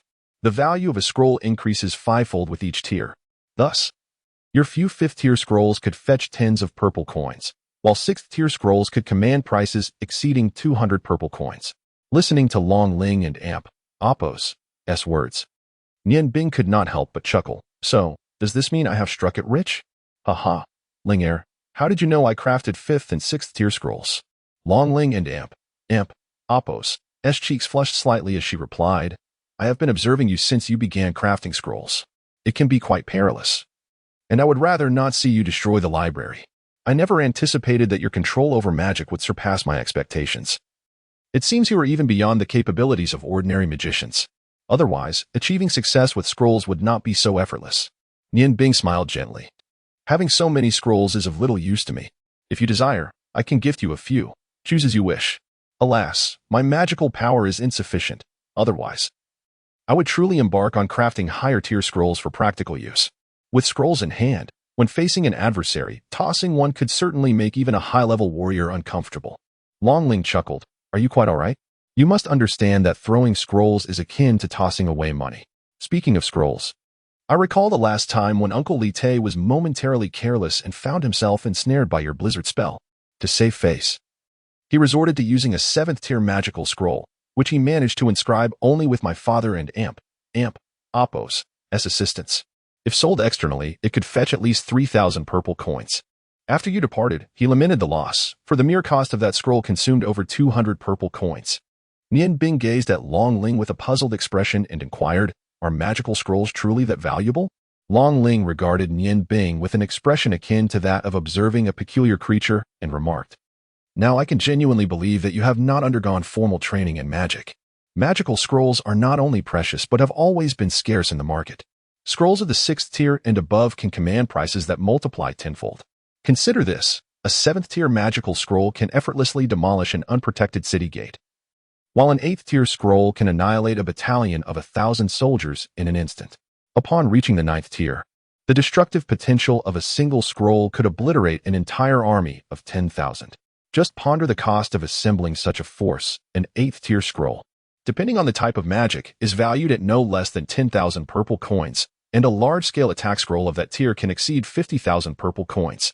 As for 9th tier scrolls, they are virtually priceless and have not graced the market for quite some time. My father, after an extended period of incantation, can cast 10th tier magic and has attempted to create 9th tier scrolls, but has yet to succeed. He has expended thousands of purple coins on blank scrolls in this endeavor. Upon hearing Long Ling and Appos' words, Nian Bing suddenly comprehended that the exorbitant value of magical scrolls primarily stems from the fact that any magic scroll, even in the hands of a novice magician, can unleash the magical potency inscribed upon it. Thus, with sufficient wealth, a novice magician could carry dozens of scrolls and potentially rival a seasoned mage. This is the merit of scrolls. However, according to Long Ling, the scrolls he had crafted could indeed fetch a handsome sum, and when the need for money arose, he could simply create a few more. Regrettably, his magical prowess was currently limited, peaking at the 6th tier, and he could not utilize an excess of scrolls. Linger, he asked, might you persuade the guild leader to assist me in selling some? Long Ling smiled and replied, Father would never part with such a vast collection of scrolls. He would undoubtedly keep them for himself. You see, for a guild of magicians, having a substantial reserve of scrolls significantly enhances their combat prowess during battles or wars. Even a collection of 4th-tier scrolls offers considerable advantages. Currently, individuals like you who can create scrolls are quite rare, given the low success rate in their production. To improve this rate, most people tend to use higher quality blank scrolls, which incurs considerable expense. Here is what I propose. I will assure you on behalf of my father that the guild will provide you with all necessary resources free of charge. However, the scrolls you produce must be sold to the guild at half the market price, and you may retain as many as you wish.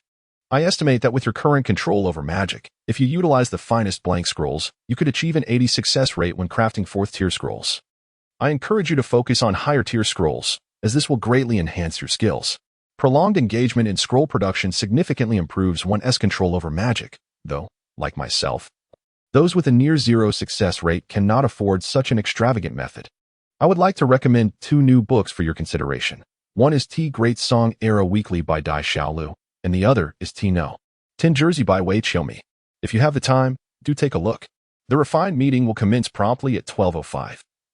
I kindly ask everyone to express their thoughts in the brief commentary section and not in the discussion area. Please do not make a mistake. Only the commentary section can be highlighted. Furthermore, let us not forget to cast our recommendation votes for Xiao San, of course. Having votes is even better. Nian Bing seemed to have grasped the value of the scroll, smiling as he said, I accept your proposal. After all, the resources I utilize are provided by the guild. Without the materials from the library, I could never produce the scrolls. Therefore, I shall contribute all the scrolls I create, save for those I personally require, to the guild without seeking a single coin in return. However, I hope the president can grant me a certain privilege. When I find myself in need of funds, I wish the guild could provide a limited amount. Would that be acceptable? Long Ling was momentarily taken aback. Did I hear correctly? You do not wish for any payment? Nian Bing smiled gently. What use would I have for such a sum? Carrying it around would be too cumbersome, and besides, my expenses are minimal. Long Ling erupted in joy, suddenly embracing Nian Bing and planting a fervent kiss on his cheek, exclaiming, This is wonderful. Nian Bing, do you realize that due to the presence of the Ice God Tower, our Ice Moon Empire's Mage Guild has never held any significant standing on the continent? The guild not only has a scarcity of magical experts, but also possesses far fewer resources compared to the guilds of other empires. In the eyes of the Ice Moon Empire and Imp, Appos, royal family, only the Ice God Tower symbolizes the Empire and Imp, Appos, magic. We are of no consequence, and thus, the funding allocated to us is pitiably scant. My father has been troubled by this issue. I cannot fathom what kind of anomaly you are. Even if my father were to craft these low-tier scrolls, his success rate would be far inferior to yours. Currently, at least half of the guild and Amp, Appos, expenses rely on my father and Amp, Appos, scroll production for sustenance. Nian Bing touched the spot where Long Ling had just kissed him, astonished. Is it truly the case that a mage guild of an empire must sustain itself in this manner? Long Ling replied with a sense of sorrow. That is indeed the reality. Our guild is unlike those of other empires, which enjoy the backing of their entire nation. We were once in a similar position. But as the Ice God Tower and Amp, Appos, influence has grown, our guild has increasingly failed to gain the royal family and Amp, Appos, recognition. The funds allocated to us have become almost symbolic in nature. Nian Bing, with your ability to craft scrolls, the entire guild will experience improvement. This is truly splendid. Thank you immensely. My father can finally see such arduous toil. You know, my father has just turned 50, while Uncle Shui Jingjing and Appos, father, has surpassed 60. In terms of cultivation, my father is clearly far superior to Uncle Shui, yet due to years of hard work, he appears even older. Nian Bing, thank you. You are the hope of our guild. Please continue with your reading. I must share this good news with my father. May I take a few scrolls you have created with me? Nian Bing smiled slightly. Of course, feel free. Having known Long Ling for some time now, it was indeed the first occasion he witnessed her in such a state of exuberance. This was not solely for the sake of the Mage Guild. Far more significant was the matter concerning her father. With unbridled enthusiasm, Long Ling eagerly picked up several scrolls from the ground, disregarding their ranks, and dashed out. disappearing from sight in the blink of an eye as she ascended the staircase. Nian Bing watched her retreating figure, feeling a gentle warmth on his face, and mumbled to himself, "What a delightful young lady. Scrolls are truly marvelous items. Well, I shall leave the ordinary ones for the guild and keep the higher-tiered ones for myself. Accumulating more scrolls will certainly ease my journey across the continent in the future." He did not pursue the crafting of scrolls any further. Over the course of 10 days, he had perused the knowledge required for the second tier and was left with only one final book that piqued his interest. Once he completed this volume, he would ascend to the third tier to delve into a broader spectrum of magical knowledge. Casually, he retrieved the book he had previously selected from the stack of scrolls and began to turn its pages. The title read an introduction to magical circles. Magical circles are a method of connecting with the elemental forces of nature through special symbols and magical fluctuations, enabling their rational utilization. It is imperative for every mage, particularly those of higher rank, to grasp the concept of magical circles, for it is only through their judicious application that a mage can fully unleash their potential, casting the most formidable spells with minimal energy expenditure. The intricacies of magical circles are profound, even with Nian Bing and Appo's as considerable intellect. The sight of myriad complex symbols and their interrelations left him somewhat bewildered. There are slightly over 100 magical symbols, each possessing its own unique function. However, when one symbol combines with another to form a new symbol, their collective effects undergo significant transformation. This complexity is precisely what troubled Nian Bing. With over 100 symbols that can combine organically, the resulting new symbols would increase exponentially, making it nearly impossible for him to memorize them all. The tome itself was thick, comprising over 1,000 pages. Captivated by the allure of magical circles, Nian Bing soon found himself engrossed in the material, to the point where he momentarily forgot that he was still a chef. The marvels of magic had utterly enchanted him. Its depth of meaning far exceeded conventional understanding. "May I interrupt you for a moment?" A gentle voice roused Nian Bing from his immersion in the study of magical circles. He looked up to find guild leader Long Ji and Long Ling had appeared by his side, though he was unaware of how long they had been there. Hastily rising to his feet, he felt a twinge of embarrassment as he replied, "I apologize, leader. I was completely absorbed." Long Ji smiled. "No need for concern. This is quite commendable. I have heard about your affairs from Linger. Could you please create a scroll for me to observe? I find it perplexing that although your magical prowess is commendable, it still pales in comparison to mine. How is it that your success rate in crafting scrolls is remarkably high?" Nian Bing shrugged helplessly and replied, "I too am uncertain about this matter. I shall create one. You are an authority in the magical realm. Perhaps you could uncover the essence of the issue." "Alas, I have exhausted my supply of white scrolls." "Not to worry. I have one here." As he spoke, Longji produced a small, exquisite scroll from his bosom and handed it to Nian Bing, smiling as he said, "This is the most expensive white scroll, valued at 10 purple coins. It will enhance your success rate in scroll creation. To give it a try." Upon grasping the 3-inch long scroll, Nian Bing immediately sensed a difference. The rich magical elements permeated the scroll. Cautiously, he unfurled it, revealing a surface that glimmered with a crystalline luster, far surpassing that of his previous 1-coin white scroll. Without hesitation, driven by his fervor for magic, he commenced his work. With a flick of his right hand, the air around him turned frigid. Instead of immediately inscribing the magical array upon the scroll, he meticulously examined this valuable 10 purple coin scroll, much like he had scrutinized the wood while chopping. His eyes sparkled with determination as he searched for the fissures of energy fluctuations. At last, after mere moments of observation, Nian Bing and Appo's right hand sprang into action. His wrist moved with such speed that it seemed almost broken as he swiftly inscribed lines of magic formed from ice elements upon the diminutive scroll, executing the movements so rapidly that they were nearly imperceptible. In the blink of an eye, he completed a 5th-level ice wall spell. As his last finger touched the scroll, a burst of blue light radiated outward, only to suddenly coalesce as it reached its zenith, resulting in the successful creation of a 5th-level scroll. Longji gasped in astonishment. "My heavens, are you truly crafting a scroll?" Nian Bing, roused from his reverie, looked up at Longji with a smile and said, "President, this white scroll is indeed remarkable. The ones I used previously would require at least 10 to achieve a single success. What do you think of this ice wall scroll?" Longji chuckled wryly. "Nian Bing, thankfully I am not yet so old as to be unable to see clearly. It is no wonder you possess such a high success rate. Do you know that it takes me at least an hour to craft a single scroll, while you accomplished yours in mere moments?" This is the disparity. I assume your experience with magical scrolls is not extensive. How is it that you work so swiftly? Are you not afraid of making a mistake? Bear in mind, the magical arrays on scrolls are extraordinarily precise. Even the slightest error could render the entire scroll useless. When Ling and Appos informed me that you had completed 100 scrolls, I could hardly believe it. Now it appears you are indeed a genuine magical prodigy. Nian Bing smiled slightly and replied, I once told Lingo that when practicing magic, the best way to enhance one's control is through unwavering concentration. Before I commenced the intricate task of inscribing a scroll, I first visualized the entire formation of the magical array in my mind. By meticulously observing the blank scroll, I discerned the optimal points to begin, seamlessly merging with the magical essence of the scroll. Thus, the process can be executed with remarkable precision. When one and Appos' mental focus is entirely concentrated, errors in the art of scroll crafting become virtually impossible. Even the previous instances where I utilized the blank scrolls could be attributed solely to a misalignment of my magical energy at critical moments. Of course, I cannot divulge to Long Ji that my years of honing my craft have endowed my right hand with exceptional accuracy, allowing me to approach the task with such confidence. Even if Long Ji yearned to master the art of scroll creation, it is unlikely he would squander 8 years merely chopping vegetables or splitting firewood.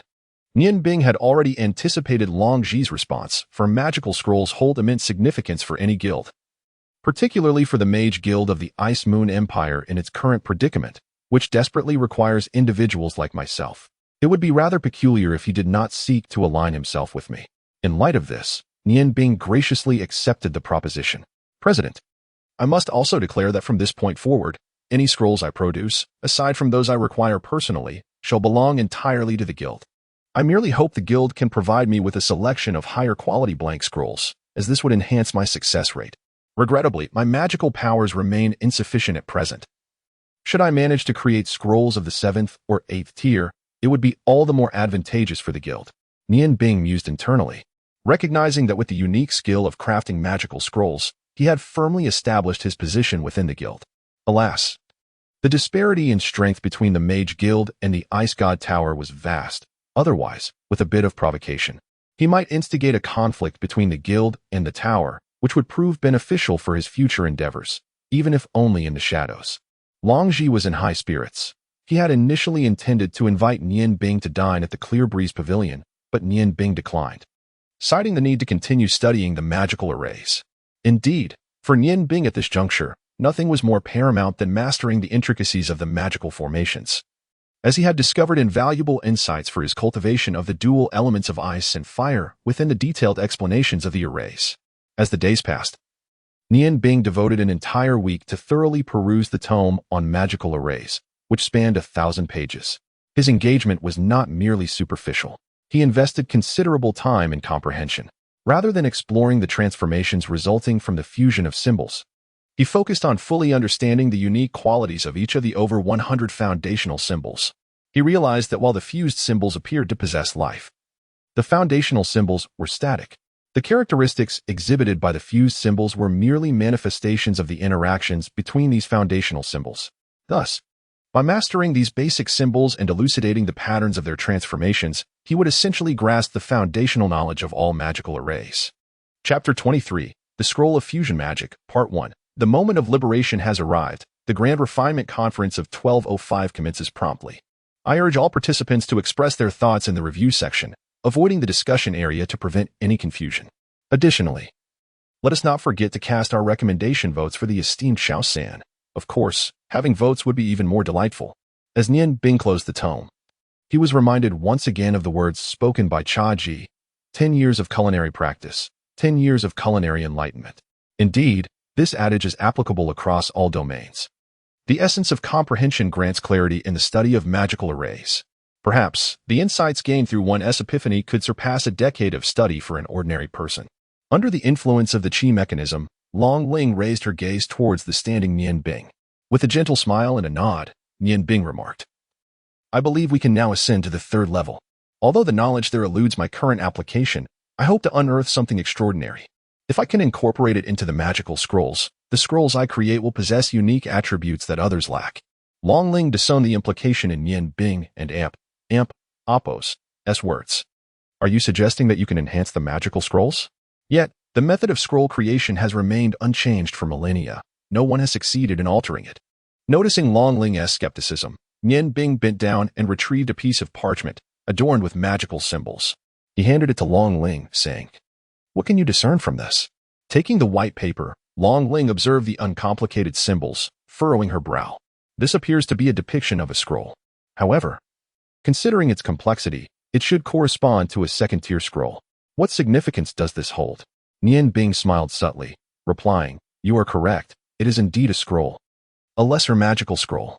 However, you have erred in one aspect. It is not a second-tier scroll, but a first-tier one. Do not be astonished. It may seem somewhat intricate for a first-tier magical scroll, but its complexity is justified. Observe closely." With that, he took the scroll from Long Ling and, with a casual flourish, summoned forth a glacial magic that caused the white parchment to vanish instantaneously, manifesting an ice spike in midair, which swiftly hurtled towards Long Ling. Such a first-tier offensive magic posed no threat to her. She effortlessly conjured an ice spike in response.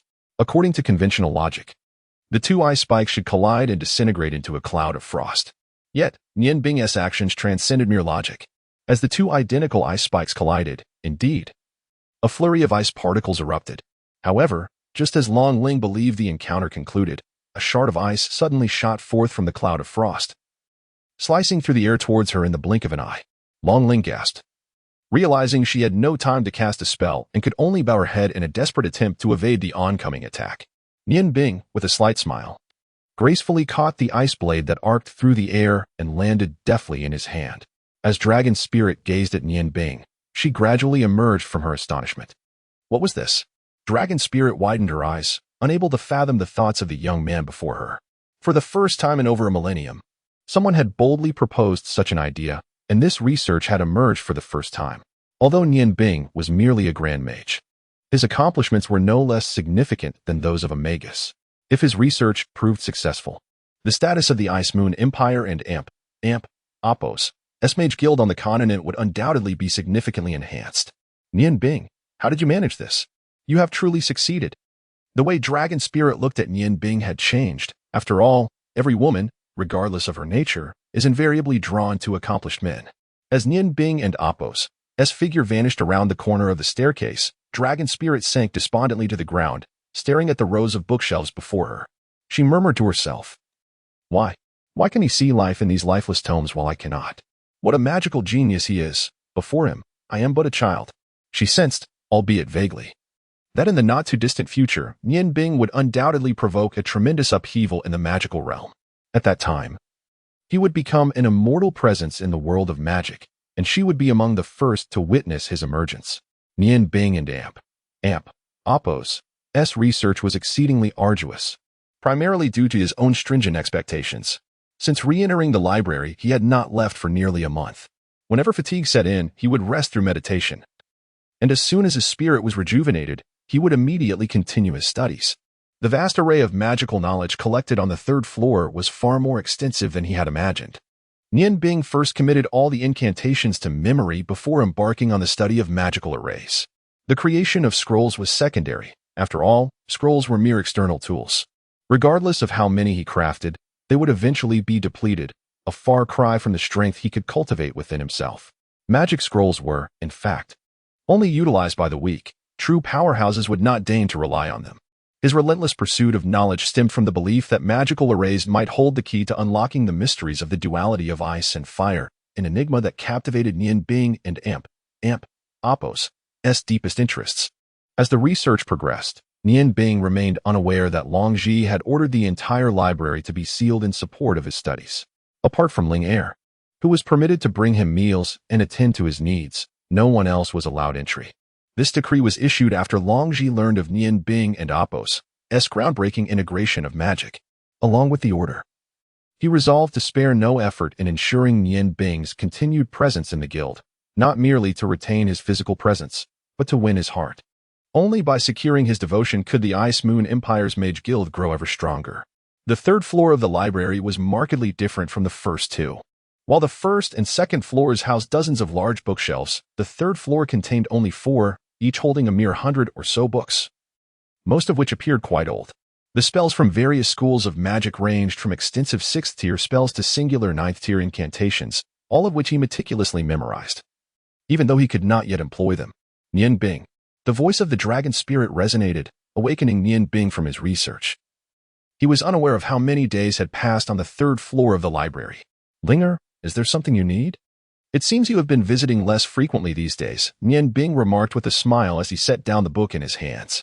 The dragon spirit returned his smile and replied, "It is not that I have been absent, but rather that you have been so engrossed that you hardly noticed my presence."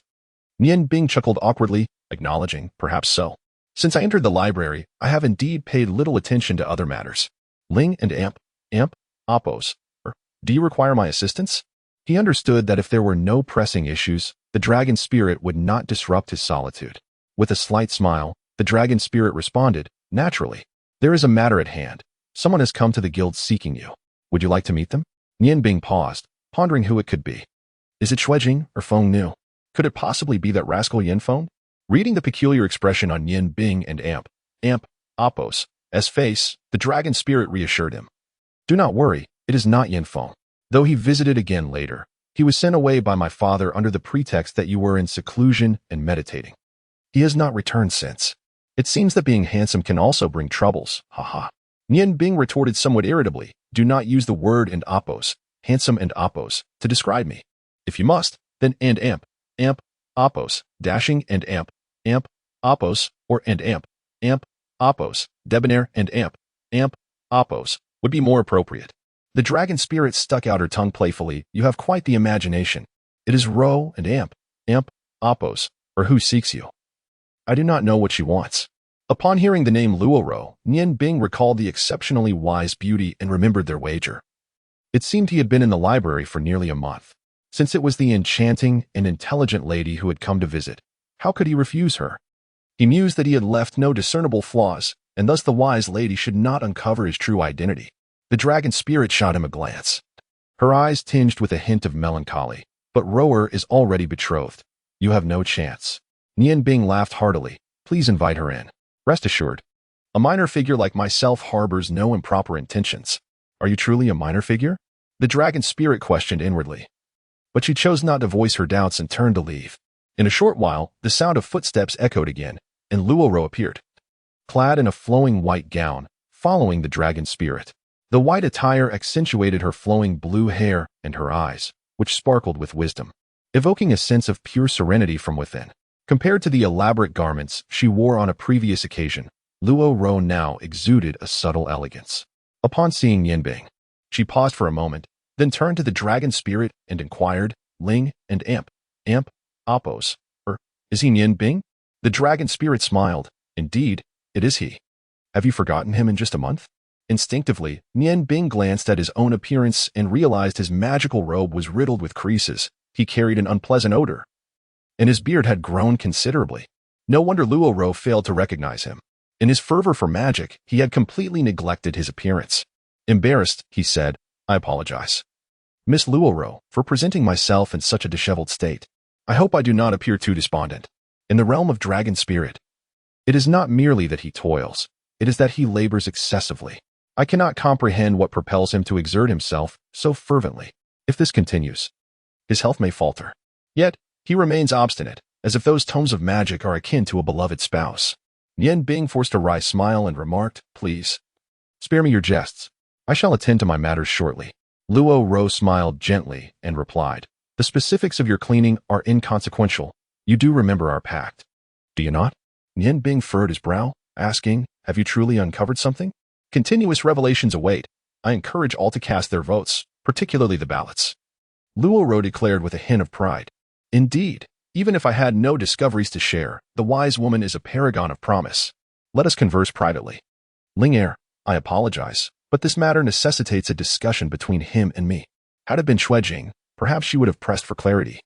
But dragon spirit and Oppos' gentle nature prompted her to acquiesce, nodding softly. "Then let us not linger here. Nian Bing, you should return to your quarters.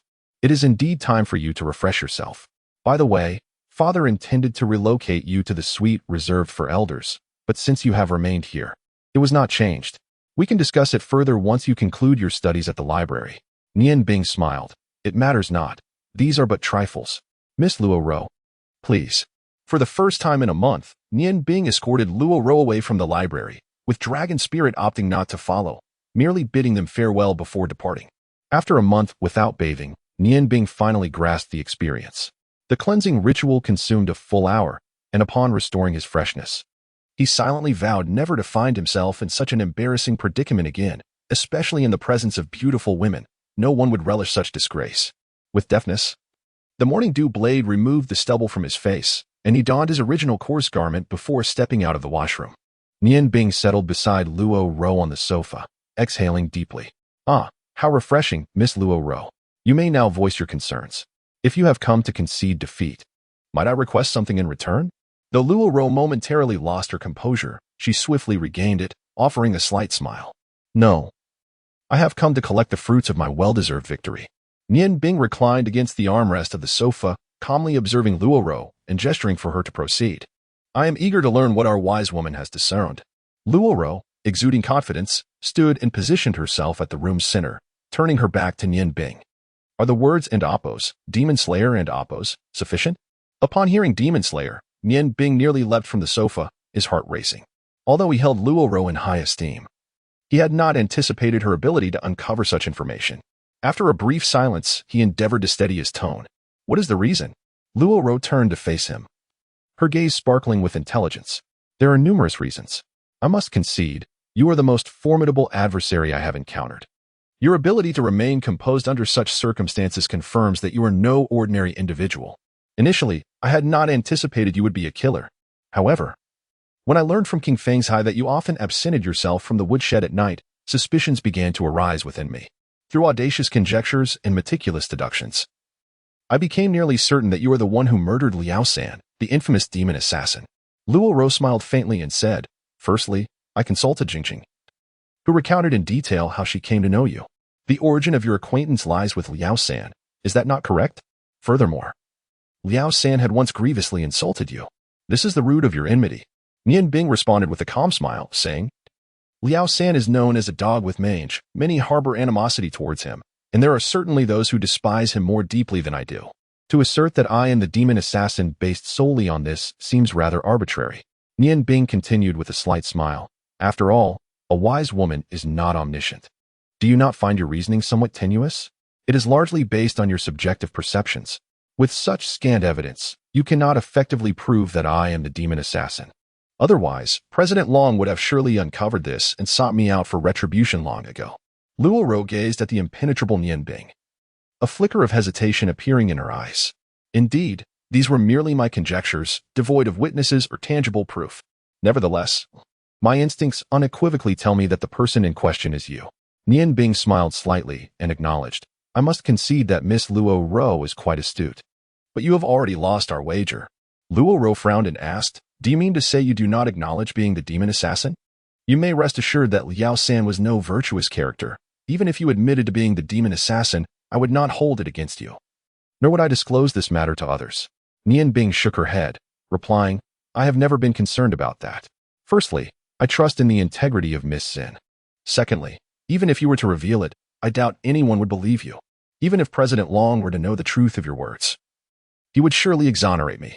Before you came to see me, Linger must have already informed you of my current significance to the guild, correct? Frankly speaking, while your conjectures may lack evidence, they are indeed accurate. Yes, I am the demon assassin who killed Liao San. I never leave a trace behind.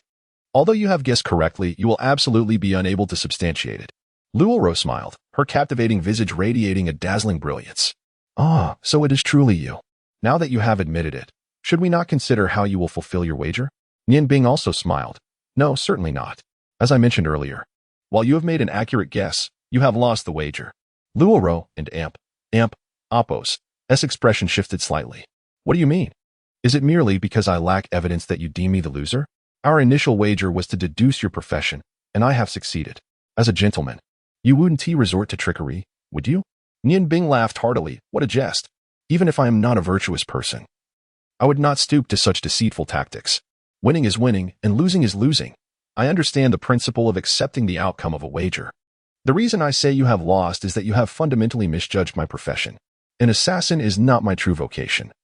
It was merely a whim to rid myself of Liao San, who was irksome to me. Of course, a magician I am not either. Luo Ro was completely stupefied. From the gaze of Nian Bing, she discerned that he was not lying. His immense confidence was impossible to feign.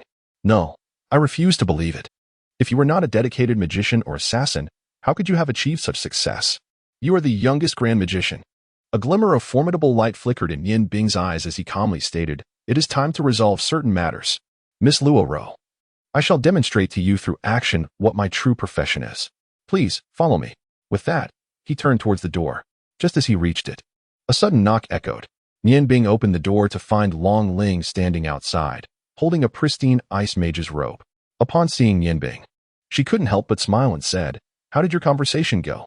This is for you. Please change into it."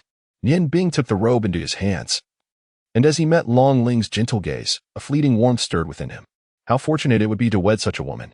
The thought arose swiftly and vanished just as quickly. After a moment's hesitation, he regained his composure. "We have concluded our discussion, and we're just about to head out. Linger, you should come along too." Long Ling smiled softly. "I hope I won't be a distraction." Nian Bing shook his head. "Of course not. We are all friends here. Please wait a moment while I change." After a brief interval, when Nian Bing re-emerged from the washroom, he had transformed into a grand ice magician once more. Long Ling regarded his restored handsomeness with a kind smile, while Luo Ro remained silent, her head bowed in contemplation. "Ladies, we are ready to embark," Nian Bing announced. Curiously, Long Ling inquired, "Where are we headed?" Nian Bing replied with a mysterious smile, "To a place you are familiar with, Linger. Do you not wish to know what I am up to?" Long Ling paused. "Aren't you a magician? Do you have another profession?" Nian Bing shook his head. "No, you are mistaken. Being a magician is my secondary vocation. Let us proceed, Miss Ling and Amp, Oppos, and Miss Ro." Upon hearing Nian Bing call her Ro for the first time, Luo Ro felt a peculiar sensation rise within her. She lifted her gaze to him and said, "Very well. I shall see how you intend to prove it. Let us go." As they exited the Mage Guild, Luo Ro asked, "Is the destination far? How do you plan to take us there?" Nian Bing hesitated. "Not too far.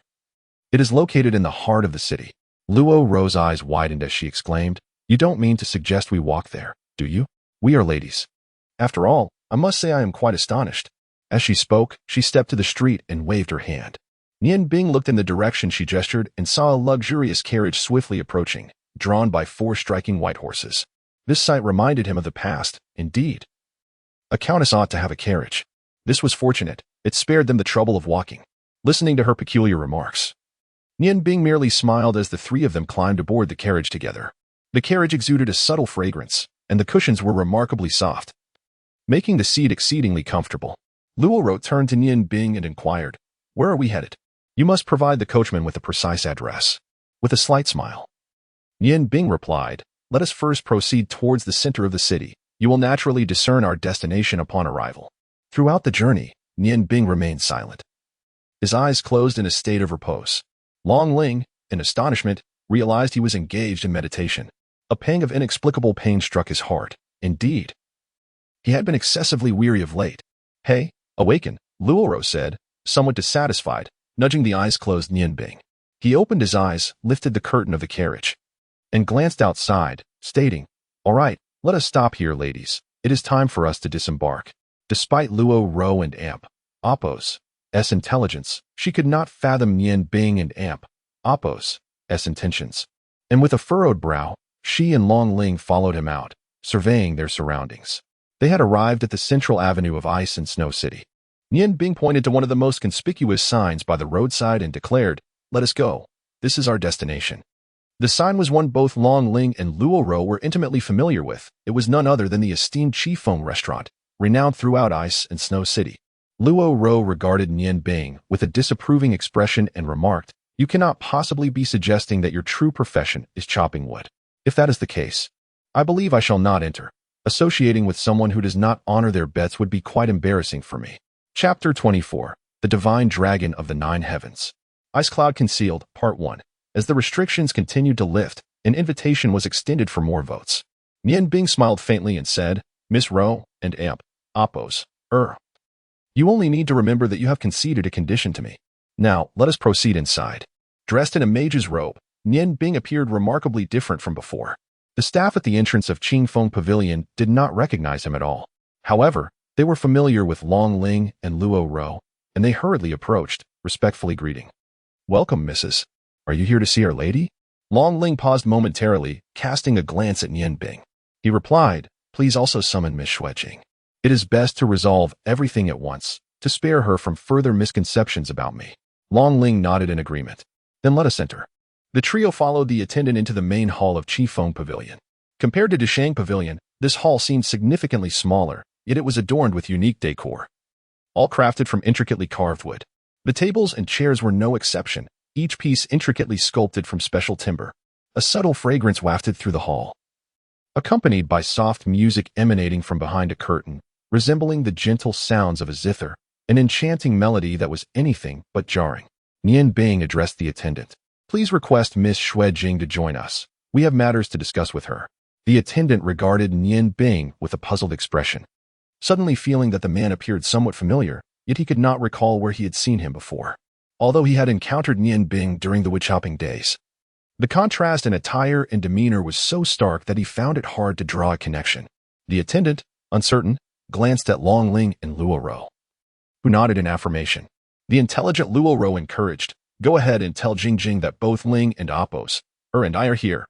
Urge her to come out promptly. Luo Ro was genuinely curious about what Nian Bing was up to. Observing his confident demeanor sparked a sense of anticipation within her. Surprises in Ice Snow City had been few and far between, as she prided herself on her strategic prowess and foresight. However, since Nian Bing and Appos' arrival, he had continually astonished her, leaving her with little respite. Whether it was the ice cream cake he gifted her for her birthday or the revelations surrounding the magic-killing incident, her curiosity about him only deepened. Just when she thought she had a thorough understanding of him, he would unveil that everything she believed was mistaken. Her emotions were complex, and she yearned to uncover the truth. As the attendant departed, Nian Bing pulled out a chair and sat down, gesturing invitingly to the two women. Why do you not sit for a moment? Long Ling smiled and replied, we have been seated for quite a while. I can stand for a bit. My mother once told me that if a girl sits too much, it may affect her figure. Luo Ro approached Nian Bing, bending down to whisper beside him. Jing Jing is about to emerge. Have you thought about how to conclude this? Nian Bing responded with a calm smile. Of course, Miss Jinu. I have heard that you are already engaged. Are you not concerned about others misinterpreting your proximity to me? Luo Ro was taken aback, her gaze shifting to Long Ling beside them. Did you tell him, Ling and Appos? You're not feeling envious, are you? Upon hearing this, Long Ling and Appos' face flushed crimson. Ro and Appos, don't speak nonsense. Nian Bing and I are merely friends. There is no reason for jealousy. I was just stating the facts to prevent any undue actions on his part. Nian Bing chuckled heartily. Not at all. I am quite self-aware. How could Ling ever harbor such a misunderstanding? Long Ling shot him an exasperated glance. Misunderstanding? Perhaps not. I distinctly remember someone presenting a birthday gift to someone else that day, and we weren't even allowed to partake in it. Her tone resembled playful reproach directed at a boyfriend, her enchanting eyes causing the nearby attendants to fall into a stupor. Nian Bing mused silently. It seems Long Ling indeed harbors some feelings for him. He might not be able to remain in Ice Snow City for long. Luo Ro stifled a laugh. And you claim you aren't and Appos? Jealous? Just look at your expression. Long Ling was mortified, about to retort when a bright voice interrupted. Ling and Appos, Ro and Appos, come here. I'm at a loss for what to do. How wonderful that you are here. Let Uncle Ming prepare us some delightful food.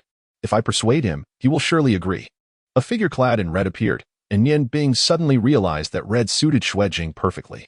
In her crimson dress, she resembled a fervent flame, capable of melting anything in her path. Since Long Ling and Luo Ro stood in front of Nian Bing, obscuring much of his presence, Xuejing did not notice him. Approaching the two ladies, she exclaimed, Ling and Appos, what is the matter?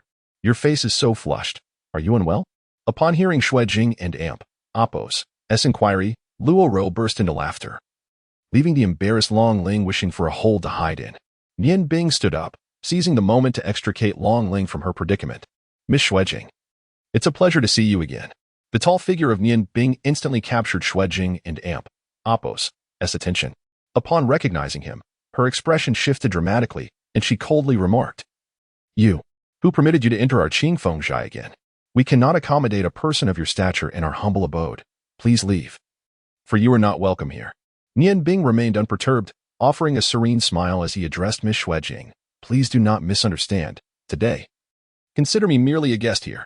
Since Qing Feng Zhai operates as a business, I believe there is no reason for you to refuse a visitor of magical prowess. Is there? Shui Jing scoffed lightly, about to retort, when Luo Ro hurriedly interjected, Jing, let bygones be bygones. We have come here today to witness his folly. Do this for my sake, will you? Nian Bing continued, Miss Shui Jing. I presume you were quite curious about why I initially ventured to Chengxian and later came to Qing Feng Zhai for firewood. As a magician, there was no necessity for me to take such action, yet I did so nonetheless. Upon hearing this, Shui Jing and Long Ling remained indifferent. But Luo Ro felt her heart race. Indeed, someone as astute as him would not engage in futile endeavors. His presence at Qing Feng Zhai to chop must surely have a deeper significance. It could not merely be to conceal his identity as a magic killer. With this realization, Luo Ro sensed for the first time that her wager with Nian Bing might end in defeat. Shui Jing coldly remarked, a person like you arriving at our Qing Feng Zhai surely harbors no good intentions. How should I know what is amiss in your mind that compels you to chop wood? Why abandon the noble path of a magician? I can only conclude you are either a fool or quite deranged. Nian Bing replied calmly, indeed, my purpose for coming to Qing Feng Zhai is intentional. Yet it is not malevolent. You are all eager to know the reason, are you not? It is quite simple. I shall reveal it through action.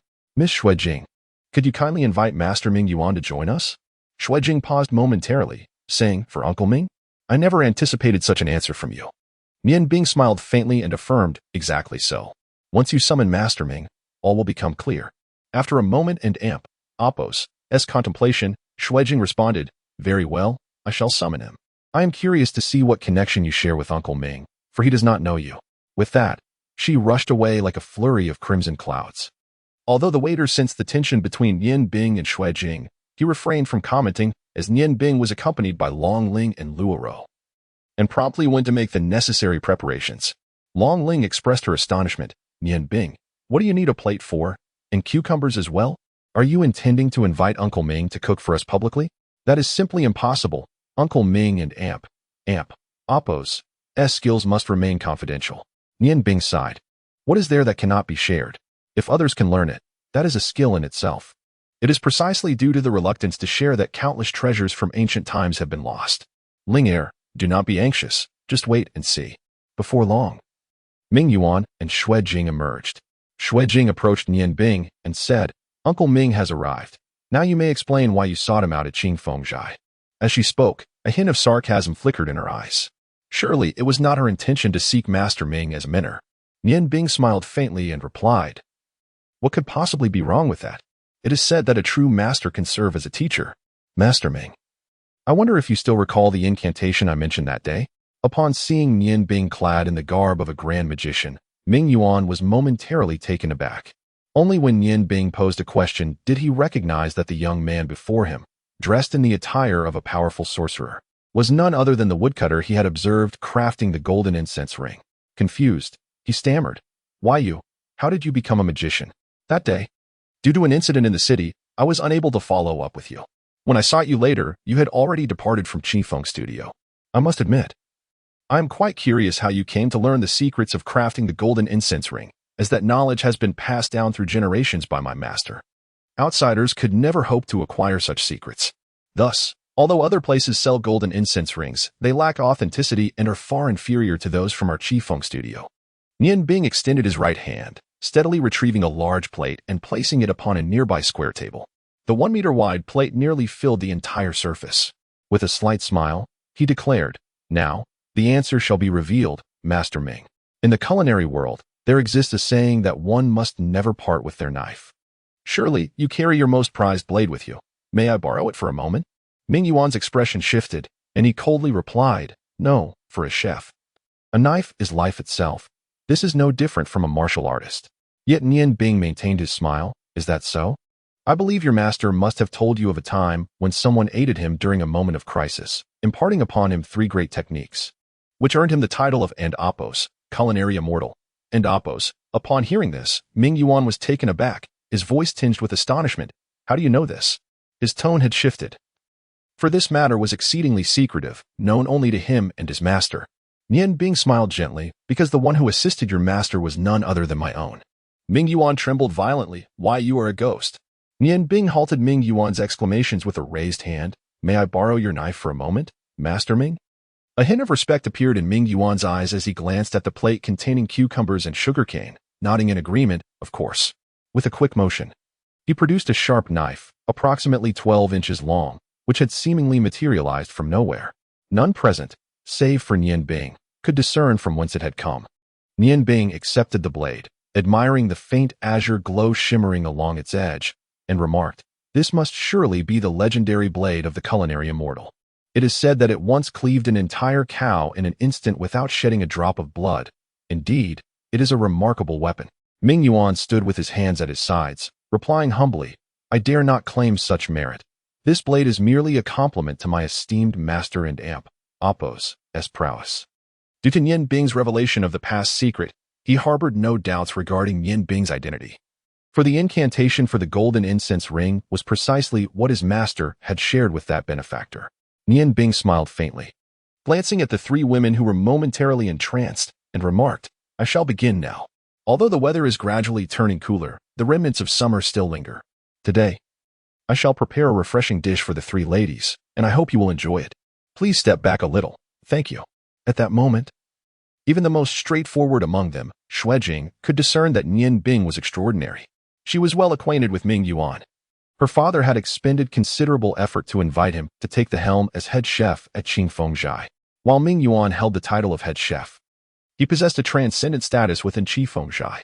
Even her father, Xuanhuan, treated him with the utmost respect, addressing him as a brother. This was the first time she had witnessed such a reverent expression on Ming Yuan and amp, Apos' face. And the one who inspired this sentiment was none other than the enigmatic Nian Bing, whose presence stirred her heart with confusion. Nian Bing made his move, retrieving a few pairs of chopsticks from a nearby table and neatly arranging them at the foot of the table. He then took the cucumbers and sugar canes from the large platter, placing them on the chopsticks with evident intent to keep the ingredients free from dust. In the end, only one cucumber remained in his hand. Nian Bing held the cucumber's tail with his left hand, slowly raising it. Although the 9 cucumbers brought by the server met his weight requirements, they varied in shape. Nian Bing and Apos' gaze was solely fixated on the vibrant green cucumber, seemingly oblivious to everything around him. His right hand held Ming Yuan's knife, remaining perfectly still. Xuanhuan, observing Nian Bing and amp, Apos' peculiar stance, felt a surge of impatience and was about to speak when Ming Yuan halted her with a shake of his head, signaling her not to disturb Nian Bing. He then focused intently on Nian Bing and amp, Apos' hands, eagerly awaiting the anticipated spectacle. At last, Nian Bing moved. Specifically, it was his right hand that stirred. His left hand remained steadfast, gripping the cucumber and Apos' tail, while the knife in his right hand glimmered faintly as it sliced delicately into the cucumber, 2 inches from the top. This was the first cut. Xuanhuan nearly burst into laughter, realizing after a prolonged observation that it was merely a cut into the cucumber. She stifled her laughter with great effort. However, her amusement was short-lived, for Nian Bing and Apos' wrist flicked slightly, and with another cut, a paper-thin slice of cucumber emerged, uniquely connected to the upper and lower sections by a mere thread. Logically, the weight of the lower cucumber should have caused it to break, yet, astonishingly, they remained intact. Ming Yuan instinctively exclaimed, "The technique of severing the lotus while maintaining its threads. What an exquisite blade work." Upon uttering these words, he hastily covered his mouth. Yet the glimmer of excitement in his eyes was impossible to conceal. As a premier chef, what could be more delightful than witnessing the realization of his culinary fantasies in such perfection? Nian Bing, however, was oblivious to Ming Yuan and amp, Apos' utterance. His focus entirely fixated on the cucumber before him. The blade moved once more, but this time it was no longer the slow, deliberate strokes of before. The knife glimmered like snow, his wrist seemingly dancing in midair, so deftly that even Ming Yuan and Apos' keen eyesight could not discern the intricacies of Nian Bing and Apos' actions. The cucumber began to descend slowly, each slice connected with the slightest thread, allowing the weight of the cucumber and amp, Apos' head to gently guide it toward the center of the grand plate below. The light of the blade continued to flash, leaving the onlookers in a state of mesmerized astonishment. Luo Ro felt as though she were witnessing once again the scene of Nian Bing slicing a cake. Yet it was evident that this cucumber cutting technique was far more challenging. Each slice was not only exquisitely thin, but also remarkably uniform, with even the connections between each slice displaying no imperfections whatsoever.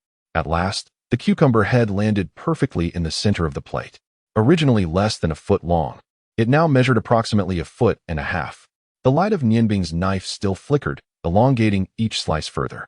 At that moment, his left hand finally moved.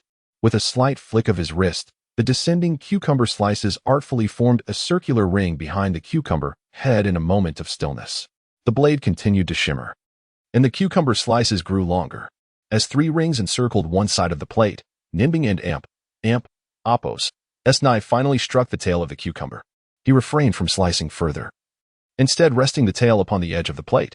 To the spectators, such skill could only be described as miraculous.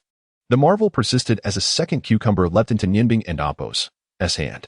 This time, his focus was similarly intense, yet the duration of his gaze was noticeably shorter. As the light of the blade flickered once more, a repetition of the previous cucumber's fate unfolded. The knife danced once again. Yet none of the onlookers shifted their gaze from Nianbing's hands and the cucumber he wielded. Although the motions were repetitive, they appeared vividly animated in their eyes. The cucumber continued to elongate, encircling thrice. This was the second, followed closely by the third and fourth. Each cucumber underwent the same meticulous process. Luo, with her keen eyes, was astonished to notice a faint white mist emanating from the completed cucumbers. Initially, the others were unaware of this phenomenon. But by the time the 5th cucumber was completed, the entire 1-meter diameter plate was shrouded in a delicate veil of white mist, the emerald cucumbers appearing ethereal and enchanting. Unbeknownst to anyone, the master of Qifeng Studio, Xuanhuan, had silently arrived behind his daughter. The others remained in a semi-dazed state, completely oblivious to his presence. Upon witnessing the flickering light emanating from the knife in his hand, Xuanhuan swiftly followed suit with the others, possessing the prowess of a martial artist. His keen eyesight allowed him to discern the extraordinary speed of Nianbing and Appo's movements, which appeared almost instinctual. As he observed the cucumber gradually elongating, Xuanhuan contemplated that his own control over strength could never reach such a level. The exquisite knife skills displayed were nothing short of breathtaking, having reached a pinnacle of mastery. When all 9 cucumbers had been flawlessly prepared, they nearly filled the plate. The cucumbers coiled elegantly within the dish, all positioned identically, their heads slightly elevated and converging perfectly at the center, with not a single misalignment. Even the tails of the cucumbers maintained an astonishingly equal distance from one another. With a flash of the knife, it darted towards Ming Yuan, who instinctively flinched and raised his hand to block, only to grasp the hilt of the knife. Master Ming, thank you for your blade. Nianbing seemed completely absorbed in the dish before him, his gaze fixed upon the emerald green cucumbers. Watching the delicate white mist rising gently above them, he reached into his bosom and retrieved a small cloth pouch, the very tool used to prepare the pigeon rice for Feng Nu at the iron shop. Without needing to look, his index and middle fingers naturally slipped into the pouch. When he withdrew his hand, it revealed a glimmering cold light, a small knife, no longer than 5 inches, with a petite blade equal in length to its hilt, each measuring 2.5 inches. The front half of the blade emitted a faint blue glow, and the side bore a fearsome carving. Ming Yuan inhaled deeply, murmuring to himself, ghostly carving, divine blade. Nianbing interjected, ghostly craftsmanship, ethereal blue flame, carving dragons and phoenixes with a single cold stroke. Indeed, it is the ghostly carving. Ming Yuan cast a glance at Nianbing, recognizing that with the appearance of the ghostly carving, no one could rival its wielder. His respect for Nianbing deepened upon witnessing the blade. Nianbing and Appo's gaze fell upon the 9 cucumber heads at the center of the plate. While the ghostly carving was remarkable, its true potential lay in the hands of its master.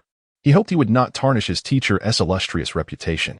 Suddenly, his waist bent as if it were about to snap, his thigh pressed against the edge of the table, his body forming a perfect 90-degree angle.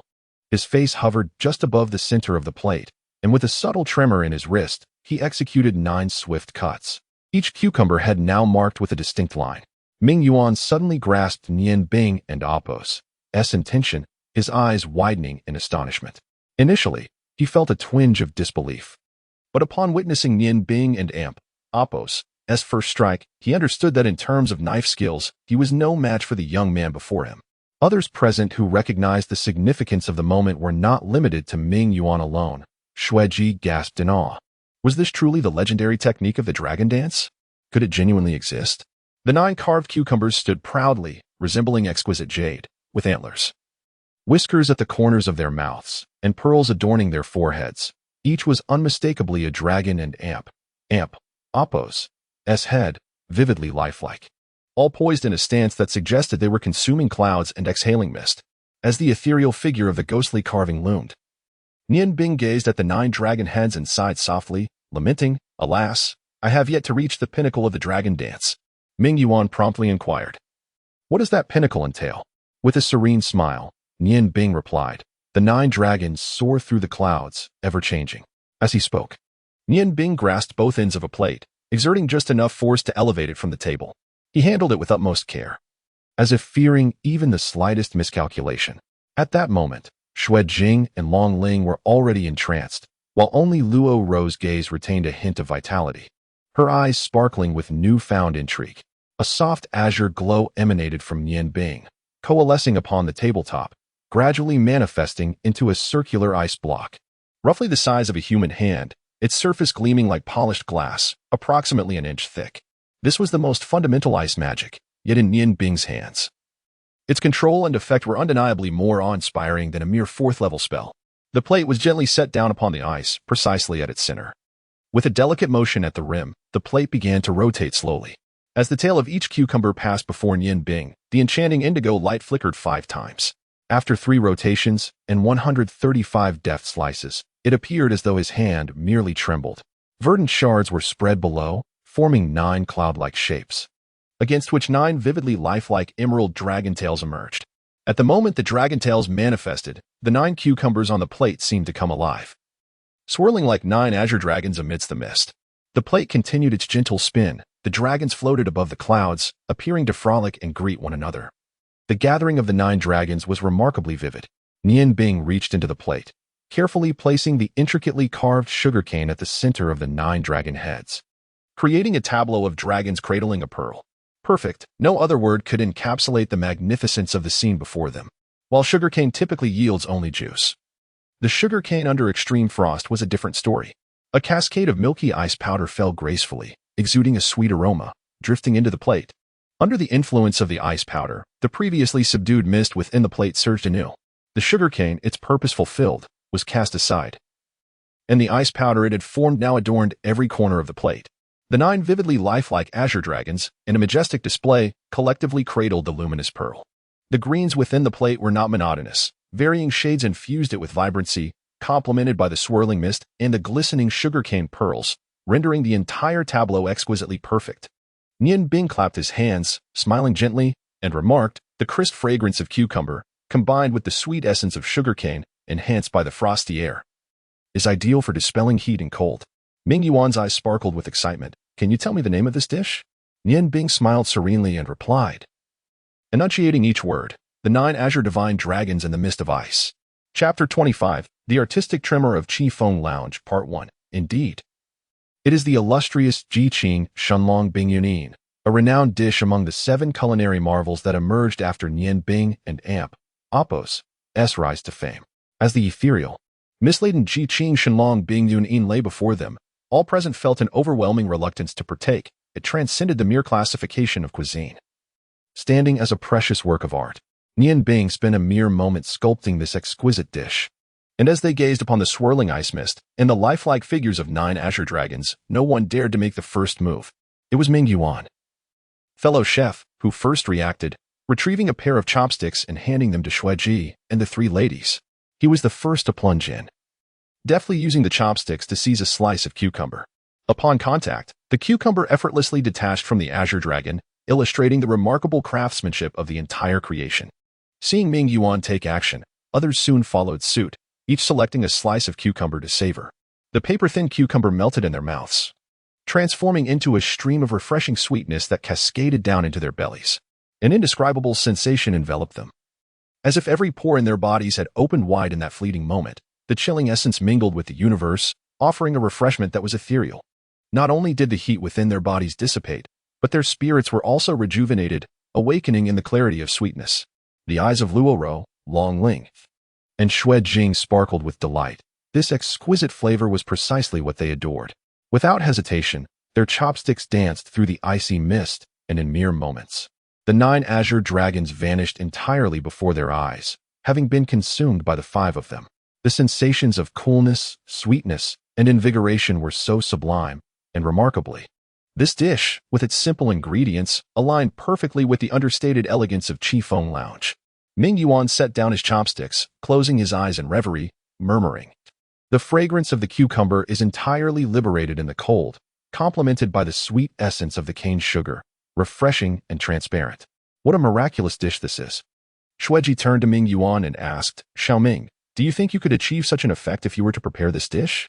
Ming Yuan opened his eyes to meet Xueji and Appo's gaze, shaking his head. "Absolutely not.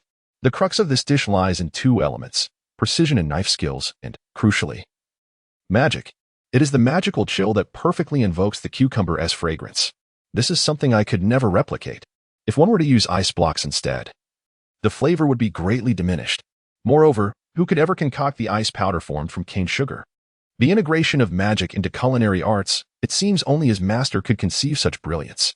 A true maestro of magical cuisine, indeed. It appears the culinary world is on the verge of a significant upheaval. In the near future, he shall undoubtedly ascend to the pinnacle of culinary mastery. It seems there are boundless depths to explore in the culinary arts. There is so much for me to learn." Upon hearing her daughter's words, Xueji felt a surge of emotion, turning to look at Ming Yuan. With a soft sigh, Ming Yuan remarked, "Elder brother, if he truly wishes to come, I would be willing to relinquish the position of head chef. Though he may be young, wisdom often prevails in those who are truly accomplished. However, as you have already heard from his earlier words, he harbors grand ambitions and is unlikely to settle for a minor role. I fear he will not agree to remain." Xueji sighed and remarked, "From the very first moment I encountered him, I discerned his uniqueness, yet I never anticipated that his exceptional talent lay in the culinary arts. Regardless, I shall endeavor to make an attempt. After all, one must do their utmost and leave the rest to fate. If he truly does not wish to stay, at the very least, I, Xueji, wish to forge this friendship. Oh, by the way, Ming Di, who is his master?" Ming Yuan's eyes shimmered with respect as he replied, "Elder brother, you must have heard of the 5 great culinary deities in the culinary world." Xueji nodded, stating, "Indeed, I have heard of them. In my earlier years, I even studied their works.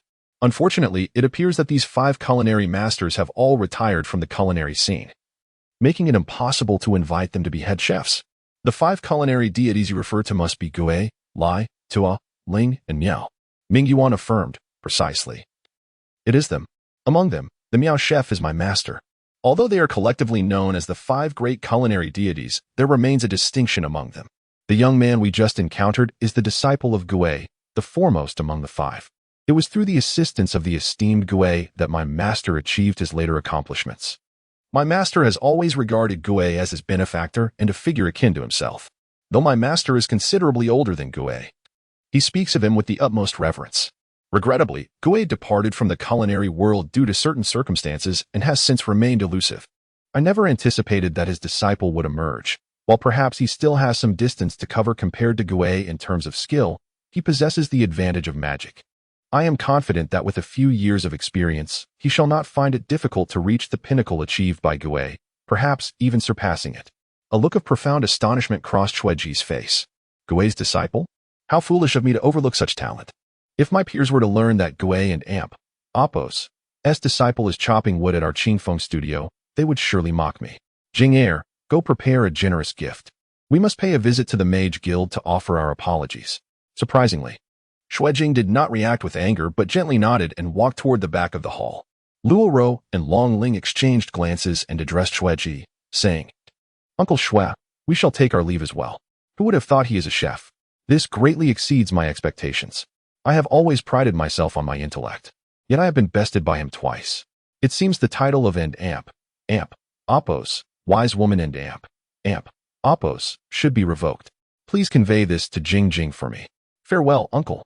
At this moment, Luo Ro and Appo's emotions were even more complex than Xuejing and Appo's. Nian Bing had demonstrated everything through his actions, and the wager had been lost.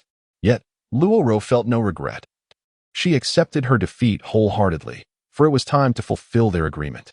As Nian Bing traversed the bustling streets of Ice Snow City, it marked the first occasion since departing from the Peach Blossom Forest that he devoted himself wholeheartedly to the art of culinary creation. His spirits soared, not solely due to the resolution of matters concerning Xuejing and Luo Ro, but also because he discovered that his enhanced mastery of magic had, unexpectedly, contributed to his culinary skills. While crafting the 9 Azure Divine Dragon Ice Cloud Concealment, he found that his magical prowess had ascended to an ethereal level. Although he merely employed the most rudimentary ice magic, achieving such a degree of finesse left him immensely gratified. Aside from still lacking in timing compared to his master, he had made significant strides in the harmonious fusion of magic and cuisine. At this stage in his culinary journey, he no longer required repetitive practice to elevate his skills. Rather, he sought opportunities that would enlighten his understanding. With a subtle smile, Nian Bing accepted the situation and mounted the carriage. At that moment, Long Ling sat at the far end of the cart, her head bowed, avoiding his gaze. "I must trouble you once more, Miss Jinu," he said politely. Luo Ro, with a hint of irritation, retorted, "Are you mocking me? Rest assured, a loss is a loss. I shall honor my promise. You may present your request now." Nian Bing paused, replying, "I never intended to impose any conditions upon you. It was merely a jest. Why take it so seriously?" Luo Ro huffed. "A bet is a bet. Since I have lost, I shall fulfill my vow." "Who said it was a jest? Though I am a woman, I do not shy away from challenges." Nian Bing chuckled and shook his head. "There is truly nothing I wish to ask of you." A peculiar glint appeared in Luo Ro and Amp Appo's eyes as she provocatively challenged, "Did you not inquire before what would happen if your condition were for me to marry you? You are free to make such a request." Startled, Nian Bing laughed. "No, I would prefer not to be pursued relentlessly by your admirers. Moreover, do you not already have a fiancé?" Luo Ro countered, "Are you afraid? What of a fiancé? I am not yet wed. You may pursue me if you wish, and I shall grant you an opportunity as long as you present a condition." With a huff, she added, "Who told you to conceal yourself so deeply? Managing to deceive even me? That is mild. I almost wish to slay you. Does it feel satisfying to win?" A subtle stirring coursed through Nian Bing's heart as he nodded and grinned. "I must admit, it is indeed gratifying, though I do not take pride in it." Luo Ro fixed her gaze upon him, asserting, "You may now present your request. Do I not hold a modicum of allure for you?" As he gazed into Luo Ro's clear blue eyes, a revelation dawned upon Nian Bing. It became apparent that she was not enamored with him. Rather, she sought to engage him in a renewed contest upon another stage. Should he propose pursuing her or suggest marriage, the ensuing complications would likely prove increasingly formidable. What a clever woman she was, her competitive spirit surpassing that of many men. Yet, now that he had discerned this truth, how could he be ensnared? "Miss Jinu, you have already fulfilled the condition you owed me." Luo Ro was momentarily taken aback, but soon comprehension washed over her. With a fierce glare, she exclaimed, "You are quite cunning." Nian Bing had previously suggested a condition by asking her to twist something. Nian Bing feigned innocence, saying, "I am cunning and have triumphed. Yet I have not put you in a difficult position. How can you still accuse me of being devious? Truly, it is outrageous. I believe it would be best if I took my leave." Luo Ro, unable to maintain her composure any longer, retorted, "You sit still, do not move. Am I truly so fearsome that you feel the need to be on guard against me?" Nian Bing smiled silently, remaining quiet in his seat. Faced with this unyielding and handsome man, no amount of cleverness on Luo Ro and Amp Appo's part could prove useful, and she found herself momentarily at a loss for words. Throughout the journey, the three of them remained silent, the carriage coming to a steady halt before the Mage Guild. Nian Bing was the first to alight, assisting his loyal dragon spirit to a safe landing, then addressing the intelligent maiden in the carriage, "Thank you for your company, Mississippi. Perhaps fate will bring us together again." Luo Ro replied fiercely, "Nian Bing, remember this. Our story is far from over. One day, we shall meet again." With that, the carriage sped away. Nian Bing shook his head helplessly, pondering the complexities of a woman's heart, elusive as a needle in the ocean. It seemed he bore no enmity towards her. Why then was she always making things difficult for him? Finally, the dragon spirit spoke. "Ro and Amp Appo's has always been exceptionally intelligent. Whatever she desires to learn, she masters in the shortest time possible. Throughout her life, no one, be they male or female, has ever bested her. She is fiercely competitive, and your repeated victories over her, coupled with her curiosity towards you, will only intensify her interest. You cannot escape this. More trouble awaits you. Wait a moment." The dragon spirit called out as Nian Bing turned to leave, hesitation evident in her gaze. Nian Bing inquired, "Is there something else?" The dragon spirit bit her lip and asked, "Nian Bing, is it true?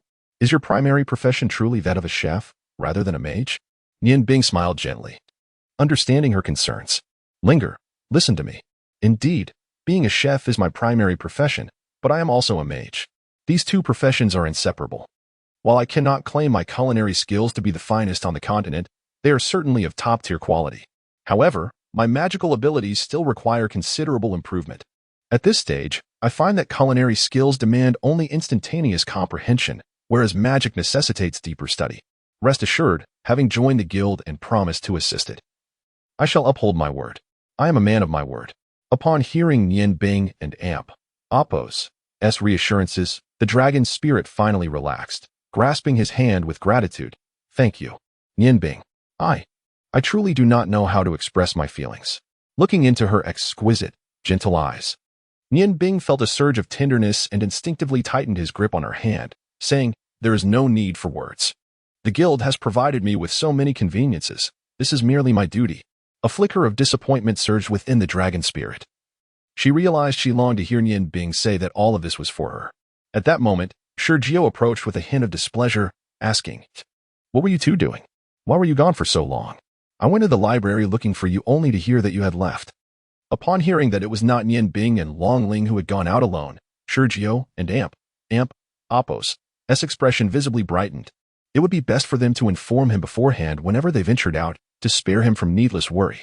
At that moment, Long Ling had already stepped into the guild, and Sergio eagerly approached her.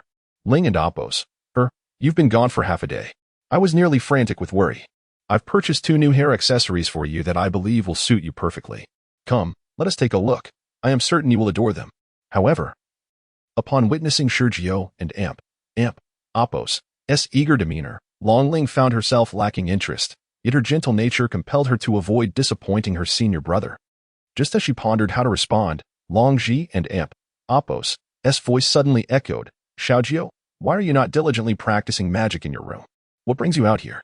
Sergio, who held a deep-seated fear of his mentor, the esteemed magus, hastily replied with respect, Master. I was a bit anxious as Ling and Amp Appo's and Nian Bing had gone out, so I waited here for their return. Upon seeing Sergio leave, Long Ji and Amp Appo's expression softened. He approached his beloved daughter with a smile. You and Nian Bing went out? Yes, father, Long Ling responded, her previously taut nerves relaxing upon seeing her father. Just now, Nian Bing and I visited Qingfeng Pavilion. Long Ji remarked, Nian Bing has indeed been working hard lately. He ought to take some time to unwind. You have always been attentive since childhood. Ensure you look after his well-being. By the way, what do you think of Nian Bing? Long Ling hesitated for a moment before saying, he is quite admirable, very ambitious, and his aptitude is exceptionally high, even rivaling that of Ro and Amp Appo's. He is a good person, albeit somewhat enigmatic. Long Ji smiled and said, a man should aspire to be like Nian Bing. As the saying goes, one must establish a career before starting a family. A man without capability will lead a life of mediocrity. I too think highly of Nian Bing. After a slight pause, Long Ling resolved to share the truth with her father. Father, there is actually another profession that Nian Bing pursues. She then recounted the events that transpired at Qifeng Pavilion in detail. Long Ji's expression shifted as he listened. He had never anticipated that the highly regarded Nian Bing would turn out to be a chef. While he held no disdain for the culinary profession, he certainly wished that Nian Bing would not squander his talents elsewhere. Nonetheless, Nian Bing mentioned that his culinary skills have reached a certain level and that he seems to require no further practice, focusing instead on his magical training. Uncle Shui appears to hold Nian Bing in high regard. He may arrive shortly.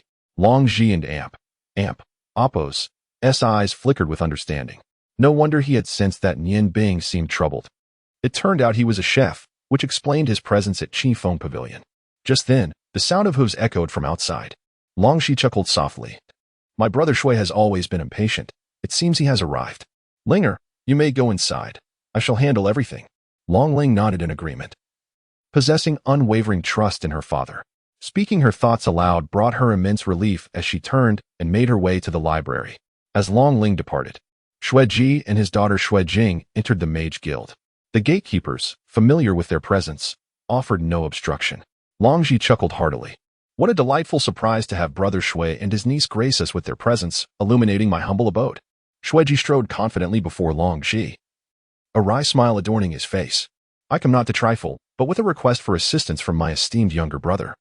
A glimmer of intrigue sparked in Long Ji and Amp, Appo's, eyes. Brother, if your intention is to have Nian Bing serve as a chef for you, I urge you to refrain from voicing it. You already have Ming Yuan at your side, while I find myself in dire need of his talents. Taken aback, Xueji, well aware of their deep camaraderie, recognized that Long Ji and Amp, Appo's, words left no room for negotiation. He had never anticipated that Nian Bing would hold such significance for Long Ji. Nevertheless, he ventured cautiously, brother, Nian Bing is a chef, and more accurately, he is destined to become a remarkable one. Therefore, Long Ji interjected resolutely, brother. While it is true that Nian Bing possesses exceptional culinary skills, I must inform you that as the foremost mage, he is equally destined to become a great sorcerer. He has joined my guild and will not be leaving to chop wood at your Qifeng temple. Xuejing, cradling a brocade box in her hands, observed the tense exchange between her father and Long Ji with a bittersweet sensation. Not long ago, Nian Bing had seemed utterly inconsequential in her eyes, and now he was the subject of contention between her father and Long Ji. The contrast was striking. Her judgment of character had evidently been flawed. Nian Bing. Oh, Nian Bing, I find myself at a loss. Should I resent you or? Xueji shook his head in resignation. Very well, I harbored little hope in this visit. Even without your opposition, it is unlikely Nian Bing would consent to join me at my modest temple. I realize my prior misjudgment in allowing him to chop wood at Qifeng temple, and I seek to extend my apologies. Long Ji, perplexed, responded, is it merely an apology? Brother? You are aware that our mage guild is facing dire straits. Having acquired such a talent, I find myself in a difficult position. Xueji smiled serenely. Enough, my brother. You know well my character. I merely wish to see him once before departing, even if he cannot be of service to me.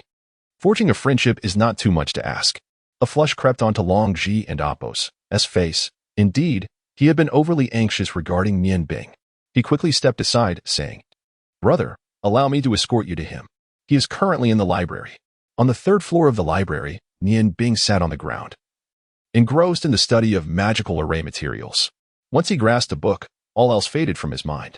Although the third floor contained fewer tomes, the depth of knowledge was profound, far beyond what could be comprehended in just a day or two. His interest in magical arrays had burgeoned, and he would not relent until he thoroughly understood them. Long Ling stood nearby, somewhat dazed as she watched Nian Bing. She discovered that his focused demeanor was the most captivating of all, though he never cast a glance in her direction while reading. His handsome visage had already etched itself deeply into her memory. Long Ling has always held a profound belief in fate, born into a family of magic. She learned the art from her father at a young age, not out of passion, but rather a sense of destiny, since it was her fate. She felt compelled to pursue it. Sergio, her senior brother, has long been enamored with her, treating her with great kindness. In her childhood, Long Ling was convinced that this was a predetermined arrangement of fate, believing she would eventually marry her senior brother, who was a decade her elder. However, with the emergence of Nian Bing, her faith in fate began to waver. When Nian Bing successfully conjured a magical scroll, a confident smile illuminated his face, and Long Ling realized that she was utterly captivated by that seemingly subtle smile. For the first time, her heart fluttered with an indescribable sensation. Simply gazing at him daily brought her immense satisfaction, allowing her to forget everything else. Initially, Long Ling felt a tinge of fear. She was apprehensive about the feelings blossoming within her. Yet, upon witnessing the magnificent creation known as the Nine-Qing Divine Dragon Ice Cloud, birthed by Nian Bing, her trepidation vanished. She comprehended, with clarity, that she had deeply fallen for this enigmatic man. Although he lacked overwhelming power, every facet of him drew her in irresistibly.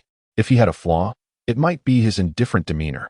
Beyond magic and culinary skills, he seemed disinterested in everything else, even evading the allure of someone as stunning and wise as Ro and Amp, Appo's. A sound of footsteps interrupted her reverie, and Long Ling frowned slightly. Nothing was more unwelcome than an intrusion upon her time with Nian Bing. Rising quietly, she peered down the staircase, only to find her father ascending alongside the Xue family. Uncle Xue, Jing, you have arrived, she greeted, attempting to mask her surprise. Xue Jing regarded Long Ling with an odd expression. Ling and Amp, Appo's, are you studying magic in the library? I recall you mentioning 2 years ago that you had read all the books here. Long Ling and Amp, Appo's cheeks flushed as she replied, I am learning from Nian Bing. His insights into magic are quite extraordinary. Longji, her father, noted the youthful dynamics at play and smiled knowingly. And you're also looking after Nian Bing. for he endures great toil in his training. Without someone to attend to his needs, how could he manage? If not for Ling and Appos, or as daily reminders. He might even forget to eat. I must commend this child and Amp, Appos, dedication. Xueji and Amp, Appos, gaze shifted to Longji, who reciprocated with a hint of pride in his eyes. Xueji, feeling somewhat defeated in matters of the heart, shook his head. Clearly, he found himself at a disadvantage. While Nianbing was merely a woodcutter at Qingfeng Studio, he had transformed into a prized figure within the Mage Guild. Longji showed no hesitation in sending his daughter to attend to him, highlighting the stark contrast between their situations. Sighing, Xueji lamented that had he recognized Nianbing and Amp, Appos, true abilities earlier, the current predicament might have been avoided. Xueji and Xuejing approached Nianbing, who, though engrossed in his work, could not fail to notice their presence. Looking up in surprise, he quickly rose, exclaiming, "Mr. Xue, Miss Jing, what brings you here?" Chapter 26, The Gentle Whisper of Freedom and Amp, Appos, Wind, Part 1. With a faint smile, Xueji remarked, "I only learned of your esteemed lineage as the disciple of the renowned ghost chef from Mingdi. I must admit, I feel quite embarrassed that I previously had you chopping wood at Qingfeng Restaurant." Nianbing replied, "You appear to be of a similar age to my master. It is rather amusing to hear you refer to him as a senior. There is no need for such formality, Mr. Xue. It is my own fault for not disclosing my identity, so you cannot be held accountable. Moreover, there is little seating available here, and I truly feel quite awkward." With a gentle sigh, Xueji continued, "I have always prided myself on my ability to recognize talent, yet I have made such an oversight this time. I have come here to apologize for the previous neglect during your time at Qingfeng Restaurant, as well as for my daughter and Amp, Appos, antics. She was quite mischievous, indeed. To have you pretend to be her boyfriend. Given your exceptional abilities, it is rather amusing to think how unworthy she is of you." Nianbing held some fondness for Xueji and replied, "You flatter me, Mr. Xue. There is no need for such courtesy. As long as Miss Xue does not hold a grudge against me for my earlier concealment, I shall be content." Xueji smiled, saying, "You are both young. It would be beneficial for you to exchange ideas more often. In terms of culinary skills, even Ming Di humbly admits he falls short. I have but one daughter, and I hope she will inherit Qingfeng Restaurant in the future. If she could learn more from you, I would feel more at ease in trusting the restaurant to her. Longji, you have a daughter. Do I not have one as well? My daughter is by no means inferior in appearance to yours. Alas, her temperament leaves much to be desired. This Nianbing not only possesses remarkable culinary skills, but also demonstrates commendable magical prowess and character." Dad, Xuejing and Amp, Appos, cheeks flushed slightly as she glanced at her father and then at Nianbing, shyly lowering her head. At that moment, she bore no resemblance to the wild girl she once was. Xueji admonished, "Hurry and apologize to Nianbing. You have truly misbehaved." Xuejing hesitated, glancing once more at Nianbing, but the words of apology seemed to elude her. Nianbing interjected, "There is no need for an apology. Miss Xue has done nothing wrong. I merely hope you will consider tempering your disposition. A girl ought to exhibit a touch of gentleness." As he spoke, he cast a glance at Long Ling, who stood nearby, among the three renowned beauties of Ice and Snow City. The one who left the deepest impression on Nianbing was the intelligent Luoro. However, it was the gentle and charming Long Ling who captured his heart. Nianbing did not accept the gift. "Mr. Xue, there is truly no need for such courtesy. I cannot accept this. Qingfeng Restaurant has done nothing wrong. My connection with Master Ming has naturally made me a friend of Qingfeng Restaurant." Xueji smiled, saying, as the saying goes, "A precious sword is gifted to a worthy hero. This item is a treasured heirloom of the Xue family. My elder brother inherited our father and Appos' title, while I retain this heirloom, which holds little significance for me. However, I believe it may prove somewhat beneficial to you. Please accept it as a token of my appreciation." Nianbing shook his head, replying, "Hearing you say this makes it even more difficult for me to accept, since this item is a family treasure of yours. It rightfully belongs to Miss Xue." With a gentle smile, Xueji said, "Since you have promised to be a friend of Qifeng Zhai, there is no need to address me as Mr. Xue. If it does not trouble you, I would prefer you to call me and Appos, uncle, and Appos. I do not wish to impose. Yet are you not curious about what lies within this brocade box? Although it is wrapped in cloth, the interior is cast from lead, ensuring that the essence of its contents remains concealed." Longji felt a sense of foreboding. From Xueji's words, it was evident that the brocade box contained a treasure of great significance. It seemed he was already too late to act. To his surprise, Xueji held such regard for Nian Bing, even presenting a family heirloom. Meanwhile, he had received numerous scrolls from Nian Bing. Clearly, once they departed, he too would need to take action. Indeed, though Nian Bing possessed a mature disposition, the curiosity inherent in youth was undeniable. He instinctively glanced toward the brocade box held by Xueji. With a slight smile, Xueji unfastened the clasp of the box, and the moment it was opened, the room was instantly filled with a vibrant azure light. The air itself seemed to pulse with heightened energy. Resonating with the essence of wind, the very essence of wind elements converging rapidly into the box, intensifying the azure glow. The wind appeared to sigh softly. The hum it produced was exquisitely enchanting. Longji was taken aback. As a wind mage, how could he not recognize it? His voice trembled slightly. This is the wind-whispering stone, a legendary artifact said to be formed from the anguished sighs of the wind god, crystallized through immense magical power. Only the wind-whispering stone could emit such a potent aura of wind elements. Brother Xue, you have truly concealed this from me well. Xueji smiled subtly. My dear brother, if it were merely a wind-whispering stone, I would have no qualms in gifting it to you. You know I have always been generous. I do not cherish material possessions unnecessarily.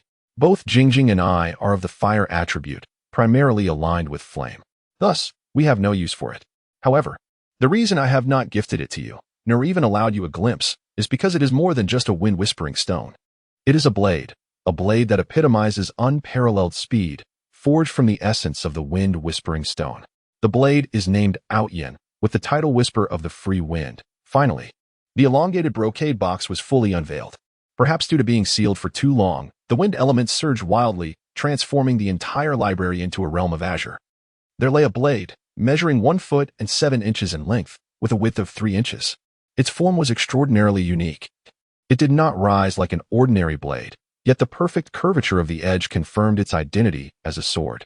The blade was exceedingly thin, its thickest point measuring less than 1/7 of an inch. Spiraling patterns elegantly adorned the blade, extending from the base to the tip. The most distinctive feature of this blade was its lack of a hilt. The edge seamlessly transitioned into the grip. The handle was equally peculiar, featuring 4 deep recesses, clearly designed for fingers to rest. Above the depressions for the index and middle fingers, a vertical indentation in the metal was perfectly aligned for grasping the blade. At the tail of the handle, a dark green gemstone protruded, its circular prominence radiating a strong azure glow. Yet, as time passed, the azure light gradually began to recede. The brilliance of the blade is truly enchanting. Nian Bing murmurs, the whispering wind's gentle serenade, the Outyin blade, is indeed a magnificent sword. Longji moves closer to Xueji, gazing at the deep green gemstone with a sigh. He remarks, alas, this whispering stone has completely merged with the metal of the blade, sharing its essence. Unless one merges with the soul of the sword, its unique properties can never be realized. If only I could wield a staff crafted from the whispering stone, perhaps within 20 years, I too could become a divine mage. Thankfully, you never displayed it before me. Otherwise, I might have sought a way to extract this stone to forge a staff. Xueji smiles faintly and replies, you ought to know that not only is the wind blue gold itself extraordinarily durable, but even with magic surpassing level 10, you would find it impossible to pry it open. Moreover, even if you managed to detach the whispering stone, you would struggle to find compatible materials to create a staff. Though wind blue gold is exceptional, its sharpness renders it more suitable as a weapon. Longshi chuckles wryly. If the staff were indeed crafted from the whispering stone, it would certainly be a relic of divine caliber. Alas, it appears such fortune eludes me. It is a pity that Nian Bing is not a wind mage. Otherwise, with a chef's profound understanding of blade dynamics, he could unleash the true power of the whispering stone, transforming this sword into something akin to a magical staff. Frankly speaking, it would be an injustice to give this sword to Nian Bing. Xueji smiles and responds, there is no injustice here. Although Nian Bing's magical affinity does not lie within the wind element, his familiarity with magical elements will surely allow him to harness some measure of its power. Besides, I intended this blade as a mere chef and Appos' knife, not a staff. Nian Bing, want to you give it a try? It would be impossible for the Outyin blade to hold no allure for Nian Bing. The rarity of this sword surpasses even that of the Xuanhuan blade, which is adorned with the flame goddess stone, and it rivals the morning dew in excellence. The very quality of the blade is enough to stir Nian Bing's heart. Approaching Xueji, he reaches into the box, before his fingers even brush the blade. A rush of wind elements invigorates him. Grasping the indented hilt, his hand melds perfectly with it. As he lifts the sword from its ornate box, he suddenly feels as if enveloped by a gentle breeze. His wrist trembles slightly, and the blade manifests a series of realistic afterimages. Remarkably swift, the faint wind merges seamlessly with his hand, transforming the original 36 strikes into 49. Indeed, Xuanhuan was correct. This sword can enhance his speed dramatically. Nianbing had always believed that his hand speed while wielding a sword had reached its peak, but with the Outyin blade, he could undoubtedly shatter that limit. With adequate coordination, doubling his speed seems entirely feasible. The dual forces of ice and fire within him appear to quicken their rotation, influenced by the essence of the wind. Yet there is no sense of repulsion. After all, neither ice nor fire holds any animosity towards wind. With the Outyin blade in hand, even Xuanhuan, with his keen perception, struggles to discern the number of blade shadows. He expresses his satisfaction, saying, "Not bad, is it? It truly suits you. As an exceptionally skilled chef, how could one possibly be without a knife that complements one and amp, Oppo's, prowess? You are a culinary sorcerer, and this exquisite blade, known as the free wind and amp, Oppo's, whisper, is most befitting for you. May the gentle murmur of freedom's breeze resonate more harmoniously in your hands." Xuanhuan furrowed her brow slightly and remarked, "Do you not think this knife is perfect for you? Why not accept it?" Nianbing replied, "Uncle, I appreciate your kind intentions, but this knife is far too precious. Being a family heirloom, its worth is immeasurable, and I truly cannot accept it." Xuanhuan smiled, recognizing Nianbing and Oppo's unreading nature in the face of treasure. "Very well. I shall not gift you this knife. Since it serves no purpose remaining here, how about I sell it to you instead?" Upon hearing the word sell, Nianbing and Oppo's heart raced. He indeed held a great admiration for this treasure that could enhance his speed in the kitchen. Tentatively, he inquired, "How much do you wish to sell it for?" He understood that such a remarkable artifact had no fixed price. Xuanhuan smiled gently and said, "That depends on who the buyer is. Let us settle on 100,000 purple gold coins, along with a commitment from you to work as the head chef at our Qifeng restaurant for 1 month. I will then part with the free wind's whisper." 100,000 purple gold coins. Xuanhuan, Nianbing, Longling, and Longji gasped in unison. Longji chuckled bitterly. "Even if I sold my position in the Mages Guild, it might barely cover that amount. One must understand that purple gold coins are rarely used. Transactions typically occur in gold coins. 100,000 purple gold coins equate to a staggering 1 million gold coins." Xuanhuan smiled slightly. "Do you consider that exorbitant?" "Of course.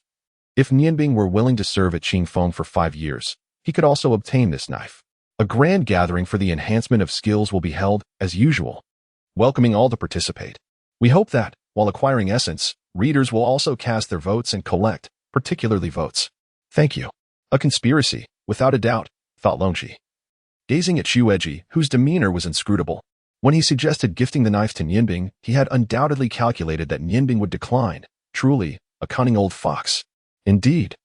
Even the wind whisper stone alone justifies the price of 100,000 purple gold coins. Even if Nianbing were to work for you for 5 years, it would be well worth it. However, the guild requires Nianbing. Brother Xue, please do not place him in a difficult position." Xuanhuan smiled slightly. "Brother Long, do not misunderstand. My request for his assistance does not imply that he must be with me all day. You should know that Mingyuan only occasionally lends a hand. If Nianbing agrees to join me, he will receive the same treatment as Mingyuan, only needing to come by in the evenings. He may freely spend the rest of his time at your guild. This condition is not overly demanding, is it? 5 years is not an excessively long commitment." When proposing the price, Xuanhuan had already anticipated that Nianbing could not possibly gather 100,000 purple gold coins to purchase the knife. Longji found himself at a loss for words. If he were Nianbing, he too would undoubtedly choose the 5-year option. After all, the arrival of such a peerless weapon represents an extraordinary opportunity. Had it been anyone else, Xuanhuan would never have offered such a substantial deal. Regrettably, he is not Nianbing. Indeed, Nianbing has an affinity for the gentle whispers of the wind of freedom, yet he possesses the morning dew blade, which is undeniably on par with the proud sky blade. The ice attribute of the morning dew is more suited for Nianbing, especially with the potential acquisition of the Xuanhuan blade, which could rival the morning dew. Thus, his yearning for the proud sky blade is not particularly fervent. Moreover, he has his own resources. Nianbing spoke, a tranquil smile gracing his lips. "I shall take this blade. Its worth far exceeds the price mentioned by my uncle." I understand that you wish to grant me an opportunity, and should I fail to express my gratitude, I would be unworthy of your friendship. Overjoyed, Xueji responded, excellent. So, you agree to work with me for 5 years. Rest assured, your salary will be duly provided. With your presence, Chi Feng Studio will surely flourish. In the future.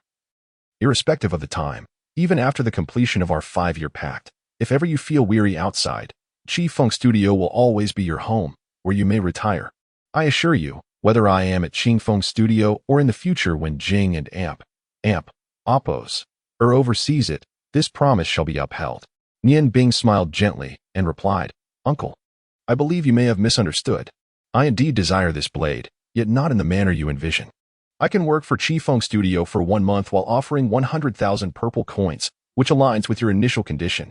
Xueji was taken aback and asked, Do you possess 100,000 purple coins, left to you by the esteemed chef ghost? Nian Bing shook his head, saying, No, it is not that. Although my master bequeathed me considerable wealth, as a man, I would never resort to using another's money to acquire what I desire. I intend to earn this wind of freedom through my own abilities. While I may not currently possess 100,000 purple coins, would it not be feasible for me to exchange equivalent items? The situation had surpassed Xueji's earlier calculations, causing him to furrow his brow. What do you wish to offer in exchange? He inquired. Nian Bing smiled slightly and said, Uncle, I believe you may have some understanding of magic. Precious magical scrolls have always commanded a significant value. If it were an 11th level magic scroll, second only to the divine descent spell, it would undoubtedly be valued at 100,000 purple gold coins. Nodding, Xueji remarked, the price of an 11th level magic scroll is likely to exceed that amount. However, to my knowledge, even the esteemed priestess of the ice and snow goddess could not possibly create a scroll of level 10 or above. Do you possess such capability? Xueji, somewhat perplexed, continued, Nianbing, it is not that I doubt you, but judging by your appearance, you are merely a great mage. As far as I am aware, a great mage can produce scrolls of level 4, and even that is a rarity. The disparity is 7 levels, thus, the value of the scroll cannot be so. Interrupting Xueji, Nianbing smiled and said, Indeed, I am a great mage, but I am capable of crafting scrolls of level 6. The reason I assert that my scroll holds that value is due to its unique characteristics. The power it can unleash will certainly astonish you. The most precious aspect is that such a scroll cannot be replicated by others, not even the currently renowned priestess of the ice and snow goddess.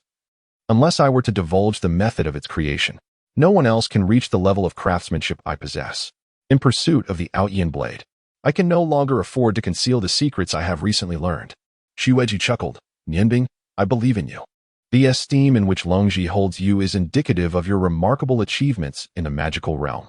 However, you seem to overlook the most crucial point, our family. The Shui clan relies on martial skills for our protection. Even if we possess your formidable magic scrolls, they would hold no utility for us. Do you expect me to trade them for money? If you believe your creations are worth that price, why not sell them yourself? Nianbing replied nonchalantly. Because I do not wish for outsiders to learn the secret of these scrolls. Instead, I prefer to exchange them directly with you for the Outyin blade. Since I propose such an exchange, I have naturally considered everything thoroughly. The scrolls I create possess a significant feature that can be utilized by anyone. Even a young child who has just begun to comprehend the world. Once I teach them the method of use, they too can harness the scroll's power. Both Xueji and Longji gasped in unison as they deemed this to be utterly impossible. Nianbing smiled faintly and retrieved a scroll from his pocket. This scroll was crafted from the most basic white parchment. He handed it to Xueji with a smile, saying, Let us conduct an experiment. The truth often speaks for itself. Miss Xueji, please follow my instructions and open the scroll towards the ceiling. Xueji paused and asked, How do I do that? Nianbing replied, You simply need to unfurl the scroll as you would a painting, ensuring the image faces upward. Xueji's eyes sparkled with astonishment as she slowly followed Nianbing's guidance and began to open the scroll. A peculiar scene unfolded as the scroll fully unfurled, transforming abruptly into a dense white mist. With a sudden pop, dozens of ice blades emerged, piercing through the ceiling in a dazzling display of cold light. While the onlookers remained captivated by the spectacle, the ice blades above simultaneously coalesced into a thick mass of frost. Although Longji had previously heard from Xueji about the potential of the frost incantation to create fusion scrolls, witnessing it firsthand left him momentarily speechless. More astonishing was the fact that this scroll had been activated by Xueji, who possessed no magical abilities.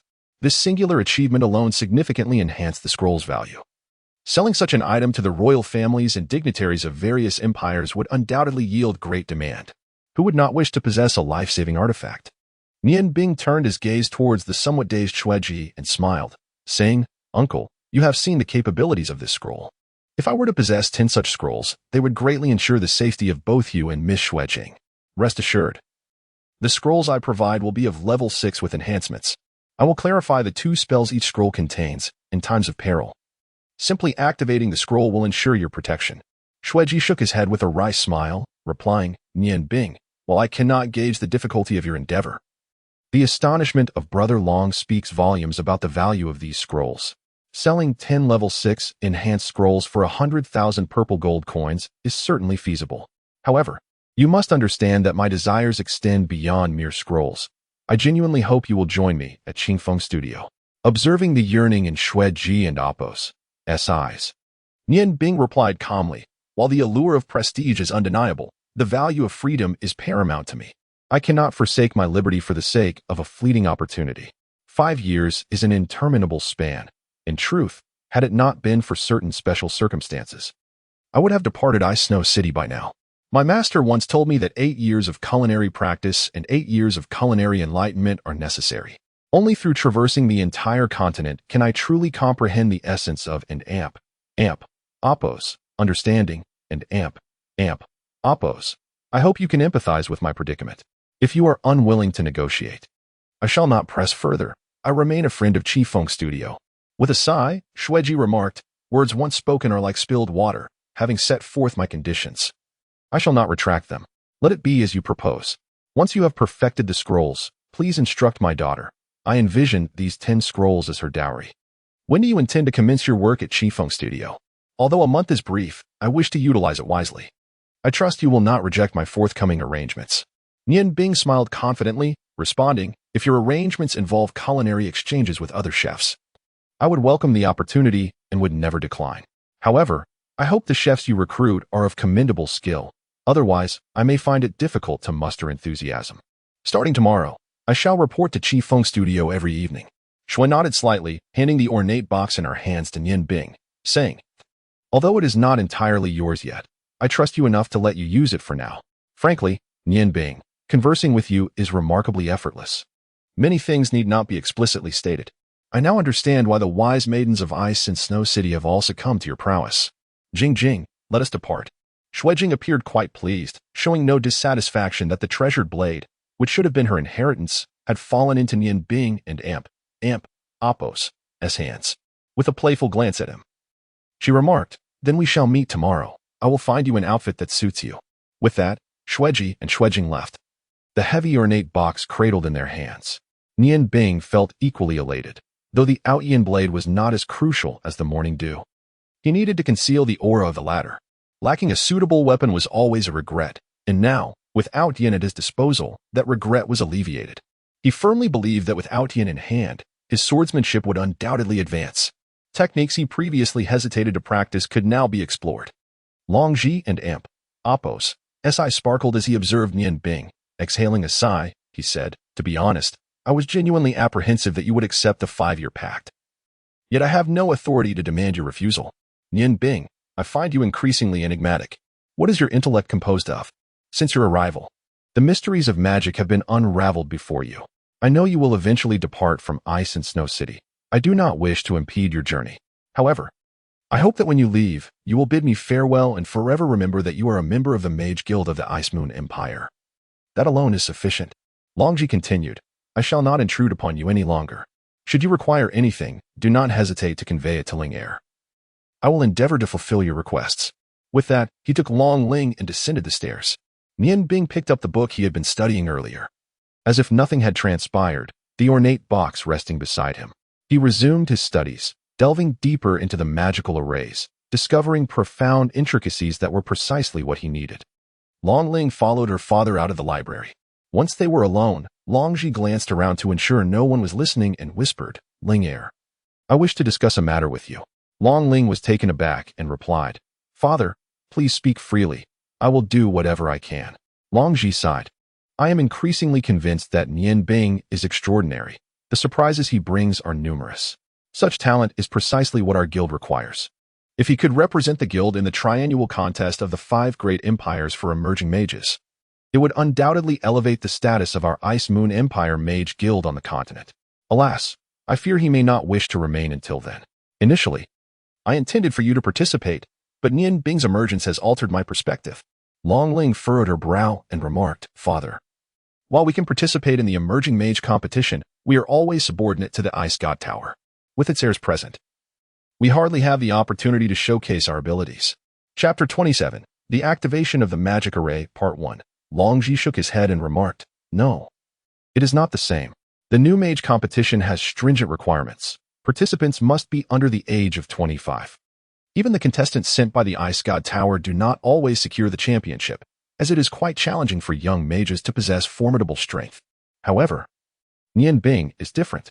With a year remaining until the Mage Conference, given his current condition and the various magical resources provided by our guild, who knows how much he might improve by then? It is entirely possible that he could soar to great heights if he were to win the championship. Our guild would gain significant prestige in the empire, making it far more difficult for the Ice God Tower to suppress us. Long Ling, perplexed, responded, You should be telling Nian Bing this, not me. What use is it to confide in me? Long Ling was taken aback by her father's unexpected question. Her cheeks flushing crimson as she shyly lowered her gaze, nervously fiddling with her clothing, unable to utter a word. Longji smiled and said, Why the silence? Is it possible that a talented young man like Nian Bing cannot capture my precious daughter's interest? Your standards cannot be too high. Just think. If you were to marry Nian Bing, wouldn't it be much easier to enjoy meals together? That and Appos. Nodded, Father. Long Ling, still looking down, stammered, Father. Nian Bing is indeed remarkable, but we have only known each other for a brief time. How can we speak of affection? Please do not pressure me, Father. Longji laughed heartily and replied, All right, no pressure. Perhaps I shall have a word with Luo Ro and see if she harbors any interest in Nian Bing. Don't. Long Ling anxiously raised her head to look at her father. Please, Father, don't do that. Longji regarded his daughter with a teasing smile and said, Oh, is Ling Heir about to speak her mind? Long Ling pouted and replied, Father, you are truly incorrigible. I admit that I have a favorable impression of Nian Bing. However, it is evident that aside from magic and culinary skills, he seems indifferent to everything else. Longji breathed a sigh of relief and said, As long as you like him, everything else can be discussed. Although I may be somewhat pragmatic, I would never force my daughter to marry someone she does not love. Ling Heir, remember my words. Happiness must be earned through your own efforts. If you genuinely like Nian Bing, do not give up and act promptly. If you can capture his heart, all other issues will resolve themselves. Do you understand, my dear? Long Ling lowered her head once more, murmuring, But, Father, he is a boy. Are you suggesting that I should confess my feelings to him? Longji shook his head, smiling as he replied, Of course not. Subtlety is sufficient. After all, you spend every day together. I believe my beautiful daughter will not go unnoticed by Nian Bing, who is no fool. However, when the time is right, you may drop hints. I can see that Xuejing also has feelings for Nian Bing. If Xueji, that old fox, lends a hand, the situation could become quite complicated. You wouldn't want to relinquish your beloved to a good friend, would you? Long Ling stared at her father in a daze, saying, I don't know. Longji smiled wryly and said, Well, it's best to let things be. As the saying goes, overthinking can lead to unnecessary complications. Matters of the heart among the young must rely on fate. I will leave it to you. However, I hope you can persuade Nian Bing to represent our guild at the Emerging Sorcerers Conference a year from now. We can discuss other matters later. Long Ling nodded and replied, Father, I will do my utmost, but I cannot guarantee anything at this moment as I am unaware of Nian Bing's thoughts. A year is a long time, and I will strive diligently. I also hope for the betterment of our guild. I shall take my leave now. Longji nodded in response. Go ahead. And remember to bring the newly purchased white scroll to me this evening. It is needed for Nian Bing. As Nian Bing perused the tome of magic in his hands, the night had deepened. Long Ling sat nearby, lost in contemplation. Finally reaching the last page of the book, Nian Bing felt a twinge of disappointment. Although the magic circles documented within were commendable, they fell short of his expectations, lacking the knowledge he yearned for most. With a sigh, he was about to close the book when he suddenly noticed a peculiar mark on its final page. It was unmistakably a magical symbol, one that delineates the essence of a magic circle, representing the concept of concealment. Intrigued, Nian Bing focused his magical energy and carefully traced the symbol in sequential order. A faint blue light shimmered, and as he completed the last stroke, the final page of the tome was unexpectedly suffused with a bluish hue, the blue of ice. The text upon the page began to morph, as the original symbols and words transformed entirely.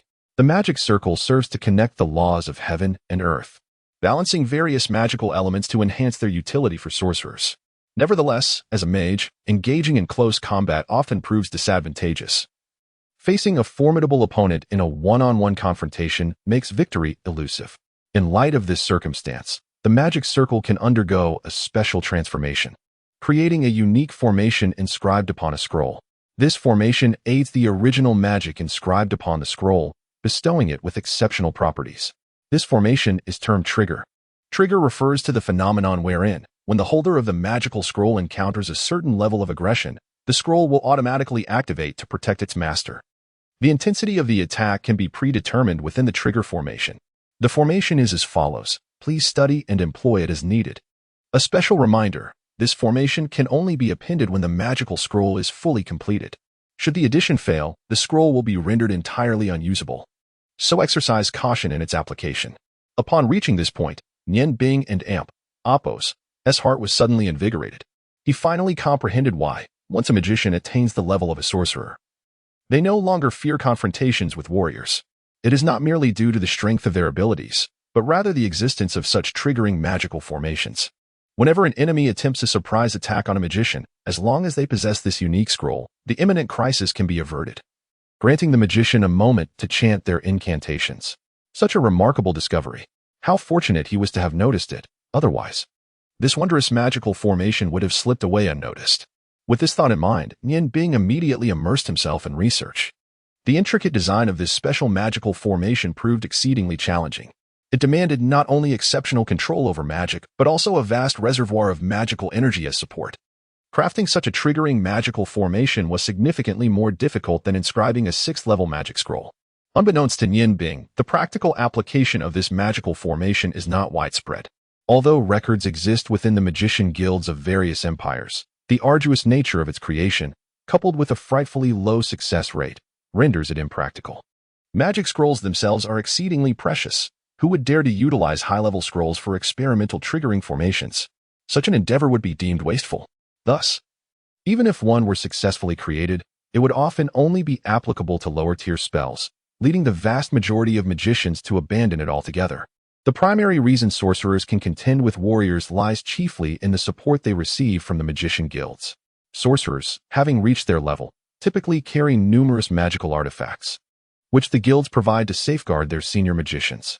Among these, magical items designed for early warning are particularly favored, albeit at a steep price. With such artifacts, magicians can foresee impending dangers and prepare accordingly.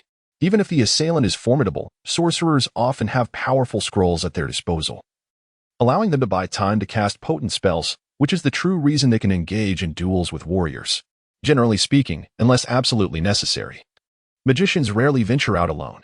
They are usually accompanied by warrior companions for optimal protection, when isolation is unavoidable.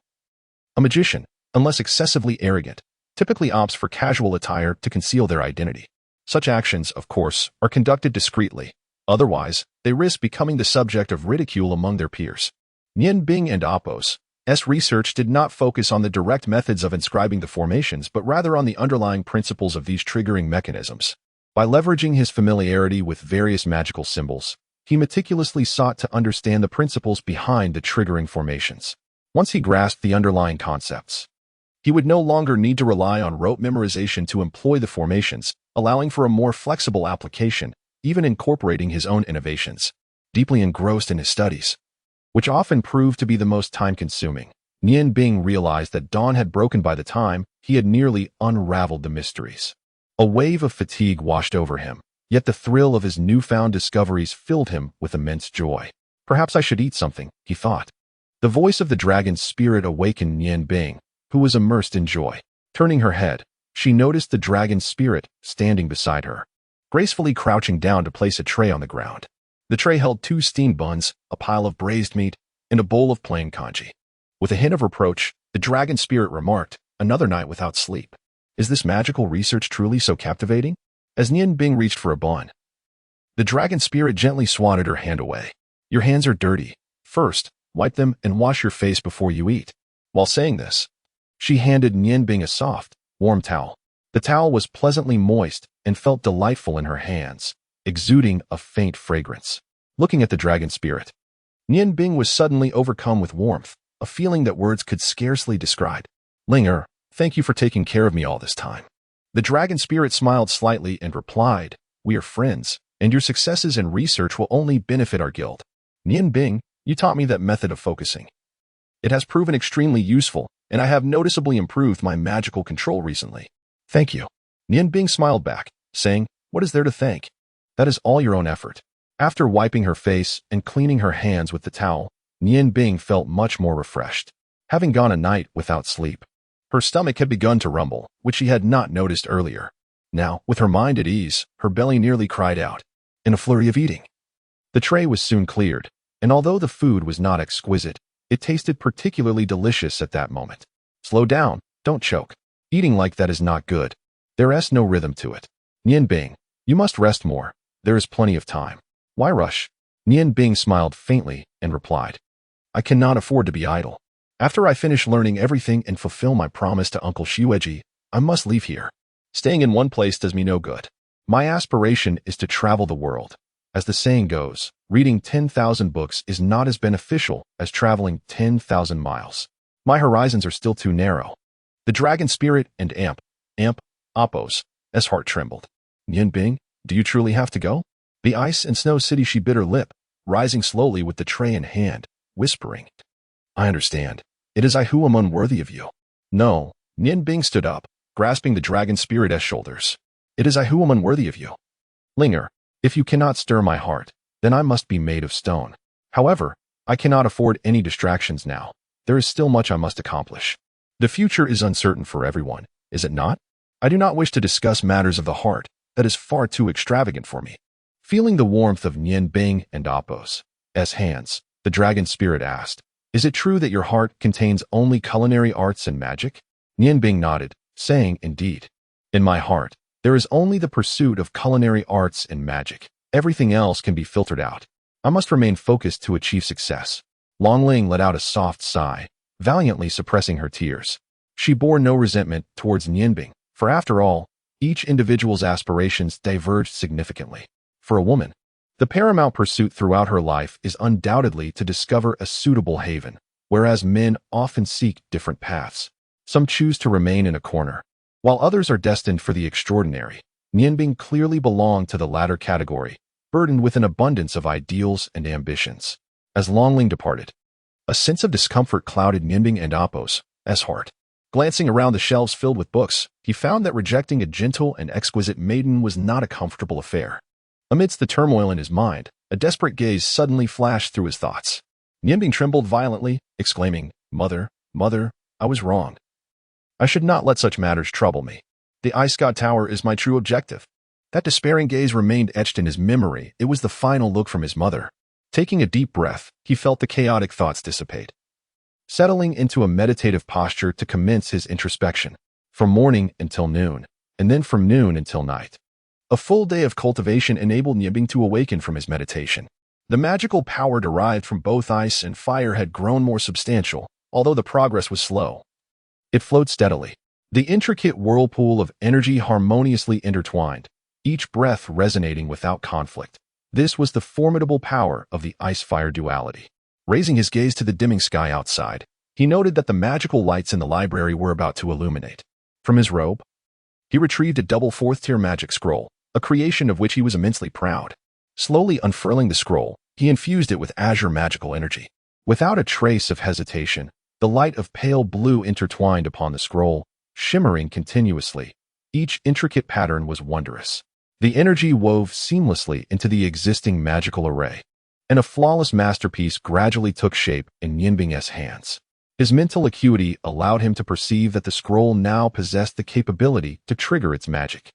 A night of research combined with a day of meditation had enabled him to truly master this skill. However, Nianbing was acutely aware that his success was largely serendipitous. As noted in the annotations, such triggering arrays were exceedingly challenging to complete, and he had come perilously close to failure on several occasions. Rising, He carefully stowed the scroll within his robe and picked up the leaden box from the ground. After a brief adjustment of his attire, Nianbing slipped quietly out of the library. Other than delivering lunch to him at noon, Longling had not reappeared. He understood that although she did not voice it, he had deeply wounded her heart. Perhaps it was best to maintain some distance to avoid further entanglement. As he stepped out of the Mage Guild, a carriage approached him. The driver was familiar. He was the same old coachman Nianbing had encountered when he and Xuanhuan attended a banquet at the Luoro residence. Xuanhuan poked her head out of the carriage, exclaiming, "Chef, come aboard.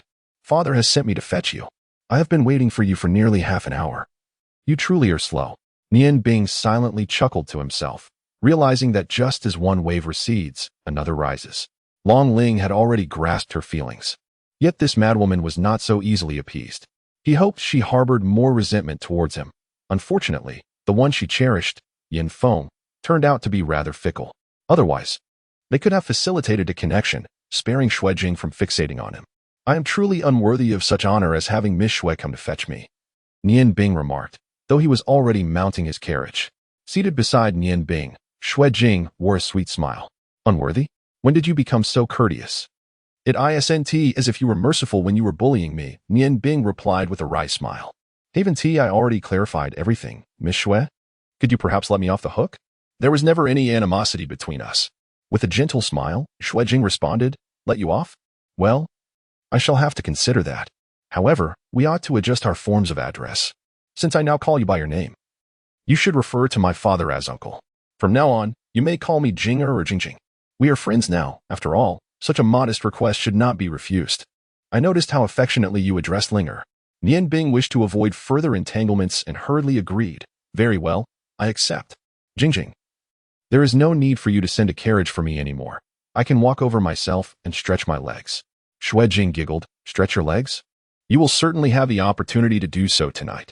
As the words left her lips, she immediately felt a tinge of embarrassment, her cheeks flushing a deep crimson. Feigning ignorance, Nianbing replied, "Stretch my legs? I trust Uncle 1T present me with any formidable challenges this evening?" Xuejing playfully stuck out her tiny tongue and remarked, "There are no challenges per se. My father merely invited the owner of Chengxian to visit and, in passing, issued a challenge to them." Nianbing's eyes sparkled with excitement at the mention of challenging the head chef of Chengxian. This was precisely what he had been anticipating. A surge of battle spirit coursed through him, and in the dim light of the carriage, his eyes shone like cold stars in the night, radiating confidence. He placed the box containing the Aotian knife flat on his lap. Today would be the perfect opportunity to test this blade. Sensing the chill emanating from Nianbing, Xuejing felt a flutter in her heart. What an intense confidence. Initially, she thought he might feel burdened by the challenge arranged by Xuejing, but to her surprise, he accepted it with such ease and even appeared exhilarated. She could not comprehend the mindset of a top-tier culinary expert. The pain of having few worthy opponents was acute. Given the opportunity, how could Nianbing not be excited? His choice to first arrive in Ice and Snow City was precisely to engage in culinary duels with the masters of Qing Fengzhai and Chengxian. "You seem quite confident in yourself," Xuejing observed, her heart swaying. Nianbing smiled and replied, "Do you lack faith in me? What extraordinary skills do the chefs of Chengxian possess? I believe that to have consistently competed with Qing Fengzhai, their abilities should be on par with Master Ming's." Xuejing nodded and remarked, "The reason Chengxian has become the favored establishment among dignitaries is certainly justified. It is not merely due to their unique services. The primary reason lies in the exquisite flavors of their dishes. Their head chef is quite young, probably just in his 30s, and his culinary lineage remains somewhat ambiguous. Uncle Ming once competed against him, resulting in a draw. This individual seems particularly adept at preparing various meat dishes. I must admit, his creations surpass Uncle Ming and Appo's in both visual appeal and aroma, though they tend to lean towards a stronger flavor profile."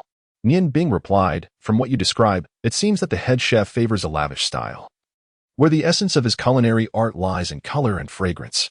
Very well, I shall challenge him today to see whose dishes are more resplendent." "Jinger," Nianbing continued, "have you seen Yinfeng recently?" Xuejing paused, suddenly realizing that since her resentment towards Nianbing had begun, the name Yinfeng had not crossed her mind. She had not encountered him lately. "I find it curious that on the day of your first meeting, he regarded you as a friend. Given his temperament, he does not strike me as someone easily approachable." Nianbing recalled Yinfeng and Appo's demeanor towards her, a chill running through her. She offered a wry smile and said, Jing and Appos. I suggest you abandon any thoughts of him. There will be no fruitful outcome between you two. Xuejing, intrigued, asked, why do you say that? Are you perhaps jealous of my affection for him? Jealousy, Nian Bing chuckled, is a term that has never graced my thoughts. I am speaking for your benefit. Speaking ill of others behind their backs is not my style. You will understand in due time. Xuejing huffed, there is nothing that cannot be shared with others. If you do not clarify, I can only assume you are envious. Nian Bing smiled gently, then let it be said that I am indeed jealous. After all, you are so beautiful. If I were to be jealous, it would be quite justified. As the carriage came to a halt before Qingfengjai, Nian Bing was astonished to find the street eerily quiet. Upon disembarking with Xuejing, he was surprised to discover that not a single person occupied the bustling thoroughfare of Ice and Snow City. Xuejing smiled and explained, for today and Appos, as competition. My father has specially invited the city lord and several distinguished individuals to serve as judges.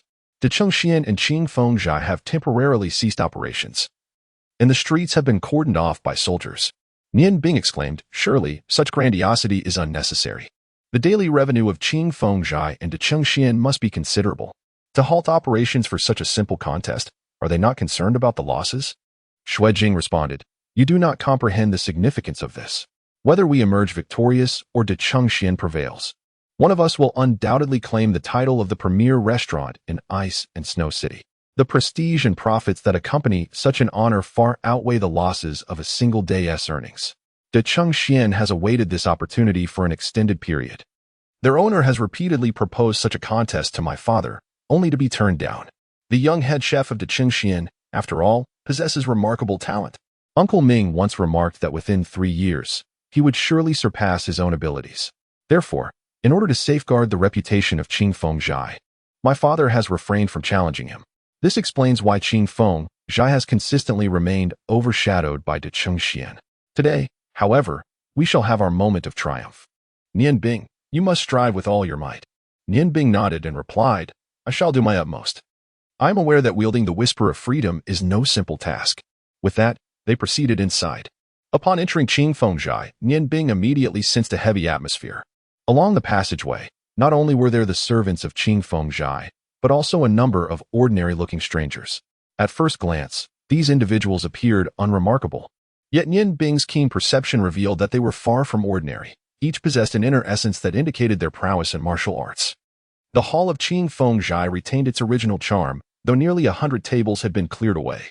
A long row of tables was arranged at the forefront, with chairs behind them left empty. On either side of the hall stood piles of kitchen utensils. The tools on the left were rather commonplace, while the right side was being arranged by a group of people. Xuejing whispered, look, the front is the judge's table, to the left is your workspace, and to the right is where the head chef of De Chengxian will operate. They have already begun their preparations. If you have any requests, please voice them quickly, and I will have someone attend to them immediately. You need not worry about the ingredients. As long as you can name them, I can procure them.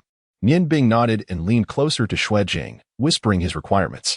A look of surprise flitted across Xuejing's face as she realized that these were merely ordinary items.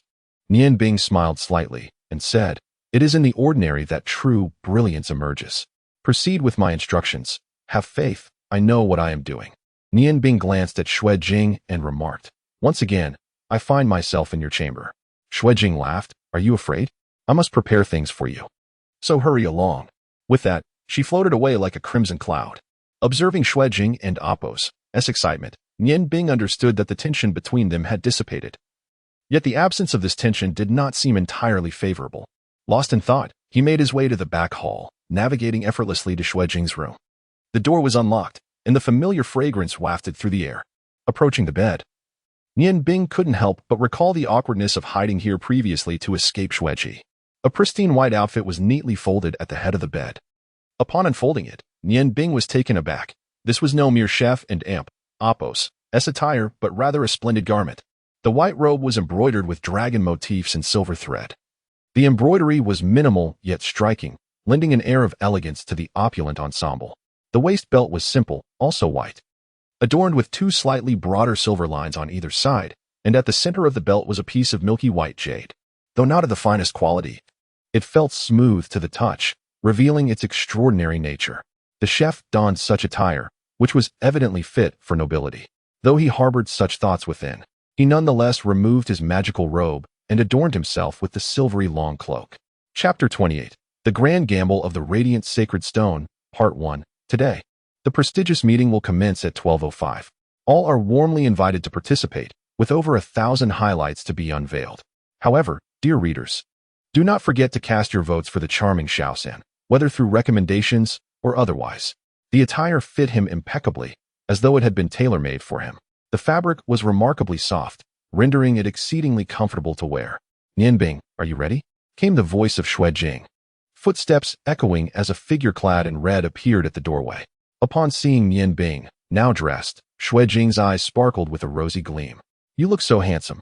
I told you this outfit would suit you splendidly. Golden hair and silver attire. Simply marvelous." Nianbing chuckled wryly. "Jinger, while this outfit is indeed fine, it hardly seems appropriate for a chef, does it? You wouldn't have me wear this to the competition, would you?" Xuanhuan giggled. "Why not? I think it looks fantastic. Come on, let's go wait for everyone. Father has already headed to the hall. This outfit is a gift for you," she added cheerfully. Nianbing replied with a resigned smile. "Uncle, please, do not tease me. I am but a chef. This attire hardly seems suitable for cooking." Xuanhuan laughed heartily. "No need to worry. I think it looks quite splendid. This time, I will ensure that Jean Hao from Shangxian is thoroughly defeated." "Oh, look, the Marquis has arrived." Everyone turned their gaze toward the entrance, where two individuals were making their entrance. The unfamiliar faces Nianbing had noticed earlier bowed slightly in respect. One was dressed in fine garments, and Nianbing recognized him as Count Luo Hao, the financial officer of Ice and Snow City and the father of Luo Ro. He deliberately lagged half a step behind the other figure. The second individual was tall and imposing, appearing to be in his 40s, dressed in ordinary yet elegant attire. An air of authority emanated from him, hinting at his exceptional status. Xuanhuan and Mingyuan hurried to greet him. "Your Excellency." The presence of the Marquis graces our humble establishment and elevates its stature. The Marquis smiled faintly. "Xue, we are all acquainted here. There is no need for such formality. I have been eagerly anticipating this competition. It seems that Chef Ming has devised something new." Xuanhuan responded with a mysterious smile. "Your Excellency knows well that I never engage in battles without assurance. If I dare to challenge, it is with some degree of confidence. Allow me to introduce a talented young man. Nianbing, step forward. This is our city's esteemed Lord Marquis, Noah." Although the Marquis hailed from a martial background, he was also a connoisseur of fine cuisine, and today he would serve as the chief judge. Nianbing stepped forward, bowing slightly. "Commoner Nianbing, at your service." "My Lord Marquis." Noah regarded the poised and handsome Nianbing with a hint of surprise. "Xue, may I inquire as to which esteemed family this young gentleman belongs?" "He is quite the handsome lad." Xuanhuan smiled. "Your Excellency, if you will permit me to keep a bit of suspense, you shall soon find out. Please, make yourself comfortable." Although the Marquis harbored some doubts, he understood that Xuanhuan's identity transcended that of a mere restaurant owner. Offending anyone else was inconceivable, but offending Xuanhuan was out of the question. The forces backing Xuanhuan were formidable, and even the Marquis, with his esteemed title, could not afford to provoke them. In truth, aside from the imperial royal family, few could dare to confront such power. Under Xuanhuan and Appo's guidance, Marquis Noah and Count Luo took their seats at the head of the long table, with Xuanhuan accompanying them. He turned to Count Luo and inquired, "My dear Count, why is Rower not accompanying you today?" Count Luo chuckled. "That girl is beyond my control. However, she would never miss an occasion like this in the capital. When I left, she mentioned she was going to change her attire, so she should arrive shortly." Just then, two individuals entered from outside, and Nianbing recognized them as Long Ji and his daughter. Nianbing hurriedly approached them, saying, "President, you've arrived as well." Long Ji smiled. "Aside from my passion for magic, my only other love is food. I am a frequent visitor of Qifeng restaurant. Even if I do not give face to Brother Xue today, I must show my support for you. I am eager to taste the dishes crafted by the renowned chef that both Brother Xue and Mingyuan admire. I received news just as you were leaving, which is why I arrived a bit late." Xuanhuan stepped forward to greet Long Ji, saying, "You arrived just in time. The Marquis and Count have just taken their seats. Come, Judge Long, it is time for you to take your place." Xuanhuan pulled Long Ling aside for a quiet conversation, leaving Nianbing uncertain of what to do next. Mingyuan approached him, whispering, "Nianbing, what do you plan to cook later?"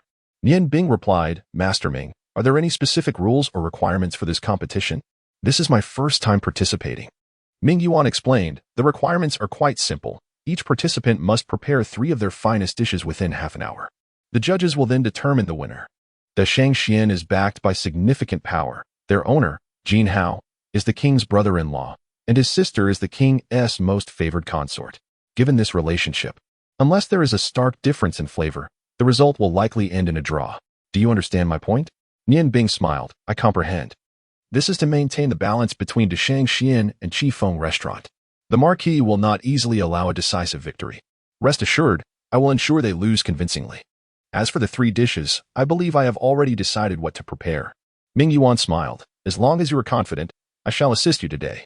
The term assist here implied he would be taking on the subordinate role, handling the preparation of ingredients and other basic tasks. Nian Bing was taken aback and quickly protested. How can that be? I cannot allow you to play a subordinate role. I genuinely believe that with your skills, you can secure victory. Ming Yuan shook his head. While I do value my pride, I am also self-aware. The last draw was already quite a struggle. The head chef at the Shangxian, named Liao Feng, is renowned as the Amp Oppos, Golden Chef, and Amp Oppos. His dishes are the epitome of grandeur. He is one of the most promising chefs I have encountered, and after years of honing his craft, his skills are undoubtedly superior to mine. If I were to face him, I fear there would be no chance of preserving peace. If it were not the case, how could the owner continuously evade battle? This time, it shall depend on you. I also wish to witness the exquisite skills passed down by the esteemed chef Ghost.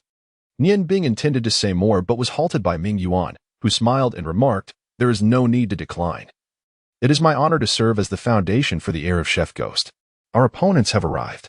Following Ming Yuan and Amp Oppos' gaze, a group entered through the corridor. The foremost pair consisted of a tall man clad in an opulent golden robe, appearing to be in his 50s, his small eyes twinkling with a faint brilliance. Beside him walked a young chef donned in a pristine white uniform and a tall chef's hat, seemingly of a similar age to Sergio. Although his looks did not rival Nian Bing's, he could be considered handsome. Regrettably, his countenance bore an air of arrogance, evoking a sense of disdain. Behind them trailed 2 managers from Chengxian, accompanied by 3 chefs in uniforms, evidently assisting the head chef. Without Ming Yuan and Oppos' introduction, Nian Bing could surmise that the man in the golden robe was Jin Hao, the proprietor of Chengxian, while the chef beside him was Liao Feng, the head chef. Jin Hao and his entourage approached the judges and Oppos' table and bowed respectfully, stating, Jin Hao of Chengxian chefs, greetings to Lords Marquis and Earl. Although he was of royal lineage, he held no official position and thus adhered to the necessary courtesies. Marquis Noah and Earl Luo Hao both rose, with Noah smiling. Brother Jin, there is no need for such formality. Come, take a seat. Today, let us enjoy a splendid contest. Jin Hao admonished, Liao Feng, do not be disrespectful. Go prepare. Liao Feng responded affirmatively, bowing to the judges before making his way to their cooking station. Jin Hao then turned his attention to Xue Ji, smiling, Brother Xue, has Master Ming finally recovered? This competition has indeed been delayed for over a year. It seems you have some confidence. Xue Ji smiled faintly, replying, Brother Jin is too kind. Master Ming and Oppos' health has indeed improved significantly, though there are still slight concerns.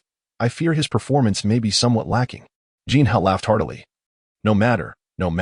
Since Master Ming is unwell, even in defeat, it would be understandable.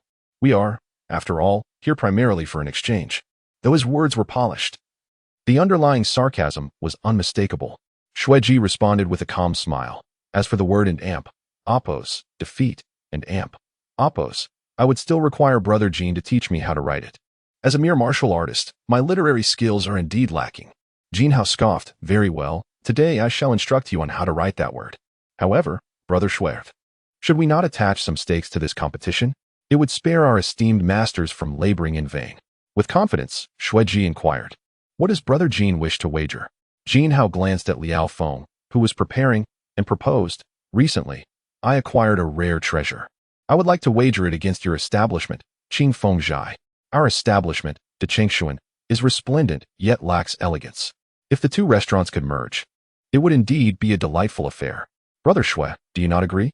Upon hearing that Jin Hao intended to wager Qingfeng Zhai, the attendees, Long Ji, Noah, and Luo Hao were momentarily taken aback. Qingfeng Zhai is undoubtedly the lifeblood of Xue Ji. Should he lose, it would signify his inability to remain in this icy city. Such a stake is undeniably substantial. Just as they presumed Xueji would decline, he spoke up, very well, but it depends on what Brother Jean intends to wager. This establishment, King Feng's High, represents the culmination of my life and Appos' work. I shall not gamble without something of equal value. In my eyes, even your Xuanhuan does not meet the requisite standard. Jean Hao, upon hearing his retort, smiled coldly and replied, Is Xuanhuan not worthy? Then please, Brother Shui, observe whether this item suffices. As he spoke, he reached into his breast and retrieved a small square box. The box was black, and upon seeing it, Xueji's expression subtly shifted, for he recognized that the box was crafted from lead. A lead box, without doubt, obscures the brilliance or elemental energy within. Having once possessed the Outyin blade, he understood this all too well. A glimmer of pride flickered in Jean Hao's eyes as he slowly opened the box. Instantly, a radiant light surged forth, filling the entire hall with a golden glow pure and soft, evoking an inexplicable sense of warmth. Inside the box lay a golden gem, its brilliance dazzling yet gentle on the eyes. It was a perfectly round orb, flawless in its transparency, emanating a golden luminescence. Each ray of golden light appeared so tender, bathing the surroundings in a spring-like embrace. As the gentle golden radiance gradually receded, concentric halos of light emanated outward from the jewel itself, making its exceptional value evident. While others may be beguiled by the gem and Appos' exterior, Nian Bing, Long Ji, and Long Ling would not be deceived as sorcerers.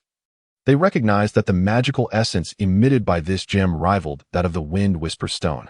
It embodies the power of light, an exceedingly rare elemental force, surging with vitality. Except for the essence of darkness, all magical elements resonate warmly in the presence of light magic. Though this gem shares a comparable grade with the Wind Whisper Stone, the scarcity of light mages renders its practical application slightly inferior. Few possess the capability to fully harness the magical elements within such a gem. Nevertheless, this does not diminish its value. The essence of light not only stabilizes the mind, but also dispels all malevolent energies. Even an ordinary individual wearing it could enhance their resilience and cultivate a serene disposition. This gem, known as the Holy Radiance, was acquired from a down-and-out merchant. It belongs to the innate light category of gemstones. I had it examined previously, and it was determined that this gem is not composed of any earthly minerals, but is entirely formed from condensed light elements. It is truly a unique treasure, and it would be difficult to find another like it across the entire continent. Initially, I intended to present it to His Majesty the King.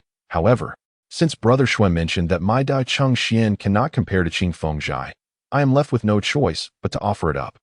I wonder if Brother Shui thinks this Holy Radiance gem is worthy of a wager? Xueji and Appos' gaze turned towards Nian Bing, and he too felt a moment of hesitation. After all, Qing Feng Zhai is the culmination of his life's work. If he were to lose, how could he ever establish himself in the ice and snow city again? At that moment, Nian Bing and Appos' mind was occupied with thoughts of several advanced magical arrays based on light magic. Light magic serves as an indispensable medium for complex and powerful magical formations, and lacking the ability to wield light magic himself. Acquiring this Holy Radiance gem would greatly benefit his research. Moreover, he could potentially create dishes imbued with a luminescent essence using the gem's aura. Observing Xueji's expression, Nian Bing strode confidently to the judges and Appos' table, offering Xueji a reassuring glance before placing the box containing the Outyin blade on the table. Boss Jean, your Holy Radiance gem is indeed precious, but wagering it against Qing Feng Zhai might disrupt the harmony between our two families. Instead, allow me to wager with you. Let us stake your Holy Radiance gem against the item within this box. Jean Hao snorted disdainfully, having already taken note of the outsider Nian Bing. Nian Bing's aura had previously astonished him, yet, due to his royal lineage, he could not regard Nian Bing with any seriousness. With a cold scoff, he retorted, Who do you think you are? What qualifications do you possess to wager with me? Can the contents of your box possibly rival the Holy Radiance? Nian Bing was unperturbed by Jean Hao and Appos' scorn. Instead, he smiled calmly and replied, Whether it is worth wagering is something for Boss Jean to determine after seeing the item. As for me, I am a part of Qing Feng Zhai. Xueji silently breathed a sigh of relief. Although the Outyin blade was a valuable item, it had already been entrusted to Nian Bing. Moreover, he believed the Outyin blade could never compare to Qing Feng Zhai. Indeed, Nian Bing could fully represent him.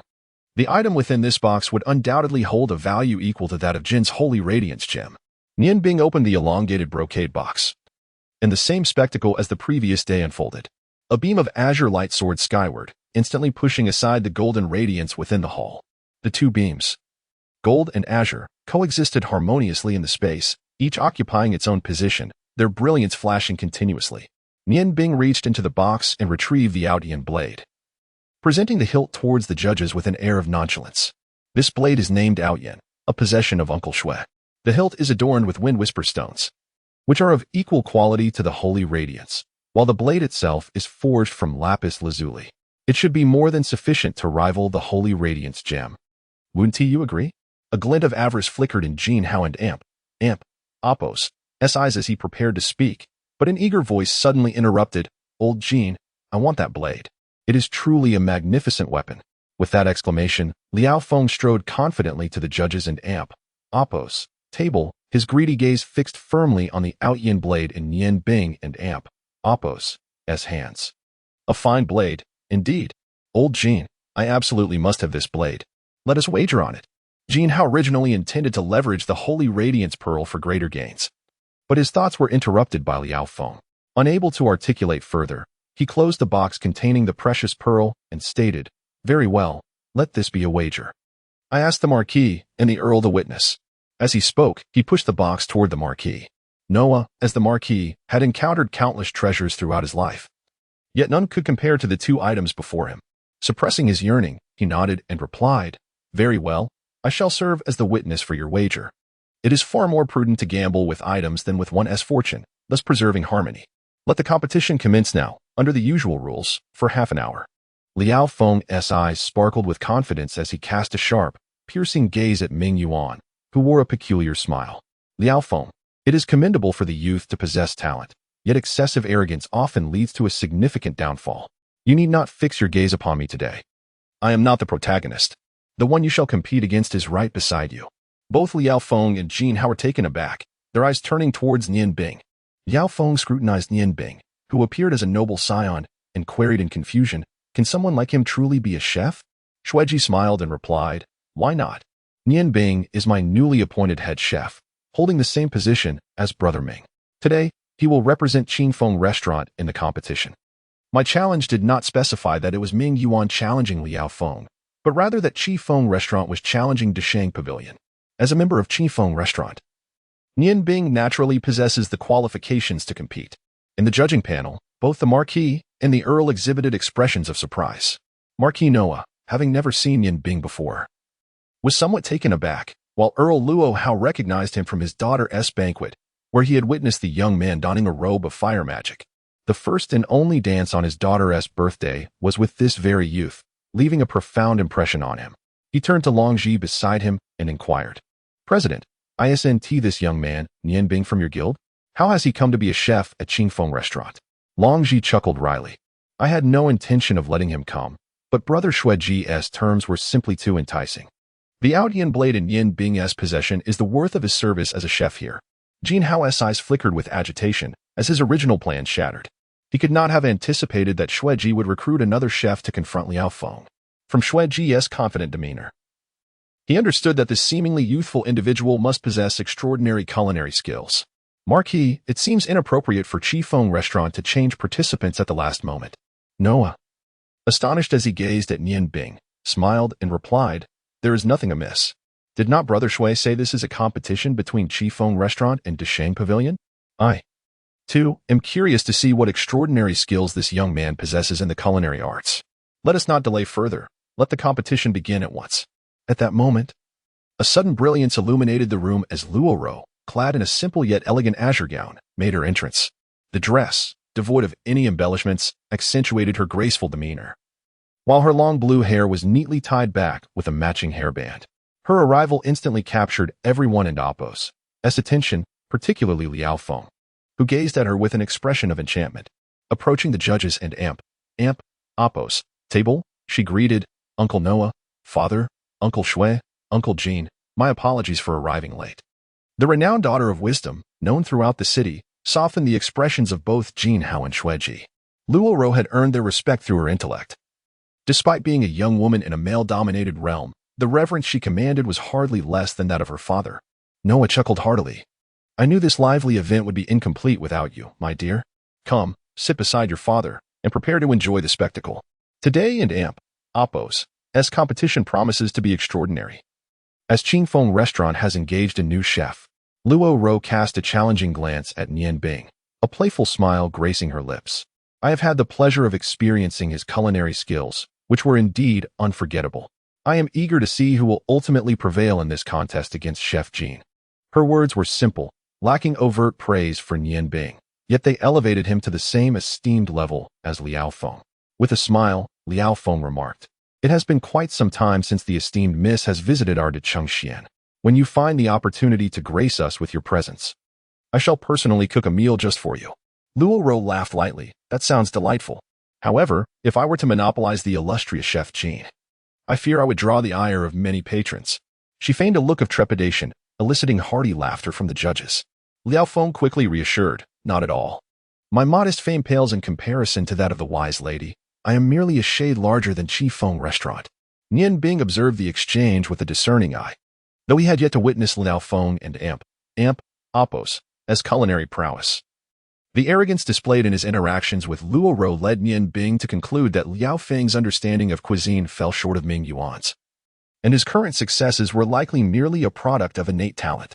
Disinterested in Liao Feng any further, Nian Bing made his way to his designated cooking station. Suddenly, Shui Jing dashed forth, standing before Nian Bing. Lower your head. What is the point of being so tall? Taken aback for a moment, Nian Bing complied, responding, But you're not short either. I'm only a bit taller than you. With a gentle smile, Shui Jing produced a pristine white chef and Appos, hat from behind her and deftly tied up Nian Bing and Appos' golden hair, placing the hat upon his head. There. Now you look like a chef. Observing the closeness between Shui Jing and Nian Bing, Long Ling lowered her head in melancholy. While a peculiar light glimmered in Luo Ro and Appos' eyes, Ming Yuan leaned closer to Nian Bing, whispering, What are you planning to do? I noticed the ingredients Shui Jing brought you are rather ordinary. What is your strategy for preparation? Nian Bing smiled subtly, declaring, Today, I shall dazzle with grandeur. Overwhelming Chef Liao Feng in every aspect, but I shall bide my time before making my move. The one who holds the utmost confidence in Nian Bing is not Shui Ji, but Ming Yuan, as fellow chefs. He understands all too well that he and Nian Bing exist in entirely different realms. Even if Nian Bing were to recreate the Dish 9 Azure Divine Dragon Ice Cloud hidden, it would be sufficient for victory. Furthermore, with Nian Bing's newfound possession of the Outyan knife, the outcome of this contest is devoid of any suspense. Nian Bing gazed down at the Outyan knife in his hand, where a radiant azure light danced along the blade. As he felt the air currents enveloping his hand and the vibrant wind element swirling about, an unexpected sensation arose within him. It seemed as though the ice and fire magic within him was calling out to the Outyan knife itself. The wind elements, which should have been inaccessible, suddenly resonated intimately with him under the summoning of his dual elemental powers. It was a marvelous feeling, one of exquisite comfort. As Nian Bing and Appos' spirit melded seamlessly with the blade, allowing him to lose track of time in this captivating state. At the judging table, Marquis Noah inquired of Shui Ji. Brother Shui, why is this newly recruited chef merely gazing at the knife rather than taking action? Look over at Liao Feng. He is already fervently at work. Half an hour is not an eternity, and if they fail to start in time, I shall have no choice but to declare Qifeng Restaurant the loser. Shui Ji furrowed his brow, sharing the same concern. If Nian Bing failed to even commence the competition, there would be no assistance for Qifeng Restaurant. Just as he contemplated urging Nian Bing to act, Luo Ro, the wise companion of Luo Hao, interjected, Do not concern yourself with him. He often engages in the most unexpected of antics. If he has yet to make a move, it is surely because he possesses confidence. Let him observe for now. Meanwhile, Liao Feng had already commenced preparing his first dish, flames soaring as he worked with effortless grace. His kitchen tools danced nimbly in his hands, releasing an enticing aroma as exquisite dishes sizzled in the pan. His movements, while flamboyant, were remarkably logical, each gesture imbued with hidden significance as three assisting chefs provided various ingredients. As half the allotted time elapsed, Liao Feng began crafting his final dish. Yet Nian Bing remained stationary, fixated on his knife. He did not stir, and Ming Yuan stood by, his heart racing with anticipation as he awaited the manifestation of this culinary prodigy and Appos' unique artistry. They were unhurried, but Xueji was in a state of agitation. Half the competition time had elapsed, and Nian Bing still had not acted. This contest was pivotal not only for the reputation of Qingfeng Restaurant, but also for the fate of the Outyin knife. On the sidelines, Jinhao harbored a quiet smirk, wishing fervently for Nian Bing to remain in this state of inaction until the end. Should he triumph over Qingfeng Restaurant, not only would he claim that prized blade, but Qingfeng Restaurant would forever be rendered incapable of holding its head high before De Chengxian. Chapter 29. The Realm of Ice and Fire, Part 1. Tonight, the grand gathering will proceed as usual, and all are warmly invited to partake and cast their votes. Under the influence of the incantation uttered by Nian Bing, the temperature within the grand hall abruptly plummeted, with delicate snowflakes materializing in midair. Curiously, these snowflakes did not intrude upon Liao Feng on the opposite side. Instead, they gracefully enveloped Nian Bing's form, the pale blue flakes lifting him gently as they emerged from behind the kitchen counter, floating slowly to the center of the hall amidst the astonished gazes of the onlookers. Noticing the peculiar phenomenon surrounding Nian Bing, Liao Feng momentarily faltered in his culinary endeavors. Nearly making a misstep, he quickly steadied his mind and resumed his preparation. Under Nian Bing and Appos' formidable magical control, a blizzard coalesced at his feet, forming a swirling vortex of wind and snow. To his astonishment, he discovered that the Outyin blade in his hand continuously emanated a gusty aura, accelerating the rotation of the tempest below. The grand hall of Qingfeng Zhai soared nearly 10 meters high, and Nian Bing floated about 2 meters above the ground, commanding green onions. A pristine green onion was tossed from Ming Yuan's hand, soaring toward Nian Bing's chest, its azure glow conjuring countless afterimages. The green onion vanished amidst the phantoms. Ginger. Similarly, a piece of ginger flew into the azure light and disappeared as well. Among the attendees, only Marquis Noah and Xueji possessed the highest martial prowess, yet even they could only vaguely perceive that the scallions and ginger had transformed into powder, enveloped by the azure blade's radiance, preventing them from descending. Such aerial culinary techniques were a first for the spectators, and the dazzling spectacle immediately overshadowed Liao Feng's efforts. A whole chicken, thoroughly cleaned, soared towards Nian Bing. Grasping a chicken foot with his left hand, he tossed the bird into the air while conjuring a ball of fire in his left hand, which, under unique magical manipulation, took on the shape of a disc. With a deft movement of his right hand, the Outyin blade swiftly ensnared a vessel on the counter meant for holding oil, and with a flick of his wrist, a stream of gleaming oil cascaded forth. The fiery disc in his left hand accurately caught the oil, igniting it into a blazing plume. Simultaneously, the blade's light in his left hand extinguished, and both the scallions and ginger were cast into the inferno. The whole chicken plummeted from above, landing directly into the fiery oil, and in an instant, the fragrant aroma of stir-fried scallions and ginger wafted throughout the hall. Long Zhi had already risen, his eyes filled with uncertainty as he gazed at the flames in Nian Bing and Appos' left hand. It was unmistakably fire magic, although merely the most rudimentary of fire spells. It was being executed by an ice mage. What could this signify? Long Zhi found himself bewildered, yet Nian Bing's action showed no signs of abating.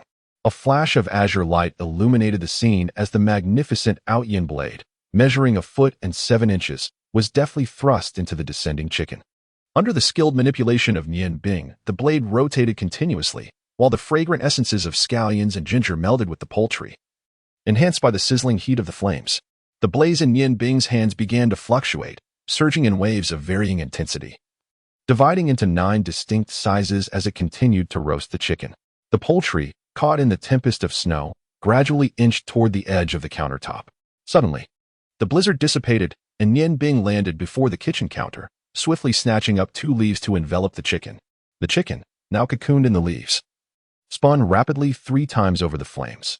Following this, the fire in Nian Bing's hands extinguished, replaced by a radiant blue glow that crystallized into a thick layer of ice, approximately 1 inch in thickness, enveloping the leaves.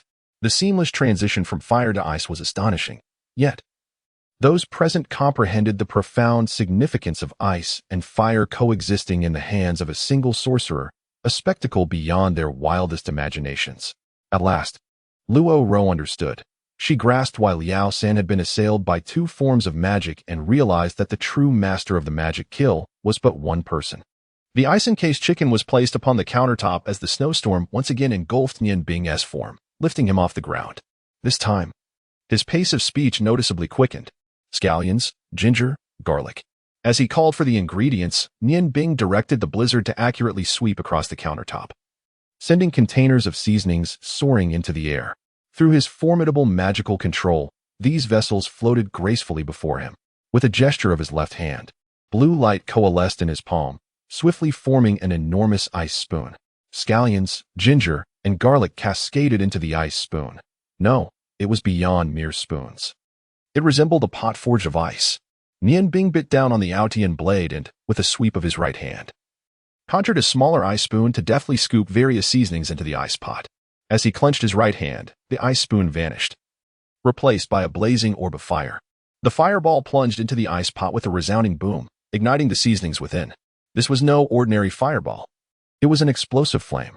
This time, Nian Bing did not summon instantaneous magic. His ability to conjure explosive fire was still beyond him, but rather utilized a small scroll. With his exceptional magical control, the explosive flame adeptly ignited the seasonings within the ice pot. The blade returned to his right hand as he bellowed once more, "Tomatoes, 2. Ming Yuan, with a flick of his wrist, hurled 2 tomatoes toward Nian Bing, his gaze unwavering, fearful of missing any detail. A flash of green light enveloped the red tomatoes, which then gracefully emerged from the azure glow. The judges gasped in astonishment as they beheld the pristine skins of the tomatoes, marred only by a single cut. The precision with which Nian Bing peeled the tomatoes astounded the judges, leaving them agape. The vibrant red juice cascaded from the air into the fiery ice pot. As under the influence of the Aotian blade, the tomatoes transformed into a luscious tomato sauce, seamlessly blending into the flames amidst the array of seasonings. Nian Bing gently shook the ice pot in his hand, causing the tomato sauce within to splatter. At that moment, under the influence of the intense flames, the tomato sauce melded seamlessly with the earlier seasonings. The ice pot soared through the air, gracefully reabsorbing the sauce into its depths along with the lamb ribs. As Ming Yuan arranged the ingredients on the countertop, Nian Bing retrieved another pot and filled it with clear water. With his left hand, he drew forth a scroll from his robe, and with a flicker of magical energy, flames erupted in his palm, swiftly bringing the water to a boil. Nian Bing clamped the pot handle between his teeth, controlling the flames with his left hand while his right wielded the Aotian knife. He deftly lifted 2 pristine, snow-white fish, a rare delicacy from the Ice Moon Empire, found only in its northern icy seas. These fish, devoid of scales, boasted exquisite flesh, making them ideal for nourishment. Among the ingredients Nian Bing required today, the snow fish was the most precious. The blade of the Aotian knife shimmered as it encircled the fish. With precision, Nian Bing skillfully struck at the heads and tails of both fish in a single fluid motion, severing them cleanly. The heads and tails fell aside, while the bodies were elegantly lifted, accompanied by a crisp sound. Rather than cleaving the fish with the blade, he gently struck the flesh with the flat side of the knife, producing a delicate crack that revealed 2 white tips. With a deft flick of the knife, 2 strands of fish essence were drawn forth, and in an instant, the snow fish was reduced to a fine powder. In that fleeting moment, none could discern how many strikes Nian Bing had executed. As the boiling water mingled with the fish powder, the broth's delightful aroma swiftly emerged. Nian Bing set the knife aside, lifted the pot with his right hand, and gazed at the milky white fish broth, a smile gracing his face. The flames dissipated, yet the broth continued to simmer in the residual heat of the iron pot. Nian Bing placed the pot aside and approached the countertop.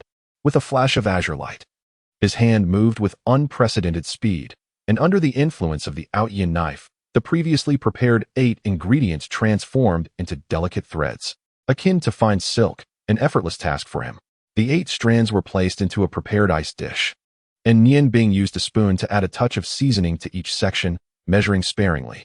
As he completed this task, the fish broth remained in a state of vigorous bubbling. Turning to Ming Yuan, he smiled and said, "Master Ming, could you please pour the fish broth into the ice dish?" As he spoke, he pressed both hands against the countertop, gradually forming 2 circular dishes entirely composed of ice. At this moment, the ice pot that had once held the lamb ribs had melted to a fragile state, on the verge of shattering, while the flames within began to flicker, threatening to extinguish. Nian Bing and Apos gaze shifted to the chicken enveloped in ice, the first dish he had prepared. With a swift motion, he tossed the chicken into the air, and with his right hand, he unfurled a scroll of blazing flames. With a resounding explosion, the ice shattered, vanishing in the inferno. As the golden-hued chicken descended amidst the flames, Nian Bing deftly caught the chicken with another ice plate he had prepared. Various ingredients danced swiftly in his hands as he arranged 2 ice plates, a task that posed no challenge for him. Once the aesthetically pleasing garnishes were meticulously arranged, he pressed his hands lightly over the ice plates, and in an instant, 2 ice domes emerged, seamlessly merging with the plates to conceal the dishes beneath. With a sense of pride, Nian Bing secured the leaden box and retrieved a cloth pouch from within his robes. A ghostly blue light leaping into his hand as the ghostly eagle materialized. Time was up. Chefs, please present your dishes to the judging panel, announced Marquis Noah. Concluding the competition amidst astonished gasps, Liao Feng stood in a daze behind his cooking station, having completed his 3 dishes long before Nian Bing and Appo's chicken had even landed. Nian Bing and Appo's actions had transcended the boundaries of his comprehension. On Xuanhuan and Appo's face, a pallor of despair settled, for though he had yet to taste the dishes, he sensed that he had already lost this contest. The 6 dishes were presented to the judges, and a delicate mist enveloped Nian Bing's 3 creations. Marquis Noah glanced at Nian Bing and then at Liao Feng, who was lost in thought, and smiled. Chefs, please introduce your dishes. We shall commence the tasting. Liao Feng, you may go first. Bowls and chopsticks had been set before them, and everyone, including Shuiji and Jin Hao, lifted their chopsticks, ready to partake. Their attention was entirely focused on Nian Bing's 3 dishes, each crafted from ice. Liao Feng shook his head, turning to Nian Bing, a complex expression in his eyes. I believe there is no need for further introduction. I simply wish to savor the creations of Chef Nian Bing. Marquis Noah and Appo's gaze shifted to Nian Bing with a smile. Then let us invite Chef Nian Bing to present his dishes. Nian Bing regarded the 3 plates shrouded in icy mist before him and calmly declared, all 3 of my dishes belong to the fusion series of ice and fire, which I have named. As he spoke, Nian Bing pointed to the first dish, saying, the primary ingredient of this dish is an ordinary chicken, which I have named in Appo's ice fire explosive lotus chicken, and Appo's. The chicken itself is unremarkable. Yet I first unleash the fragrant essence of minced scallions and ginger with flames, allowing it to infuse into the meat. I then roast the chicken over the fire until it reaches a medium rare state, extinguishing the flames thereafter, wrapping it in lotus leaves, and encasing it in ice. Due to the inherent warmth of the chicken, the contrasting temperatures will enhance the aroma within the lotus leaves, allowing it to fully meld into the meat. Finally, I employ a technique of explosive flames to obliterate the ice and lotus leaves, ensuring that the fragrant essence is completely absorbed into the chicken, while simultaneously cooking it to perfection. At this moment, the chicken, subjected to the extremes of ice and fire, becomes exquisitely tender and succulent, its skin turning a golden, crispy hue. You may have noticed, esteemed judges, that I have refrained from using any flavor-enhancing condiments. This is not an oversight, but a deliberate choice. The art of cooking emphasizes the complete revelation of the ingredients' original flavors. This is the true culinary path. Thus, the hallmark of ice fire explosive lotus chicken lies in its singular fragrance, which is indeed a unique aroma. The ice encasing the dish serves to preserve the temperature and aroma of the chicken. So I invite you all to savor it while it is hot. As if by instinct, everyone lunged towards Nian Bing and Appo's ice fire explosive lotus chicken, and Appo's, paying no heed to Liao Feng and Appo's 3 dishes. The outer layer of ice was punctured by chopsticks, releasing a rich aroma that enveloped the room. The chicken and Appo's surface had transformed into a lustrous golden color, and as everyone eagerly dug in, they found the skin extraordinarily crispy. Upon tasting the first bite, the judges, including Jin Hao, instinctively reached for a second helping. Meanwhile, Liao Feng savored the tender chicken meat, his expression shifting from concern to delight. Nian, I am truly impressed, he remarked. Your ice fire explosive lotus chicken not only showcases the intrinsic flavor of the chicken, but also encompasses 9 distinct aromas, some robust, others delicate. Let me count. That's 8, no? 9 aromas in total. No wonder it's called a series. Even if I combined all 3 of my dishes, they would pale in comparison to your single plate of chicken. Touched by Liao Feng and Appo's genuine pride, Nian Bing felt a surge of affection for him. Just as he was about to respond, he heard Marquis Noah exclaim, Old Shui, leave me a piece. My chicken leg, return it to me. Nian Bing glanced down, his heart sinking. The plate of chicken had been completely devoured, not even a scrap remaining. The judges appeared ravenous, disregarding the grease as they began to eat with their hands. Even the ethereal Luo Ro was seen relishing a chicken wing. In the face of such culinary delight, no one seemed to care for decorum. Nian Bing chuckled wryly. Everyone, please slow down. There are still 2 dishes remaining. He gestured towards the plate of lamb chops and announced, this dish, featuring lamb chops as the primary ingredient, is called and appos, ice fire blood rain chops, and appos. I incorporated over 10 different spices, each in modest quantities, not to impart flavor but to enhance the aromatic essence of the lamb chops. It is well known that lamb carries a certain gamey scent. Yet when combined with tomato juice and various seasonings, rather than masking this aroma, it accentuates it. Through the contrasting extremes of ice and fire, I simmered the dish, allowing the flavors of all spices and the tomato juice to fully permeate the lamb, revealing the freshness within the gamey character. While the exterior tomato sauce may have cooled, the lamb within remains undeniably hot, presenting a delightful juxtaposition of temperatures. Before he could finish speaking, the judges, savoring their chicken, were already reaching for the dish. Ice fire blood rain lamb. The shattering of the icy exterior was quite dramatic, and the critiques offered by Nian Bing were remarkably astute. Each statement he made resonated clearly with the judges, providing definitive answers drawn from the lamb chops. This time, Luo Ro had learned her lesson. Upon tasting a piece of lamb, she immediately extended her chopsticks towards the 3rd dish, prepared with fish soup. Wow, how incredibly fresh. Why did the snow fish I had before lack this flavor? With a spoon in hand, after sipping the broth, she found herself captivated by the dish presented in an 8-part ice platter. Nian Bing smiled slightly and said, this is my signature dish, named Ice Fire 8 Extremes Fresh. As you have likely observed during my preparation, I use snow fish as the base for the soup, pulverizing even the fish bones. Most cooks face 2 common pitfalls with snow fish. 1. They fail to eliminate its subtle earthy taste. And 2. They discard the fish bones. The solution to the first issue is simplicity itself. It involves removing the sinews. Every fish contains sinews, represented by the white strands you saw me extract. These are known as the gamey sinews, and once removed, the earthy flavor dissipates. As for the fish bones, they contain a certain amount of fish oil, which is the most flavorful part. Thus, incorporating the entire snow fish into the broth is undoubtedly the best choice. This dish, Ice Fire 8 Extremes Fresh, consists of 9 primary ingredients, the snow fish and 8 ordinary accompaniments. While the snow fish soup is still boiling, I pour it into the 8-part ice platter. This method ensures that the delicate strands of the additional ingredients are cooked by the snow fish broth without losing their inherent flavors. As the temperature of the boiling soup decreases due to the ice platter, the essence of the 8 ingredients melds seamlessly into the snow fish broth. Therefore, the most distinctive feature of this dish is its 8 diverse flavors. Essentially, this dish is a soup, and simply savoring the broth is sufficient. Now, the temperature should be just right for tasting. Both the staff of King Feng's High and the plainclothes guards safeguarding the marquee and Count understood the meaning of wind sweeping away clouds and devouring like a wolf. The 3 dishes crafted by Chef Liao Feng were visually splendid, yet they paled in comparison to Nian Bing's creations. Especially as the subtle white mist of his dishes was enough to capture one's attention.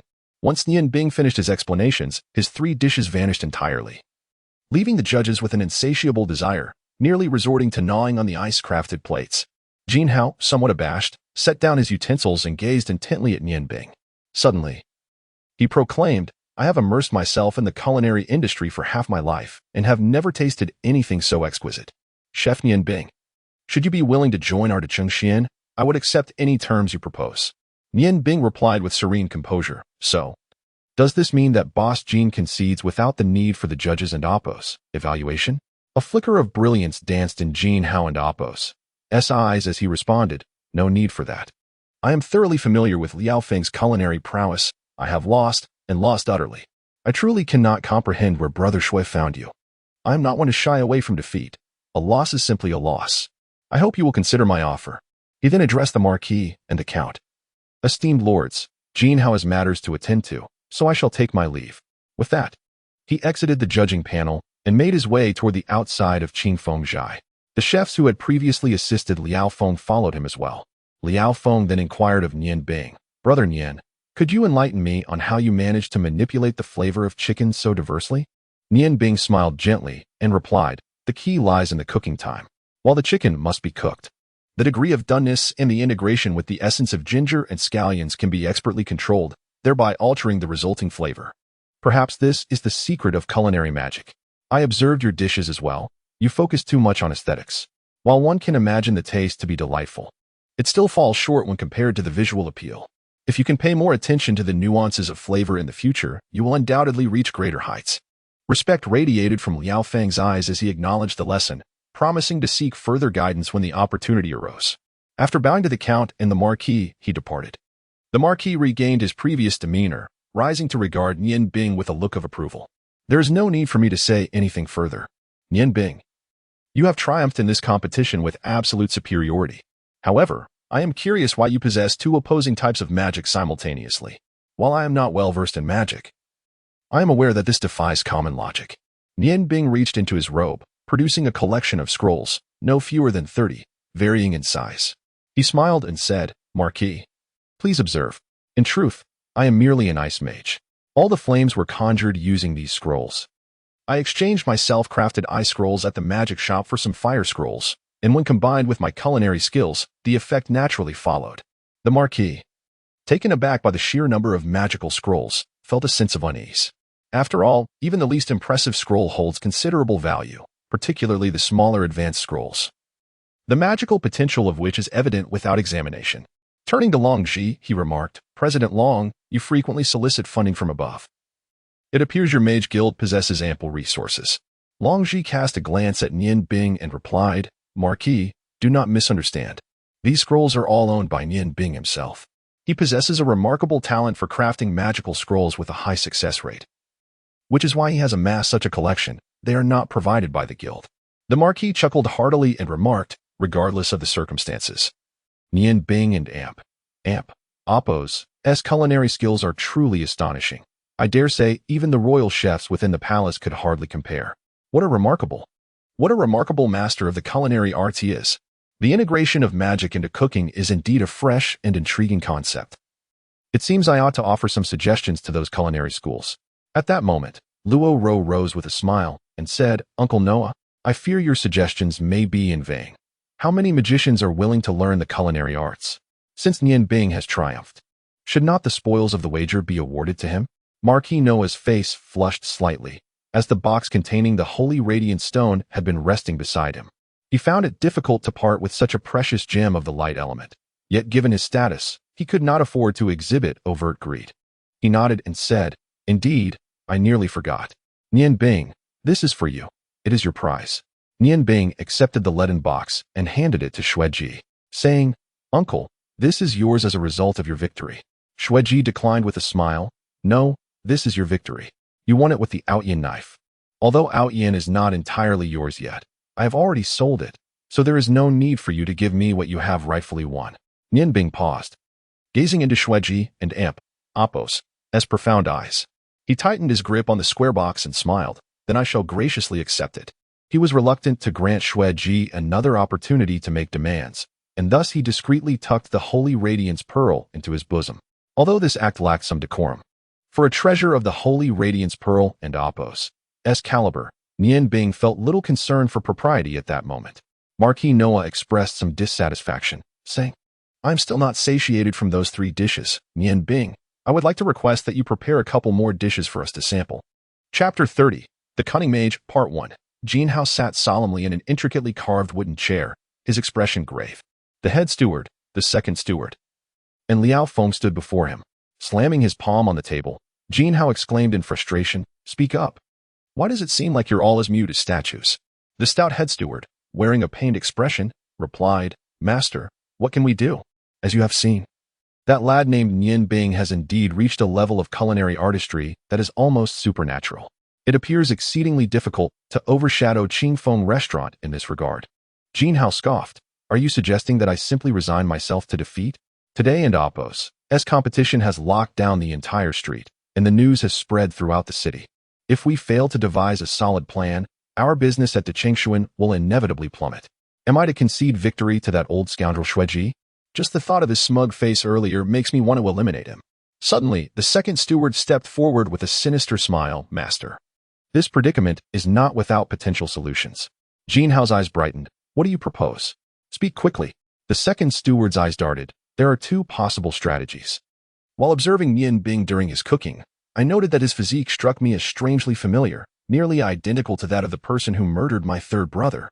Moreover, my brother bore wounds inflicted by both ice and fire magic, which Nian Bing demonstrated today as well, though his magical prowess may not be exceptionally high.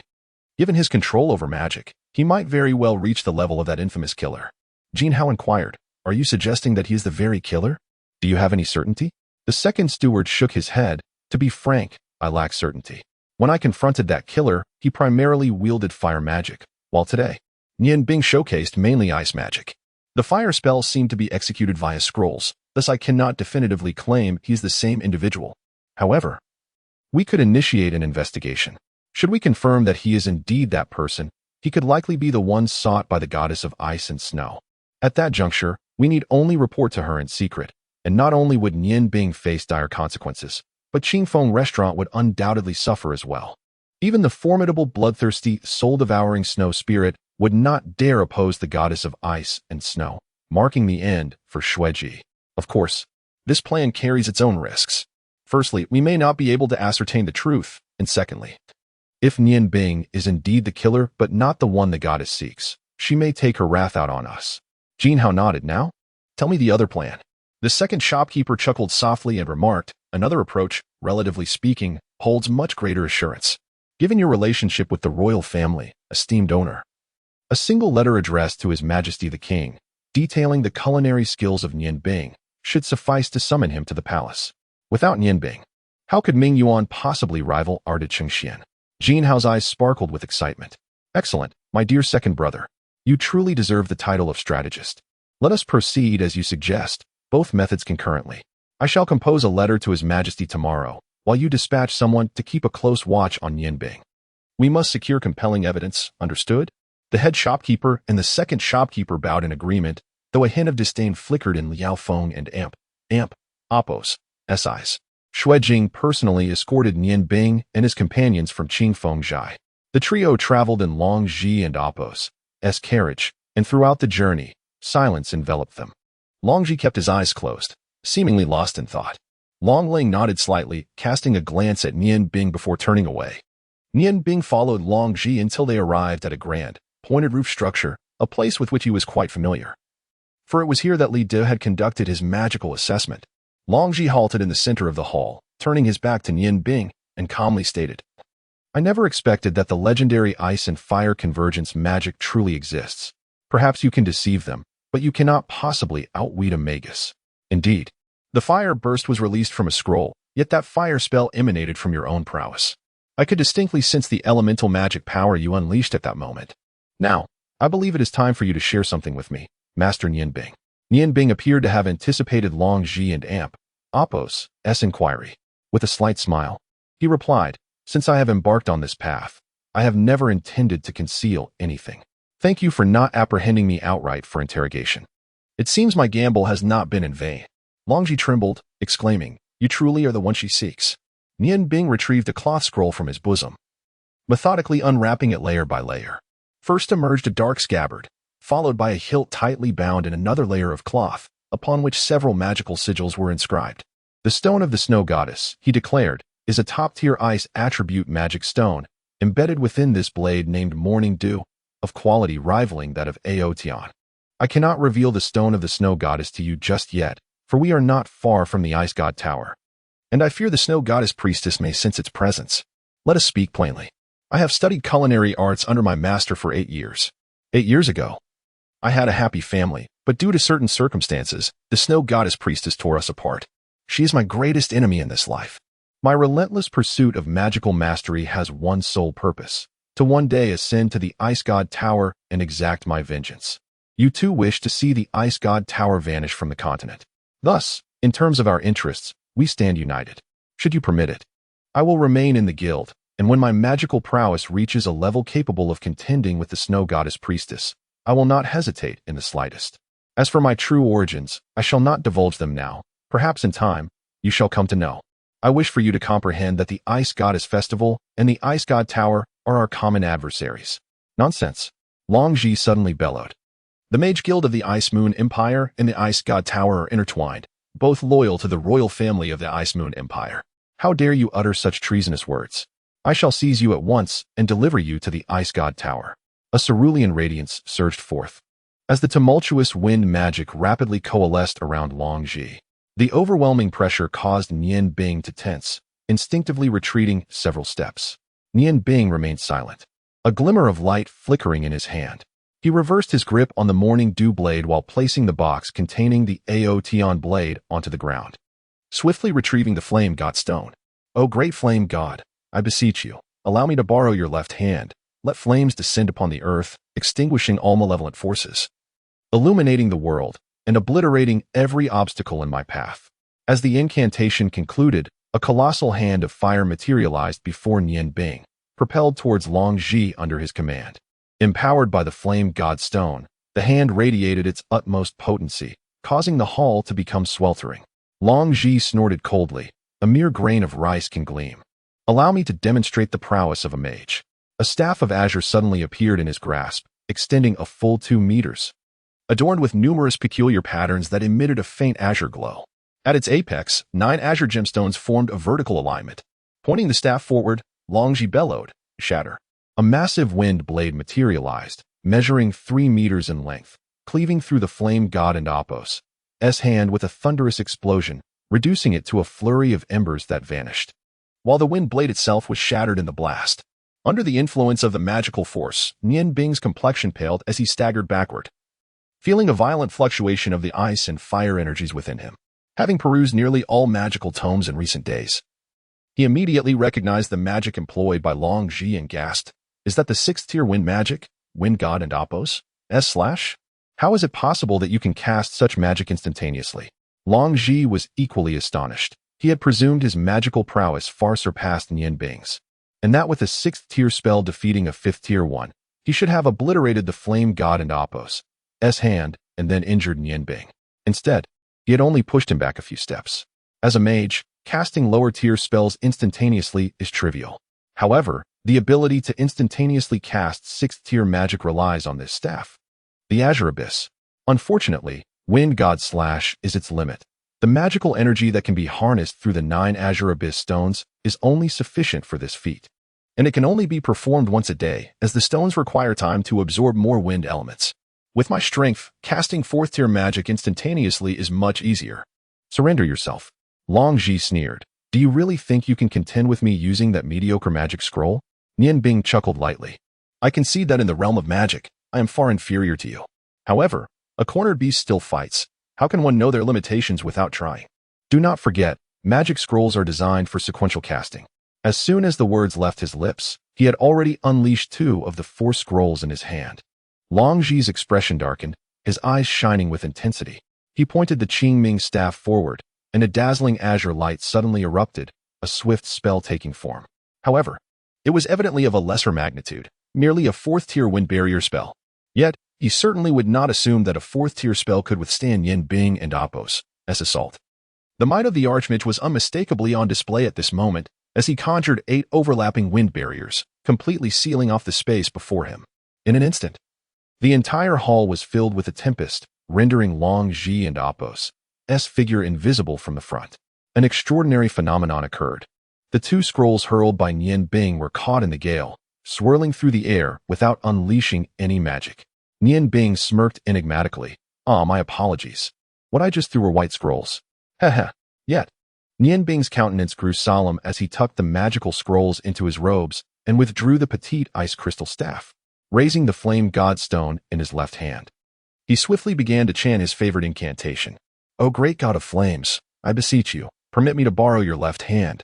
Let flames descend upon the earth, extinguishing all malevolent forces, illuminating the land with fire, obliterating all obstacles that lie ahead."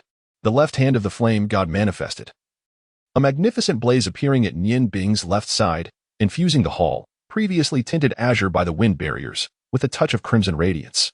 "O great ice element, coalesce. Transform into the eternal ice of ancient rivers, into the solidified moonlight ice. Let the fusion of ice and ice emerge, the dual-colored ice sealing sphere." Nian Bing angled the ice crystal staff as blue orbs of light coalesced, resulting in a colossal sphere of ice, brimming with icy spikes. Half light blue and half deep blue. This was the pinnacle of his magical prowess, the sixth-tier dual-colored ice sealing sphere. With the flame god stone and ice crystal staff raised high, Nian Bing and Appos' golden locks danced in a tempest of their own accord as he invoked the synergy of ice and fire. His skin shimmered with alternating hues of red and blue, while the vortex of magical energy within him spun at its zenith. The Grand Refinement Conference 1205 will commence on time. I kindly ask all readers to cast their votes in support. Thank you. Nian Bing bellowed. As the flame god stone and ice crystal staff radiated a surging brilliance of red and blue, channeling their energy into the two completed spells.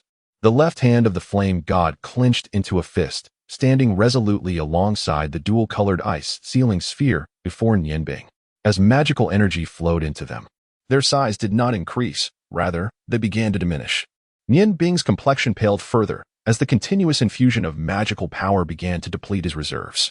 The azure light abruptly contracted, and the 9 layers of wind barriers finally dissipated, having lacked the sustained magical support. The previously thrown white scrolls also fell to the ground.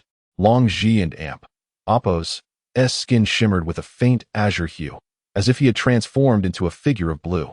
The previously absent pressure surged back, and merely the solidity of his gaze caused the two magical manifestations before Nian Bing to tremble. Gazing at the red and blue orbs before him, a spark ignited in Long Ji's eyes. I was right. It truly is the synergy of ice and fire. However, do you believe these will be of any use to me? With a flick of the azure staff in his hand, a beam of cerulean light shot forth, striking the wall of the grand hall. The once tranquil wall seemed to ignite with fervor, as it was illuminated by a symphony of colors: red, yellow, blue, cyan, white, and gold, each shifting and transforming in a mesmerizing display. Nian Bing, well-versed in the arcane, recognized this as a formidable restraining array. Unless one's offensive power surpassed the array's threshold, it was impossible to inflict harm upon the wall behind it. Clearly, Long Ji was indeed preparing to unleash a grand spell. Nian Bing remained silent, his focus entirely devoted to the two spells he was conjuring, the fire god's left hand and the bicolor ice sphere, which had now coalesced to half their previous size. Long Ji observed Nian Bing with calm assurance, noting, "Indeed, you have grasped the essence of magic. I am curious to see how much you can compress these spells. To be frank, the magic I just employed is a self-augmenting 9th-tier wind spell. Perhaps you have heard of it. It is known as the Guardian of the Wind God. This spell demands an immense amount of magical energy. And even with my capabilities as a magus, I can sustain it for no more than half an hour. Typically, one would refrain from using such a spell, but today, it is perfectly suited to counter you." Nian Bing and Appos' expression shifted slightly. He was well aware of the Guardian of the Wind God.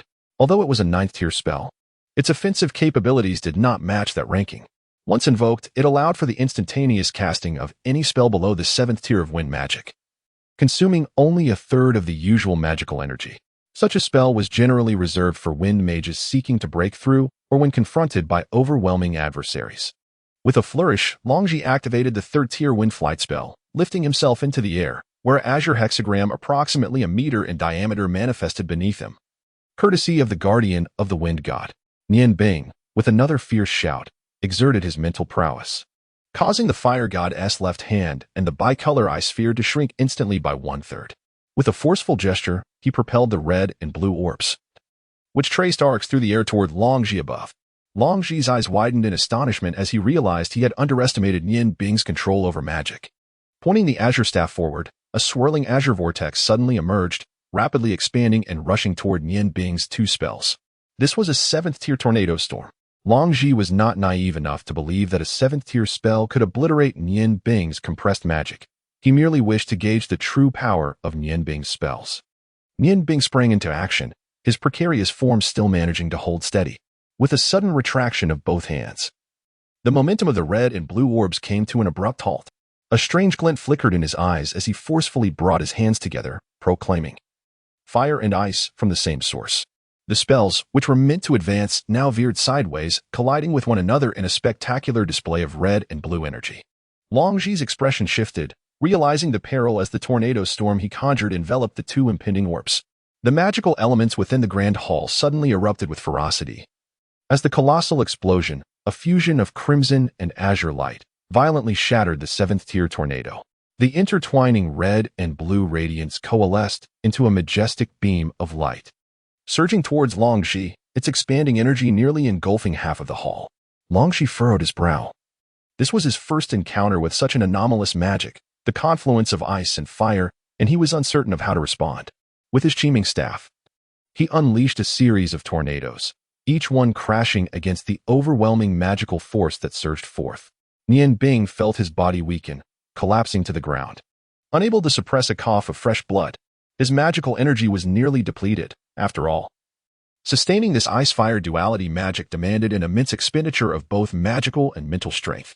He had previously experimented with this magic in the Peach Blossom Forest, but at that time, he had not compressed the spell. His choice of a 5th tier and a 6th tier spell was intended to balance the powers of the ice and fire magics. The Fire Goddess Left Hand, invoked through the Fire God Stone, was undeniably equivalent to a 6th tier spell, thus only a 6th tier dual-colored ice sealing sphere could complement it. For the ice-fire duality to unleash its potential, the fundamental requirement was that the powers of both magics must be in equilibrium, preventing them from devouring one another and generating tremendous destructive force. The entire hall trembled violently as the surrounding defensive magical formation strained under immense pressure, seemingly on the verge of collapse. The overwhelming magical energy of the ice-fire duality was fully unleashed, and Nian Bing found himself enveloped in a storm of red and blue light, relying solely on his ice crystal staff to keep himself upright. At last, everything came to a halt. The magical formations within the hall had endured, though the brilliance had dimmed considerably. A cyan figure emerged slowly from the aftermath of the explosion. Longzhi's magical robe appeared somewhat wrinkled, his face bore a pallor, and the azure sheen of his skin had vanished. Ah, the ice-fire duality truly lives up to its name. I did not anticipate you could wield such a potent spell. Were you an ordinary mage, unprepared, you might have sustained injuries at your own hands. To think you breached my renowned 9th tier wind goddess guardian with sheer explosive force. The power of this ice-fire duality magic approaches the 9th tier.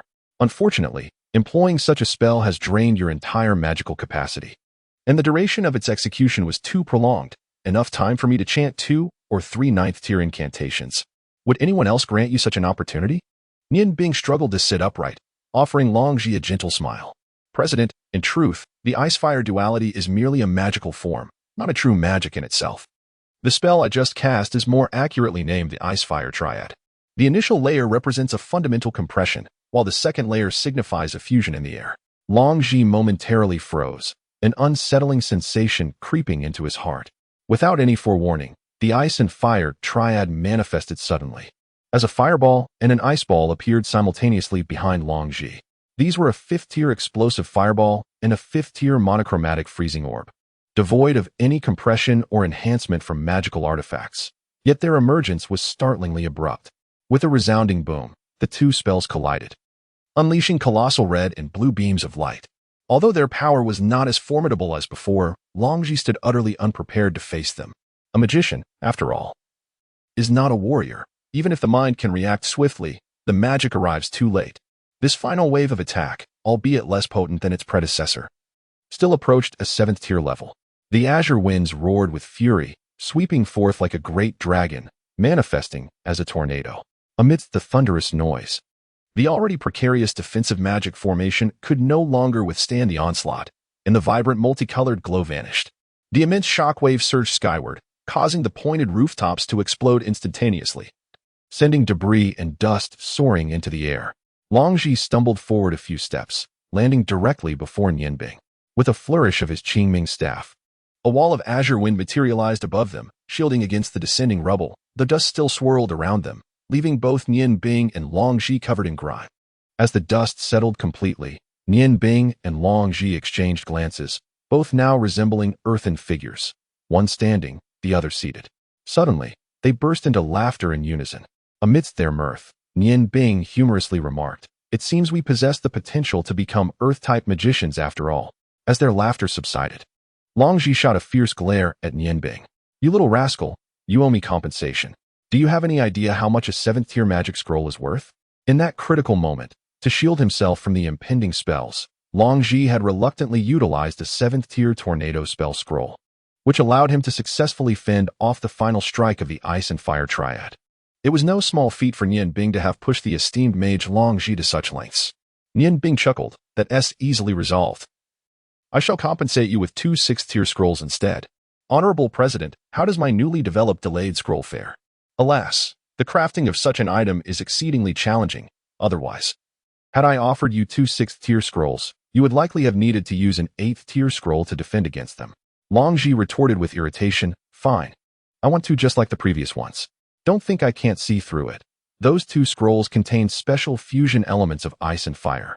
Without that, they could never have coalesced to strike me." Nian Bing gazed at Long Zhi with a smile. "President, I must admit, I hold you in great esteem. In my endeavor to showcase my abilities to you, I have pondered extensively. Yet, I discovered that a gap remains. Had it not been for your reluctance to harm me, I doubt I could have even completed the first spell. The power of a mage is indeed formidable." As Nian Bing was tenderly supported, Long Zhi and Appo's expression softened considerably. "It seemed you were aware from the outset that collaboration with me was inevitable." With a sigh, Long Zhi helped Nian Bing rise from the ground, acknowledging that he had no valid reason to refuse cooperation. Overcoming the Ice God Tower could be deemed his utmost aspiration, although he was not yet advanced in years. Competing against the Ice Goddess and Appo's priestess was an endeavor he believed would forever elude him. The chasm between a mage and a divine descendant is unfathomable. Just as he articulated this thought, a cacophony erupted from outside.